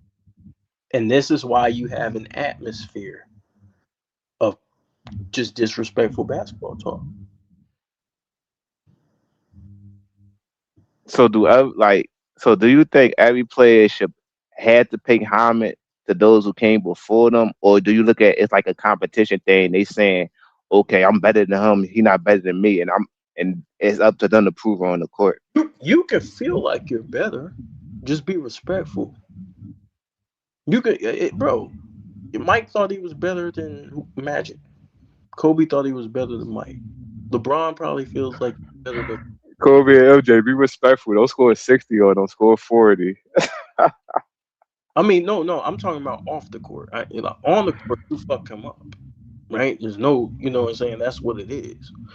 But what I'm saying is that you do that in a way where you're honoring the legends. Like, so when you hear Michael Jordan talk about the game, right? He talks about it in a light of giving back. So basically, if you ask him who the GOAT is, he'll say, well, out of respect, I'm going to shine a light on them. Do they gotta like them, though? Like, what if they just don't like them? What if they just think they trash? And about liking them, it's about showing reverence to different eras. But what if they just think that's like it's trash? Like, what do they think it's not? It's not it. Probably think it's garbage, but for the it is be authentic and keeping it real. I'm just playing devil advocate because. Hold on, the devil doesn't need an advocate. But hold on. I want you to think about this. Your job, if you're a GOAT, right? Your job is to preserve the history of the NBA. That's your job. If you're the greatest, I give you that because it's a team sport, so I give you that. If you're the greatest player in the game, your job is to elevate the game, and your job is to be an ambassador to the game around the world, right? So if you don't respect the legends before you, or if you don't hold them in a positive light, then you dishonor the game. You don't have to like everybody, but you say, well, what about the 60s? Well, it's an opinion. We all feel like our era is better, right? Our era is the best. That's opinion. That's not a fact. That's what we think. And guess what? Guess what happens, CJ, if you don't do that? If you don't respect the game, somebody's going to come along and disrespect after your era is finished. No, you're correct. But I'm a type of dude that respect all eras. So I can like understand it. But I'm just speaking on like, because a lot of people are disrespectful. They just really don't care. So it's like, they'll look at Bill Russell and players like that and how they dribbling and how to like the game, the speed was. So people look at that and they just be like, compared to this, oh, it's trash. Just like how we, like, for instance, we'll respect it, but we'll look at a PS1 compared to a PS5. We're like, oh, okay. You see what I'm saying? Just for example, or like even a car, like. But hold on. That's the problem. You're looking at basketball. A lot of people are looking at basketball the wrong way. You do what you do in the era you played. Any other talk is fantasy basketball. What you do is in your era. You see what I'm saying? This what if Back to the Future shit, it's not real. We can't prove none of this. This is what Michael Jordan says. Man, we can't prove none of this shit. I can't go back and play these guys. I would love to play against a newer generation, but that's not going to happen, right? I don't know what the niggas will do against me. I didn't play them in their primes, right or wrong. So the only thing you can go off of is what Bill Russell did in his era, what Kareem did in his era. That's how I look at it, KB. You got to, because then you start being disrespectful. Oh, such and such can do this. Okay, well, You don't know what can you deal with all the things that he dealt with back then? Could you deal They with the look low they pain? they Can you looking play at in a thin lens. They don't look at all that though, KB. They look at the game. But play that's through why I the low said pain? I look Can at you it play like through the that too. Like who dominated their era is because all you're gonna do is speak on hypothetical. We could do hypothetical anything. Even if you say LeBron could play in that era, I could say many people could play just a sub-zero point like Miami Heat and probably be successful and probably can 4-piece. So it's but all hypotheticals. Let's can talk about what happened. but can LeBron play through people being racist towards him and doing things to his house? Can he play through playing with writing Well, any area you're gonna adapt to what's you around. Like it's gonna be adapt. So it's gonna be a different type of mindset. But what I'm saying is, what ifs work both ways, right? We don't know. Are you right? We like so the thing is that you have because your job is to protect the game, and then that way the younger people don't disrespect grandpa, right? You're not going to just grandpa in the corner and just say, man, we ain't need that nigga. It's all about us. No, nigga, he's part of the family. This is a family thing, bro. This is NBA history. Without these guys doing what they were doing, you lose that inspiration. Somebody inspired Michael Jordan to be Michael Jordan. Somebody inspired Wilt to play basketball. Somebody inspired Magic Johnson. Somebody inspired Kobe. It was Mike. Kobe inspired how many players from this generation? So you disrespect Kobe because but KB, this the thing. Back in the day, players disrespected this era too. But back in the day, players disrespected this era too. And some could be off of the money they get and based off the opportunities they get and based off how the game more easier for them. See what I'm saying? Based off they got more freedom, like dribbling wise, rule wise, like.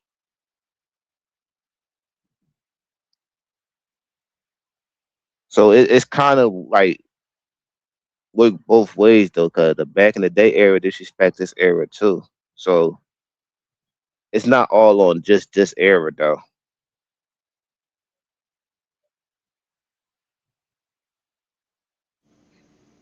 Hey, babe? Yeah, can you hear me? Yeah, I hear you now. Yeah, so but you disrespect, you end up disrespecting Kobe and saying, well, Mike is DeMar DeRozan, Michael Jordan ain't nothing but DeMar DeRozan and stuff. Okay, so Kobe learned his game. That's like casual, like dumb takes that you say some shit like that based off this because they both shoot mid range and like and they game look alike, but they not. Okay. But yeah. Okay. Yeah, that's stupid. That's stupid. Go ahead. Okay, but where are these dumb takes coming from? It's kind of just coming from like content creators, bro. I already know. Like you feel me? I know what you're talking about, bro. So it's kind of like TikTok shit, content creators. But that's a big deal because platform growing because podcasting and sports talks like still kind of new. Like it's not even like it's still kind of new, so it's just gonna grow over time. So it's gonna be about clickbait and who say the craziest things. So Kobe lived in the social media area, right? Era, right? You said Kobe lived in a social, not Kobe really. Lived during the he lived area, right? He lived in a social media era, but it wasn't used how it's used today. What you mean? And how it. He died in 2020. No, but come on, KB. He wasn't like his whole. I'm saying let me see. He had plenty of time, bro, to go on social media and try to control narratives. Right or wrong? Right, but his debate, like his career started like before that though. Like it started before even social media. LeBron. Kobe's interviews are on YouTube. For the world. No, I'm saying I'm not saying like I know like for instance, it was a computers and shit back then, but it wasn't like certain apps and all that. I understand that. I'm saying like how they use it and utilize it, because Facebook was like a family thing, business thing, and like even with MySpace, like your classmate, it was like certain things that was used the right way, but it got used differently. Kobe was tweeting. No, that's like afterwards though, bro. Like after the playing time. No, you know what it is? You know what it is, sir? Kobe Bryant, every time they put a microphone in his face and they asked him about the legends, he glorified them. No, it's not Kobe fault that it's not on Kobe. No. It's like the social media kind of push LeBron more, but it's more. You hear what I just said? Every time a microphone was in Kobe's face, whether it was on social media or not, he glorified these people. He glorified the legends. He got more respect for the game. Oh, that's what I'm saying. No, he do. Like that's what I'm saying. I agree with you. Like he got more respect for the game, but at the same time, it's his job to give back to the game. If you're gonna be in this GOAT conversation, it's your job to give back to the game. No, but LeBron say crazy shit, but he give back to the game. Like he give praise to players before him though. Like he probably. Like as in like the last couple of years, probably he want the narrative to be a certain way, like because he going out, so he want some people like he want the best case scenario, like some people to think he the GOAT or whatever, but he praised before him all the time. Like he always get praised to players before him. So he might say some shady shit, but it's not like he didn't praise those before him. So you didn't read the article where they asked him about the All-Star game. He was at the All-Star game, and they said, let's give people, the legends came in there, and they said, let's give these people a good show. And they said LeBron rolled his eyes. You didn't see that? You didn't hear that? LeBron rolled his eyes after they said, let's give the legends a good show. And LeBron who in the chat remembers brushed that them report? off. Who in that chat remembers that report?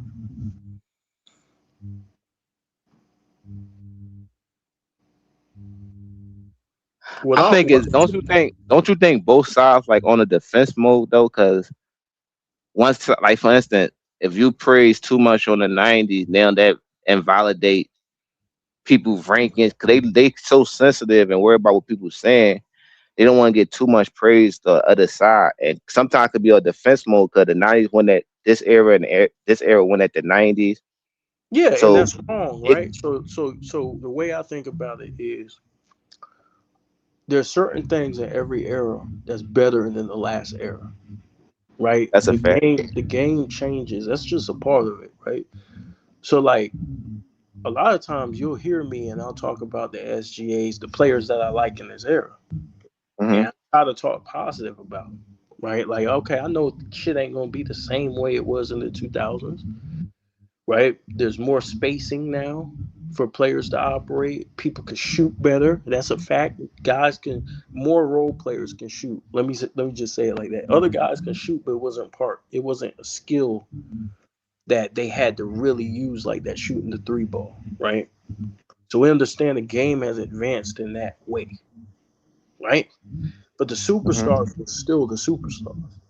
You see what I'm saying? So like the game has changed to where now these big men have to be able to shoot and stretch the floor. They have to be more better defensively. You just couldn't be an enforcer in this time and age. You had to be able to switch and hold your, you know what I'm saying? Like hold your ground. So the game has changed, and there's some advantages, and then there's some things that give me a headache, right?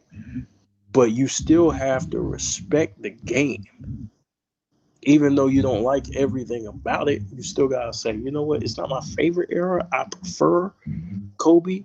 I think Kobe's era. I think he's the GOAT, or I think Mike's the GOAT. But I don't like this, and this. I'm not gonna call every player in this era trash. That's disrespectful too. But no, you that was a good breakdown. You correct about that. But it works both ways, bro. The older yeah, that's why I was trying like cause like even the play like even the 90s over 80s shit, like they'll be like, oh, these players soft today. Yeah. Oh, if I was in this era, I would did this. So that's why I try that's why I like to keep things balanced and not just be biased on one side. You just because I fuck with the person. Cause that's why I look at it too. That's why I kind of understood both sides, because it's like, okay, one side don't want to give too much praise to this side because they on the defense mode. Because they both at each other. If your grandfather said to you, man, y'all think y'all got it hard today? Man, I had to walk to school. I had to walk 30 miles to school, or we had to deal with this, and this. You gonna tell your grandfather to shut the fuck up? No, we dealing with more.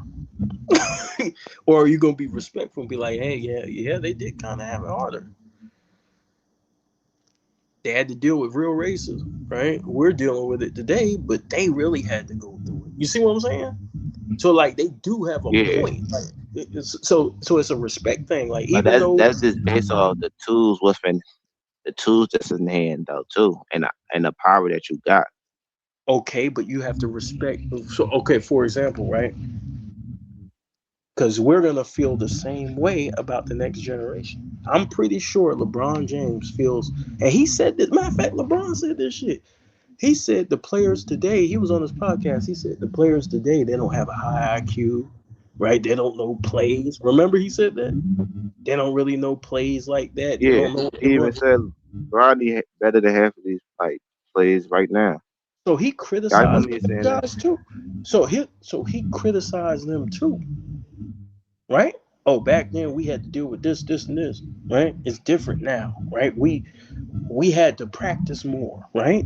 Older players say, oh, right, these guys don't really practice like that, and that's a fact. You can't get offended. You know what I mean? Like if it's true, if a nigga can double hand check you, that's a fact. We got double hand check. Y'all have more freedom of movement. That's a fact. So don't that speak to like it's not like he being consistent on his stance? Like it's not him just nitpicking the error. He just talking about how he see things. Like even like no, because he's doing what he's doing against the pass in order to elevate himself. Kobe mentioned about the difference between eras. He said, "Look, we had to deal with zone. You know, I had to play differently. You know what I mean? You know, yeah. What if I didn't have to play under those rules, right? But he didn't cross the line. He didn't say, "Yeah, I'm better than Jordan. I would have, put me in the '90s and I would have fucking." You know what I mean? He didn't do that. Yeah, they believed it, and they didn't say it out loud. Like, bro, he didn't say put me in the '80s and I'm gonna kill by. Oh no. Hey, like, no. That's disrespectful, right? So what he did was he said, well, things are different, and he explained why those things are different. He said, well, he was more about the progression of the game. Okay, let's talk about how they can.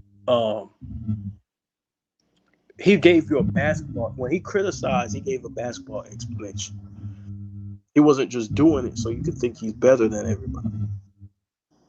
He said when he made his comment about accidental basketball, he meant it because it doesn't. And when he criticized the AAU programs, he meant it because the AAU programs is not building good habits.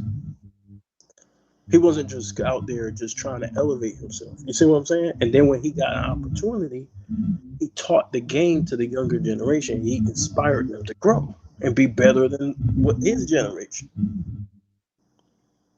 A lot of people say they want their players to develop so they could have more good players that come to the NBA, because a lot of players not developing in the right way. And though, like, you could be talented, but it ain't nothing if you can't put that to use on the court. Okay, but Kobe understood that the next generation is watching him. So he tried to set an example, and Mike understood that the next generation was watching him, and Kobe was watching Mike. He was right. He said, "I showed up. The reason why I showed up and played the way I played is because I knew some kid in there was watching. Some kid in that crowd, that kid that was watching him was Kobe. Right or wrong? That's a fact. Right. So now Kobe took what he learned from Mike, and he's passing it down. And look what it's doing for the NBA. It's helping the NBA. He's giving back. He's pouring so much into the game that people are ignoring it. They don't really see. They see the impact, but they don't really see it the way they're supposed to see it because they're not really giving him his flowers with that the way they should get it.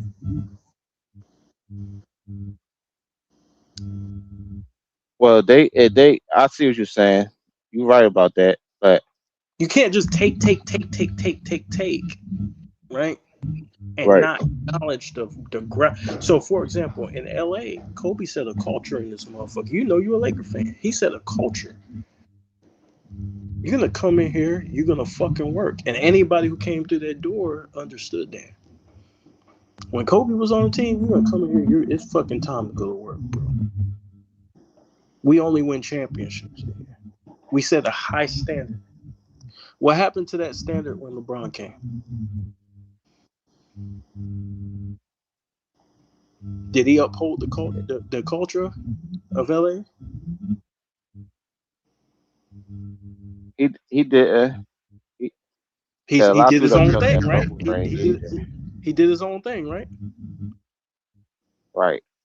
Okay. So, to be honest, when he first went there, they thought he was going there for like business reason, movie shit. Like, so after he got AD, that's what it kind of changed when he became reality and all that he was getting him when AD forced his way out from the Pelicans. Yeah. Okay. So what I'm. You hear me? Yeah, I hear you, KB.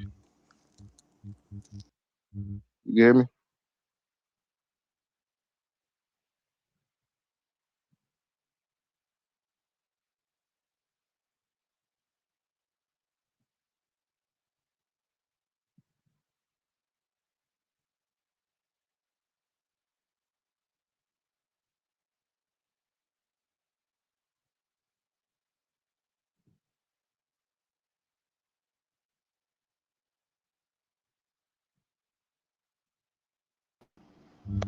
Can you hear me? Yeah, I hear you now. Yeah, okay. So there's a reason why the older players set a culture, right? And they set the bar high, right? Like, you know how much they practice and how hard they practice.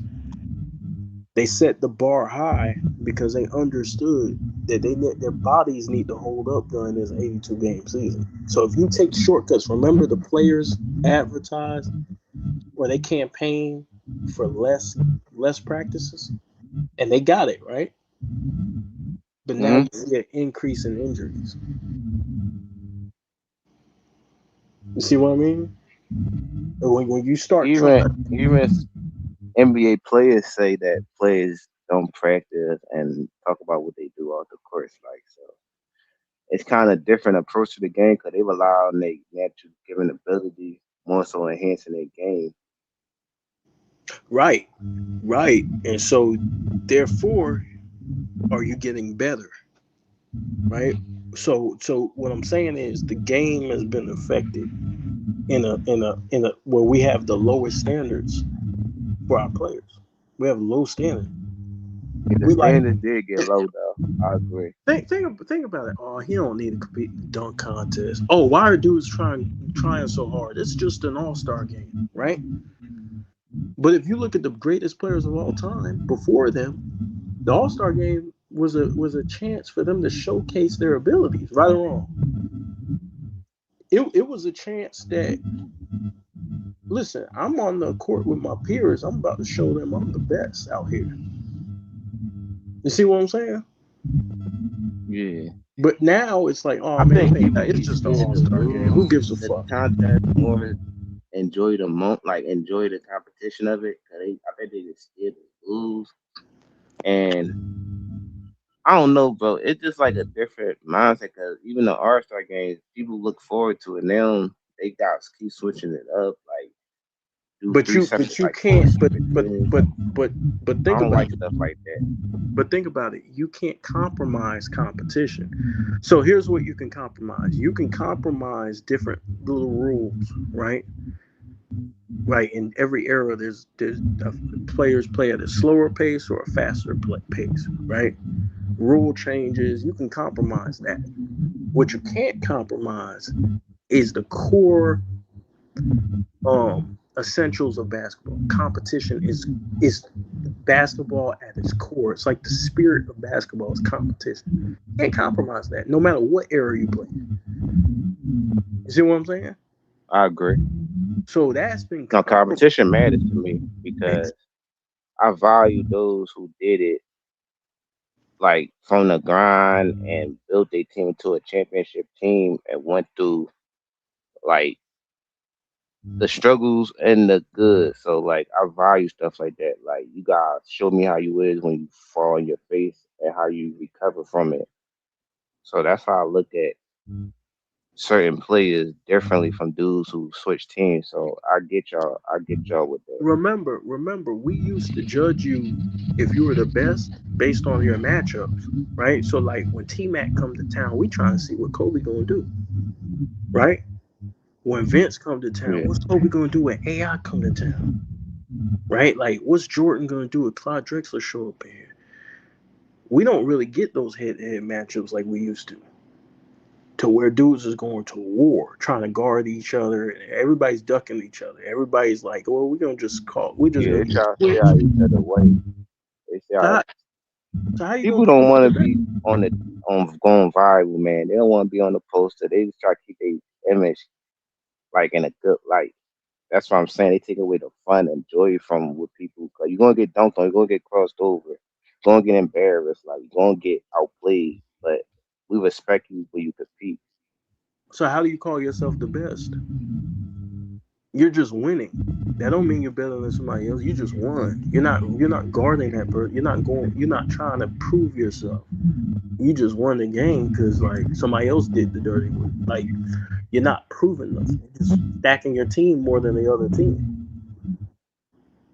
Now it's getting back. Yeah, on the winning side part, I could like agree with you, but I could tell you why like a lot of things like you look at a checkbox list, like a lot of things he check off, like just look like the all NBA, like the thing the NBA or people value the most, and like determine how good he was as a player. Like that's how we know Kobe was a great defender. Not only we seeing him, but the awards he got from it, like his All NBA defensive teams, and even with Tim Duncan's All NBA, that's how we know he a great defender because he don't got a DPOY.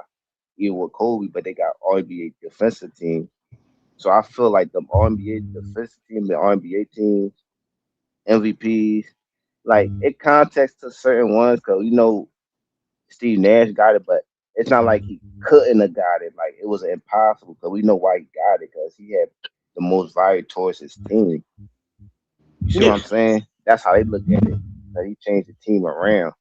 So even with LeBron, like he got Finals MVPs, champion, but it's kind of hard to judge it like that because somebody else would be like, "Hey, he had super teams, he had the best team." So that's why I don't push back on that how he got it. But I think people should at least give him a little bit of credit because he still got win or lose. We criticize him when he lost, so we got to give him praise when he win. Okay, there's two ways I judge a player, right? And LeBron's a great player, right? Like don't get it twisted. Like he's a great player. I just don't like the shady shit, right? But like there's two ways I judge a player.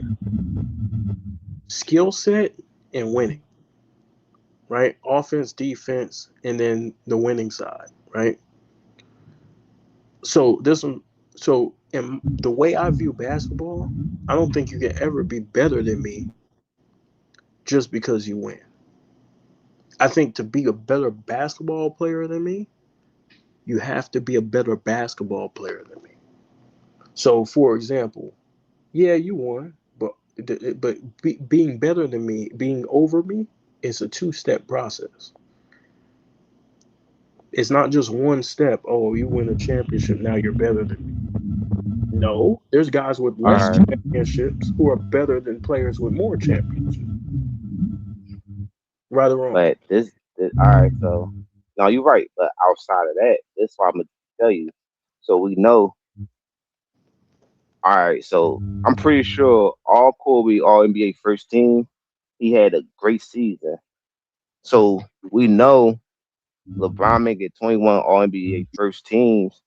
That shows that even if he wasn't getting a job done, like team wise, him as an individual still was all time great, because for to get all them all NBA first teams, you gotta be a top 3 player at least in the league for a long period of time. But it's not even. So that's why I said from all NBAs out of all time greats, they got the most all NBAs. Like, but it's not. It's not even. It's not even. It's not even the all NBAs or the first teams. It's like when you watch him, right? Evaluate his whole entire game, strengths and weaknesses, right? No, but that validate the eye test. So you look at the eye test, then you be like, okay, I can look at the tape and then look at the numbers. The eye test is the most important. And break down how he play and what he do good, and then you gonna come to this conclusion like, oh man, he is this great, but he probably not as great as others. But I can see why people got him in the top 10, top 5, because he kind of check off a lot of boxes. I don't have a problem with people's rankings, bro. I really don't. I was saying that because I was outside just looking at the media, like pushing, trying to be this and that, like he's still doing his own thing. Yeah, like, but when I evaluate him, I'm like, okay, can he shoot? How great of a shooter he is? How great in the mid range he is? How great in the post is he? How great as a defender is he? How great of a rebounder is he? How great of a So the person with the least amount of holes, like, because as a basketball player, right, the way I rank players is your job is to get better every day as a basketball player, right? So when growing up, you're playing ball, you're practicing in the driveway. You're trying to work on your left hand, right? You're trying to work on your 3-point shot, your free throws. You're trying to become a complete basketball player. And that's how these players... Every all-time great want to be better than what they was the day before. So exactly. That's what they strive on. When I look at Kobe's game, I see a complete basketball player. I see a player with no holes. So when people... That's a perfect point, though. Like, I like that point. When people talk about LeBron... Like I said, I didn't have no hate towards him. When I said Kobe was better, people would get mad. And I'm like, I said, look, you're trying to make this a stat thing. But first of all, stats are relative to your team and how they're using you. When you say complete game, is you saying like the defense too? Yeah, offense, defense.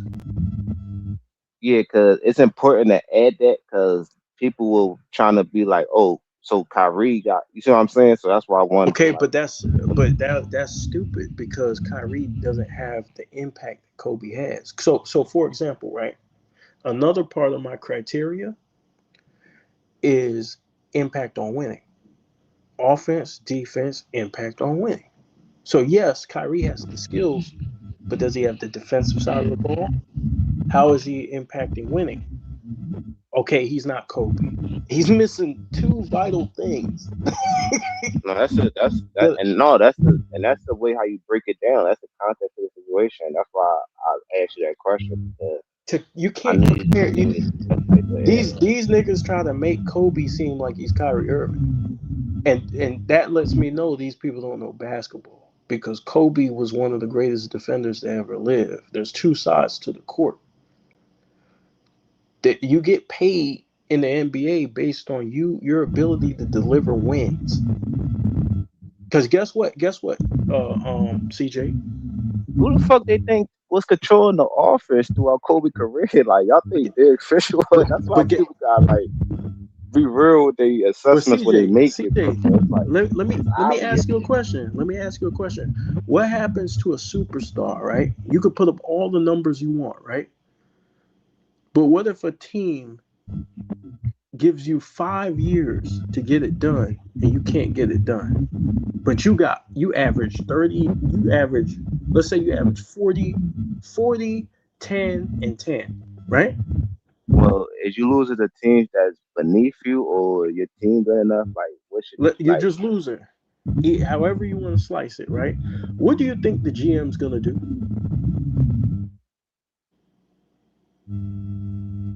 So they're getting you help. They're getting you help. Well, they're gonna look at you as the problem, and maybe shift you out or let you walk. Okay.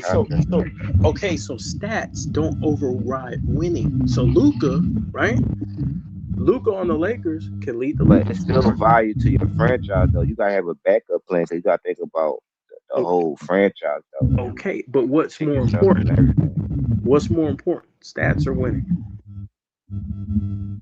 To the players and stuff, and Coke probably winning, but the owners and everything, it's about how can I make my business richer and more. No. I'm talking about when you're building a team. Let's say you're Rob Pelinka. You got Luka Doncic. You're surrounding him with other players who can help him get the job done. Oh, I see what you're saying. All right, he got 5 years. In that 5th year, they're going to be looking to trade him if he doesn't do anything. Right or wrong. No matter what his stats are. Right or wrong. Right. Because they got the expectation of winning, right? Exactly. And that's his job. Okay. See what I'm saying? So winning overrides anything else, bro. Okay, so do you think Cleveland was a winning franchise and they wanted to win? Because we see examples like Bradley Beal. He could be with that team putting on numbers, but they don't want. They direction is not winning. You see what I'm saying? So it's like, what happened to Bradley Beal? I mean, he got traded or whatever, but he still was there for like a good chunk of time. You eventually traded. Yeah, so every franchise got different expectations. Okay, that's why I was asking. Do you think let me ask you a question. Kawhi Leonard. Kawhi Leonard was probably arguably his best season in the NBA last year, right? Right. Where is he at?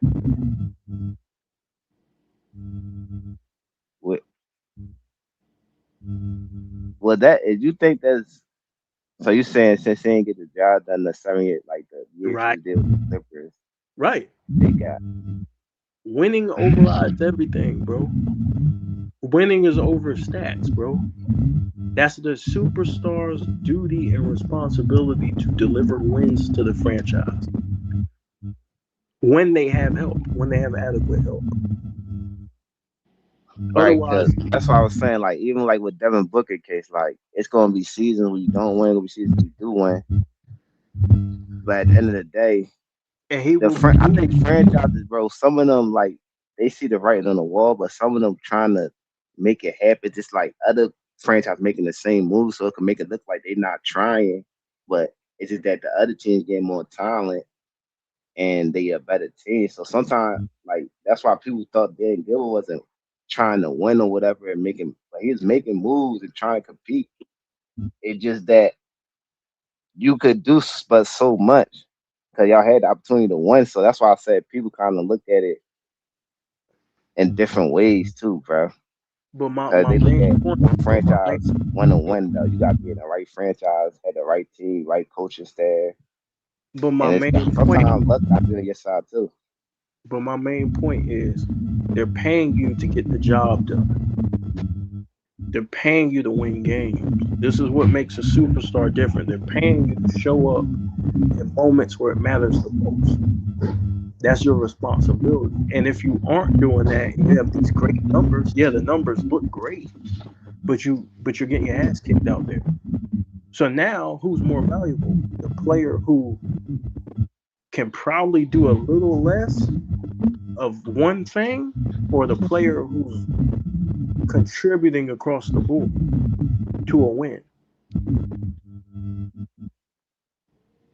I mean, I'm always take the person that contributes towards the win. Right. So when people try to make it, when ESPN or all these fans try to make it about anything other than winning, they're bullshitting.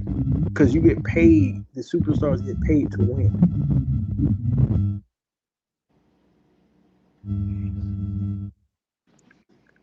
You see what I'm saying? Yeah, but no, I see what you're saying. Cause the way how you break it down, okay, how you perform, skill set, how you elevate your team, and on winning and shit. So that's a good point because winning. I mean, people think winning the only thing people value. Like we value that the most. That's what it is. Not the only thing.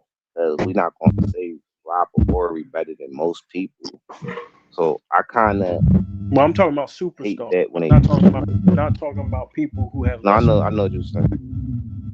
With superstars, that's literally their job. Like Kobe would be derelict in his duty if he just if he passed, like if in the clutch time, like let's say being clutch is his job, right? He would be derelict in his duty if he didn't take over the game. That's his job. You see what I'm saying? Right. So what I'm saying, but that's why I said, KB, it's kind of stuff that get planned and grow over time because him getting that one MVP kind of make people even because he got 3 MVPs. It'll be kind of hard to argue stuff, but that's the only reason why they got like arguments because they did stuff throughout his career that was going to hurt him later down the line, like saying Shaq was Shaq team and stuff, not getting him MVP, saying he shot too much. Okay, shooting percentage. You see what I'm saying? But so that's a lot of stuff that they built up to go against him. But let's break it down, right? Let's use your MVP season. So does your MVP season mean it's your best season?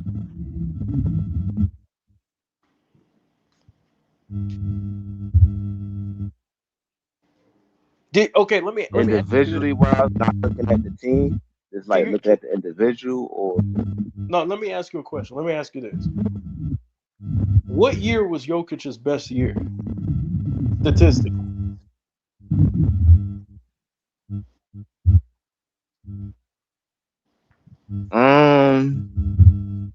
I'll probably say the year before that.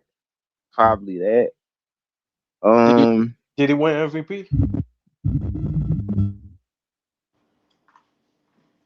Hold on, I'm gonna double check.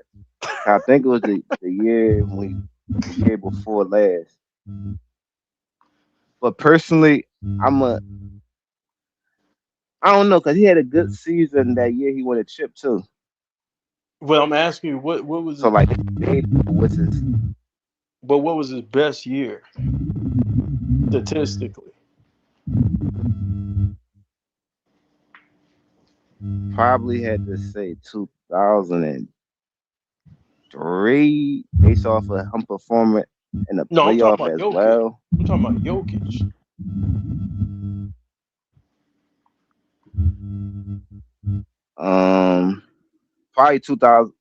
Probably 2004 and 5 was his best year. No. I'm talking about Jokic. That's what I'm talking about. You said 2004. No, I said 2005. I mean, oh shit, my yeah, I'm like 2025. I saw, bro. I sound like yeah, I said you, but yeah, probably 2025. Stop capping.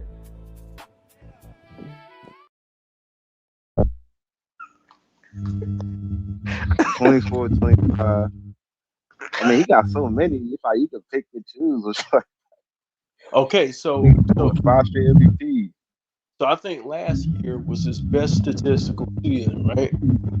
Yeah, for 2024, 2025 season, yeah. He didn't win the MVP. So Jokic's non-MVP seasons are better than a lot of people's MVP seasons, right? Right. Okay, Kobe's 06 season is better than a lot of people. Depends who you comparing it to. Though. His season not better than the original MVP though, so we gotta compare them seasons to like the player who got the MVPs, like who we comparing it to. We need a measuring stick because we can't just say a measuring stick to who? Like, because we saying who we comparing their stats to though. Like we can't when you play that game, the MVP game, you're judging me against all time. You're judging my season against all time for all time standards. I know, but it's reason why, because they add the team success as well, though, not just the individual. So it's like he could put up crazy numbers, but like even for Wilt, when he averaged 50, I think he didn't get the MVP and shit. So it's like it's about the team success as well. Okay, so it's a team award. No, it factored in the stats and the team. Like that's how SGA got it and shit. Okay, okay. So, but you have to be on a great team to win the award. You gotta be on a great team, or it could be like an organic made like team too. Like but Jokic, for instance, according to his team was built up, and then he became MVP caliber player and shit. But what I'm saying is, in NBA history, right? You have to win a lot of games to win MVP. Right or wrong? Right. So winning 60 games, that's a team accomplishment, right? Yeah, but you gotta add the reason why they gave Westbrook it because he did something historical as a big man. Like the first person, like he led the league in assists as a big man. Like first big man league in assists. He averaged a triple double as a big man. So he look at the he ain't the first big man. Wilt did that. No, Wilt did. I know Wilt did. I'm saying like since Wilt like. Because Russell wasn't the first to do a triple double, but okay, people didn't think. Kobe was the first player since Wilt. I know that 35 at the Jordan, he averaged 35 the most points. He averaged 40 points for a month, 4 straight times, and then he averaged 2006, 2007. Kobe averaged 450-point games in a row. He was the first player since Wilt to do that. Dirk Nowitzki got the award because of the team, right? Right. So MVP don't mean shit. Because team, I know the team and the like stats too. Well, let me say this. Let me take it back. When I say the MVP don't mean shit, it means something, but it don't mean something comparing him to other players. Yeah, because we know Kobe, like, to be honest, he just got it 09, 2010, 2000. If I'm the best player, so it's years he could have got it. But hold on. If I'm the best player in the league and you win MVP, what does that mean? You just had a better season. No, you didn't even have a better season. No, because you said, like, for instance, Derrick Rose was MVP, but he wasn't the best player in the league, so he just had a better season compared to the best player. I'm talking about Kobe and Dirk.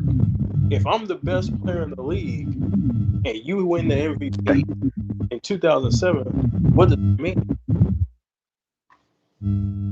Oh, I see what you're saying. It don't mean shit. Right. Dirk knows Kobe's better. The world knows Kobe's better. You didn't even have a better year than me. Your team won more games on a better team. You see what I'm saying?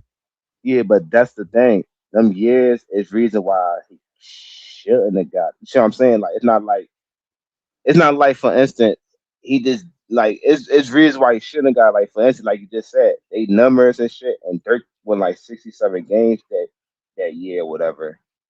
Okay, what do you do when you're putting Kobe against guys like him? When back then the players voted, and during Kobe's time the media voted. Say the last part again. How do you measure MVP when the players back then voted, and now in Kobe era the media voted? It's two different standards.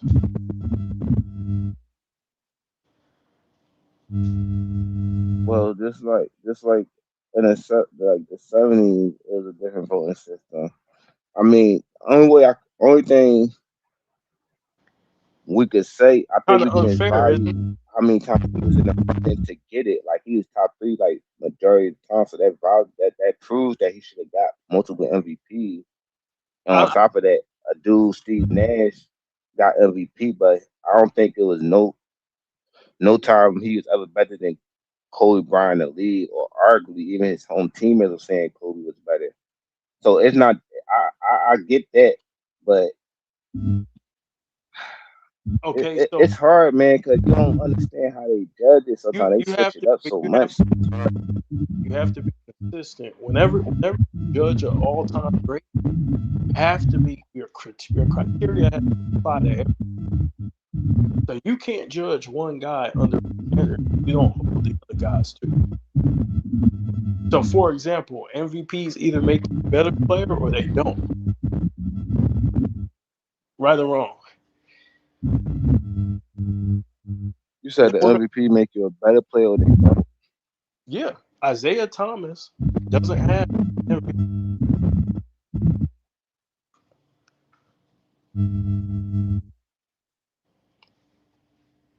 Right? You talk about Pistons Thomas, right? Pistons Isaiah Thomas does not have an MVP. Shea Gilgeous-Alexander has 2. Because Isaiah Thomas didn't deserve it based off of who he's competing with. I'm not saying he deserved it. I'm saying who's greater all time, Shea Gilgeous-Alexander or Isaiah Thomas?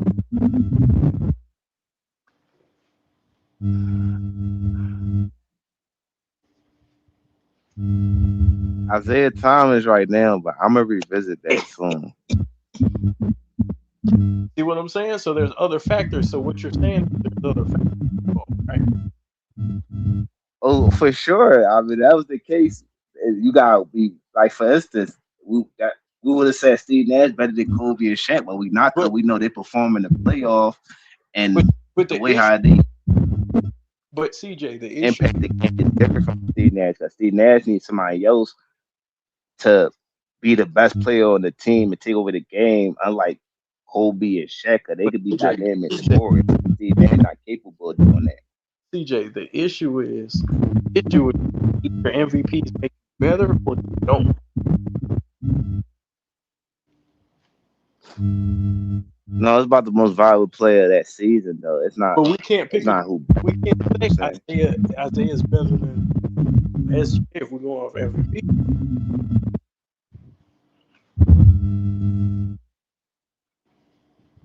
No, because we can't. Because at the end of the day, SGA do like he still.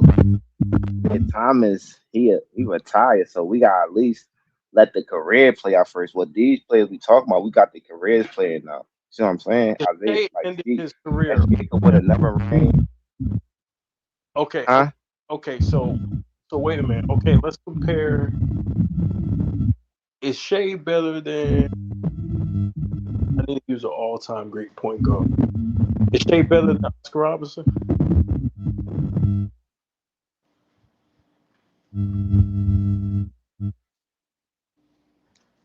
Nah, he's not better than the big guy, man. What he got? He got like 11 All NBA. SGA got 3. He got work to do. Okay, so you count the All NBA. Yeah, I mean that's the best thing to count based off MVP. It could only go to one player. All NBAs, like 10 plus players get it, so it's like it's going to be the top players in the league. You see the issue of judging players too? Say it again. Do you see the issue with judging players based on awards? I don't think it's. Once you cross the line, I think we judge it based off of. What's up, Pascal? I think it's different if we judge it based off the players still playing. We try to compare the legends, but we talk about somebody who are. That's why I said SGA. I ain't gonna put him over Oscar. Right now, their career. That is not good. What you're trying to do is you're trying to predict your generation, right? You sound what? What you're trying to do is you're trying to predict to SGA's generation, right? You're basically saying let's compare SGA against his generation, his era, right? No, I'm basically saying like they got a whole body of work that shows SGA don't like he but ain't even got. That's what I'm saying. You're saying keep SGA in his generation, right? I mean, until he retired. Okay. Or like, or until unless he get until he get a couple more years under his belt, because he better than a lot of all-time great point guards. But you said dudes that's in like top 6 though. You said some of the all-time greats though. Hey, but you ain't mentioned no Westbrook. Let me see if I can fix my mic and then I'll come. I'll be back. All right.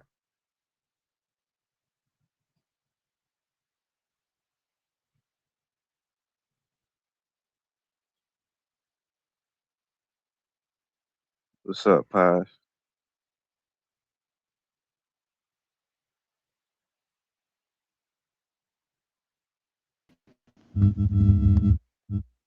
It's just still fucking. Let's StreamYard, bro. Let me see if I can. I can hear you, man. Yeah, but StreamYard's got it all blurry and stuff.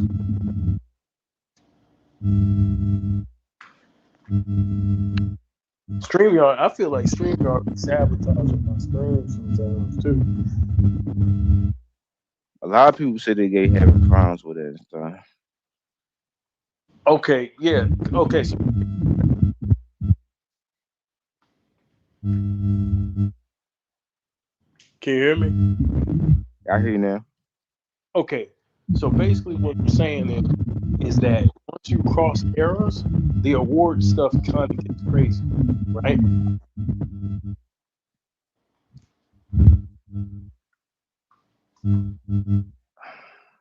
Because when we start talking about defensive player of the year, if we say, oh well, this person has a defensive player of the year, you're basically saying this player defender. Like you say, Scottie Pippen, one of the greatest perimeter defenders of all time, doesn't have a defensive player of the year in his era. But look at his competition for that award.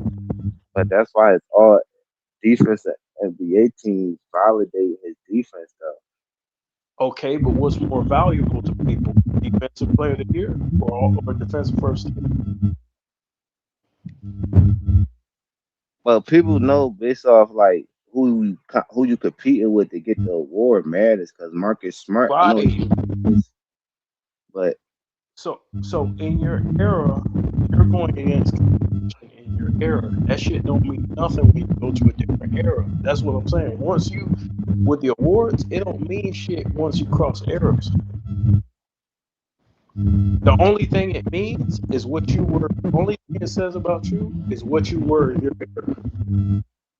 So, for example, Kobe's 9 defensive first team means he was the best defender. He was considered the best defender at his position in his era. That's all it means. It doesn't mean the best defender of all time. So what's stopping you from putting Bill as the GOAT then, since he is great for his era? You can have Bill.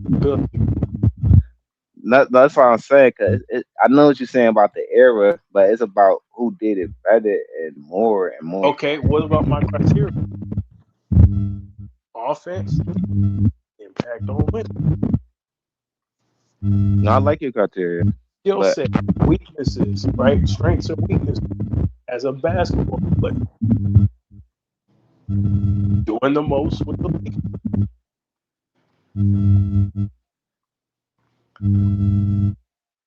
Competition. You gotta peel back. That's a good criteria, but like, what? So, what if it's the other way around? Like, don't that work against you too? Because now what you're saying is, if I'm a 60 player or 70s player, things that get valued today, I can't validate it because it wasn't validated in their era. Like, so it's like, but this is my criteria. This is everybody's criteria. This is just mine. They measure up differently, but I said I know that because based off of who they compete with and based off the voting system, I guess, and like how good the team is and stuff. Because that man is too. Because players can get extra credit based off being on a good team. Yeah, but every player ain't Jerry West, right? Like Al Corver got All-Star game based off being a replacement, and that add to his legacy. So it is. Yeah, but what I'm saying is, when I judge players, I judge them against consistent criteria, meaning skill set crosses errors, right or wrong. It do, but they limitations. They limited on what limitation? Okay, so you can't Euro step back, push off as much, carry the ball. So it's a lot of things that the players was handicapped from doing. What you mean? You can tell I'm not going off Euro steps. No, I'm going off of like the whole game style. Like it's certain players that certain dribbles and stuff you couldn't do. I'm talking about strength. Hold on. When I say skill set, I'm talking about strengths and weaknesses. But that's based off what you could do as well, though. Yeah, strengths and weaknesses. Can you shoot the three or can you not? Can you shoot the mid range? Can you not? Are you good? Are you a good free throw shooter? Can you? That's a mute point because players today more talented. Okay, so if you feel that way, you put that player over the other player. If they have all the criteria. You said they got all the criteria to do what? I said if you have offense, defense, impact on winning.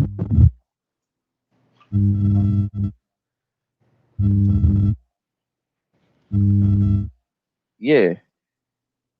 These players transcend time. Like, for example, I could take Hakeem Olajuwon and put him in today's game. He's the most skilled player in the league.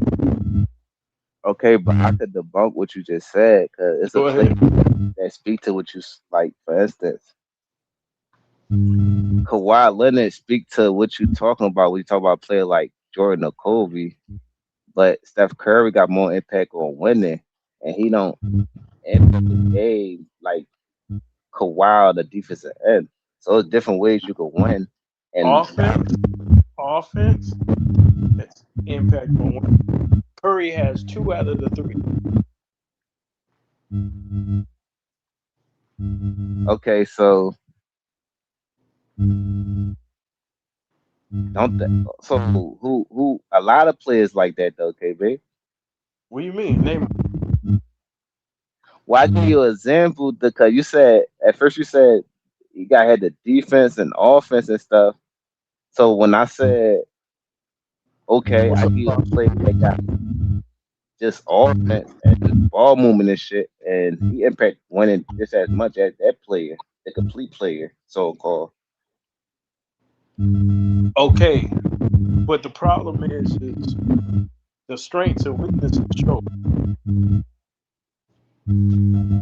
based off the team and how they can hide because Steph had weaknesses on defense, but Klay Thompson, Iguodala, and all them was able to help him out. Just like Jalen Brunson, bro, he got weaknesses, but they able to hide him based off the personnel. Okay, around. If they're able to get the player, then that player you have to knock that player. Say the last part again. If you have to hide a basketball on the court, you have to knock that player. I mean, I understand that, but it's flaws on a lot of players. Like, so everybody not gonna be great at everything. Like Magic not gonna be the best defender. That don't mean he can't impact winning on what other I'm stuff. not saying he don't impact women. I'm saying he don't break Jordan breaks.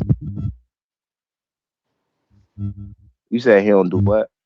I'm not saying Magic don't impact women. I'm saying Jordan is a more skilled basketball player. He does more.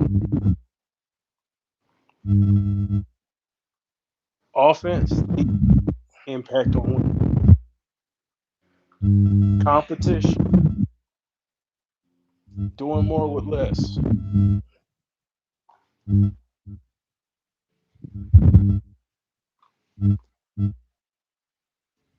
I think it's based off the team you got around you, because you could kind of like.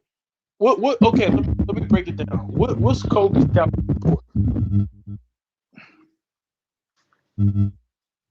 What'd you say? What's Kobe Bryant's scouting report? Like, what team scouting report for Kobe, or like what's his, like, what you mean? If you were to guard Kobe, how would you guard him?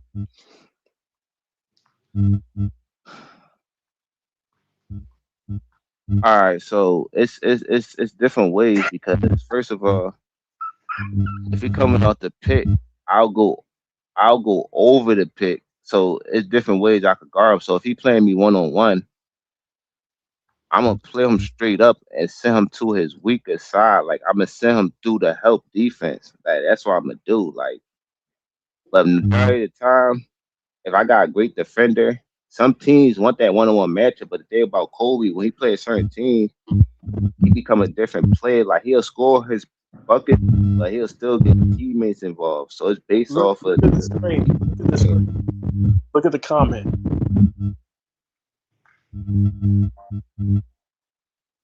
What happened?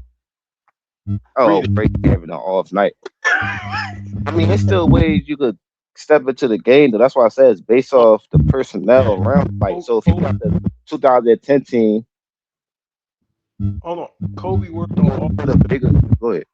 Kobe worked on all his defenders. He can go stop him, but you're gonna make it hard. Like, okay, but what I'm saying is you have a player who mastered the game all around. So I understand what you're saying, though, but Kobe had moments, bro, where he was like in 04, bro. That's what I'm saying. Like, nobody every player. That's my point. Hold so you on. have to guard him. So I mean, I can just look at Detroit Pistons, how they guarded him. Bro, they had playing, bro. They sent him to the help defense. Like, they had Tayshaun Prince guarding him on the top of the key. But you're not hearing me. You're not hearing me. Every player has moments. Every player has bad moments where they struggle. Every basketball player. But so that's how they guard him. Then I mean, that's the best way to do it. Yeah, but what I'm saying is, this man, if you play him to the right, he works on his left hand. If you post up, he can shoot. There's no play on the court. I said you can only contain him.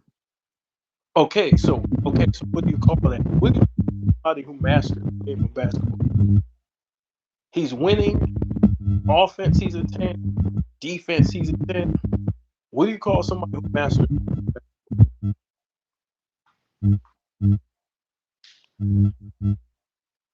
No, but KB, I think Kobe better than LeBron. So I'm not questioning. What I'm saying is that'll be somebody who's a GOAT company.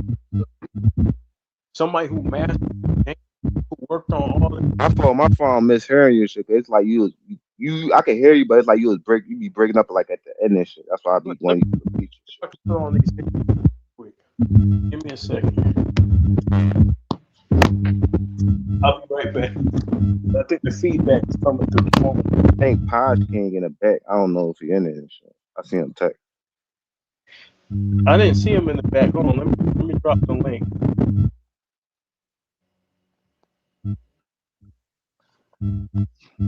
Oh, let me drop it for you.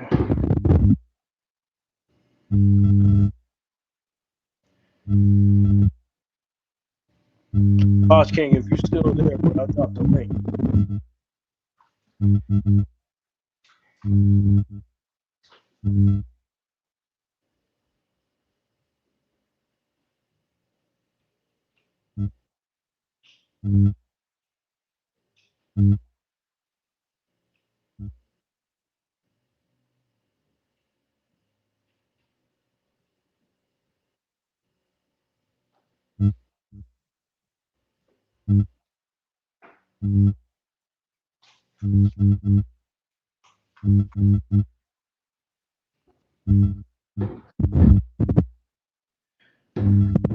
Pass, what's up, bro?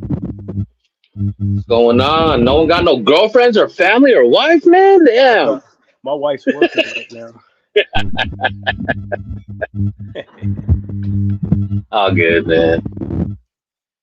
Yeah, I appreciate. Yeah, you're breaking up like in and out a little bit, KB. You got like sound like you're like pressing a walkie-talkie beeping or some shit. Yeah, no, I can hear the feedback. I'm trying to fix it. Can you hear me? There you go. That's a lot better. I've been listening the whole time. I actually took a nap while you guys were talking, and I woke up and you guys were still talking. I'm like, damn, you guys are getting down over here, man. Yeah, man. And I got kicked off the stream earlier, so I'm back to continue the conversation. I don't know what conversation. We not like glorify stacks or nothing. We just talk about like the player and the game and shit and how the game came. And, you know, like the basic things that NBA and how it affect players, how it help players. You feel me? So it's like it is a lot of different things that go into it more so than just the eras that the players played in. Because I agree with you, KB. I can look at players from what they did in their era. Yeah, because you can't take away what they did during the time. The hell is going on? Yeah, man, it's hard for me. Like before, like this whole GOAT talk became the thing. Like the way I looked at it was like best in an era, kind of like best in a decade, almost every like 10, 15 years. You know what I mean? Like it's hard to compare players, especially when their primes are in different eras, right? Like Kobe and LeBron, I have a hard time comparing them. I can only base what I've seen from them, right? And to me, I don't understand why people say LeBron's so skilled. They look at the stats and they think, oh, wow, he's so much better. But when you watch the tape, I mean, there should be no doubt that Kobe's skills are way beyond LeBron. You know what I mean? Like, I don't get it. Like, I listen to all these guys talking all the time about, oh, LeBron, you know, he can easily put up. Yes, he is a dominant force, right? I kind of put him up there where just like a Shaq. He's an oversized guy that can bully his way into the paint, right? And that is a skill in itself, right? So. You heard what you said? Like, I'm glad you said Shaq, because like dynamic scoring and volume scoring. That's why the difference why Shaq will be considered a better scorer than Kyrie because of volume and how dynamic he's doing it. Like, yeah, he's doing it on winning. So I get what you're saying. Like, LeBron got the most skill, but he an efficient player that take high percentage basket. So that's why people look at like, okay, he's on the basket at a high volume, more so just dribbling through the league. Like that's fun. Like, real life is one 3 to get to the point. So I understand what you with the skill set, but Shaq and Giannis is a perfect example of how you could dominate without being the most skilled player in the league. Yeah, and there's a value to that, right? No, my fault. Yeah. My bad. I thought you stopped. No, you good. I meant to cut you off. I said my fault. You good. Oh, no, that's all good. Yeah, go ahead, man. Keep going. I'm kind of doing stuff. Hey, can y'all hear me? We hear you, KB. No, I was just saying, I heard you, KB. I don't know if you heard me, but I was just saying, like, there's other ways to affect the game more so just like skill, because every player got a different talent. Like some people post players, some people like can play on the wing, some people shooters. So like every player got a different dynamic. Like if I put Kyrie, Giannis, and fucking like Jokic, they all gonna score in different ways. Yeah. It could all be Okay, but if I have to judge the player based on it, because look, in the playoffs, in playoff basketball, right, teams are gonna try to take away use your weaknesses against you, right? That's the thing, KB. We can't take it with the less. I mean, what?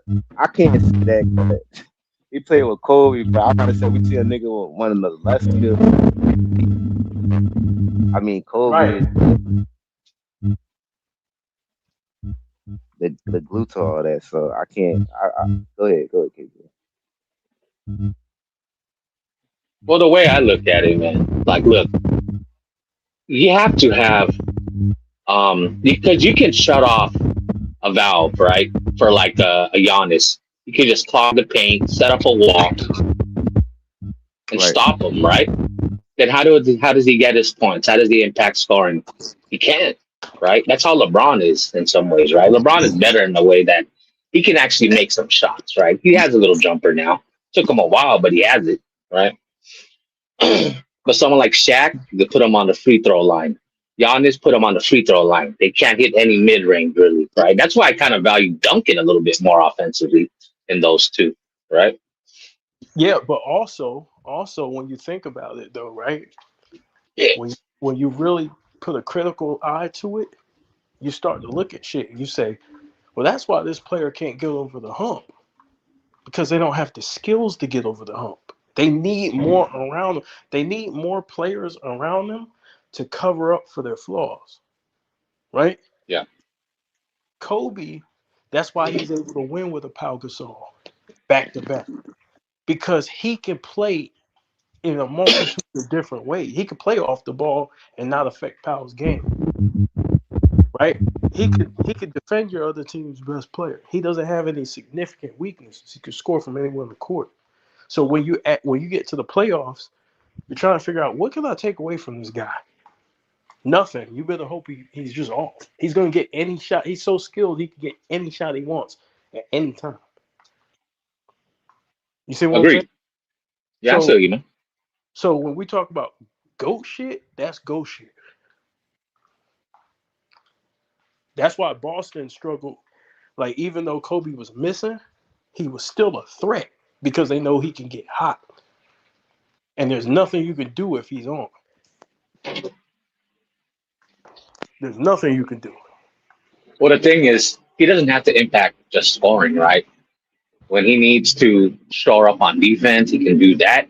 He can chase the Ray Allens, the rips around, right? He's kind of versatile in that way, right? He can get boards, like what he did in Game 7. So hold on. So y'all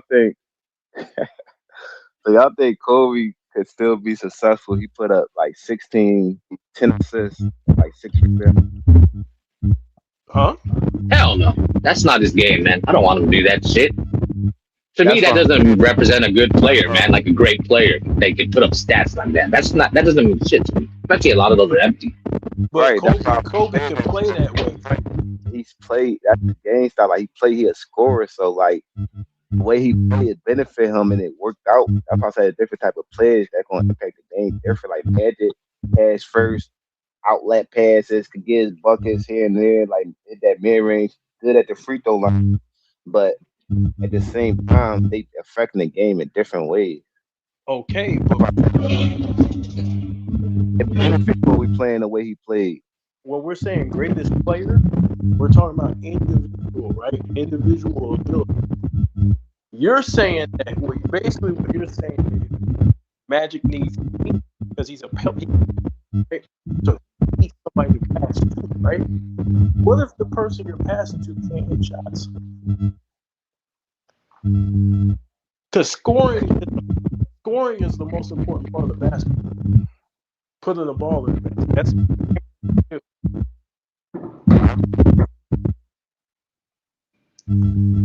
but it's the most important, but it's not the only way to get the job done. That's why I was looking I at didn't like, say it was. and that's what we gotta speak on because we can't say just because you're not skilled, you can't impact the game or you can't be the best in the game. I'm saying there's a Giannis was just considered one of the best, and he's not as skilled as these players. I'm saying there's a separate Jordans, the Kobe,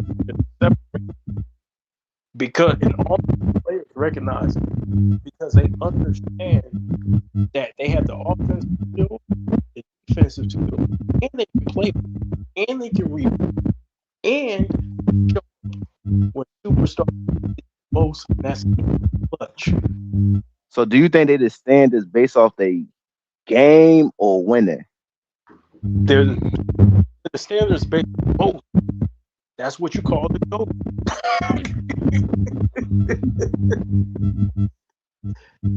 No, the reason I asked that is because if they was doing that same thing and not winning, then you want to meet the criteria. Hey man, you gotta win, even with your stats. You know what I mean? You can put up a lot of stats. I feel like we've had this conversation many times, man. Like, do you want to be a Bradley Beal? Put up a bunch of stats, or Russell Westbrook? Yeah, CJ's trying to get them out.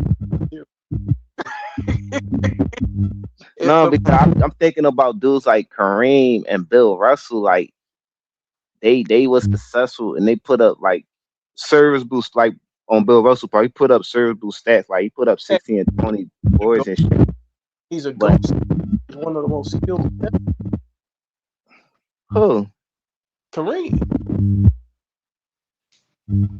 No, yeah, I agree with that. But that's my whole point. Like, why you got Kobe over Kareem? Who, me? Yeah.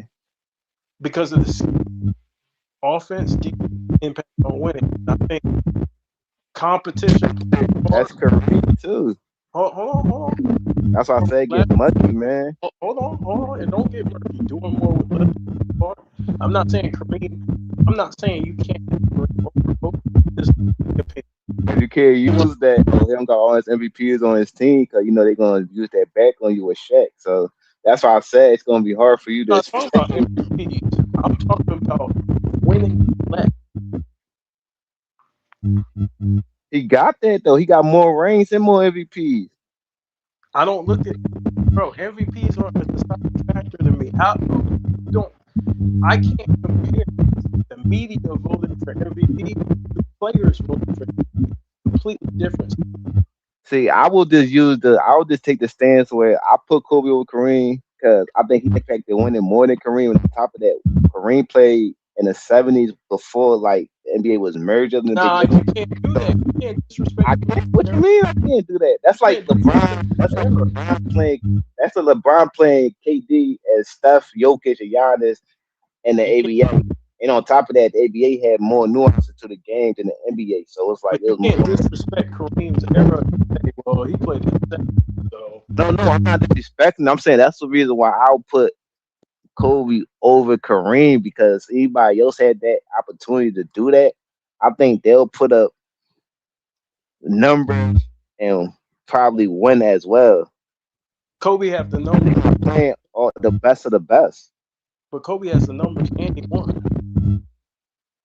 No, that's why I said I got Kobe over Kareem. But I'm saying about Kareem, I'll say he didn't do all the success in the era like before. He did shit before the merger as well, bro. The ABA players wasn't even in the league, bro. Yeah, and players that couldn't play. Yeah, it's why like people in the era and own list judge the game completely different. You see what I'm saying? Right. Completely different. So the thing is that I use judge players and I don't contend like if someone I would about because it's a different style of basketball. It's restricted so much. You see what I'm saying? Yeah, I agree. What they did. You breaking up too, but I hear parts of what you're saying. Yeah, you just gotta respect what those guys did. No, I do. You know what I'm saying? Because that's why I'm saying like that's why I put them like to the side. I don't put them in my like rankings or simple fact. They pioneers to the game and all that, but I understand. Yeah, basketball was different, so I just put them in their own separate category out of respect because I don't want to dismiss their stats and winning, even though it was like easy or whatever, and they had better opportunity. Nah, it won't easy. It won't easy for them because they had to look. When you put less team, you get yourself a better opportunity, bro. When you not worry about playing all the best players in the world, you get yourself a better opportunity, bro. You can't switch in. You can't. Your whole fucking team is a Hall of Famers. It's easier to do it like that, bro. You got less. Your team's not for Hall of Famers, you gotta go against them. You said if your team not Hall of Fame? I said, what if you're one of those teams back in the 60s that didn't have a you gotta go against with all but this.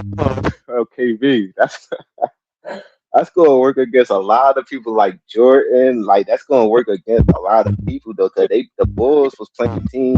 No, sir. It's different. They had one Hall of Fame. I know what you're saying, but no. It's different. There's no free agency.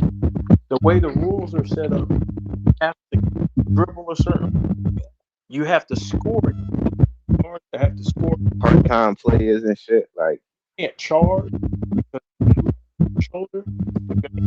Civil rights movement. Like, come on, bro. It's like real life shit. There's no charge circle. There's no shot clock in some of these areas. There's no shot clock. Goaltend your own teammates. Come on. So that's what I'm saying. It's a lot of shit that's kind of shaky in that area. That's why I'm trying to be respectful and be like, okay, you're 40% from the field as a big man. So that's what I'm saying, bro. It's a lot of shit I could just like for real, trash it, but I'm trying to say things about it. Them dudes can play. It's just that they can play, but it just like it was like the game was as advanced and stuff, and I feel as though play wasn't just focused on basketball, bro. It was other shit going on. They barely didn't even want them in the league, bro. But CJ, when their era was the rules strict. We grew up when they with entertainment, right? So you breaking up, KB? I won't. What? Yeah, can you hear me? Yeah, I can hear you now. We can watch Kyrie carry a little bit. And you had the harder to dribble. It was harder to. You see what I'm saying? It's harder.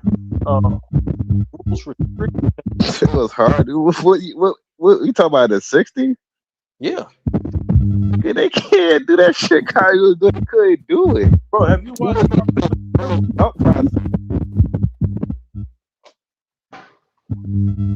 You talking about something they was hard to do, like they was capable of doing it. Watch Bob Cousy dribble the ball, bro. He could handle the rock. He just wasn't allowed to do all the shit he was doing in the playground. Bob Cousy, hey, compared to Kemba Walker, compared to like that's what I'm saying. Compared to like, well, that's why I said it's best that we just put them in their own category, bro. Because it's gonna look bad, bro.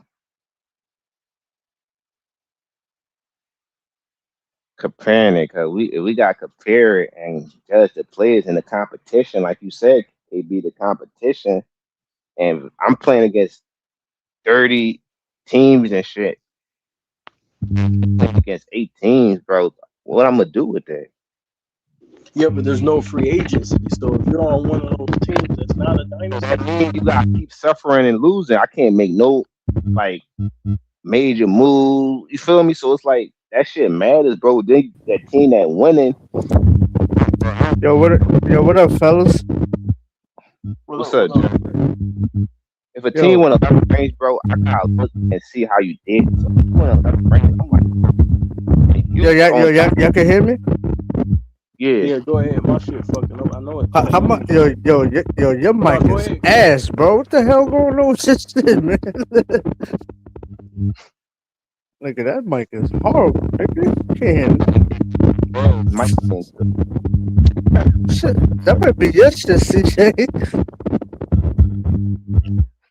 Nah, I think that's you, CJ. Hold on. Hey, that might be CJ, KB. Yo, who shit is that? StreamYard is sabotaging me, yo. My joint, like, hold on. My joint kind of.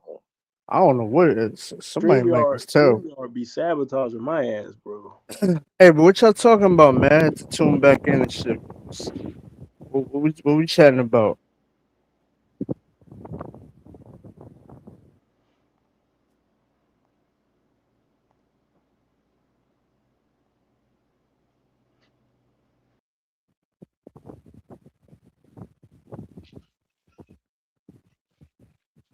Yo.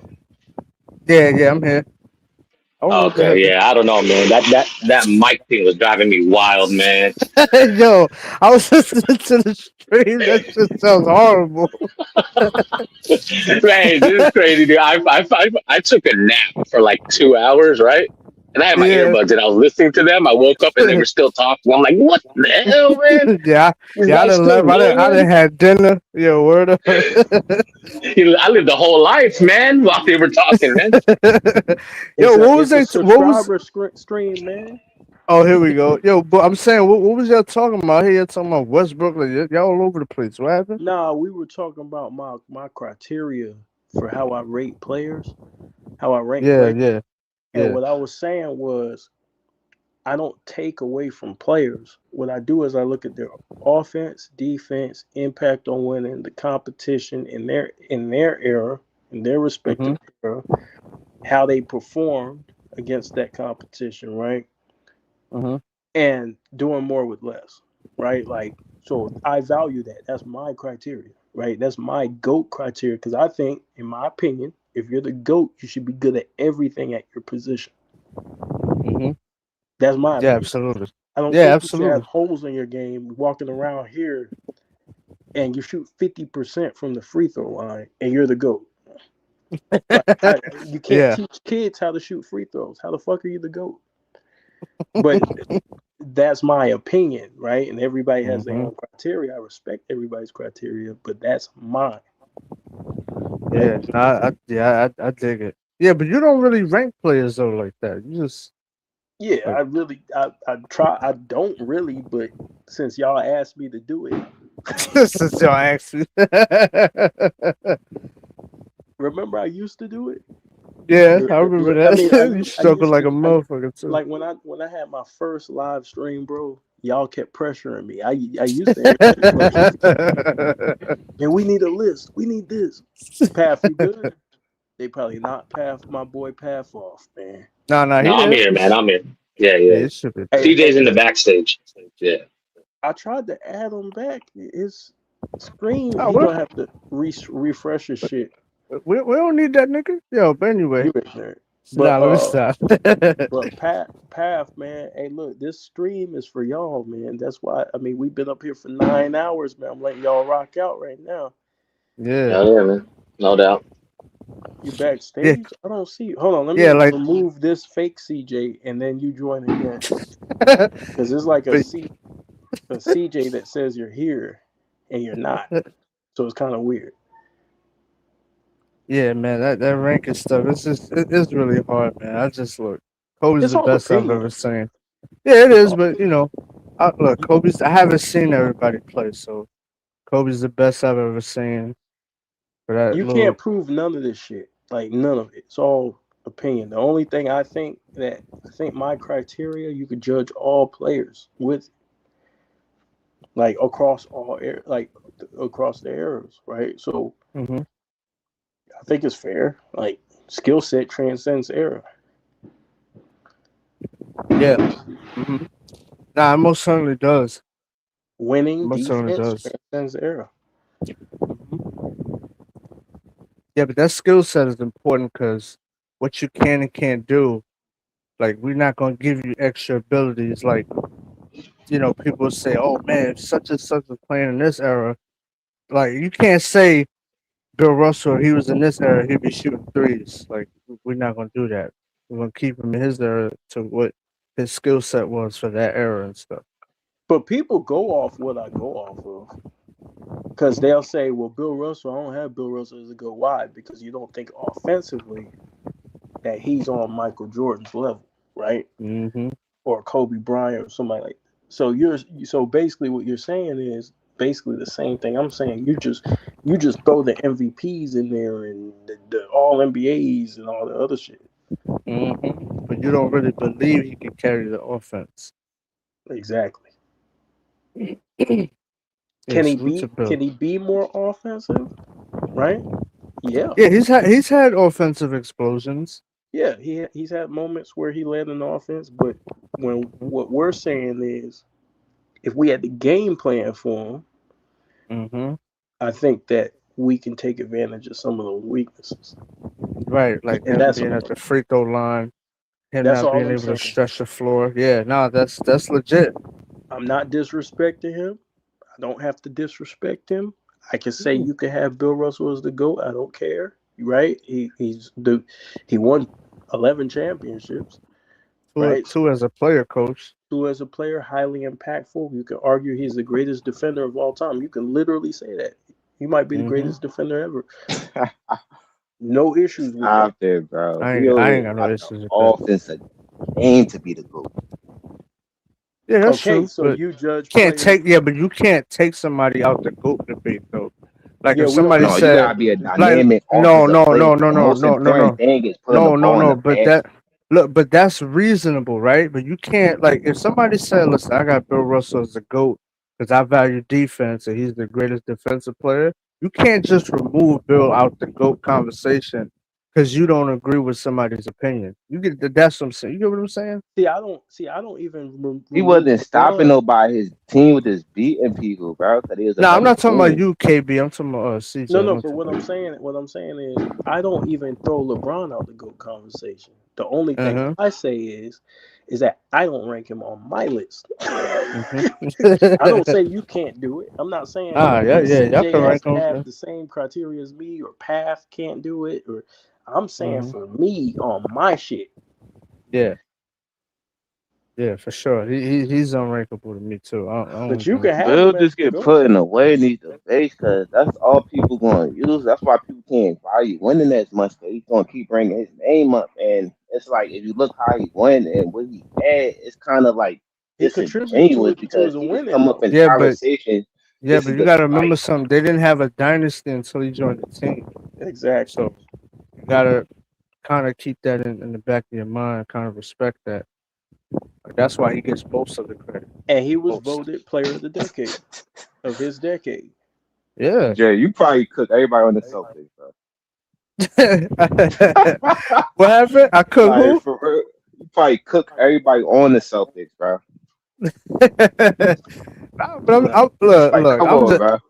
I'm just saying, man. Nah, I mean, look, I get it. It was, but you gotta. Like, what night do you want to face all the time? Let me face the Bill Russell 60 something.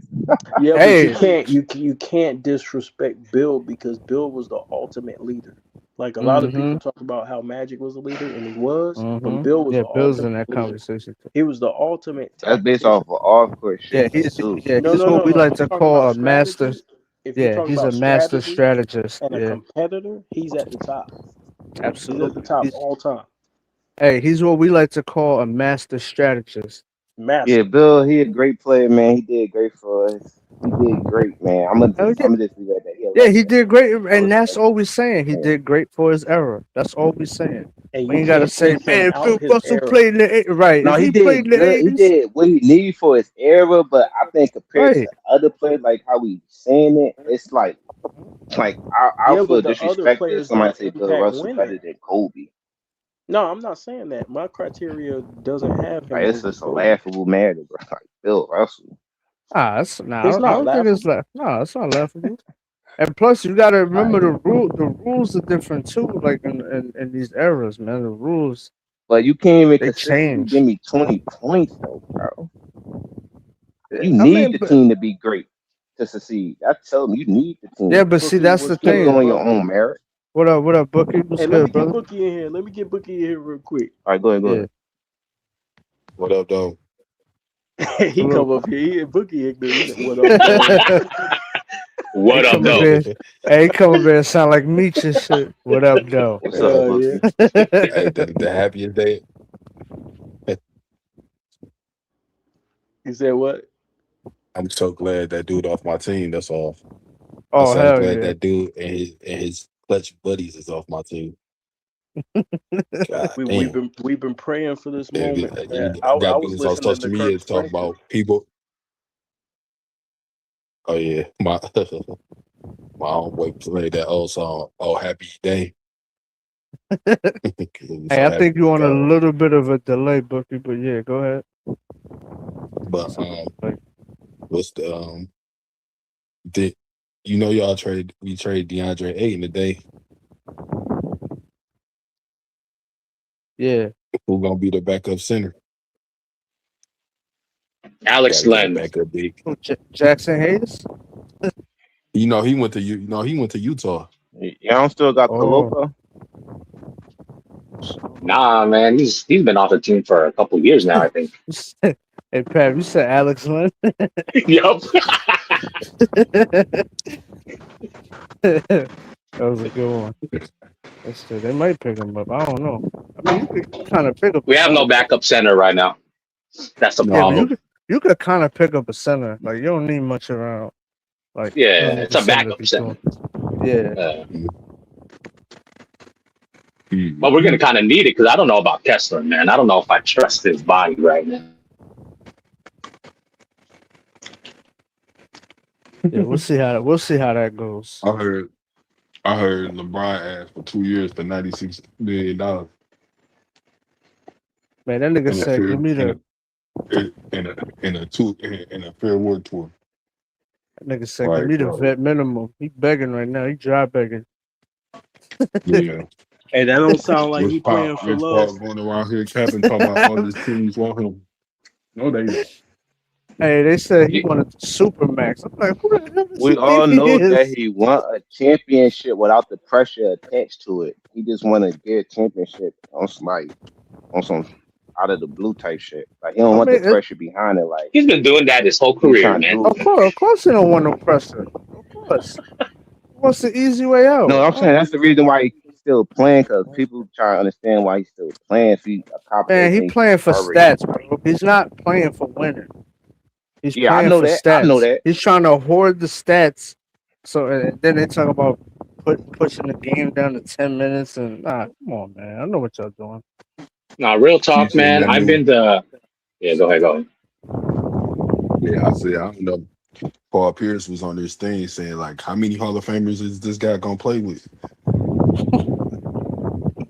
You gotta add 5 more, man. But dudes like Paul Pierce getting validated because he turning around saying niggas the GOAT, second best player. That's why I said most of these dudes backtrack a lot, bro. Yeah. That's why it's so hard to like stand on what they say and shit. Because anytime you bring some shit up, he said LeBron the GOAT, though. He said LeBron the best player. Richard Jefferson. That's why I said these niggas gotta be consistent. Richard Jefferson was sitting down and RJ was telling him to his face like Jordan and Kobe better than him. I'm gonna tell you the truth. He's like, LeBron fans are gonna. LeBron fans limited flaws. He was like, we could talk about flaws in everybody's game. It's like Jordan and Kobe had less flaws. So what are we talking about? That's it.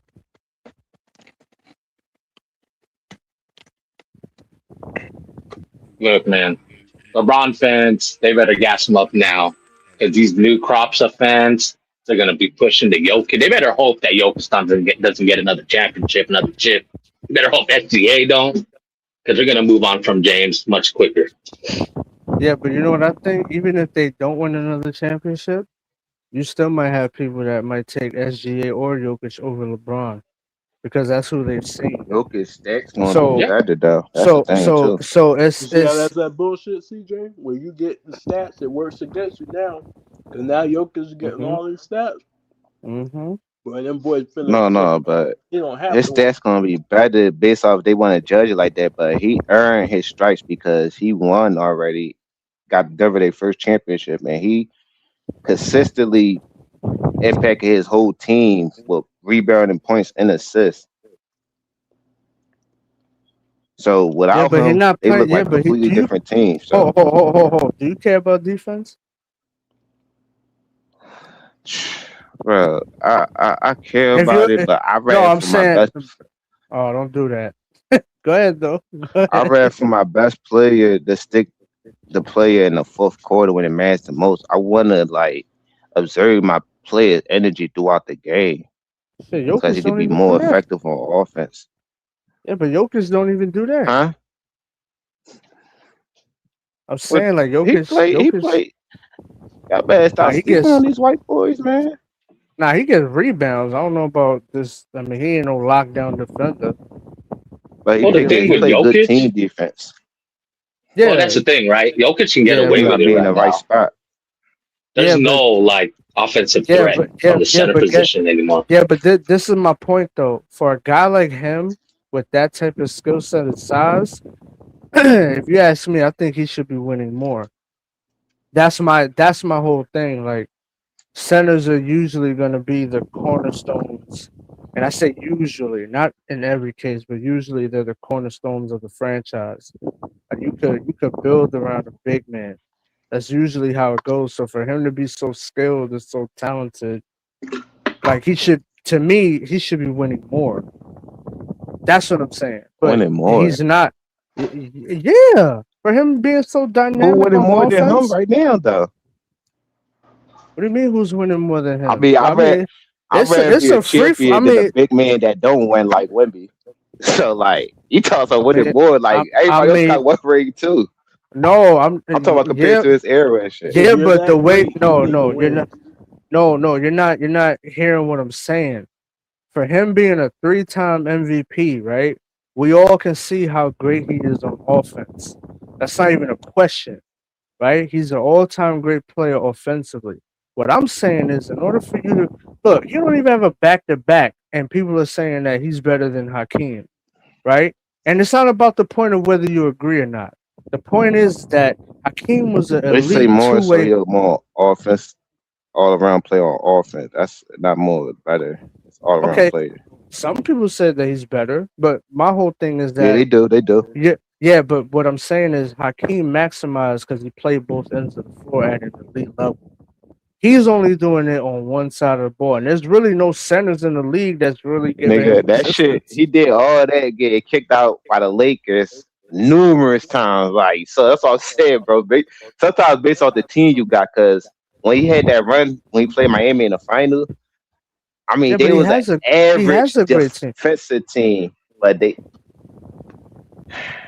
Yeah, but they got players that see. This is the thing. When they won, they got players that he could got a good switch. team, but No, he does. No, it's not about. It's not even about the team. What I'm saying is he would be more better served if he played defense, and that's another one when it comes into conditioning and stuff like that. Like for you to be taken serious as a superstar, you got to play both ends of the floor at a high level.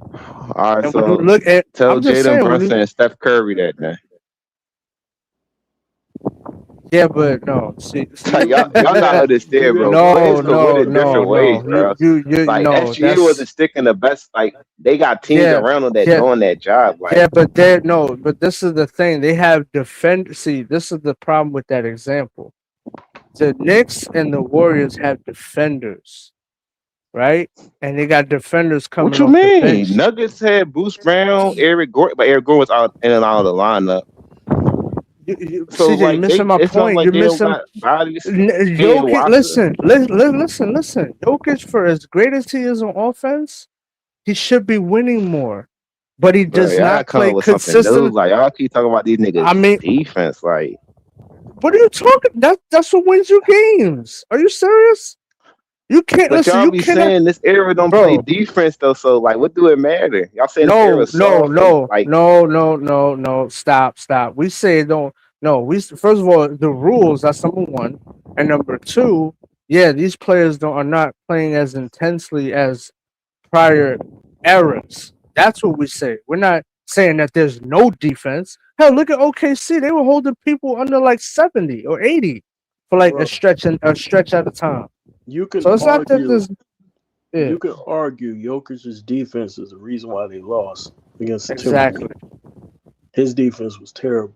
He's And a that's great Hold on, and just that's defender, what I'm saying. but And he that's when what they I'm needed saying. Jokic to step or up, him he did having it. an inefficient series and not showing up and it scoring. can Rudy be Yeah, both. but that's Gobert It can gonna be yeah, but both. that's gonna had happen. a good series on the defensive player of the year. Like, what about Yeah, but that? But that's you know gonna why happen. you But play that's gonna defense? happen. You know why you play defense? Because you don't have it all the time on offense. So guess what? There you When go. if you could shut the other team's best player What down, Rudy Gobert you could still win. You could still win. You still Yeah, have but a chance. come on, see But that's you don't nasty stop work. if you Cause can't stop the other. If I you're know. I gonna just give up fuck with 40 layups, if you're gonna give up 40 layups to Jaden McDaniels, you're probably not gonna fucking win. So nah, you're not. so the thing is that's why you judge players on both sides of the ball. Offense is cute. Offense is cute, but the real men play defense. And that's why I The- said for you to be taken serious as a superstar, like you I gotta understand play. that, but I ain't really hear too much this on Dirk though. Like that's what I'm saying. Like I And how many understand championships defense, does but Dirk have? But how many that nigga championships does Dirk, Dirk what have? you? He has one, He right? should So, have two, for real, for real. He should have two. but He he got only one. has one, and that's my whole point. You have to be the Nigga, complete cause the package. league was giving Wade like every fucking call, and Marquis was about Okay. to sue them niggas. Like, come on, You bro. could say that, but is Dirk even a good defender? What you mean? They was giving Is he a rim? Wade phantom calls. Listen, look. No, No, he had just everything look paired at for that, Dirk's bro. Look. He had everything paired for that. Yeah, but you're not hearing me, bro. What I'm saying is Dirk. Listen, the reason why Dirk got one. Matter of fact, when they won the chip, do you know why they won that title? And the unsung hero, I'm not gonna say that nobody talks about, but one person that should get a lot of credit is because they acquired Tyson Chandler. Exactly. Oh And yeah, what did he? get credit. And what did he? All right. So what did he do? He provided something that he covered up Dirk's major flaw, which Dirk is not quick enough or athletic enough to be a good even an above average rim protector. That was the key. That was the key to win. Basically, the success determine how you judge the player. Because if he was winning back-to-back championship, it wouldn't matter. Like Magic Johnson should get erased and Steph erased because they won multiple you're missing. times. No, that's not it. You're No, I missing. know what you're saying, Jay. Like I understand everything you're saying, bro. No, I'm not saying you don't. Just hear me out. What I'm saying is a superstar, right? You got to look and see what their see when those guys are winning. You got to look and see what their flaws are. Just because Dirk wins 2 in a row, that doesn't make him an elite defender. He needed somebody else standing next to him that's going to help him play defense because he's not good at it. That's just the bottom line. So even if he were won back to back, that doesn't change the fact that Dirk is not a you great gotta be defender. a great enough star for that to happen. Now, just because you put somebody around them, don't mean they're gonna still win. They're good enough to win. So in that case, they added Chandler and they had a bunch of other good veteran defenders on that team. It wasn't just Tyson. You also got to look. He went through a lot of athletes that playoff run. It was a lot of athletes. But hold on, CJ. You also got to look at archetypes of players too. Like for example, point guards.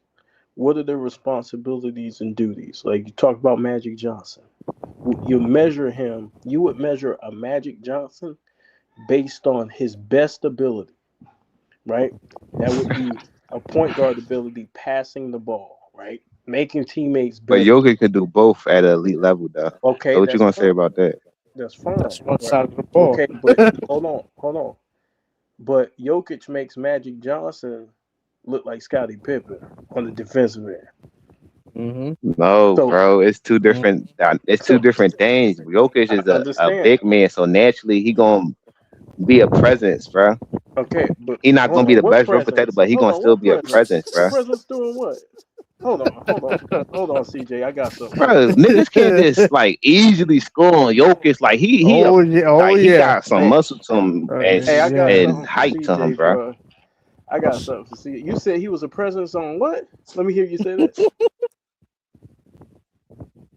Bro, he doing something, bro. He getting like he doing something. He got rain to back. He got rain to back it up.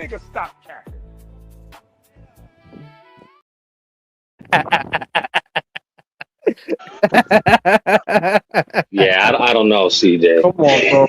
We all look. It's cool, man. He's a superstar. How that two-way playing shit go in the finals with they superstars, Jalen Brunson, little Jalen Brunson, and Wemby? How that shit go? Bro, When you ain't dynamic on offense, that shit irrelevant. What you do on defense? Go ahead, tell me. I'm listening. No, I could easily tell you. First of all, Wemby's skill set is not advanced enough on offense. That's number one. Number two, Brunson is only focusing on one side of the ball. His responsibility. He's not asked to really shut anybody So down. who in Matter the of league fact, got the hold skill on, set wait, that's a stop. dynamic offensive Hold player and on, dynamic defensive player? Hold on. Wait. I'm gonna let you get your point. I'm gonna say this last thing. Since you're talking about Brunson, right? What wasn't it the play on that inbound? What was that? Was that game 4? Game 4 on the inbound. Didn't they take out Brunson for that last play? They did defensively. Right. Yeah. So what I'm saying is that when you talk, how does that working for Brunson? He's only worried about one side of the ball, which is just what his player, like we said about archetypes. That's what his role is. His responsibility is to take over the offense at time needed. So situational moment. That means like that's all you got. Hold on. Wemby, CJ, Wemby. Nigga, if he's 6 foot and you got better defenders that's taller, why not substitute him for better matchup? Just like Spurs, they took Tim Duncan out to match up with the three-point shooter. Okay, but you're not. That don't mean you're a complete player. Then time out. You're not a complete superstar. Wemby will I have a 99% probability that Wemby's going to be considered a better basketball player at the end of his career than Jalen Brunson. Yeah, that's not even a question. This is an unequal comparison, bro. We know he's going to Well, he got bad start to him, though.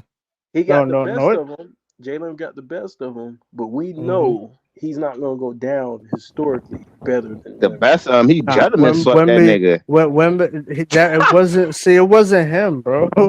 That's what I'm trying to explain to you. They got bodies that they could put on Wemby. That's what I'm trying to explain. Wemby, though. He performed for his team better than Wemby did for his team. And Wemby had the favorites, and it was home. They lost 2 home games. But Wemby, Wemby is not this dynamic offensive player, though. See, that's why this comparison doesn't make sense. None of these niggas not dynamic on both ends. Strengths and weaknesses. I'm not even talking about both ends. You wait, who in the league? You just think he hold is? on. NBA defensive team. Wait. Can we stick to? Hold on. Wait. You going all over the place? Can we stick to what you just said? You just said that Brunson got the best of Wemby. But what I'm saying is that's not that impressive considering the fact that Wemby's skill set and his output and his role on the team is not to take over games offensively. That's what I'm not speaking on how you got him potential. I'm talking about what he's doing now, bro. Jalen Brunson already here. No, I'm saying Jalen Brunson already here, bro. You talk about what he going to do, what you think he going to do. No, you just said, Jalen Brunson got 3 years body of work playoff, bro. This not his first rodeo in the conference championship. Not necessarily. He don't have this large body. Stop. Because they got bumped by Indiana. So slow down. Matter of fact, they got bumped twice in a championship game, though. It don't matter. They got bumped twice. But in the second round championship game, it was a process, and now they champion. Okay, but you talking about Brunson got this large body of work. This is first trip to the finals. No, I'm saying a bigger body of work than a nigga that got 1 playoff run. You saying, he gonna be? I said, okay, you gotta show me. No, that was KP. That No, that was KB No, that said I that. know. That's what I'm speaking to. It might look Hey, like Okay. you think Wemby gonna be CJ, better and shit. You might do think you Zion gonna be believe better because they more athletic, more entertaining. CJ, But that shit don't mean nothing, bro. look, this So how when you it come down to it, Jalen All Brunson gonna right. show up in the clutch. this how you get CJ. Mamba That mentality, nigga. doesn't Hey, mean you're watch a better this. player. Hey, watch this. This how you get CJ. Hey, Right. CJ, who do That's you why he think will went out go? there and showed that he's a better player, nigga. CJ, who do you think will go down as the greater player, Wembanyama or Brunson? No, don't do it.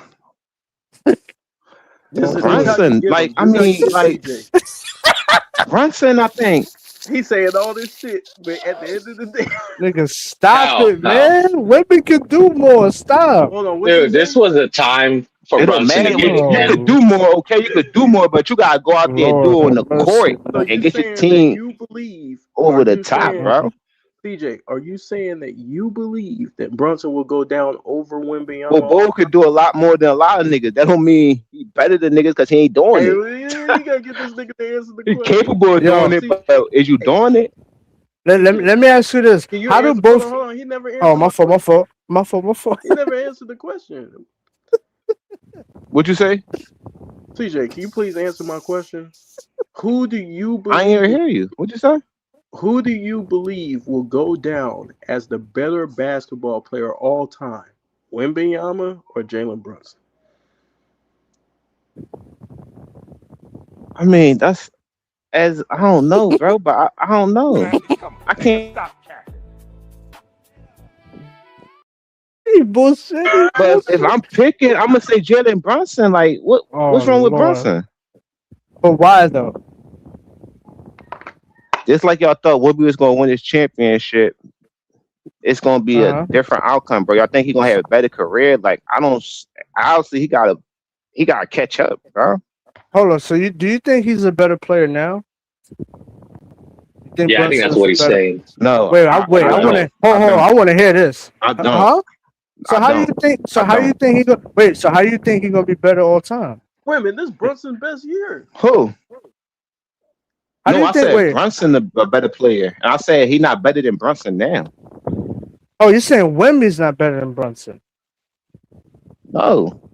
That's hot. That's I think okay, right well, now Brunson is better than Wemby. I agree with that was right now. 7'5", bro. Yeah.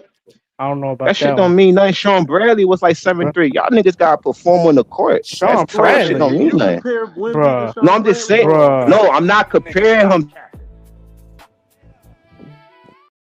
God, that was a horrible take. No, I I'm not think comparing him. Brunson I'm saying right just because now you is a tall, better player. don't mean I'm gonna say you Nah, I disagree. right. Just because you tall, I'm not gonna say you better than a player. That's why I said Sean Bradley. Y'all saying, oh, he tall, he got the potential. It might look like he could be better, but you gotta show me, bro. All right, do you think Brunson has the capability to win Defensive Player of the Year and MVP? Hold on. I want to hear this. Do you think he has the ability to win Defensive Player of the Year and MVP, Brunson? No, but he got a chance to two-peat and win season MVP. Okay, and he's also getting taken out of the game. Do you think Wemby got a chance so to win his a team ring? could get a stop? Of course. Hell yeah. Everybody got a chance to win a chip. Hell yeah. If he Shit, never wins a championship, it'll be one of the biggest disappointments. In Oh NBA yeah. history. Oh yeah.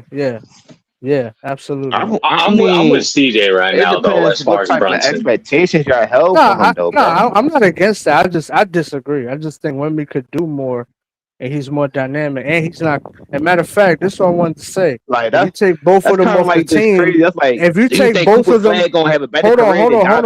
Right. Hold on. If you take both of them off the team, like the Knicks are still a good team. The Spurs, like they're gonna be an average team if you take Wemby off that team. Like, cause he has so much I'm telling you, that's the truth. He has so much responsibility, bro. He gotta lock niggas down on defense, like that right but there. That's You a can't new find point another because Wemby. you can't No, judge players who what? better because that's like saying if I took LaMelo off the Hornets and the Wemby off the Spurs gonna be a better team than the Hornets. That don't mean LaMelo better than them. Come on, this shit too Well, I easy, think the Knicks, man. Like this finals exposed the Spurs and Wemby's defense, man. they were able to neutralize Wemby. No, he a defensively in great way. defender. He Yeah. gonna do his One on thing, but one, it's just yes. that Nah, the but he Knicks were didn't. just on a run. He's a great They rim had a good run. Nah, he didn't get exposed. Yeah, he's a great rim protector. I wouldn't say he got exposed. Yeah, but he was able to get plus, neutralized though, as in, right? what you mean? Right. What you Right. mean? He He got exposed though. he got sealed up, post right, a game. couple times, right? Mm-hmm. I mean, Right. yeah, his strength got exposed. I'll agree to that. Yeah. He got to put on more muscle. But I still think Wemby's a better player. Like, I understand Brunson. He's very clutch. He gets it done. I think it's more than just being clutch, though. I think just look better. That's why it just look better. But well, I think Brunson is able to do it crafty, right? He's able to shift the defense, right? He's able to read the defense. He's able to manipulate it. He can go away on the screen, right? Put up shots quickly. That's how he gets it done, right? Yeah, but I like. But what I'm saying is, I like guys that play both ends of the floor. Like it's like if this was I like agree a with you Chris on that. Paul, like if this was like a Chris Paul, right? Somebody that's giving you offensive, and then outlook, it would be Chris Paul over Wemby if bro, y'all gotta leave separated that the alone, bro. championship. This nigga a champion. He talking some That don't mean that don't mean What that's about important. player could Bro, be he's good on two things on offense? He a great closer, That bro. doesn't, Like some bro. like You got Steph. nah, man. No, we're not doing that because you taking him out on defensive possessions. That's Well, not Paul like George and Jimmy Butler, great matter of fact, defenders they and did this. offensive players, but they don't got no results to show for it. That's what I'm Bro, saying. Like, but that I shit don't guarantee mean you. nothing. Oh, stop. But in any situation, Jimmy Butler is not coming off the floor, whether it's offense or defense. Like you can leave him in there. That's what I'm saying, bro. Right. You talking And I about a believe guy him that's in there, be you 0-2 talking in about the a finals, nigga. bro. Yeah, but no. Listen, Brunson deserves a lot of credit for what happened, but let's not get this shit confused. Like that Knicks defense was really good too. Like they got OG and like they got guys that can switch and play defense. Josh Hart. Like, come on, man. You're giving Brunson too much credit. CJ, J-Rock. CJ, right. who you got? You got Brunson or Allen Iverson? Oh, Lord have mercy. Come on, bro. I ain't going I'm that's different. He a legend and he retired. Like that's a different thing. He don't want to answer. He don't want to answer. No, I already said in the beginning. I said AI better than them, but I think Jared Brunson got a chance to pass him though. So what does Brunson need to do to pass him? Oh shit. Get more successful seasons, a couple more NBAs, and because obviously they got two different types of game styles, so it depends on what you like. If Wemby does the same thing, will he pass Brunson?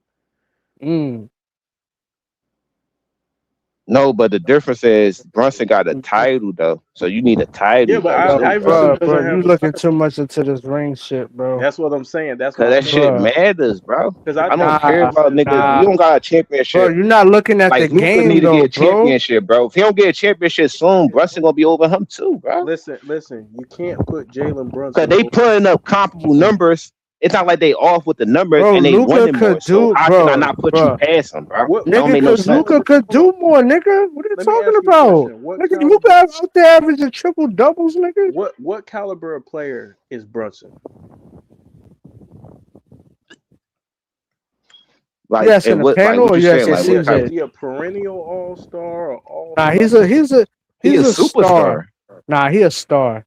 So he's a superstar in the highest order, bro. Like he's a borderline superstar. I give him a star. No, he's a superstar.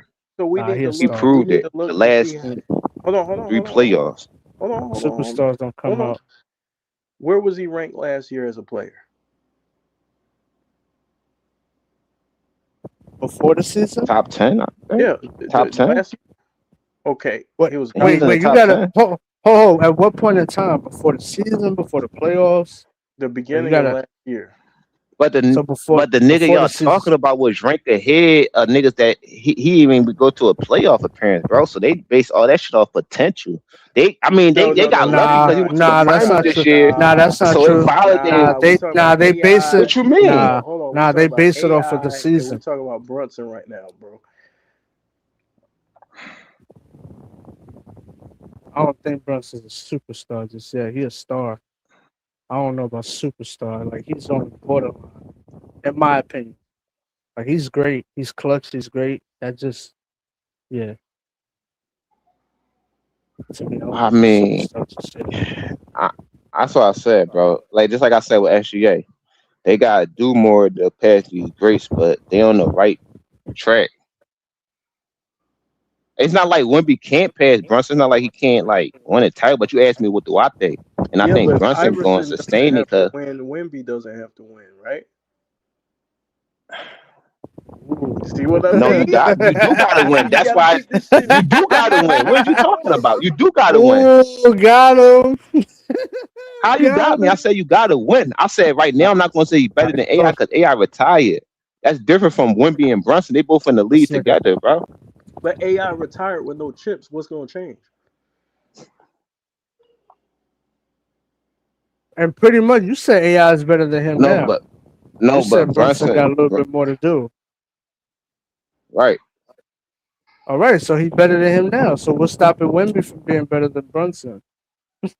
I told you, bro. That's what more KB is seasons, more playoff appearances. I'm getting confused, more man. seasons, more What playoff are we doing? appearances, more NBAs, all of that, bro. Yo, he got you. Hey, breathe, dog. The reason why I go through the criteria. No, that don't make no sense. 'Cause I told you that AI better now, but I said Brunson going Let me past him. explain to you why. I'm only saying that I respect because AI retired. That's all I'm like, to be honest. You want to be honest. Let me explain to you why my criteria is the way it is. There's a 2-step process to being greater than somebody. Offense, defense, impact on winning, right? The offense, the player side, you have to be a better player than me, and you have to win more than me, right? You have to dominate more than me. Jada Brunson check all the boxes. So he's over AI. Not defense. So wait a minute. So defense, what? Hold on. Time out. He's a better. Stop it, my nigga. Eric Snow, Aaron McKee, and George Lynch was sticking players. Like, come on, bro. DJ, I'm asking a question. Hold on. So he's a better offensive player than Allen Iverson? Oh shit. What's the question? Not right now, but I think he got the potential to be.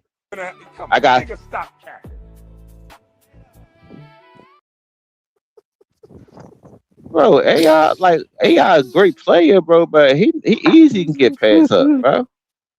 Oh wow, that nigga not untouchable. Easy. Damn. Yeah, but I'm talking about not like that. I'm saying like depending on the player we're talking about. He's a 4-time scoring champ. Damn, he easy to pass up. Damn, bro. A ring just moves you past Iverson. I'm not trying to go too hard on AI, but I'm just trying to be respectful and say Russell got a chance to pass him. Everybody got a chance. Everybody got a chance. Well, he asked, but listen, that's a different question. He said, "Do I think Wemby can?" I said no, but that don't mean that I don't think Wemby got a chance, bro. That's why I said I don't know. Like Wemby could just win the ring next year. But my personal opinion, I think Brunson going to be more consistent, more available to get the job done. So I'm looking at it like that, bro. So let me ask you a question. So is Steph Curry right now? Is he a better player than Jokic? Is he a better player than Jokic? Yeah, is he a better player than Jokic right now? All time? No, just right now in the league. Right now, is he a better player than Jokic? No player better than Jokic and SGA.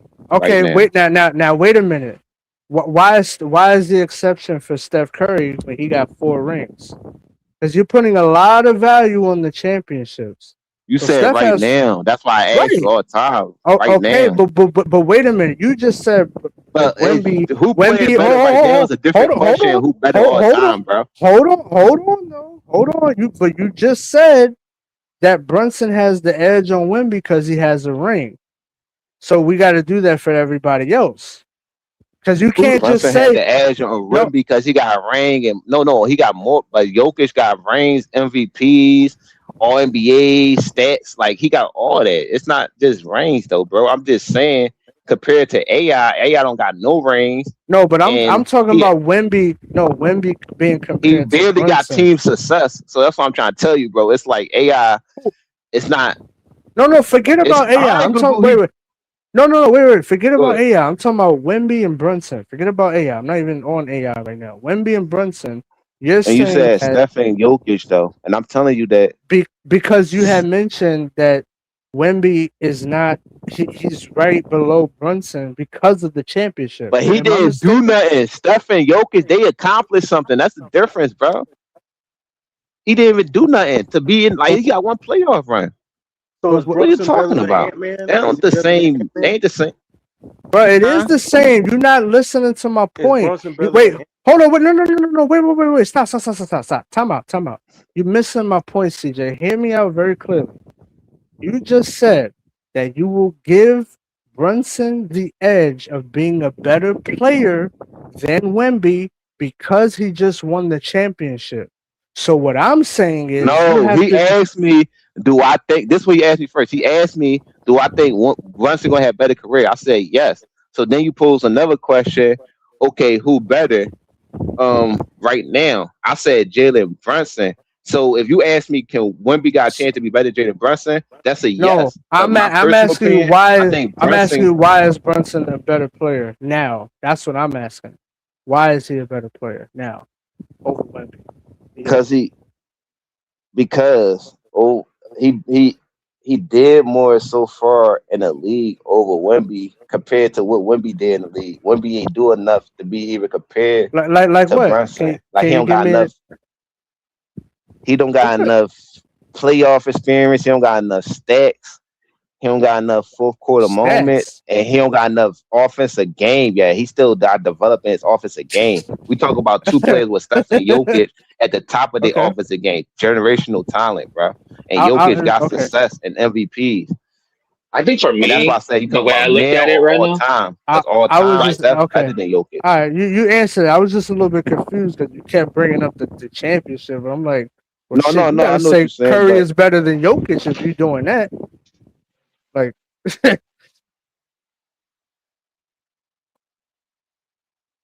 what you were saying, Perry?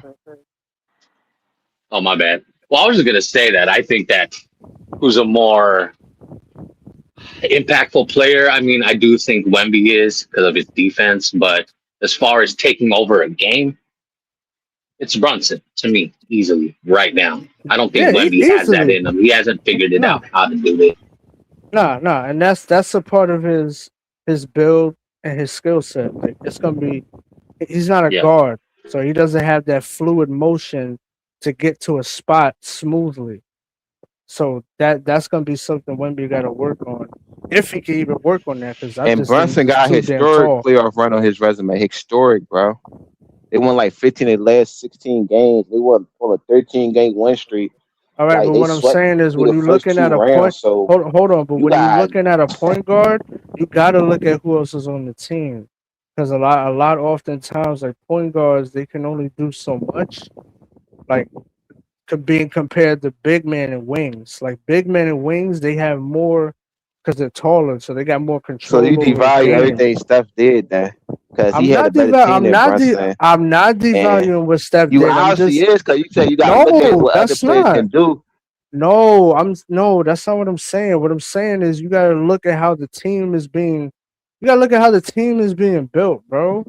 That's what I'm saying. Like even when we look at AI, Steph, and Brunson, right? All three of those guys damn near had the same kind of team. When you really think But this about the it, they thing, all bro. no. Seriously though, no, I'm not even being funny. Look. They all really had kind of the same kind of team, right? They had All other right, guys who but could we got defend. niggas that's two-way players that's in the league. Like for instance, Kawhi Leonard, Anthony Davis, not Jokic, Giannis, and fucking Jalen Brown, and Steph more successful than all of them, even though he need help on defense, bro. That's what I'm saying. Like that shit don't matter. That's just like Nah, it something does that's a matter. flaw to their I'm game. gonna tell. But it's like they No. great at I'm gonna tell everything you. else though. No. He great I at think I. passing, No, I getting his think you're teammates wrong. open off the ball, and one of the I best shooters I ever. think So no. I get all of that. That all goes into the argument, but I think I kind of disagree though because what I'm saying is with those guys, like I said, they could just do a little bit more as far as with their skill set and the position that they play, and also being like Steph got to get hidden on defense sometimes, where that could be kind of a But detriment to just the because you team. do it, don't mean you could do it at elite level. Yeah, but we're talking about being a superstar, and we're talking about weaknesses. Like those guys, right? AI, Brunson, and Steph, they could be looked at as defensive liabilities if they get switched on to How that shit somebody. worked out for Jaylen Brown this year in the playoff? That two-way shit. What are you talking about? Jaylen Brown That, got a but championship. But that wait. But furthermore, that Okay, don't take but away. his Hold on. championship. I'm talking about Bruh, with his bruh, on his that merit. don't. Because No, the way no, how no, no, y'all no, no, saying no, it, bro. No, that don't take away from him as a player, though. Just because his team doesn't get it done, that has nothing to do with Jaylen Brown as a player. You can't just strip him of what he does well because his team didn't win. played That's on the stupid. best He's defensive still team, and he had the DPOY on his team. Come nigga. on, bro. And he's still Jaylen Brown, nigga. You don't just get nerfed Yeah, or you're still devalued because you lost, nigga. No, but that shows that just because Nigga, okay, and he T got Mac blew help it. don't Oh, mean wait, stop. no. T He Mac got blew a help on 3-1 defense. lead. That don't mean he not a good defender. So it Nigga, don't T matter. Mac, They still hold. gave him T help on Mac, defense, bro. listen, T Mac blew a 3-1 lead. He's still T Mac, right? All You right said T then. Mac blew a 3-1 Yeah, lead. yes, he was on the team that blew a 3-1 lead, right? In the playoffs, right? Against Detroit in You 2003 look in at the him as a first two-way round. player. You're not understanding what I'm saying. He's still T Mac though. I understand. I don't He's care. still I a mean, superstar. okay. Right, all right, so we're talking about Jaylen Brown. Nigga, So all right. So what's he's your still point a of saying that about? superstar. Because he's still a Okay, superstar. You talking about, well, how did that work for Jaylen Brown? He's still a nigga, superstar, Luka's two-way still a player. superstar. What's your point? Luka's still a He's not, superstar. What's your point? and he don't play no fucking defense. No, but you just saying he's still a superstar after I like said he don't. Because you just said, how did that work out for Jaylen Brown? Nigga, he's still Jaylen No, Brown. okay, Luka's still Luka. Who the fuck is Jaylen Brown to a Luka? What are you talking about? They both superstars. Celtics showed you how they feel about Jaylen Brown, bro. To me, they stupid. That wasn't logical, nigga. And you can and matter They of like, fact, we're there's gonna show people. you how Hold much we on, respect but you I'm gonna tell you. and how No, much no, we no. feel you. We're But gonna guess see you to what? our rivals. No. But guess We what? feel like we still can get y'all. No. First of all, that was an emotional decision. Number two, you got people who are not fans of the Celtics that are saying that this is a fucking terrible move. So that tells me all I need to know. And No, especially all jokes me, aside, I'm a because Lakers fan, Jaylen but that Brown was some believes dumb in stuff. shit. So I understand the reason. I just being petty. Nah, Like you can't talk about that Black Wall Street shit in Boston. So I understand the reasons, but I'm just telling you on the court. Yeah, but that's He a two-way but on the player. court, nigga, he a For a Georgia superstar on the two-way court. player, Nah, them niggas got but ranked he's on the older, nigga. playoffs, He's bro. a fucking dinosaur. He's All the right, Brown fucking not Paul older. George is, huh? Brown not older. No, I'm talking about Paul George. He's older. That's what I'm saying. Paul And George. and a two-way player too. How that work out for him, Mr. Two-way player? Who? And because the niggas that you talk about two-way player, they lost. Who you Like Who Jaylen. you talking? You talking about Paul George? No, Anthony Edwards. Ain't he a two-way player too? Because the niggas you talking about, they lost the team Jalen Brunson beat. Nah, Like, but sometimes he's inconsistent on defense. I wouldn't say he's just a lock as a two-way player. Like he might defend well on certain possessions, but he's a little bit inconsistent. For me to so say, actually, yeah, two-way player. he has his moments too. He's a little bit inconsistent. He's not a cone, but he's not a lockdown defender neither. So it's like So the last probably average or out of above average. the But last nigga, we're not in the three out yeah. of But guess four what? last championships were the two-way players. They main guy. But that don't mean that they don't have defenders around them, bro. Okay, that's what I'm saying. You could be successful. Okay, but then you're not and get recognition. No, Actually, they still get recognition. Jokic, from the last 5 years, they was the best players in the league. But does that make you? And they never been the best defender on their team. Bro, that doesn't make you a complete player. Basketball player, like for example, right? For example, Would you compare SGA to Michael Jordan? Come on, bro. No, I'm Like, there. how you, I don't understand that. Like, you gotta use more like elaborate more on that. Like, what you mean by that? But what I'm saying is, when I say that, I'm saying yes, players who play one side of the ball can win a chip. But when you're comparing players, right? Are you not going to take defense into account when you're comparing players on both sides, or are you just gonna depending on how good you was on both sides? You was like an ultimate offensive player, ultimate defender. No, it's different because some players generational on offense. Because what I'm gonna do to a player like Paul George and like Luka and shit like I that. mentioned Like Michael Jordan, bro. Elite on both sides. Elite, what about this? Are you taking a KG or a Jokic? KG. KG, that's a question. Well, I'm gonna take Jokic because of the simple fact he a better offensive player and defense cool and all, but you can't stick everybody on the court. You gotta think. And I'm not gonna stop everybody from scoring, but KG is a rim protector, bro. How good you is? Hold on.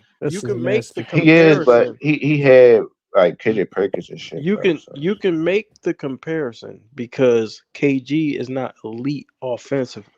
What Kobe said about KJ Perkins? I forgot. What he said about KJ Perkins? But hold on. KG is not elite offensively, right? So I'm talking about elite on both sides.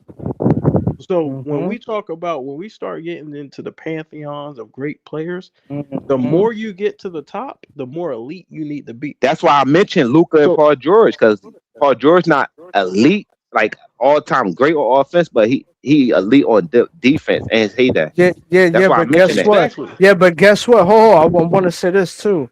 For the most part, especially, but he doesn't have the winning. Hold on. For the most part, and before the 2010s, right, and the 2020s, when you look around at the teams that were winning, more often than not, you're gonna find that those teams have a single player that's great on both ends of the floor, meaning that they made All NBA first team and they made All NBA defensive first team, right? So whether you're talking about Hakeem, Duncan, Kobe, even Shaq, Michael Jordan, right? And then before that, Kareem, even Larry Bird, who made a couple defensive teams. That's the pattern with the superstars that are not only winning, but leading dynasties also. So this is what I'm trying to tell you. So when it comes back to Brunson, what I'm saying is that, yes, he won, but you got to look at what it took to be around. Stop. What was it? Was it 2 or was it 1? But what J. Cool is saying, he's absolutely right, because check this out, right? You're looking at NBA history, right? So when we judge players and you look at NBA history, what it takes to win a championship, most of your champions are two-way players in the top 10. Exactly. Like, bottom line. Like there's no way. A lot of them big man though, bro. Okay, but you got guards too. You got guards in there. You got centers. You got every position. And guess what? And hold on. And let me throw in this. Hold on. But let me throw in this. The guys that are elite at one end of the floor, I guarantee you, they have one or multiple. They got about one champion. No, not even that. They got multiple good defenders on the team, right? So you might bring up Magic, but he got Kareem, who's a great defender, and they had Michael Cooper. All right. So that's what I'm trying to explain to you. Dirk, they had Tyson Chandler, Jason Kidd, even though he was a veteran, he was still a really good defender. Go ahead, keep making Jokic's case. Sean Marion. Go ahead. Even with Jokic, nigga, they got Aaron Gordon when he was on the team. KCP. But that's continue with the all-time great centers. Go ahead, continue. No, but that's wait, hold on. First of all, that's he's getting his floor. How am I getting cooked? Duncan, who he had? David Robinson, who he had? Go ahead. What are you talking about? You're not making no point right now. But you What I'm just said saying, the personality had. You could going off the defensive help I they had. said if they're a one-way superstar. That's what I said. Guys, hey, let me cut into this conversation real quick. I got CC Motion up here, man. CC, let Oh me yeah, get welcome back. What's up, man? How y'all doing?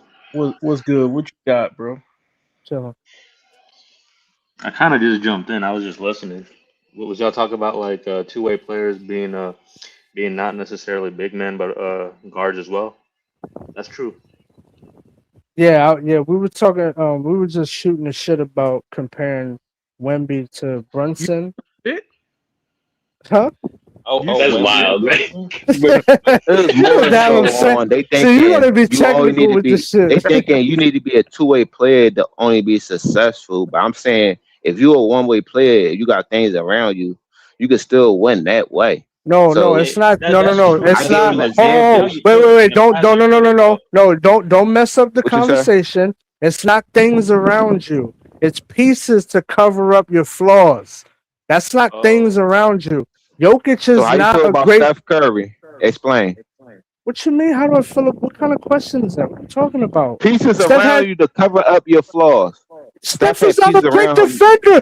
Yes, he's not a great defender. So they had Iggy, Clay, Draymond. What are you talking about? But he still That's get why I ranked can't as have the Steph Okay, in the best top point 10. guard you of just all look at time. you And because you're as one of looking the at best players in this generation. bro. You're looking at offense. You're looking at offense, and that's But great. bro, Just you like get with Matt. praise based off the results. That's why Steph No, getting it doesn't praised so work. much, No, bro. it doesn't That work. defensive No, shit don't no, matter it because he does. still get praised more than Kawhi Leonard. And Kawhi Leonard is a two-way player, bro. Giannis is a two-way player. Jalen Brown's a two-way player. Paul George. None of these niggas get more respect than Steph, a one-way player, even though they know he a liability on That defense. and guess what? Who? Right. And Kawhi.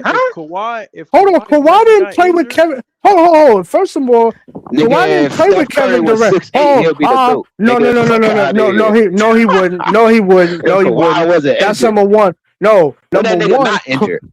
Hold on. Did Kawhi play with a Kevin Durant? That nigga played one of the best systems of all time. The winners. No. Stay on organizations topic. of all time. No. Did he play with a Kevin Durant, sir?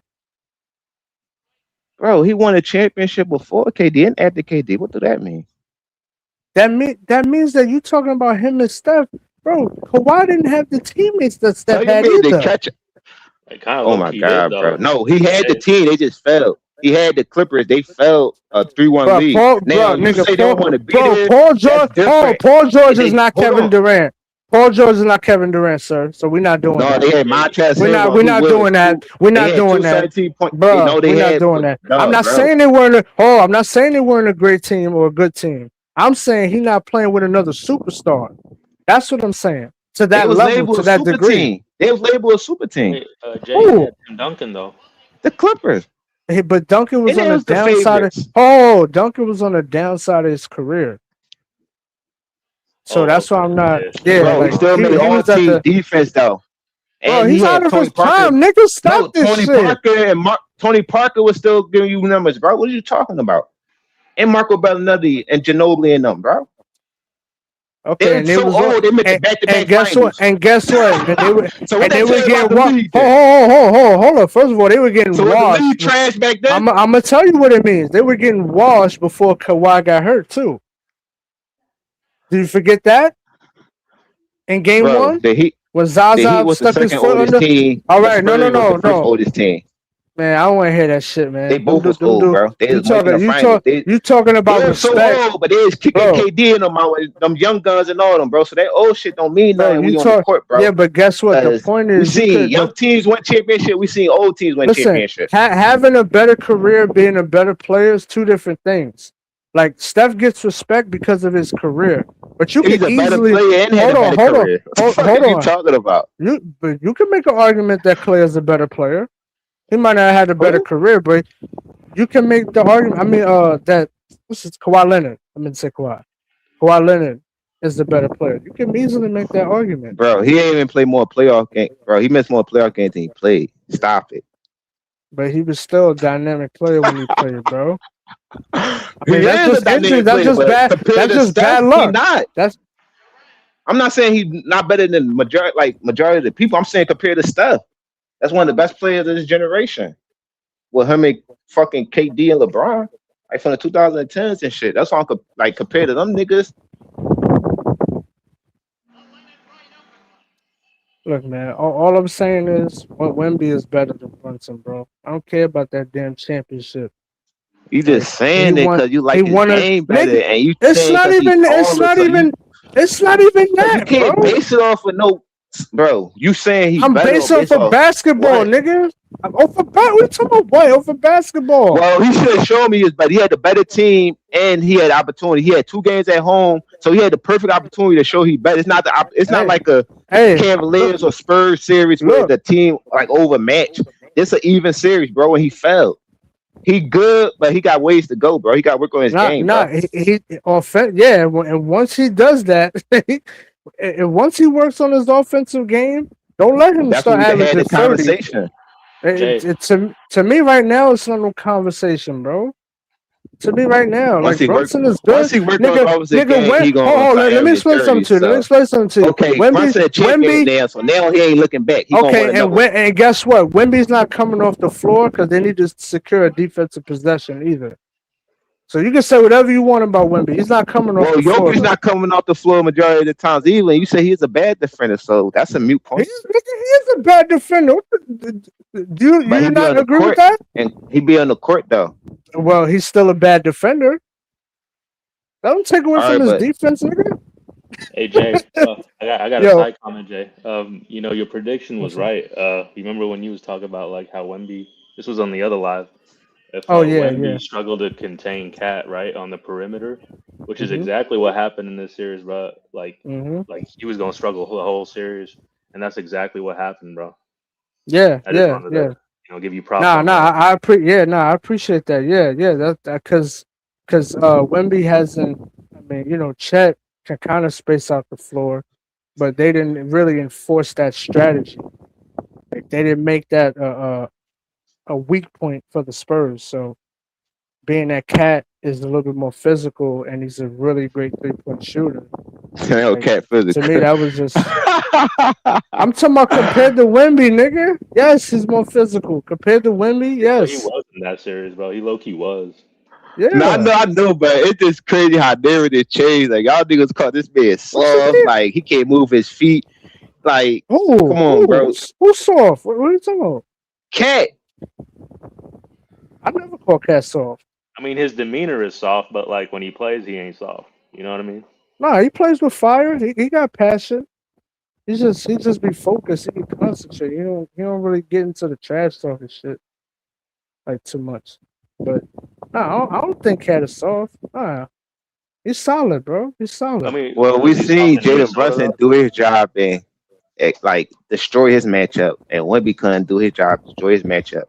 They both had good teams, and and Spurs just beat the defending champs. So like they said that was I'm not giving champion right there. Yeah, I'm not giving them a way out. They fucked up. Listen, the Spurs. It was, to me, it was bad coaching, in my opinion. And yes, it was Wemby also. Wemby gets most of the blame because he's the superstar.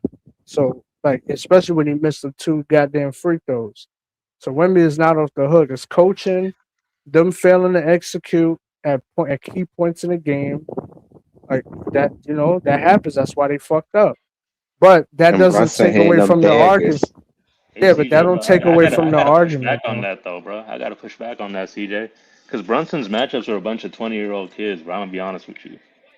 Spurs, bro. That make it even. But listen, you gotta think about this. What did they do to SDA? Like what Paz say though, bro, he manipulated the defense, so they find ways to attack.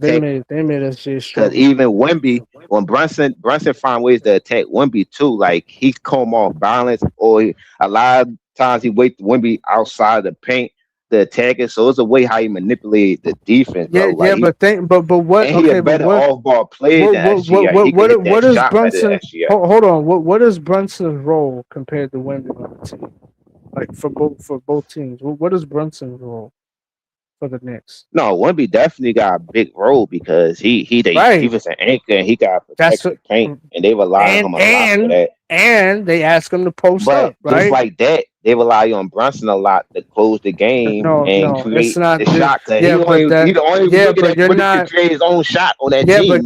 but guess what? You're not being but Brunson, especially for that series, they weren't taxing Brunson for being on the floor and posting him up to take away some of his energy to be effective on the offensive end. It's strategy, bro. It's not about And how you feel sometimes. It's strategy. No, I'm not saying about how I feel. What I'm saying is they didn't utilize the strategy to make Brunson work on the defensive end. That's what I'm trying to tell you. Have one of them guards post up Brunson, make somebody rotate, switch, double, whatever.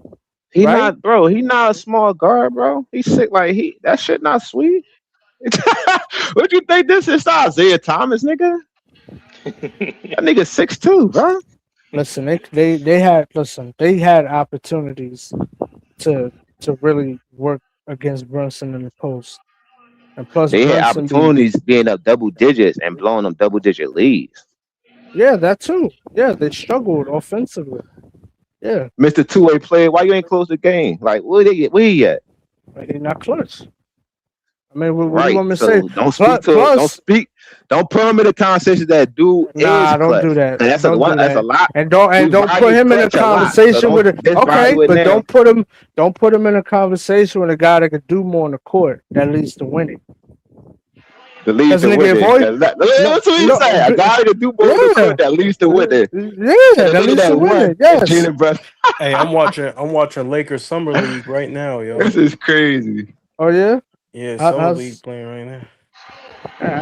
All right, he could lead the winning little playoff series. Jalen Brunson gonna lead the winning championship. That's cool. But it's not just him, bro. That's what I'm trying to tell you. You're trying to give Brunson. He the main. Okay, it's not just Wemby, but nigga, that's on offense, nigga. You might as well say OG Anunoby was the MVP for that series. With the defense. With the defense he had an argument. Jalen Brunson had I know he got an argument. And yes, that was a great 40-piece, but nigga, that's one side of the goddamn ball. But stop I understand just because somebody get MVP, don't mean they the best player on the team, or that mean they. I'm not saying it like that. Sometimes your best player being a decoy can help your game as well, bro. I'm not even saying that. What I'm saying is that Brunson, his responsibility is just different. That don't mean he's better. Like, of course, if you're saving up your energy and you're a great offensive player, I mean, of course you're gonna come through when the time matters. I don't mean it's easy. Brunson's role is still hard. But you trashing Steph when you say that stuff, though. I'm not trashing Steph. You is proper perspective, nigga. No, but the difference is Brunson ain't won as much as Steph. That's the only difference, bro. Yeah, but they're more of a better comparison than those other guys. Because Steph's impact on winning is somewhat limited because he's not a great defender. Limited. Yes, because he's not a great defender, bro. Offense is not everything, dude. You gotta, you gotta score and make stops, nigga. It's not just everything, bro. Because guess what? Okay, all right. So what? All right. So let me ask you. So let me ask you this. Hold on. So let me ask you this. Let me ask you. No, my bad. You said you're not that viable when it's coaching everybody. I didn't say that. I didn't say that. You just said that. I did not say that. No, what are you missing? What I'm saying? What I'm saying is that when Steph first came into the league, right? He got there before Clay and those guys. So it's not like he turned the franchise around by himself. And I understand that he was a young player in a tough conference, but still, they couldn't even make the playoffs until they got those guys and they started gelling. That's all I'm saying. Like, let's stop overrating Steph now.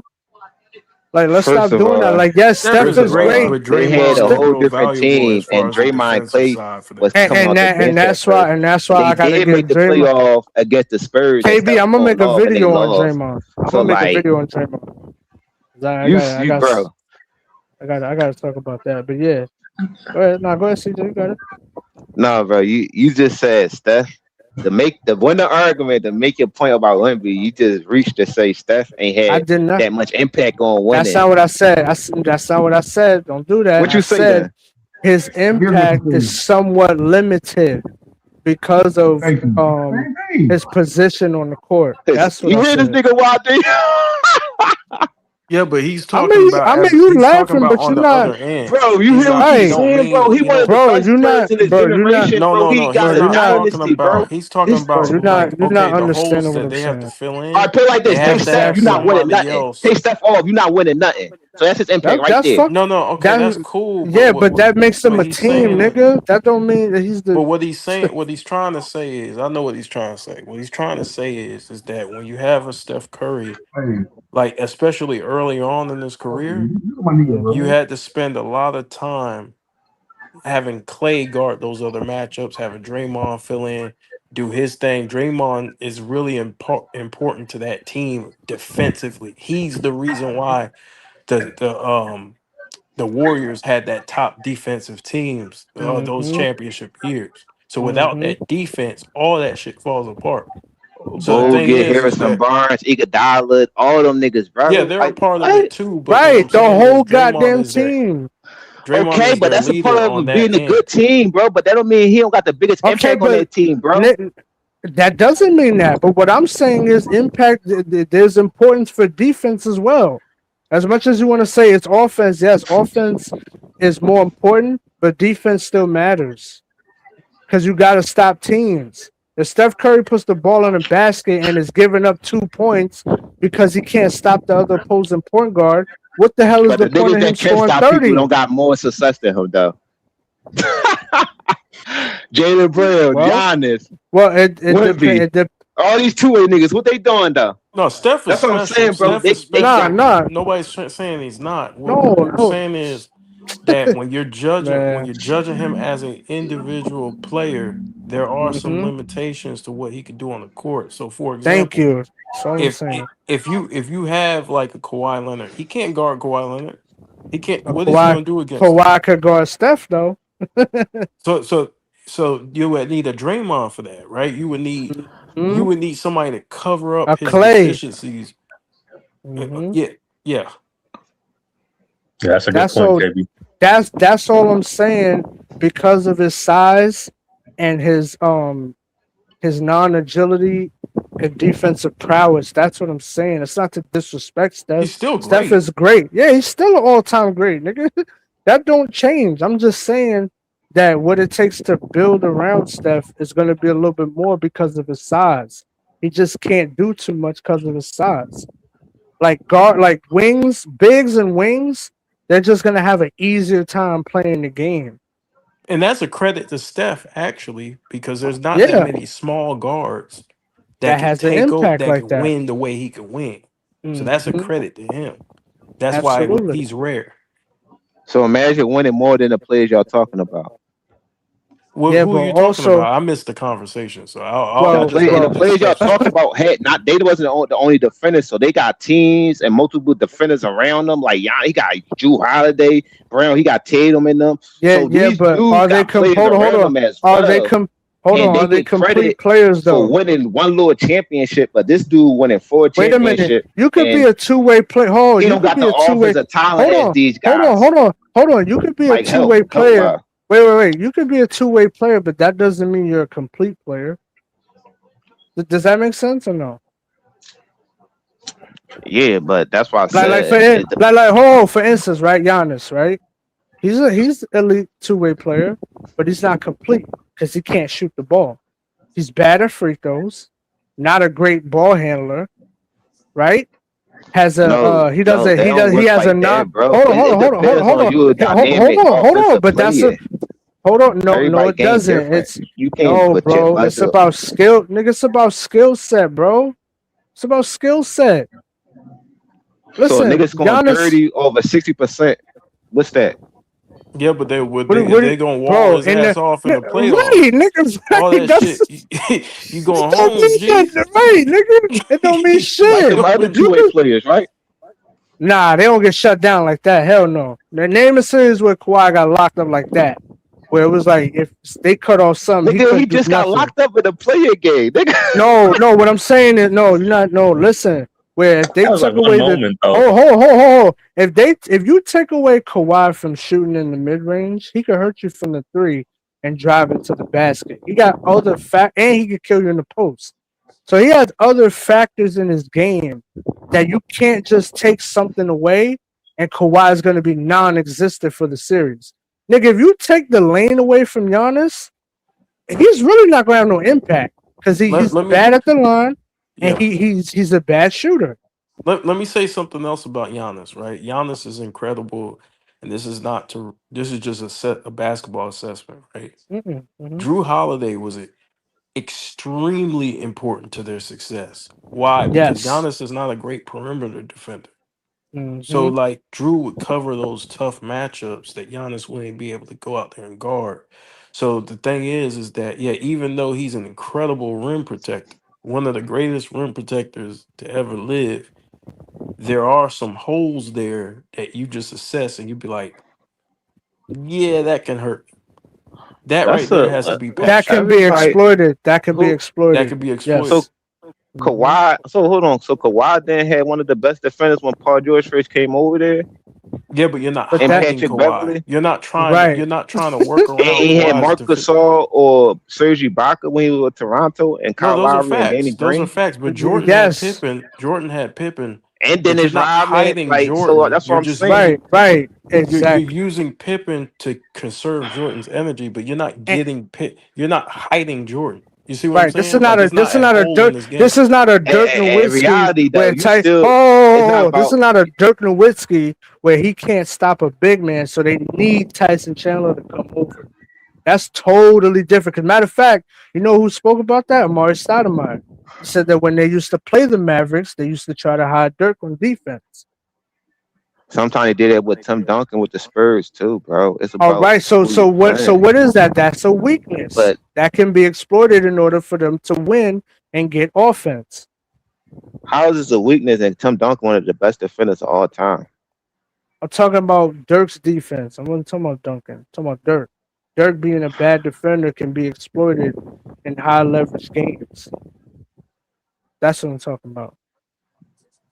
That's why Tyson Chandler was the most important acquisition, because he can help out with Dirk and getting But targeted. all right, I could use the opposite. That's why A with great Luka, listen, a great defender. I could just say they need a good offensive player to like succeed. Since you saying a great offensive player need a great defender.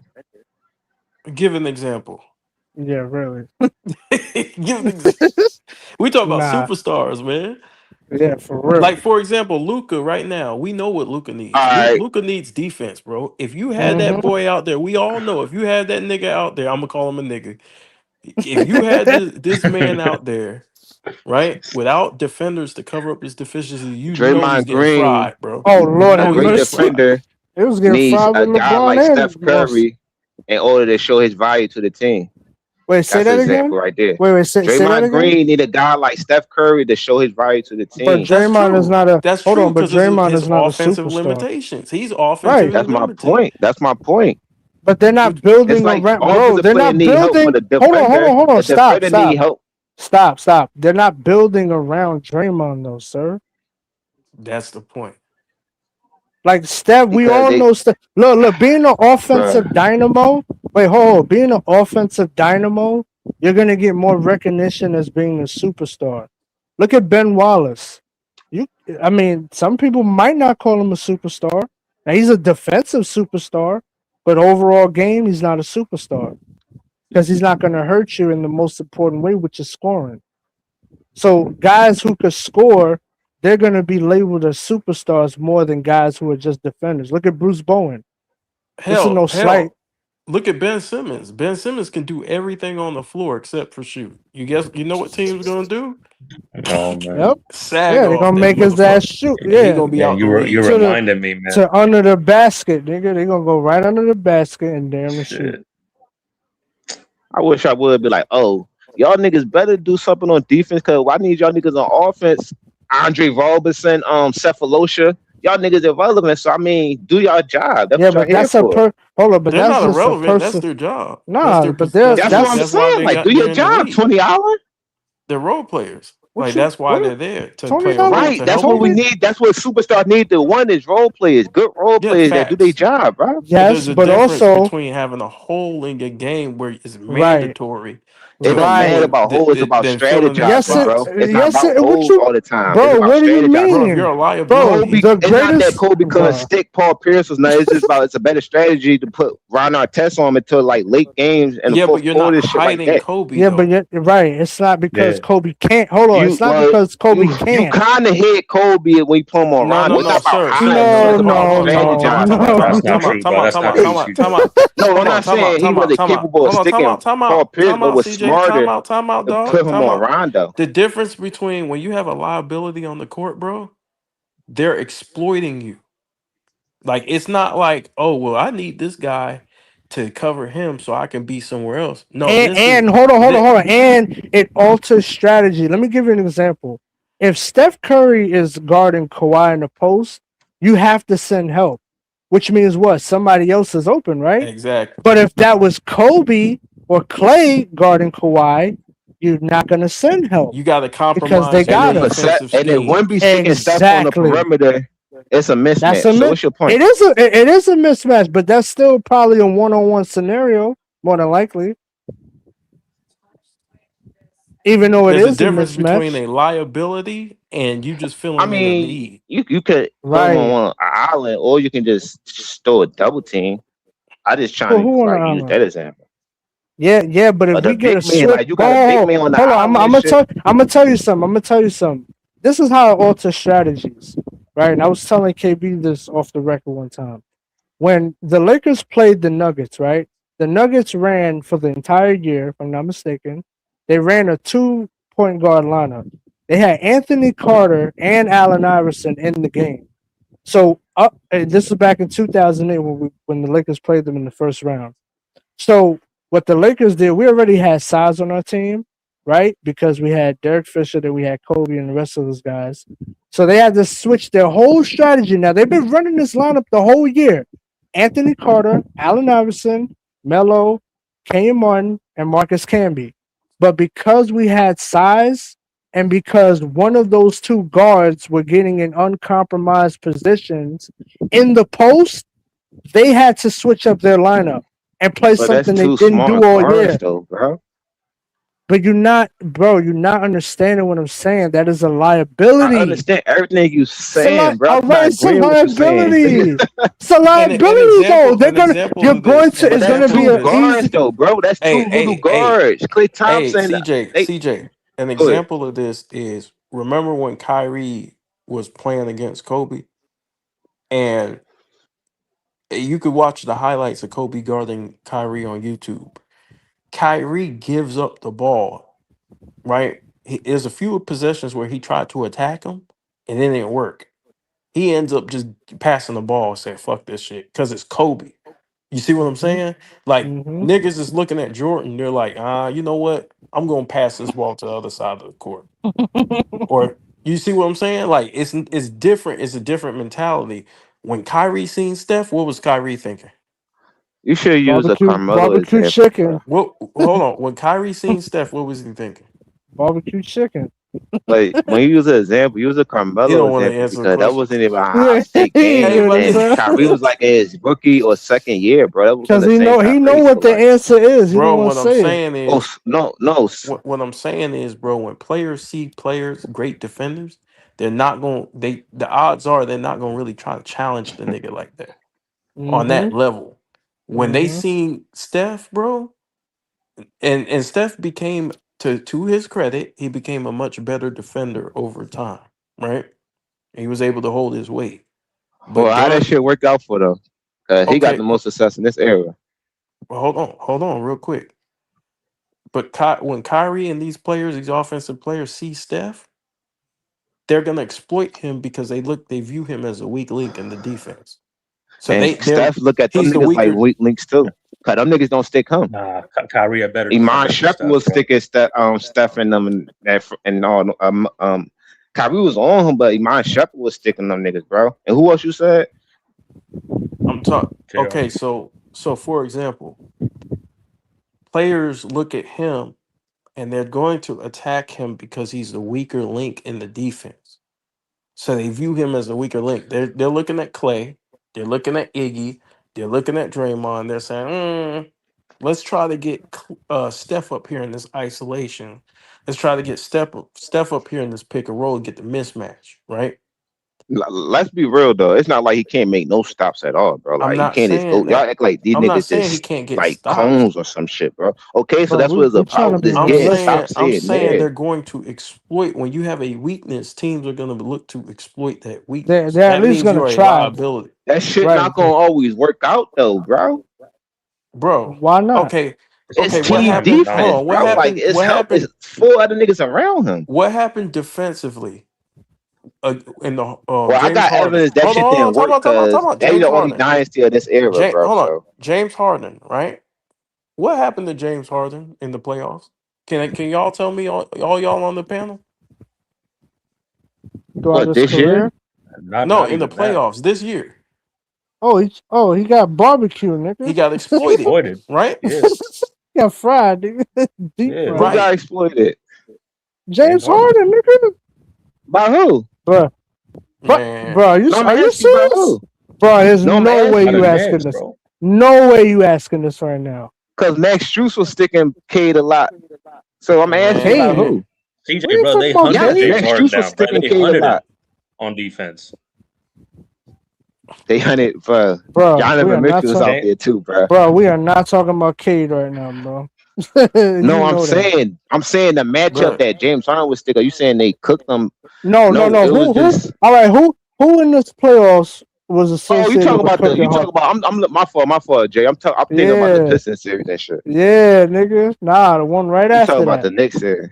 Yeah, you know what we talking James about? Harden was getting fried, bro. Bro, I And the kind of reason don't why he's getting deep remember fried that is shit because was they're fried, easy nigga. targeting work. him because they know he don't kind of want to remember spend that shit. energy in game. They Exactly. know He's that man don't want older. to expend He's the energy to older. play defense. They know he's lazy. He's older. He's lazy, and right, and he's slower. So that's a weakness. That's the example, though. That's a but great Niggas, they not know, only bro. that, They not only lost that. Hey, because of that. That was CJ, not they only had that, a look at Luka in comeback, 2024. bro. They came. Oh wait, they came back from like down 25 at halftime. What are you talking about? Nigga, they blew You that can't crazy exploit ass no lead. Stephon Castle. I'll tell you that. Nah, I just no, think you that was a can't. pointy You get Stephon example. That's Castle all. on you, you're gonna need a No, you screen. can't. Yeah. CJ, Wow. So That's y'all what I'm use saying. James look at Harden to Luka, make your bro. point. Look at Bruh. Luka in Yeah, he's a 2024, bro. superstar who needs protection. Not at this point. Bro, Bro, he's you don't always just been like lose, this, bro. bro. Like, Bro. what we talking about? No, he Nigga, wasn't. whether he When he averaging was OKC, 35, a nigga, sixth whether he man, he was averaging guarding, bro. 35 So or stop 20. it, bro. And how old was he, He sir? was sticking. Bro, he's He was always been sticking. a Okay, bad but how defender, old? bro. But how old was he, sir? No, but he said he always been like this. I'm saying no, he's not. His role changed, bro. Bro, if you're coming off the bench Bro, and you're not getting that much the time, bro, only it's time he easy to play defended D. was Come in on. OKC, So you bro. gotta scrap up, just like Kawhi Because he Leonard coming did, off the bro. bench. He getting like 15 Jimmy minutes Butler a did the game. same thing. Earn your stripes, Bro, nigga. you better play D. You playing 10 minutes a game. Yeah, he played that You shit right can't to the play finals, nigga. Bro, if you can't play And defense came in in 10 clutch in, minutes, in Game 6 in the Western Conference Finals. and all of that is fantastic. And guess what? When he developed into a superstar, he was a bad defender. So what's your point? And guess what? And guess what? You watch Steve Nash, right? Oh, Steve boy. Nash needed Sean Marion. He needed a player like Sean Marion, bro. He needed a Raja Bell. Raja Bell, yep. Because he would get targeted and fried. Exactly. And them niggas needed him. And matter of fact, the big good Bro, he's a elite offensive superstar. player. and matter of fact, guess who ate off that nigga Amari Nash too, Stoudemire bro? had the same problems that Blake Bro, Griffin had. Mike Bibby destroyed that nigga in 2002. And what was that, the semis? Bro, go look at what Mike Bibby did Wait. to the Mavericks in 2002. KB, bro, you said Nash a superstar? Yeah. Yeah, hell yeah. I mean, he an all-star, but superstar Nah, too much, bro. I ain't Yeah, gonna he was a lie. superstar. He was he was among the best premier point guards in the NBA. Bro, he turned that franchise around, bro. He's not a Kobe or nothing like that, but he's a Nah, super, but he's a he's tier. He's like 2 tiers below He's like a that. tier below that. Yeah. yeah, he's still a super. He's a superstar. That court vision is crazy. Yeah, But And his Yeah, that's range. cool and all, but you gotta put the ball in the basket at a high level, though, bro. What You you gotta gotta mean? be be He able able to to can do score it. stop at somebody will. from putting the ball in the That basket. nigga not What put, bro. good is Come on, it if stop you it, bro. score and then the guy that you're guarding scores Right. back? Well, You exactly. ain't doing Right. nothing. You Right. just And you Outscore that dead. nigga. You Let's even. get in the shootout. Nigga say Fuck you outscore. mean? Okay. Outscore the And nigga. but wait a minute. How many championships does that No, I'm saying Phoenix that's the team answer have? to that. Like, Hold if you on. not like just No, it's outscore You the not. nigga. can't depend No, it's on not. No, it's not. blowouts to win games, bro. And you Some games can't are gonna be depend on close, so you're gonna need to outscoring. get stops. But hold on. How many That's championships man. does What that? word is this? Hold on. How many? Launch their rings with threes. All that Hold on. I defense got a shit didn't mean question. nothing. Hold on. I got Niggas a was up by question, like CJ. 20 before the fourth started. Go ahead. Hold on, CJ. I got a question though. Since you're talking about outscore, right? All you got to do is outscore. I So how just many used that champions? right there Oh, for that point. Come on. hold on. But how many championships does that Phoenix team have with Steve Nash and D'Antoni have though? Nah, shit. Well, that Exactly. depends So on it's how I view Steve Nash. I don't depend. look at What, him as that guy bro? like that. To Bro, they me, don't have a nigga. They don't have a Steve Nash championship. was 50, nigga, 40, nigga wasn't 90. checking for One Steve of the Nash, greatest bro. offensive point guards in NBA history as far as And his one of the contributions greatest to the offense. offensive, He right? probably And one of ran the 2 of the greatest best Nigga, we offensive had offenses systems. nigga of this Carmelo, last Wade, century. Dirk, For LeBron, Kobe. real, Niggas wasn't checking for no fucking Steve Nash, nigga. And that shit wasn't Only enough reason to he was win. relevant because he stole niggas bro. MVPs. Like, no, he a good player, but Bro. he not. Listen. Come on, bro. All right, but what I'm saying, I'm not talking about that. I'm talking about outscoring niggas. That don't. You We ain't gonna talking win about by. real ball, like bucket getters, nigga. Like change the whole dynamic of the team. Not a nigga that I mean, Steve Nash, he had. could You give you could be a buckets. bucket getter, but you also a bucket getter. Because you ain't Giver, yeah. stopping niggas. Oh, that Can't shit stop didn't a work out for him. Can't And stop that a shit usually don't work nosebleed, out for nigga. pass first point guards. It worked Nigga, out my for daughter Magic because crossing them up and shit. he's I 6'9", mean, but you could say that, but they're being how that shit work out utilized for to John score. Stockton, Chris Paul, Steve Nash, what's like what's up? Nigga, But they John still have. Stockton can't They really still score have at that playoff high success. clip Jason like that, Kidd, though. that nigga But had to he be has his last weaknesses season in when this his game ring. scoring the ball, too. John Stockton's not a great scorer. I mean, look. That's my whole point. Like, Okay, but Yeah, it's but you that's need not the just. other efficient players Hold around on. you Hold on. for But your wait a game to minute. be on that Hold on. level. That's why CC was just saying he's a like Okay, and how? beneath. All right, how many? Hold on, but how many championships AI have though? So it's not just all about scoring, and it's not all about setting And up your teammates. Carmelo and T-Mac and, Right, like and that, Vince. bro. You gotta be No, complete, a but I complete got more basketball player, players and that type. I got more type players that won bro. You're than not, them bro. You're players not like listening, that, bro. bro. You're not listening. In NBA history, there's usually a case of one player being a complete It's more dynamic scores basketball one player. than pass first point guards. That's Hold my on, whole point. hold on. No. Listen to what I'm saying. In NBA history, you're gonna find one player being responsible for being a superstar and playing both ends at an All NBA selection level. So whether Hey, that's J-Rock. Duncan, J-Rock. yeah. I got him. What's up? CJ, what's your top 5? Oh shit. Man, I kind of don't want to do it, but I got because I know this is just like a bad faith question. So I ain't like you trying to What's like your top check me 5, or bro? some shit, bro. You know Like, what? And he knows I'm about to bust his ass. You think no, you trying to I trap said it us? multiple times. Like my top 5 You is think it's a MJ, trick Kobe, MJ, Kobe, Tim Duncan, He walked right Steph into and it. Magic. Steph and Magic. So most of your players in your top 5 are two-way players. Most, not all, nigga. Bro. But what that? Hold on. What that guy do with anything though? Because you talking all this my shit. list not got Right. my list not You not- would not- let's not you would have just- thought his that's top my 10 was list. like You Barkley or value, some that's not shit. what you value. Wait, but I No, guess bro. it It's would depend on the reason I got them is because they got their job done with one team and got all their success Because of their and skills, bro. accomplishments. No, with one team, bro. That's why. Offense, It's not just defense, and they they impact on all win did it in because different ways though, bro. I'm not judging off of a nigga come play like I'm looking at how they won different ways, bro. They all won different ways. So I'm just looking at that, bro. so why you got Kobe over Magic? He a better dynamic scorer, bro. Two-way player. Right? You don't want to say it. I said score. He a two-way player. You don't want to say. I'm You just don't want to say listening. the obvious. I'm Yeah, just nah, listening. CJ, bro, you gotta admit, CJ, bro, Kobe is a better But two-way I player, got man. Steph over fucking Hakeem and Bron though. So Yeah. Nah, that's crazy. Hakeem, you bugging, but Bron, I could see it. But Hakeem, you bugging. I ain't I gonna mean, judge. a lot. I value two-way players, but I mean, I see a generational talent, and he doing it his way. I mean, you gotta get credit when credit's due. Like Steph did it a different way. Yeah, but So you're just talking because he about ain't do it the legit individual way, Yeah, but we're players, though. I talking know, right. but that's But an individual hold on. player. Remember, You when name Steph you're him is judging not a MVP, players, back-to-back Steph is MVP. not Steph but is hold not on. a complete player for But his hold on, when position. you're judging a player, you're judging an individual. So you're trying to Exactly. bring other players into it, like that. You're trying to mix the team with the individual instead Mm-hmm. of separating them and then bringing them together. So you're So if we do saying individual and y'all talk about y'all two-way players, let's measure no, his no, no, no, success no, to no, no. theirs. What I'm saying Let's do is, that. Let's it's talk a about individual, like you no, said. no. Wait. What I'm saying is individual, right? Which is Yeah. offense, defense, and then your impact on winning. That's a separate category. We bring them both together. It's a Huh? two-way process.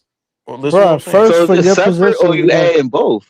you I'm gotta be a saying complete they're player. separate things, but you bring them together when you're judging a player, like in order to put another And that's player what we ahead of another doing. player. So wait. You're trying to say, well, Steph won this, and this, but we're talking about him and what he brings to the table as an individual, and What you then you mean we bring to the table, nigga? what Like I'm saying is you him see, as we a bring. He changed the player. whole game.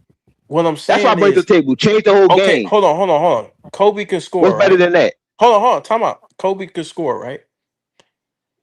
Yeah. Steph can score, right? Yeah, What's the man. difference between Steph and Kobe? The difference between Steph and bro, it's not that simple. You just It judging players, is, bro. You bro. Bruh. got to factor CJ, in. bro, it is. It's right there, bro. It Hold on, but is. I'm It's That's so hella how Bruh, can you this. he's a say more what's the complete hold on. basketball player, bruh. You don't want to say That's that? the answer. He plays both sides of the ball, bro. He's elite on Yeah, both sides of the ball. he could do it. Yep. Okay, but that's why I gave you Kawhi Leonard. No, Kawhi, you bro, can't no, introduce bro, Kawhi bro. because Kawhi is not a top 5 player in your opinion. Right. I asked you who, I'm surgical with this shit. I asked you who was your top 5. I used your answers that you gave and I picked from there. Mm-hmm.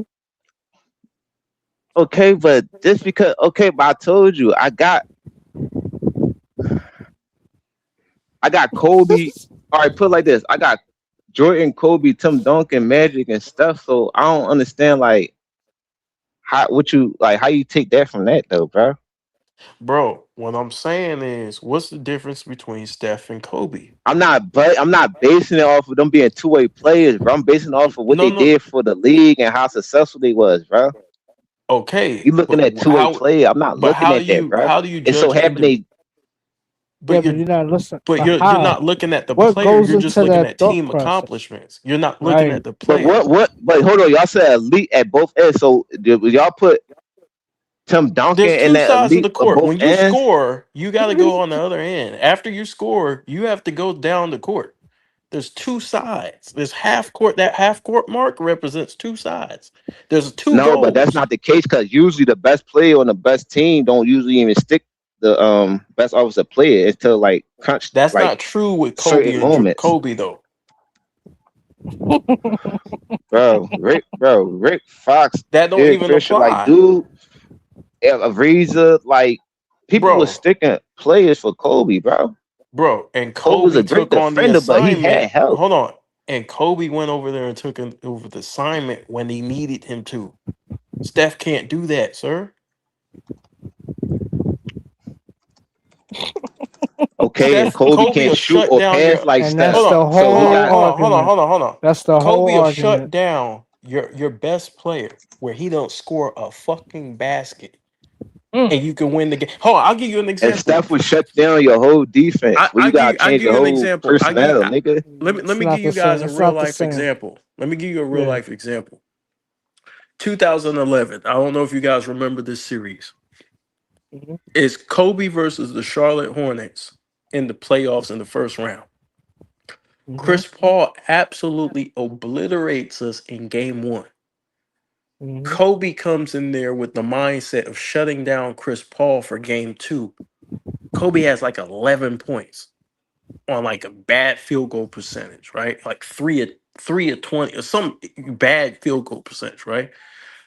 But he was expending all his energy to shut down Chris Paul. Why? Because Chris Paul was the reason why they lost the first game. So he said, I'm going to sacrifice my scoring to dedicate my time to shutting him down so we can win. Because that's Right. the nigga who's the problem.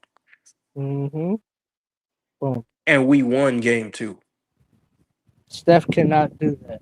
If Steph you can't need do Steph, that, bro. if you need Steph, Steph can't do that, dog. But he you was can't thinking go to Antoine Moore. you can go to Clay and say, hey Clay, we're gonna need you to try to guard Chris Paul. But Steph doing that in that same scenario, no. That's the difference. That's a huge difference between Kobe and that's a huge difference, bro. That's an That's all the all-time difference in the great world. difference. That's all-time Because great I can difference. shut Okay, you but down and you that's can't not. shut me I don't down. got Kobe over Steph because he a two-way player though, No, bro. no, I listen, keep telling y'all that. I can shut you down, but you can't shut me down. I worry about what you produce on a basketball court. Everybody gonna do That's it different production. ways. Like what you produce, though. Nigga, No, I I'm not stopped you saying from it's not. scoring, nigga. I'm just saying. I look at what you produce, not you just being a two-way player, bro. Bro, Just because you're a two-way That's what player made don't Kobe mean. Kobe. So though. wait, hold on. So what? All right. So That's in what your makes him Kobe. hold on. In your words, what separates Kobe from Curry? Like what's the That's separator what from makes the two? Jordan. Hold The on. two-way. Wait. I want to hear him explain that. What's the separator for those two? What makes you say Kobe's better than Curry? Why? Kobe did more in the league, and he more of a dynamic scorer, bro. He could take over a game better than Steph. And on top of that, But what do you mean he did more? Can you explain that? I don't mean to cut you off. Can you explain that? He did more? What do you mean? he had like in Kobe Bryant film where he had more impact on winning, I think, with less help than Curry, and a tougher conference at the time against more elite defenders and more elite coaches. Yeah, but So why? that's So just wait a minute. So why? Kobe, But why you don't hold? It's not that simple though, because do you have Curry over all Magic? that shit factor in too. So I'm not just looking at it on, huh? So do you have Curry over Magic?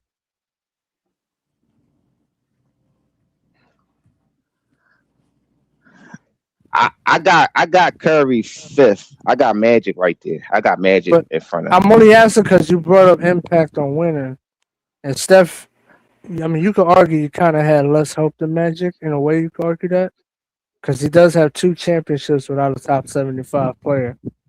So does that weigh into the argument?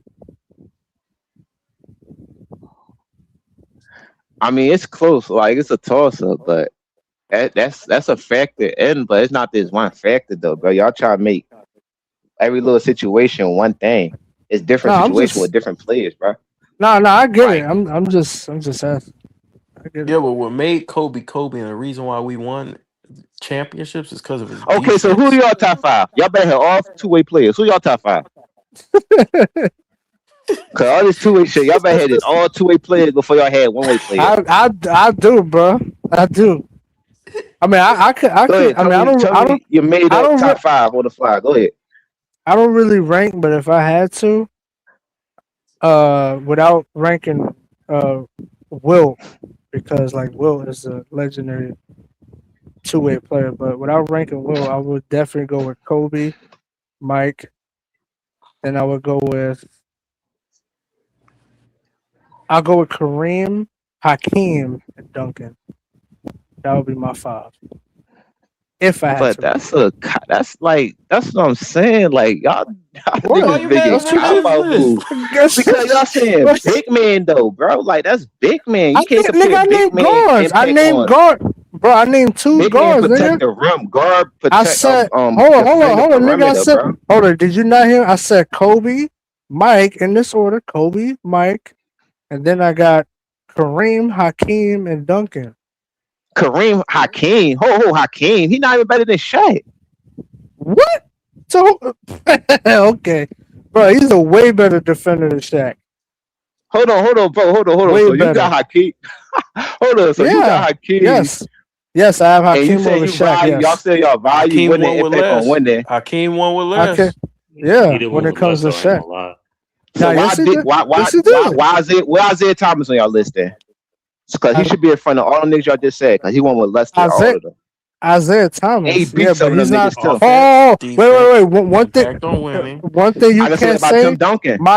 No, you can't. My guys, right? They're great at both sides of the ball. Whether they're elite, that's something else. But they're at least great at both They'll sides of the embarrass ball. you on It matters if defense. they're elite or not. Because you could be good And on they one side and okay and on they the got other the side. It matters. accolades, nigga. They'll Fucking embarrass Hey, you Hakeem. offensively and defensively. Hakeem led one of the greatest back-to-backs in NBA history. CJ, Isaiah split those two chips. He had one Finals MVP, and Joe Dumars was the other Finals MVP, and he also had help on that Pistons team. And I was gonna say Isaiah's the another minutes. one.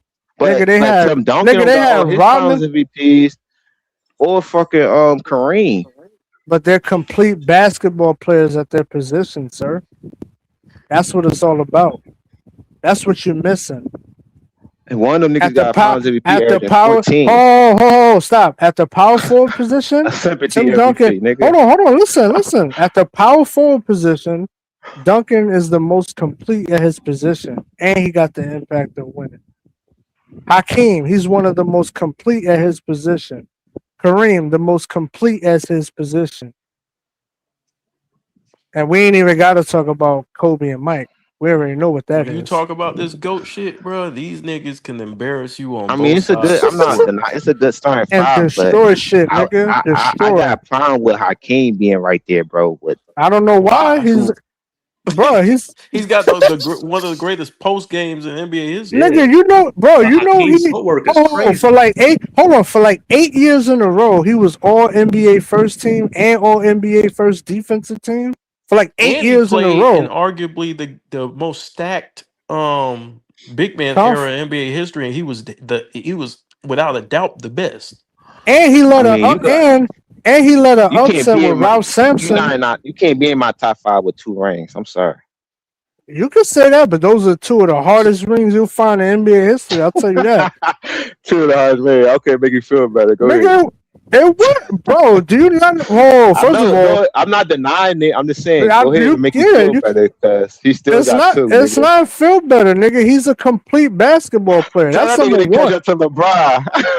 Wait, AJ. Yeah, but guess what? For as much as you're saying LeBron's not a complete basketball player at his position over Hakeem. So what does it matter that he has less championships? He kind of is if you compare it because he's a better outside shooter than Hakeem. No. You just have more And he can help play than Hakeem. defense. Okay, but name the run that LeBron had that was similar to Hakeem. No, I'm not arguing that. I'm saying I know you can't because he's not a complete basketball player, sir. And this is the difference. You don't understand what I'm saying? LeBron is not a complete basketball. No, LeBron is. How Hakeem a complete basketball player then? Because he can't. I can explain. You want me to explain? Hakeem is one of the most complete basketball No, players. I understand. Bro, I think both of them complete, not complete until I'm saying they both. Like for instance, LeBron can hit the outside shot and handle the ball better than. No, well, first of all, no, he can't. Well, better than Hakeem. Well, that's yeah, disputable. I mean, look. What? Handling the ball. But hold on. Yeah, but I'll tell you this though. LeBron is not gonna kill you with his outside shooting. Like you're not gonna win the game because of LeBron shooting from the outside. Like that's not why they won. And furthermore, Hakeem's footwork is impeccable. His post yeah, defense is yeah. I was gonna say outstanding. pound for pound. Hold on, pound for pound, skill for skill. He's one of the Luis best. Zola got good Period. footwork too. No, Bro, he don't he have is good not footwork. Hakeem. It's Nigga. impeccable footwork. I just said he got good footwork too. He's teaching Kobe moves, bro. He's Bro. that nigga, Bro, he's bro. teaching Dwight He Howard, took nigga. Dwight too. He Yeah, took nigga. Dwight, Amari Yeah, so Stoudemire. nigga. LeBron was there. Right. And y'all And the niggas said reason LeBron why ain't got no skill. He don't. I never say he don't. moves I like never that, say bro. he don't. Oh, LeBron does won't have use skill. in the post. Oh, LeBron won't operate in the depends on what skill LeBron is. does. Nah, LeBron does have skill. He's just not on the same level as Kobe and Mike. That's what we be saying. LeBron is a You face-up don't. player. He's You don't comfortable have facing that up. skill. Yeah, you don't have that skill, but you got some skill. He'll post sometimes. I don't know, man. But it's not really a huge part of his game. Jay, He said, "I don't know." I don't know, man. I'm gonna be honest with you, bro. LeBron, Look, he's man, just I'm- athletic, bro. He's just an athletic freak, bro. Look, man, it's late. I'm Skill, trying bro, to it be depends fair. on what skill is. Nah, we know what skill is. Skill is your counters. How many counters you got to what the defense is giving you? That's what skill is. How many counters? Nigga, LeBron got? NBA players was Shit, he ain't got arguing much. with skill is. Shit all over the place. He ain't got much.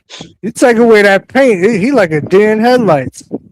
So y'all niggas talk about Giannis. But anyway, like I said, sir, Hakeem is one of the most skilled. Don't disrespect that man, bro. Go I'm ask not Jordan even how good that disrespecting nigga him, though, Hakeem was. but I just trying to see like No, but you saying how? What? two rings though, bro. Like, Bro, do you not know? Bro, he's not. You had to He don't carry the have. weight Hold against on. He don't. Right, and he's not playing. He's not even playing with another All Star outside of the He year didn't they run got away. Clyde. He never Bruh. ran, bro. Outside of the year they had Clyde, he's not playing with a talented team, meaning where guys are accomplished and they're all stars. He don't have that on his team, bro. LeBron has that. Yeah, he got 4 rings, but look how many losses Patrick and Ewing didn't have failures he that on his got. team either. What you gonna say about him? He's not a complete basketball player. Nigga, that's the difference. Nigga, you laugh. I'm dead serious. Nigga, he's not a complete player like Hakeem.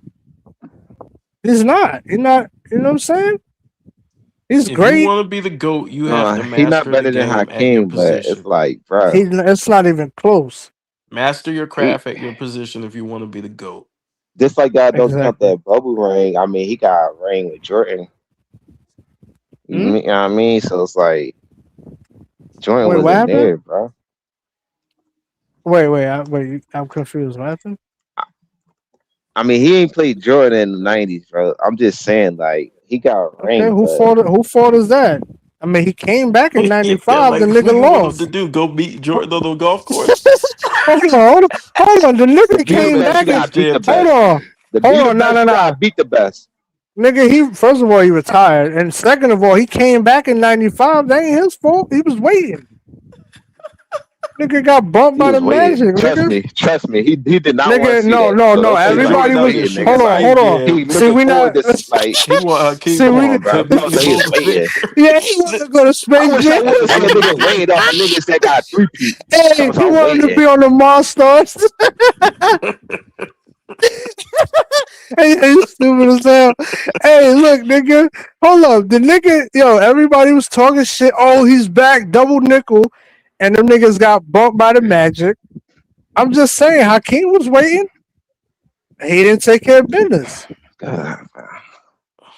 Look, I know this is hard for you to accept, bro. Hakeem is TJ, like bro. that, nigga. I mean, you gotta live to yourself. Bro, he got bro. This how bad the nigga. Hold on, I'm gonna tell you something. But this, you can say that 2 ring shit, but guess what? He has a signature move How many named after MVPs he him. got? I don't care about that, bro. You're not looking at I'm his asking game. you, though. I'm just His asking, game, bro. his game is good enough to get more MVPs. Cause they gonna reward you what you produce on the course. So I'm asking you, how you like? No, resume really, looking? really, they You can't rewarded just a come lot in of this door teams. with 2 Hold rings at on, the stop, because they rewarded a lot of those Everybody guys. put their head up. The nigga Hakeem putting up deuces. All right, so let me ask you a question. Hold on, let me ask you a question. In '93, right? Did Barkley make a defensive team when he won MVP in '93? Was he on any of the defensive teams? Huh? And when Barkley won MVP in '93, did he make a defensive team that year? What they gotta do with Because him winning sometimes, MVP? because in the '90s, they rewarded guys who had the best record in the league more than they awarded the best player. So in '93, look, listen. In '93, the Suns won like what 62 or 64 games. But Right. everybody would say that Jordan is the best player in the league, right? Because of offense and defense. Best Despite player the on the Bulls, best team, they look at all right, but that doesn't mean you're the best player. That doesn't. You no, the just most valuable player for that season. yeah, but guess what? If Hakeem is making first That's team, subjective, bro. hold on. You're not listening. If Hakeem is making all first NBA and all first NBA defense, he's the better player. Therefore, he's more qualified to win the award. But since his team is not because look, they had KJ, they had Dan Marley. Like Barkley's playing on the better team. That don't mean he better than Hakeem. And that's what I'm trying to tell you. Like in the '90s, they rewarded those guys best player on the best team. Hell, even David. And I'm not saying David Robinson didn't deserve it, but a part of why he won it over Hakeem and some of those other guys was because of the team record. What's up, pause? The Spurs in '95, Okay, they and won like most of them 60 guys was some the games. best player on the best team that you're Look, speaking of compared to fucking Hakeem rings. Yeah, but Barkley's Barkley's some not a people better think player than Magic should Hakeem. have Barkley should have won the MVP over Magic too. Yeah, but that's more comparable because like they're not great It's defenders. all subjective. MVP is basically the media's opinion. Like they go off Yeah, storylines. They don't yeah, like. There's a lot of shit that goes into that, bro. right. But that don't take away from him as a player because he's MVP worthy every year because of his play on the court and the fact that he's All NBA first team and The All media NBA say first defense. man, this nigga want to talk to us. Fuck him. We ain't gonna Yep. vote for him. And he ain't buy us gifts. He ain't take us to. He ain't He ain't invite us kiss to the our party. he ain't kiss our ass enough. He ain't invite us to the party, man. We ain't vote for him. Fuck him. Hey, look at that nigga's shoes, man. Fuck him. Man, this nigga cursed me out the other day. He cursed me out behind the scenes when I came in the locker room. I'm not voting for this nigga. Hey, this nigga said I need a new I haircut. won the last, but I lost. KB. I ran out of last, bro. Y'all niggas funny as shit. Hey, KB. What's KB, up? that's the point. Who's that? That's what I was trying to point out when when Kobe called the media idiots. You remember? Mm-hmm. And after that allegation, I was trying to point out to somebody I was talking to that the media, they're not going to just push a product like that, even though it may be the best product, right? They can't push it because of the the clientele will not, they will look at the organizations and say, oh, that's where their priorities is at. You know what I mean? And that's why Kobe got robbed multiple years. They got orders from the NBA, from corporate office saying, don't vote for this motherfucker. We got to push somebody else. And then it's a spit in the face to tell Kobe that, yeah, you can't win in 06 because look at your team. But then years later, they give Russell Westbrook and Jokic the MVP, despite their lack of team success. That was the NBA's way of saying, we can't give you this because of the case. Mm-hmm. And we still got media members. Think about it. These are people with emotions, right?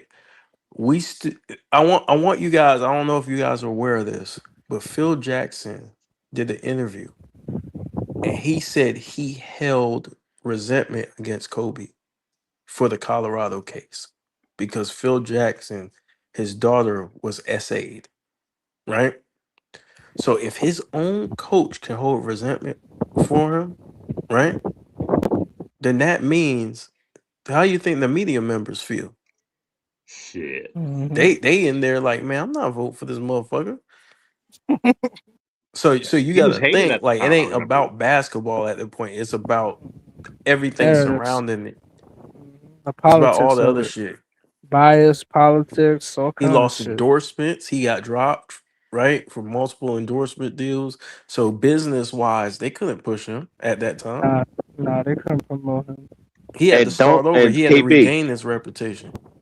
And I had the conversation about a reason why he ain't make a 21st century player, and I spoke to that's what like kind of one of the reasons too. Yeah. Yeah. And Even that's though why I was he's the trying to one tell of the Rich, players like, that won a championship. so I'm glad y'all speaking Hey, on it. Go ahead. KB, hold. Hey, KB, I'm gonna join right back. Hold on, I'm gonna join right back. Yeah. See, the thing is people hold grudges, bro. These are media members, and they're writing articles, and they're saying no matter what he does, I'm not voting for him. You think they're unbiased when they say shit like that? No matter what somebody does, you still won't vote for him. Think about this. No, this I heard everything I need to know once somebody said that was karma from the situation. So that's why I was trying to tell Yes. Rich, bro. People everybody don't look at Kobe in that light because they still think he did it. Some people think he did it. Some people, even if you're guilty or not, once you got that, yes. And then how the case went down, it's kind of like looking outside. This not outside a fan. Yo. If you got blood on your shirt and stuff, it kind of like throw a person off. You see what I'm saying? So people look at it from a different point of view. Like, I'm not gonna put it on. I'm not gonna say he did nothing. Like, I think he, and then I think she was just like a call girl or shit, try to make it come up with all that. But at the end of the day, that's why I'm trying to tell Rich, like, they still factor that shit in, bro. But Cece, remember we was having that conversation? I think you was in the No, chat. I agree with you. I agree 100%, bro. Yeah, because it was a misunderstanding at first. That's why I'll try like I was explain it, surprised because though. Ken Martin said the same thing. Think about I was this. surprised, PJ CJ, 'cause, Brown got more votes than Kobe in 2005. More MVP votes. PJ Brown. One time Kobe wasn't even on the No way, list. I think in 2002. Well, for one of them years. PJ KB, what year was Brown. that? What year was that, KB? 2005. They gave it to they said PJ oh. Brown had a better MVP. Look up PJ Brown and look up his numbers, what he did that year. PJ Brown was I think it's a because role the player. Lakers didn't make the playoffs, though. That's probably the reason. Still, there's no justification I mean, they gave it for to having Kareem in '75, though, right? You said He what? didn't make the playoff. They gave it to Kareem in '75, and he didn't really make Exactly, it's a different It's like a standard. different, it was a different voting system. That's why I said, what would I look like judging Kobe off MVPs when I know damn well the Colorado situation happened? I know the historical. I know the PJ history Brown, behind bro. that. But 10 you know, points, like 9 rebounds, 2 assists. That's nothing, bro. That's crazy. You said what he averaged? 10.8 points per game. Now look at the voting. Look at the MVP standings that year. Christ, Look at man. look at That's look at the crazy. MVP standings that year. You're gonna see his name above Kobe's. Now I know That is Kobe missed some horrible. games, but god damn, that's We were in the nuts. playoff hunt before he got hurt. He got hurt against the Cleveland Cavaliers. He had a severe ankle injury. And then we were rolling, and then Lamar Odom got hurt. He got hurt, and then Lamar Odom got hurt.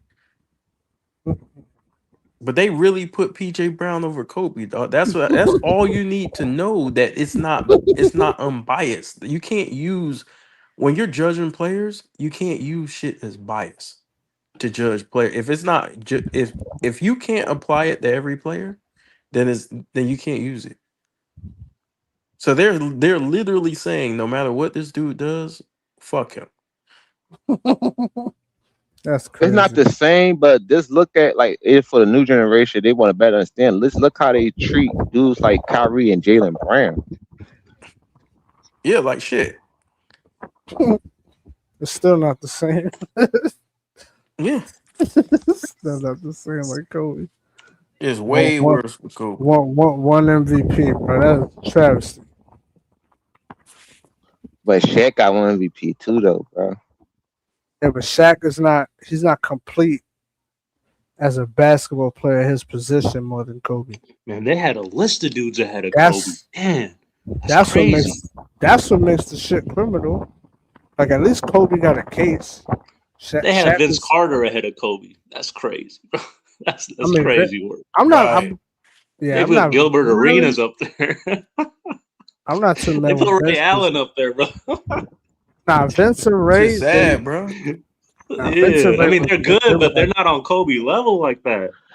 I think at the Kobe first MVP, he was second the next year. So I mean, to be honest, I don't understand how he didn't get it because in order for you not to get, you got like the decline or some shit. Nah, bro, that's Politics. crazy work. It's politics, man.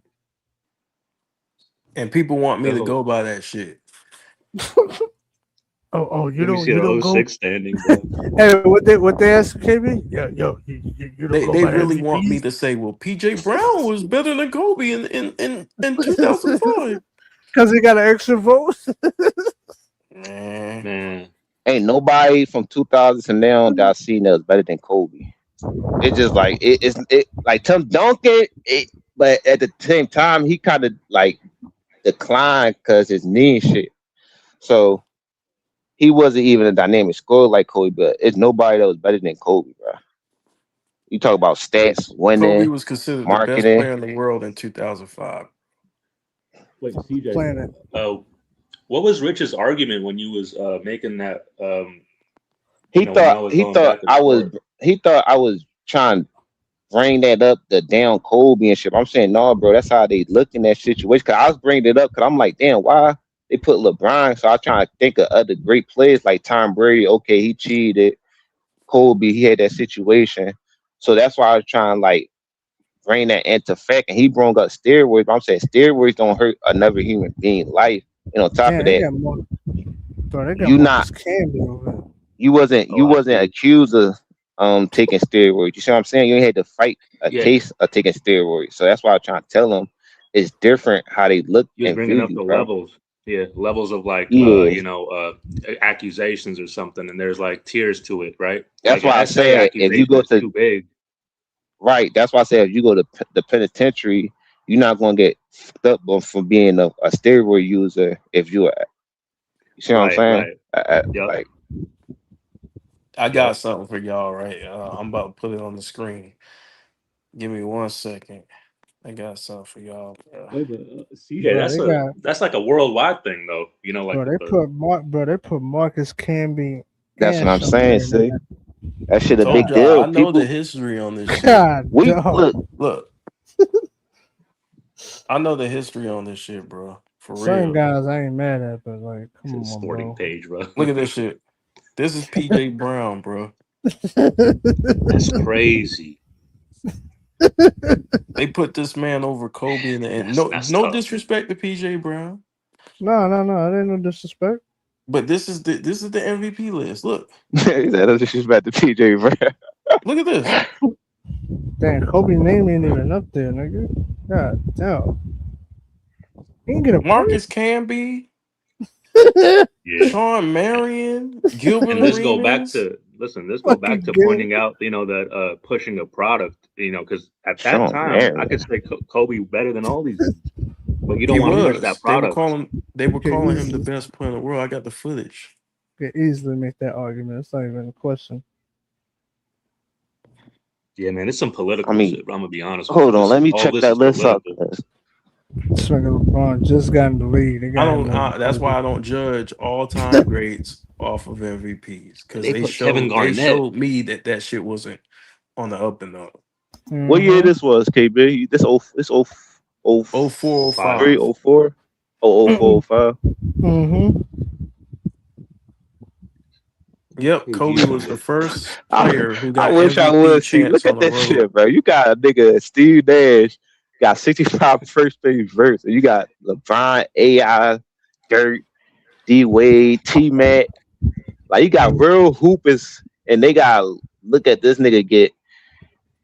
That's crazy, bro. Kobe also sporting page. Kobe was the first. I think he's the first Laker to get MVP chance in Boston too. Yeah, definitely that. I think he's the last MVP who played all 82 games too. That's dedication. Yeah. Yep. They said Sean Marion and PJ Brown That and nigga Marcus couldn't even Camby were over shoot. Kobe. Sean Marion. Got a But they nerdy want good me. But they want me to judge Kobe like off this The shit. Matrix. Hey, Wait. some normie's gonna be like, look, you see, Sean Marion was better than Kobe. It's bullshit. KB, Bro, bro, this you want to nigga- see something crazy, bro? Pull up the 03 Oh, MVP yeah. race. That's even crazier. 03? Alright. 03. Is that the Yeah, one with I'm Kobe not on the list? Hell No, no, he's crazy on as the hell. list, but Kobe's Tim on the Duncan won it. list. But this list ain't that bad though. Like, I'm not mad with this list. It is what it is. I still think This is what Kobe I'm was saying, better. man. This is another Kobe year was you can definitely get robbed, bro. Nah, Kobe was better than those guys. This nigga was averaging 40 for a month. Like with Shaq in the lineup at times. I really don't get the MVP race. Like I don't understand. The criteria Nobody gets it. It's changed. based That's on why. narratives. Based on feelings Yeah, and bias. because the same reason they gave LeBron MVP, they stopped KD and Steph from getting it because they saying they had a dynamic. But that's what I'm saying. Just like They they did stopped with Jokic from Kobe and getting Shaq. one too. They said it's Yeah. because he was white. No. They said no. They said we had Jokic fatigue. No, because a nigga crying That's about what it. Like they Embiid said. nigga over there crying about like, bro, remember that? get the Oh MVP, well. nigga. No, think about this. Crybaby ass nigga. They didn't even say it's because he didn't. They just said, well, we keep giving him the shit. We got to give it to somebody else. Like what? They just went against their own shit. My nigga, Kendrick Perkins got on national TV. and he said Jokic Oh, is yeah, he white. That's crashed the out. reason why. He crashed Bro, out. and the media literally said this on national TV. They said that we ain't gonna give Jokic the 3 MVPs because we don't want him to be in that company of Wilt Chamberlain. We don't want him to be in the company of Larry Bird. So they literally just did it because they didn't want to put him up there with those guys. That is nasty. Because it's like, well, what if he really deserved it? That's He crazy. did deserve it. No, I know. That's what makes that statement worse. Like, how the fuck No, you but gonna take matters into your own you hands? gotta like show respect to the league. You can't get somebody 3 straight MVP. It's too much talent in the league. What do you mean? That's you don't got the best record in the league. It's not like you got the best teams and shit. Nah, So but you can't say you can't get it. Like you can't. You gotta do hand that. it to him, bro. If that's his shit, you gotta give it to him, bro. Bro, if he's out playing everybody, why not? If he's out playing everybody.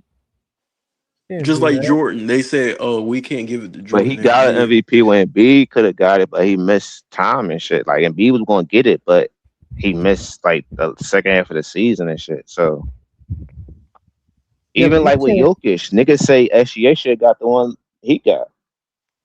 I agree with that. I thought SGA was MVP that year. Yeah, 98, 99 Kobe is underrated. That motherfucker was balling. Oh yeah, I seen some of them games at highlights. Yeah, I'm gonna start covering that 98, 99 season too because a lot of people they don't remember that year. Nah, I don't think they seen it. They don't Yeah, they remember. think Kobe was out there like looking like Bronny or some Nigga, shit. He was being carried carried, that bro. season I when don't they know what's swept wrong the with Nets, me, bro. nigga. Being They carried. Man, that carry Easy shit work. is played out. That carry shit. I hate that fucking shit. Yeah, bro. He was being That's carried. why I fight so hard for Kobe. It's like bullshit. You're not getting carried if you averaging the same points as the nigga you saying he carrying. Fuck out of here. How you getting carried when you winning versus the Blazers? You bring them back down from damn near 25. I don't know, bro. I mean, Nick Van Exel was carrying him. You feel me? Yeah. Him and Eddie Jones. Brian Shaw did some part too. Let's give him some credit. It seems like with a lot of these younger generation guys, like the more you do, the more they criticize you. The less you do, the more they praise you. The more you lose, the more they praise you. The less you give a fuck, It's not the even more they about praise you. it's not about the factual evidence about the situation. It's about somebody wanting to debate and being right. Yeah, These niggas do like it's debate, about so bias. it's like It's about feelings and It's a wanting. female mentality. No. It's not. It's not about being. records. No. They Let keep me their tell you. records in the It's year, not bro, about so they being don't wanna right. be wrong. It's not about being right. It's about wanting to be right. Because a lot of times these dudes just not right. They lying and exaggerating and withholding information. I don't like that. Keep it real across the whole board, nigga. Nobody wants to take an L. That shit gonna get more goofier, like bro. that with Like, everything. they got shit on You TikTok. gonna, Like, it shit nigga, and get that's not goofy. even realistic in life, bro. You These gonna niggas take doing L. like these niggas not even really bald niggas. Like they just niggas that came from Twitch playing 2K and then speaking on shit. Like they not really like in tune with the game, putting blood, sweat, and like they not really living that type of lifestyle. But they just talking with no experience whatsoever. That's what I hate when niggas just talk with no like they just saying it how they feel and what they want it to be, bro. It don't even be like they like you said, KB, they ignore factual evidence. Like Yeah, because they're trying to because that's the only way they can make a case. All those numbers are If fine. you gotta ignore history to make a case for your favorite player, your player don't have a case. Look, all those I numbers and can't. I'm sorry. statistics are I fine can't till you talk to gotta a win a teenager game. about basketball. Like I can't talk to them Right. about basketball. all those percentages look good until you put them in that spot to win. Now we could talk What about good is like it? What good is it to shoot 60% from the field, but when I need you the most, you can't. Oh, Like, you pass nigga, it. nigga, you shoot Yeah. 30% when I need you the most. Nah, bro. Hey, listen, it's so bad, bro. I seen lists of people pointing out their top 5 Lakers of all time. Bro, they would put LeBron in there, and they would take Kobe out of that discussion. I don't know how the hell that's an Yeah, argument. that's rage bait. Oh, that's just women. That's just feelings. Nah, that's rage bait. That's what that is. They know. That's what I yeah, thought that's too, so bro. like But They know troll it's shit. never gonna put get you anything upset. past these dudes, bro. They emotionally invested. Yeah, That's they my know it. same Mount They know- Rushmore spoiler page. This is my exact Yeah, same Mount Rushmore. yep, that's mine Oh, I too. gotta check. I gotta Absolutely. sit. And I could justify it too. I could You're justify damn it too right, if y'all nigga. want to hear Will. it. Oh, so you got Will up there. Yep. If If you I want to if hear I if was you want to hear including me Will, explain it, yeah. I can explain it If I was eloquently. including Will, yes. If not, then no. You want I me to would explain it? have Hakeem in his place. But yes, Will. So you're Would gonna you start off him being a bare free throw shooter, or you gonna start would being a you hold on? playoff Would you like dropper, me? or you Would you gonna like me explain that to? 2-4 Would record? hold on, hold on, It's hold real on, simple. All you gotta do is listen. Do you, would you want me to explain it? Go ahead. I mean, you. That's why I'm confused. Why you Hey, he like? trying to guess Okay, it The for you. difference let me from Will He trying to and guess it LeBron. for you. okay, let He me trying to let me guess break it. this down. You know what each one of those players have in common? I do. With Jordan being the rare exception because he retired twice. Mm. Those players were the best scorers of their decade. Ooh. Not only were they the best scorers. You Well, about to get hold on. cooked. Time out. Not only were they the best scorers of their decade, they were the best defenders. They were considered the best defenders and best all-around players of the decade. You say they're the best scorers based off what? Cook, man. Totals, averages. Both actually. For Yeah. all of them except for Mike, I think Karl Malone. Hold on. Oh my god, bro, this shit's Hold on. so Let easy. me finish. Karl Malone. Go ahead, take your time. Karl Malone led the 90s in scoring because Jordan retired twice, right? But Jordan is the best scorer of the decade, right? The best two-way player of the decade, right? Not even close. So all of these dudes that we have up here.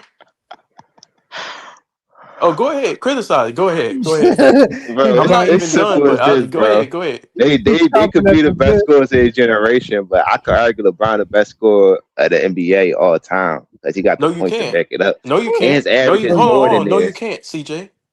No, you can't. He's not even the best scorer. Hold on, I in his got a question decade. for you. Who got the least amount of points in their decade? If you throw LeBron in there. Uh-oh. The least amount of points out of who? Wilt, Kareem, and Bron? Yeah. And Kobe. Uh-huh. Mike retired. Mike don't count because he retired twice. Mike don't count because he retired. He retired twice. All right, listen. I mean, you say. I mean, you want. I guess How LeBron. many points did Kobe? You can use your phone right now. How many points did Kobe No, score in the I'm not even decade? trying to talk. I'm just How trying many to talk points? all No, from no, the no, no, muscle. no. I ain't Time out, even time look at out, my time out, phone time out, not time one out. time. I'm just Time out, talking. time out, sir. Kobe was playing with Shaq, and he still outscored the man in a Damn. decade, in 10 years. Damn. So, Kobe was Kareem, playing with Shaq and still outscored who? LeBron, and for a decade, he averages more points. Kobe averages more points for the. Bro. Hold on, Kobe time out. came in. Kobe got a 3-year head start, bro. Huh? No, I'm talking about to 2010s. No, 2000 to 2000 to 2010. Kobe was in the league in No, 2000. no, LeBron no. was in the league in He's not 2003. listening. He's not No, listening. but I that's not said LeBron's LeBron's era. decade is the 2010s. Right. So you Kobe's decades in the no, 2000s. Kobe But even scored that's but more debatable. it's points no. in But the listen though, listen. You gotta do it like, cause listen, the way how you doing it is wrong. Cause you talking about 2000 and 2010, bro. Cause LeBron came in 2003, but Kobe still got That's not his spotted My era. points. nigga, That's I not said his from era, nigga. That's not 2010. his decade. What the fuck? I said from 2010 To to 2019 2020, 10 years. No, 2010 to to 2019. 2019. That's 10 years. Tally up the points, sir. Tally up the points he scored in his decade.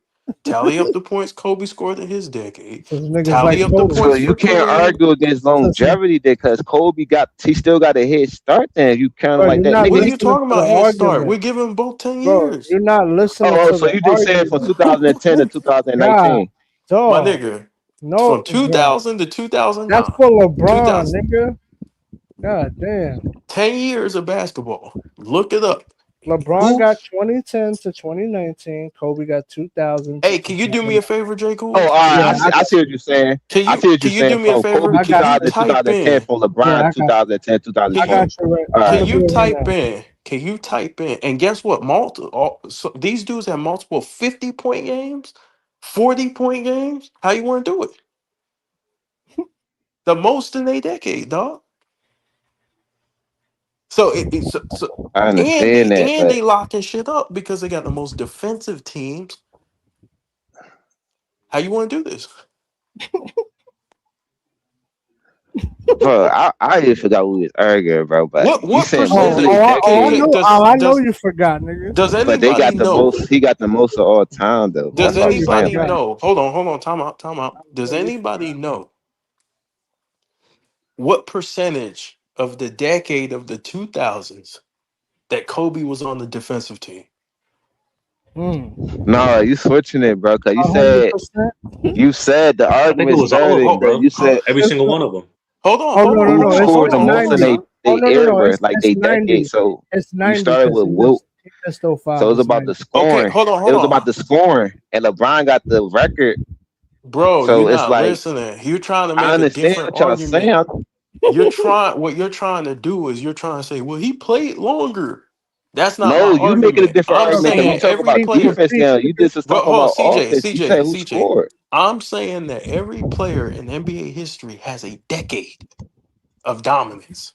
Right? Right or wrong? Well, supposed to, yeah. Because you guys don't want me to judge old LeBron. Right? Oh. Because you have to count the bad years too if you do that. You guys don't want to do that, right? So we're going to judge every player for a 10-year time span. Kobe ran the 2000s. Their Jordan best ran the decade. 90s. Yep. Kareem ran the 70s. Right? So on and so forth, right? You're Right or right. wrong? Okay. I mean, right. So every player has 10 years of dominance. Because nobody's going to say LeBron's running the 2020s. Right or wrong? Absolutely correct. Okay. So now I can continue, right? CJ? So out of those 10 years of move the dominance, goalposts. Go ahead. who has the most defensive team? Dominance. Who Now it's has the defensive most team, but you just started off with who was the best scorer That's a and part of they your time. bro. That's a part of No, the he said dominance. I'm talking scorer about first all though, bro. around, bro. We talking about He said the offense or difference defense. between them, they was the best scorers in their area. That's what he stated, The bro. best scorers and the best defenders. You added that though. Bro, No, that's been my criteria. that was the whole argument. That's You didn't been hear what that. we've been talking about the whole time. I say, yo, Nah, look bro. at and look at this. Look at this. Kobe, damn near almost every year of the decade, he was making a defensive team. 90%. Kareem, damn near every season, every season he was making defensive teams. Mm-hmm. Wilt, damn near every season he was doing it. Mm-hmm. And they scoring at the same time, busting people ass. At a That's high. dominance right there. Yeah, as a player, that's player dominance. Now the person who's least is Wilt, because Wilt won a little bit less than those Mm-hmm. guys, but he has all the other criteria. Mm-hmm. He meets all the other standards. Yes, sir. Not the major one though. What you mean? But he he's won still, too. nigga, he's still in the conversation though. Y'all like losing record in the finals now? A dude was losing record with less rings. But How that's that it. work? Oh, all right. Whoa, wait a minute. Is winning a championship a team accomplishment? I'm not, bro. We talk about Can you everything goes. I said the nigga, main. I answer? said the Oh major. my god, answer the question. Yes, it's a nigga. team accomplishment, but that's All why I right. said So the why you main bringing up thing. chips, nigga? We not. I said that's the talking about main rings. thing. He don't got the main thing. That's what I said. You don't need to have that for our criteria for why he's on the Mount Rushmore. So what's stopping you from putting Jerry West up there? He got the stats and shit. What's stopping y'all put from putting who? Jerry West? Jerry West. What about Jerry West? What you talking about? He wasn't the most dominant. What is in his stopping y'all from decade putting him up there? because he wasn't a more Jay. dominant scorer or Jay. defender than Will. Yeah, his It jumper got broke. it has nothing to do with winning, for the most part. We're just talking about as a But player. if you talking about individually. impact and dominance, though, he still impacted and went to 8 finals, though, bro. Bro, he's So not. he He's still not. was having Bro, he's not runs more in the dominant, playoffs. bro. You really think he's more dominant and more impactful than Will? I'm not as a saying he's player? more dominant and So impactful. then But I'm what saying the what's fuck are stopping we y'all from talking, bro? What are we talking? what's stopping Nigga, y'all you from don't putting him even, up there bro. too? You don't even think Let's that. do So why this. would we Let's do do it? this. Let's do this. You How don't many even think 50 it. point games does he have? How many 40-point games does he have? Bro, this is In ridiculous. the decade. In the Bro, decade. Hold on, up. sir. Hold on. Go ahead. Hold on. How many 40-point games in the decade? How many 50-point games in the decade? How many points does he have in the decade? What's his defensive team? What's the percentage of defensive teams he won in a decade? Is it the least out of all of these Yep, guys? it's 50%. I'm not singling him out. I'm just using the criteria I use for all of them. But you add an award, but then you say the media shit and the voting system Because different. the Like awards mean, hold on. These now the awards awards are for matters what they when were. make your Hold on. argument. I didn't say awards don't matter. I said I don't use awards against you in your deck. Like I'm not gonna sit there and say. So you got nitpick because the nigga got like that's what I say you nitpicking though. No. Why What I'm not just saying talk is about these are the best their two-way careers in players of all general? time. Hold on. This is what I'm saying. These are without a shadow of a doubt the best two-way players of the decade. Not even close. It's not even a doubt. It's not even. You can't even argue that. You know you can't argue that. Make an argument against it. Nigga, for 10 years? Make an argument against it. Give me one guy who's not the best two-way player of his era in this conversation. A decade is nasty, nigga. You got a decade of dominance. Now, count the 50-point games these dudes have. Oh shit. Bro, y'all too stuck on two-way players, bro. What you mean? They busting your ass all around. You can't do nothing with the only chance you got is to have a better team. Cause you can't do nothing with them individually, nigga. Yeah, that's true. Nigga, you need Bill Russell Celtics, nigga, to take down Wilt, nigga. Because if he wasn't there, Wilt who the champion right now? But hold on, this my thing. This my thing though, right? This my thing. When you look at it, right? The defensive teams and all that, the only thing it means is they were the best player. They were considered the best at their position. Mm-hmm. That's all I'm saying. I'm not That's saying why I that told you means about all they're the NBAs greatest. and shit. I was telling you that earlier. Okay, but what I'm saying is when you look at the percentage of times they were considered that, it's more than anybody else. The percentage. See, you using a lot of like words matter, bro. Like I I'm listen to talking what about people a say. decade, bro. You very. It's called consistency. It's called Think about it like this. Think about it like this, Nah, right? right. Like He don't like can't the play that argument. shit with me, He bro. don't like it. He don't No, like it because he because it don't. careful with his words. Like he not Okay, standing on it for what real. word you Like have an he issue with? nitpicking. What word you have an issue with? Nah, keep going, bro. I'm No, just no, listening. I'm asking you. I want. I'm tired, bro. I'm listening, That though, nigga bro. said the Easy, word you you tell picked. me. Nigga said the word you picked. Like, okay, so if LeBron was a better scorer than Kobe, then how come he didn't score more points in his decade than Kobe did Who in said his? LeBron a And it better was scorer than harder. Kobe? And it No, was no. easier to score in LeBron's What I'm decade. saying is, these are the three greatest scorers of all time. Right or wrong? Or four? Right Yeah, or wrong? because you. Right or wrong, sir? You love scoring so much. These these are the four greatest scorers of all time, bro. Hands down. In their decade, respectively. All right, so if you acknowledge LeBron one of the four greatest scorers of all time, so you got to acknowledge I'm him not being in the saying league. LeBron. I'm saying Bro, Will, Mike, Kobe, and Kareem. Well, nigga get okay, barbecue, so nigga. Yes, shit. These are the four greatest scorers of all time. so you saying Wilt based off what? Would Oh you are you my serious? god. I'm asking you. I'm asking the question. Man, you talking about I'm not scoring? saying you wrong. I'm just asking based off what though. Like, Bro, he has like 125 50-point games, dog. Bro, you don't know He we've has been a talking about this whole 50-point time? season. He has a 50, he averaged 54 a season. Bro, no way you don't He know what he's dropped saying. 100 in a game. Do you need more? 50 in the season? yeah, man, Bam Yeah, that's dropped 83 in the crazy, man. game. Keep Nigga, going. And Will dropped Nasty. 100. Nigga 50 and 30, nigga, in a season. Come on, bro. with like 10 blocks unofficially for that year. Nigga Come dropped on, a bro. triple All these double dudes for is real. averaging like 35. Nigga Come ain't got on, more perk than Dirk Nowitzki, man. Stop it. huh? You don't ain't got Dirk. more points than Dirk. Who will? What? Yes, well, Probably not all Okay, hold time. on. Time But out. Time in out. Let's his see if that's decade, he true. do. In Okay, his decade, cool. Let's see if that's I'm a true. fact check. I'm a Look fact get up check your right Will points now. and rings Chamberlain's up, points man. I'm a in a fact. decade. Yes, sir. I'm a fact checker right now. Dirk Nowitzki. His era was But in how can you 2000. say? How can you say points in a decade and I can't use this their whole career? You Because can use their whole career, but you're it not wouldn't make listening. Okay, so You're not, if it I can wouldn't use make their whole sense career, because then you're your because not, argument bro. is out the Because we're they're door. measuring all. Hold on, dominance. sir. We're They're all measuring playing. dominance though. First It off, they're wouldn't make all sense playing to in a include different decade. longevity. It wouldn't make sense to Yeah, include your whole career when we're talking about dominance.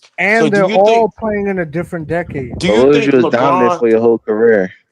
okay, bro. Okay, so was LeBron the best player in the world in 2021?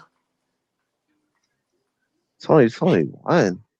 Yeah, because you said we use a longevity. Was he the best player in 2003, 2004, 5, 6, 7, 8, 9, 10, 2021, 2022, 2023? Like 2002. We're But doing hold on, dominance. That's why I said each player has a Kareem. decade of dominance, and then they fall off. That's for anybody, including LeBron. LeBron's fell off. I mean, it's a good little like scripture that you wrote down before the show and shit. Like, cause you very selective. I'm glad. I'm I'm pretty not sure being you talk about selective. This this. applies to I'm pretty everybody. sure you talk about the '70s Kareem, right? Yeah. That's his Yes. decade. Right. Yes. I know. I'm pretty sure you're gonna take that Kareem because That's his decade, sir. You wanna man, bro. judge?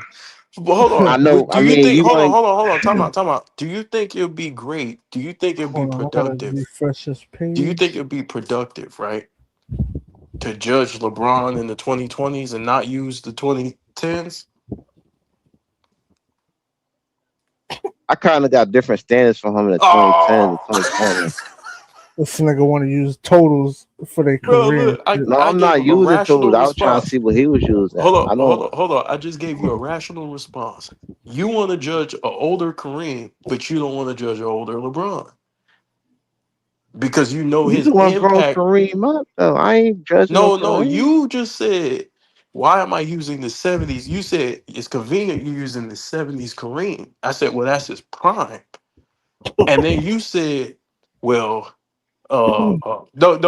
I said, I don't want to use the LeBrons in the 2020s. That doesn't make any sense. All right, hold on. I'm Because pulling I'm up. not gonna say nothing if I do that. It ain't gonna be proving nothing. Okay, here we go. Oh wait, I just hold on. Well, you gotta do that because you single it down to a 10-year stretch because Bro, but if he LeBron's got the not a record, bro. top 10 player, why would I use him? Why would I use him past his prime? To prove what? But Cause you he the saying he GOAT. not top? Think about this, bro. He not a top 10 player, but you can rank Hakeem Olajuwon. No. Listen to what I'm saying, bro. That's his list. That's J. Cool's list you just talked about. But what I'm saying is, like, you want me to judge Kareem in the 80s, but you don't want me to use LeBron in the 2020s. No, All right, you I could got. use which one, but go ahead. Oh my God! I got the totals for Dirk and Wilt in their Please era. explain it to him. Holy shit! It's a big gap. Would you like to take a guess, or you just want me to say it? No, go ahead. I already know the answer.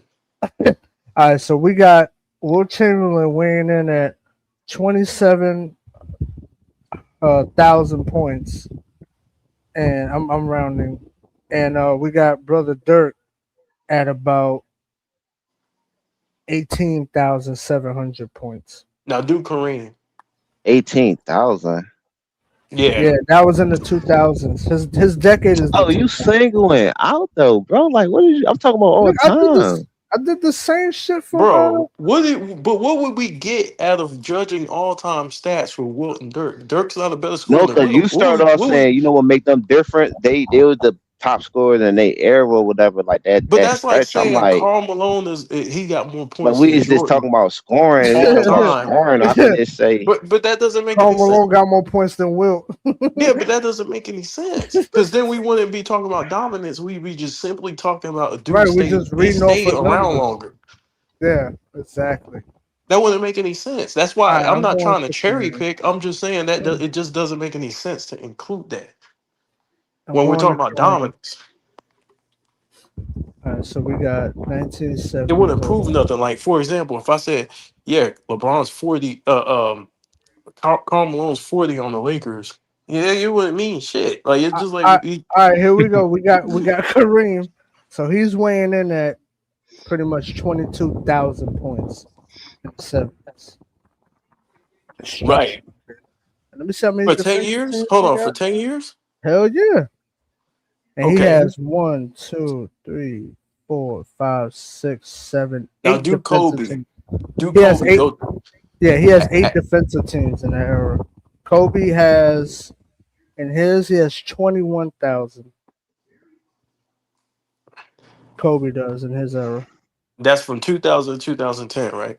No, 2000 and 2009. 2009. Okay, that's 10 years. Yep. Okay, so now how many all NBAs, how many defensive teams does he have since CJ likes all NBAs, we gonna throw that in there too. I mean, all-time greats like it too. Okay, so so he coming in at 1, 2, 3, 4, 5. I'm surgical with this shit. I can use your own shit. 9. So he has 10 That's the all thing you NBA. supposed to use. He has 10 all NBA teams, and with that, 1, 2, 3, 4, 5, 6, 7 first team, and then he has 1, 2, 3, 4, 5, 6, 7, 8, 9 defensive teams with 9 defensive teams out of 2, 10 years. with 7 being on the first team. Ain't that some shit? Yeah, that's dominance. And he only missed out on 1 year of the defense team because he got hurt, which was 05. By the way, Kobe's the only player who has all of these with the most championships. Yep. And with over 20,000 points. LeBron don't even have 20,000 points in the 2010s. He has 19,550 in the 2010s. Matter of fact, let me see. Was KD? I think KD led the decade in points. He had to have. Look at Kevin Durant. And the only reason why Jordan doesn't have it, because Jordan would have it too, but he retired twice. Yeah. 2 different years in the decade and 1 partial year. So Kevin Durant, I'm sure he got more though. Hold on. All right, 2010 to 2019.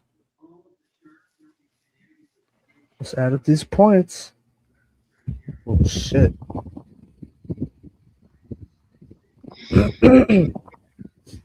It's not enough. All right, so Kevin Durant. Oh, actually, no. LeBron Kevin Durant's does. close to LeBron, and he got injured. Damn, he's real close. Kevin Durant is coming in at 19. Kevin Durant's a great scorer, man. 1,445. So he got beat. Yo, he got beat by like 100 points. That motherfucker's a great Is Karl Malone a better scorer than Jordan and Kobe? That's your logic. Bro, here we go. But that's your logic. How is that my logic? You the one presented the question. You asked me, you know what separate these two? Instead of you the one said it, bro. How's my logic? Bro, what I'm saying is I also use your best. I use all NBAs. Hold on. Watch this. I use 50-point games, 40-point games. I use all NBAs. I use defense, and I use the what's it called? The lead in the decade in scoring. I said Jordan is the only one who doesn't lead the decade in scoring, but he has everything else. And championship. He has literally everything else, bro. Kobe got 4 in his decade. All these players have done all those things, bro. Kareem got 1, and Wilt got 1. And Harden, I think, leads his decade in scoring. You said what? Harden? Oh, Harden. Yeah, let me check. No, Harden didn't lead the decade in scoring. You sure? No, hell no. LeBron led the 2010s in scoring. He did? Yeah. He was 100 points. You just read it. He was like 100 points. Yeah. But that's KD, though. Above, he was like, he was a little bit above KD. Yeah. But KD missed like a whole season. Yeah. That 2015, that was the nail. But LeBron's still the most decorated. He got like the most 40, 50, and like 60-point game. That's what I meant to say. He got like some shit like that. LeBron is the most all-around decorated player. I don't think it's gonna be Harden because LeBron is the most all-around decorated player if you could include everything I included. And he came off the bench too hard, so. Yeah. So I don't think Harden's on that conversation. He got like the most 50, 40, like 60-point games and shit. But I'm not mistaken, he probably got the highest average from the 2010s to 2020. I want to show you guys the level Kobe was playing at, dog. This dude was playing with Shaq, playing through Shaq, and did all this. And beat some dogs for that title. Nigga, he beat out AI, he beat out fucking T-Mac, nigga. And I'm talking about even if you compare him against the big 4 that we mentioned. Like, he's still competing with them, like, nose to nose, like, and he has literally everything other than. And he got the championships, nigga. That's what I'm saying. Yeah, but KB, bro, those guys, they never really got carried like Kobe, so it's not fair. But even if you want to use that, he still got 2. And he still got. And look, that's even worse. So you telling me a nigga that got carried got the most points in a decade? How did that happen? So I could still spot you 3, and that'll put me with Wilt. How does wait? You never thought of it like that, right? I still got more than Hold on, a nigga that got carried got the most points in a decade, nigga. How is that? That's tough, nigga. The most. He went up against the most deadliest scorers in this era, like of all time. Like, so think about it. Think about it. I just named you pretty much the most important shit, right? What CJ would even admit to all NBAs, the defensive teams, right? The scoring ability, the scoring prowess. I just gave you the most important shit. That's the most objective out of all the criterias, out of everything. Like we know those are the best 4 scorers of all time. I don't think anybody. I I think that's a understand, but it kind circumstance. of threw me off with Wilt when you Like can raise your hand if you you could count disagree his with that. stats now, but you can't count LeBron's stats. Like That's what I'm this saying. is So Bro, crazy. we we got counted. Bro, you're not listening. okay. We So counted. what Nigga, put we Wilt counted over Will LeBron then, bro? in If you his counting decade. success and stats. No, bro, you're not listening. We counted in his No, decade. he just said all NBAs and shit. He said more than that, bro. But come on, bro. That's like a weak argument. His decade, like what's that? Bro, he's not as dominant, nigga. What are you talking about? And Wilt was more dominant in his decade than LeBron was in his. We're not talking about, nigga. We didn't lead the conversation with rings. That's where you getting this shit fucked up at. Did y'all hear what I His said? impact You on gotta be, winning wasn't bro. like You gotta be LeBron's a last complete. ring, bro. Okay, He so how many? averaged like All right, 14 how many points, bro. defensive Stop teams? it. How many defensive teams LeBron has in that decade, sir? Here we What in the go. 2010s? Here we go. Yes. 2, Nigga, 3, you 4. you don't even have a passing grade. Nigga's 5. You don't even have a passing grade. There it So he got is. 5 in that decade. And you That's know he not a wasn't playing nigga. defense That past 2018. You know that. and barely in 2014. He made second team that year. That was it. That was his last shot. And what I'm saying is, bro, you don't have a passing grade, nigga. You need at least a 60% to have a passing grade. You had 50. All them other dudes did it. And you're supposed to be A this most passing grade. Hold on. What got passing grade? I gave you Yeah, I nigga, gave you the most yes. I gave you the most fair criteria possible, bro. I gave you think about this, right? I gave you offense, defense, impact on winning, standing in the league. I gave you everything. I gave you all NBAs, which was your criteria, which is something you like. 50-point games, 40-point games. Because when we talk about scoring, we're talking about your output, right? 50 point, your averages, your like what you But y'all averaged just in your made like decade. a straw man argument because y'all arguing something that I ain't even trying. Like I wasn't even arguing. Y'all just put me in the But you like. said you love scoring. You said No, but you. we talk about something else. You started off saying, "Well, make them differences." But he's been talking And about let, scoring this He whole don't like time. he don't like the argument. no, I know, but you switching it up, bro. You talking about scoring all defensive teams. Like you moving the goalpost every Okay, so time I let's just like deal with to scoring. Let's bump your just deal. points. Hold on, clear the room. Let's just deal with scoring. How many Lord, points did Kobe score in a decade? 21, right? 28 You talking about per game? Oh, for per a game? decade. Is this your argument, KB? It's a It's weak 20. You No, argument, said bro. scoring. It's You 21. But No, he scored 21,000. you saying no. I'm totals, talking bro? about But average now. talk average. Average? Yeah, Hold we on, already I did gotta. the totals. Okay, yeah, we Now I want to cooked them. deal with We cooked them averages on. now. Yeah, we cooked them on the totals. Hold on. You didn't do the totals because LeBron got the most total. I ain't No, talking that's about no not, decade. Y'all can't single out a decade because like bro. y'all want to But do it that. Bro, doesn't say compared to the anything. other, bro, compared to You the just other admitted. guys, You just admitted that he was young in the 2000s. You said you came up with that excuse. You said, "Oh, he was too young back then." So then when we went to 2010s as prime, you said, "Nah, include the whole thing." But what use would it be to include the whole thing when he was older and he didn't have the same impact in 2020 in the 2020s? We're trying to Because, find who's bro, the most dominant. yeah, 28 God, bro. points per game in that decade. He averaged 28. 28.2, right? Yep, 28.2. Point. Okay. Now do He Wilt. didn't have to listen. He had to He got like you. you got no. You gotta think about the That timeline nigga from like scrambling the scraping. 04 to 09, like 04 to 08. Bro, 04 to 08. all right. Why would I Anyway, use With 04 to Kobe, when 08? he had that team, he had the Will green light. So Will in the even with LeBron, he 60s. played in Miami. It's Hold on, like hold I on. mean, We're it's in the, context to it, bro. Bro, Like, I and then the use era Kobe in conflict with each 2000. other and shit. Like the dead hold, ball. hold Like, on, it's a lot of hold on, shit that sir. added We're in the to it, bro. We're in the 60s. Average 34.4. There it is. We could That's do it. Jordan. Yeah, let me do Kareem We now. could, Hold on. yeah, we could do Kareem.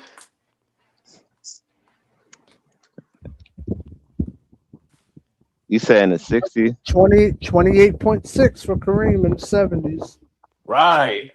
Let's look at Jordan. Hold on. Wait, let me pull up a new tab. Got like fucking 50 tabs open. Hold on, Michael Jordan. I'll put your ass to work when you come up here. Hey, So, there goes CJ. There goes CJ. CJ just he got his cape on. This nigga stupid. Da-da-da-da.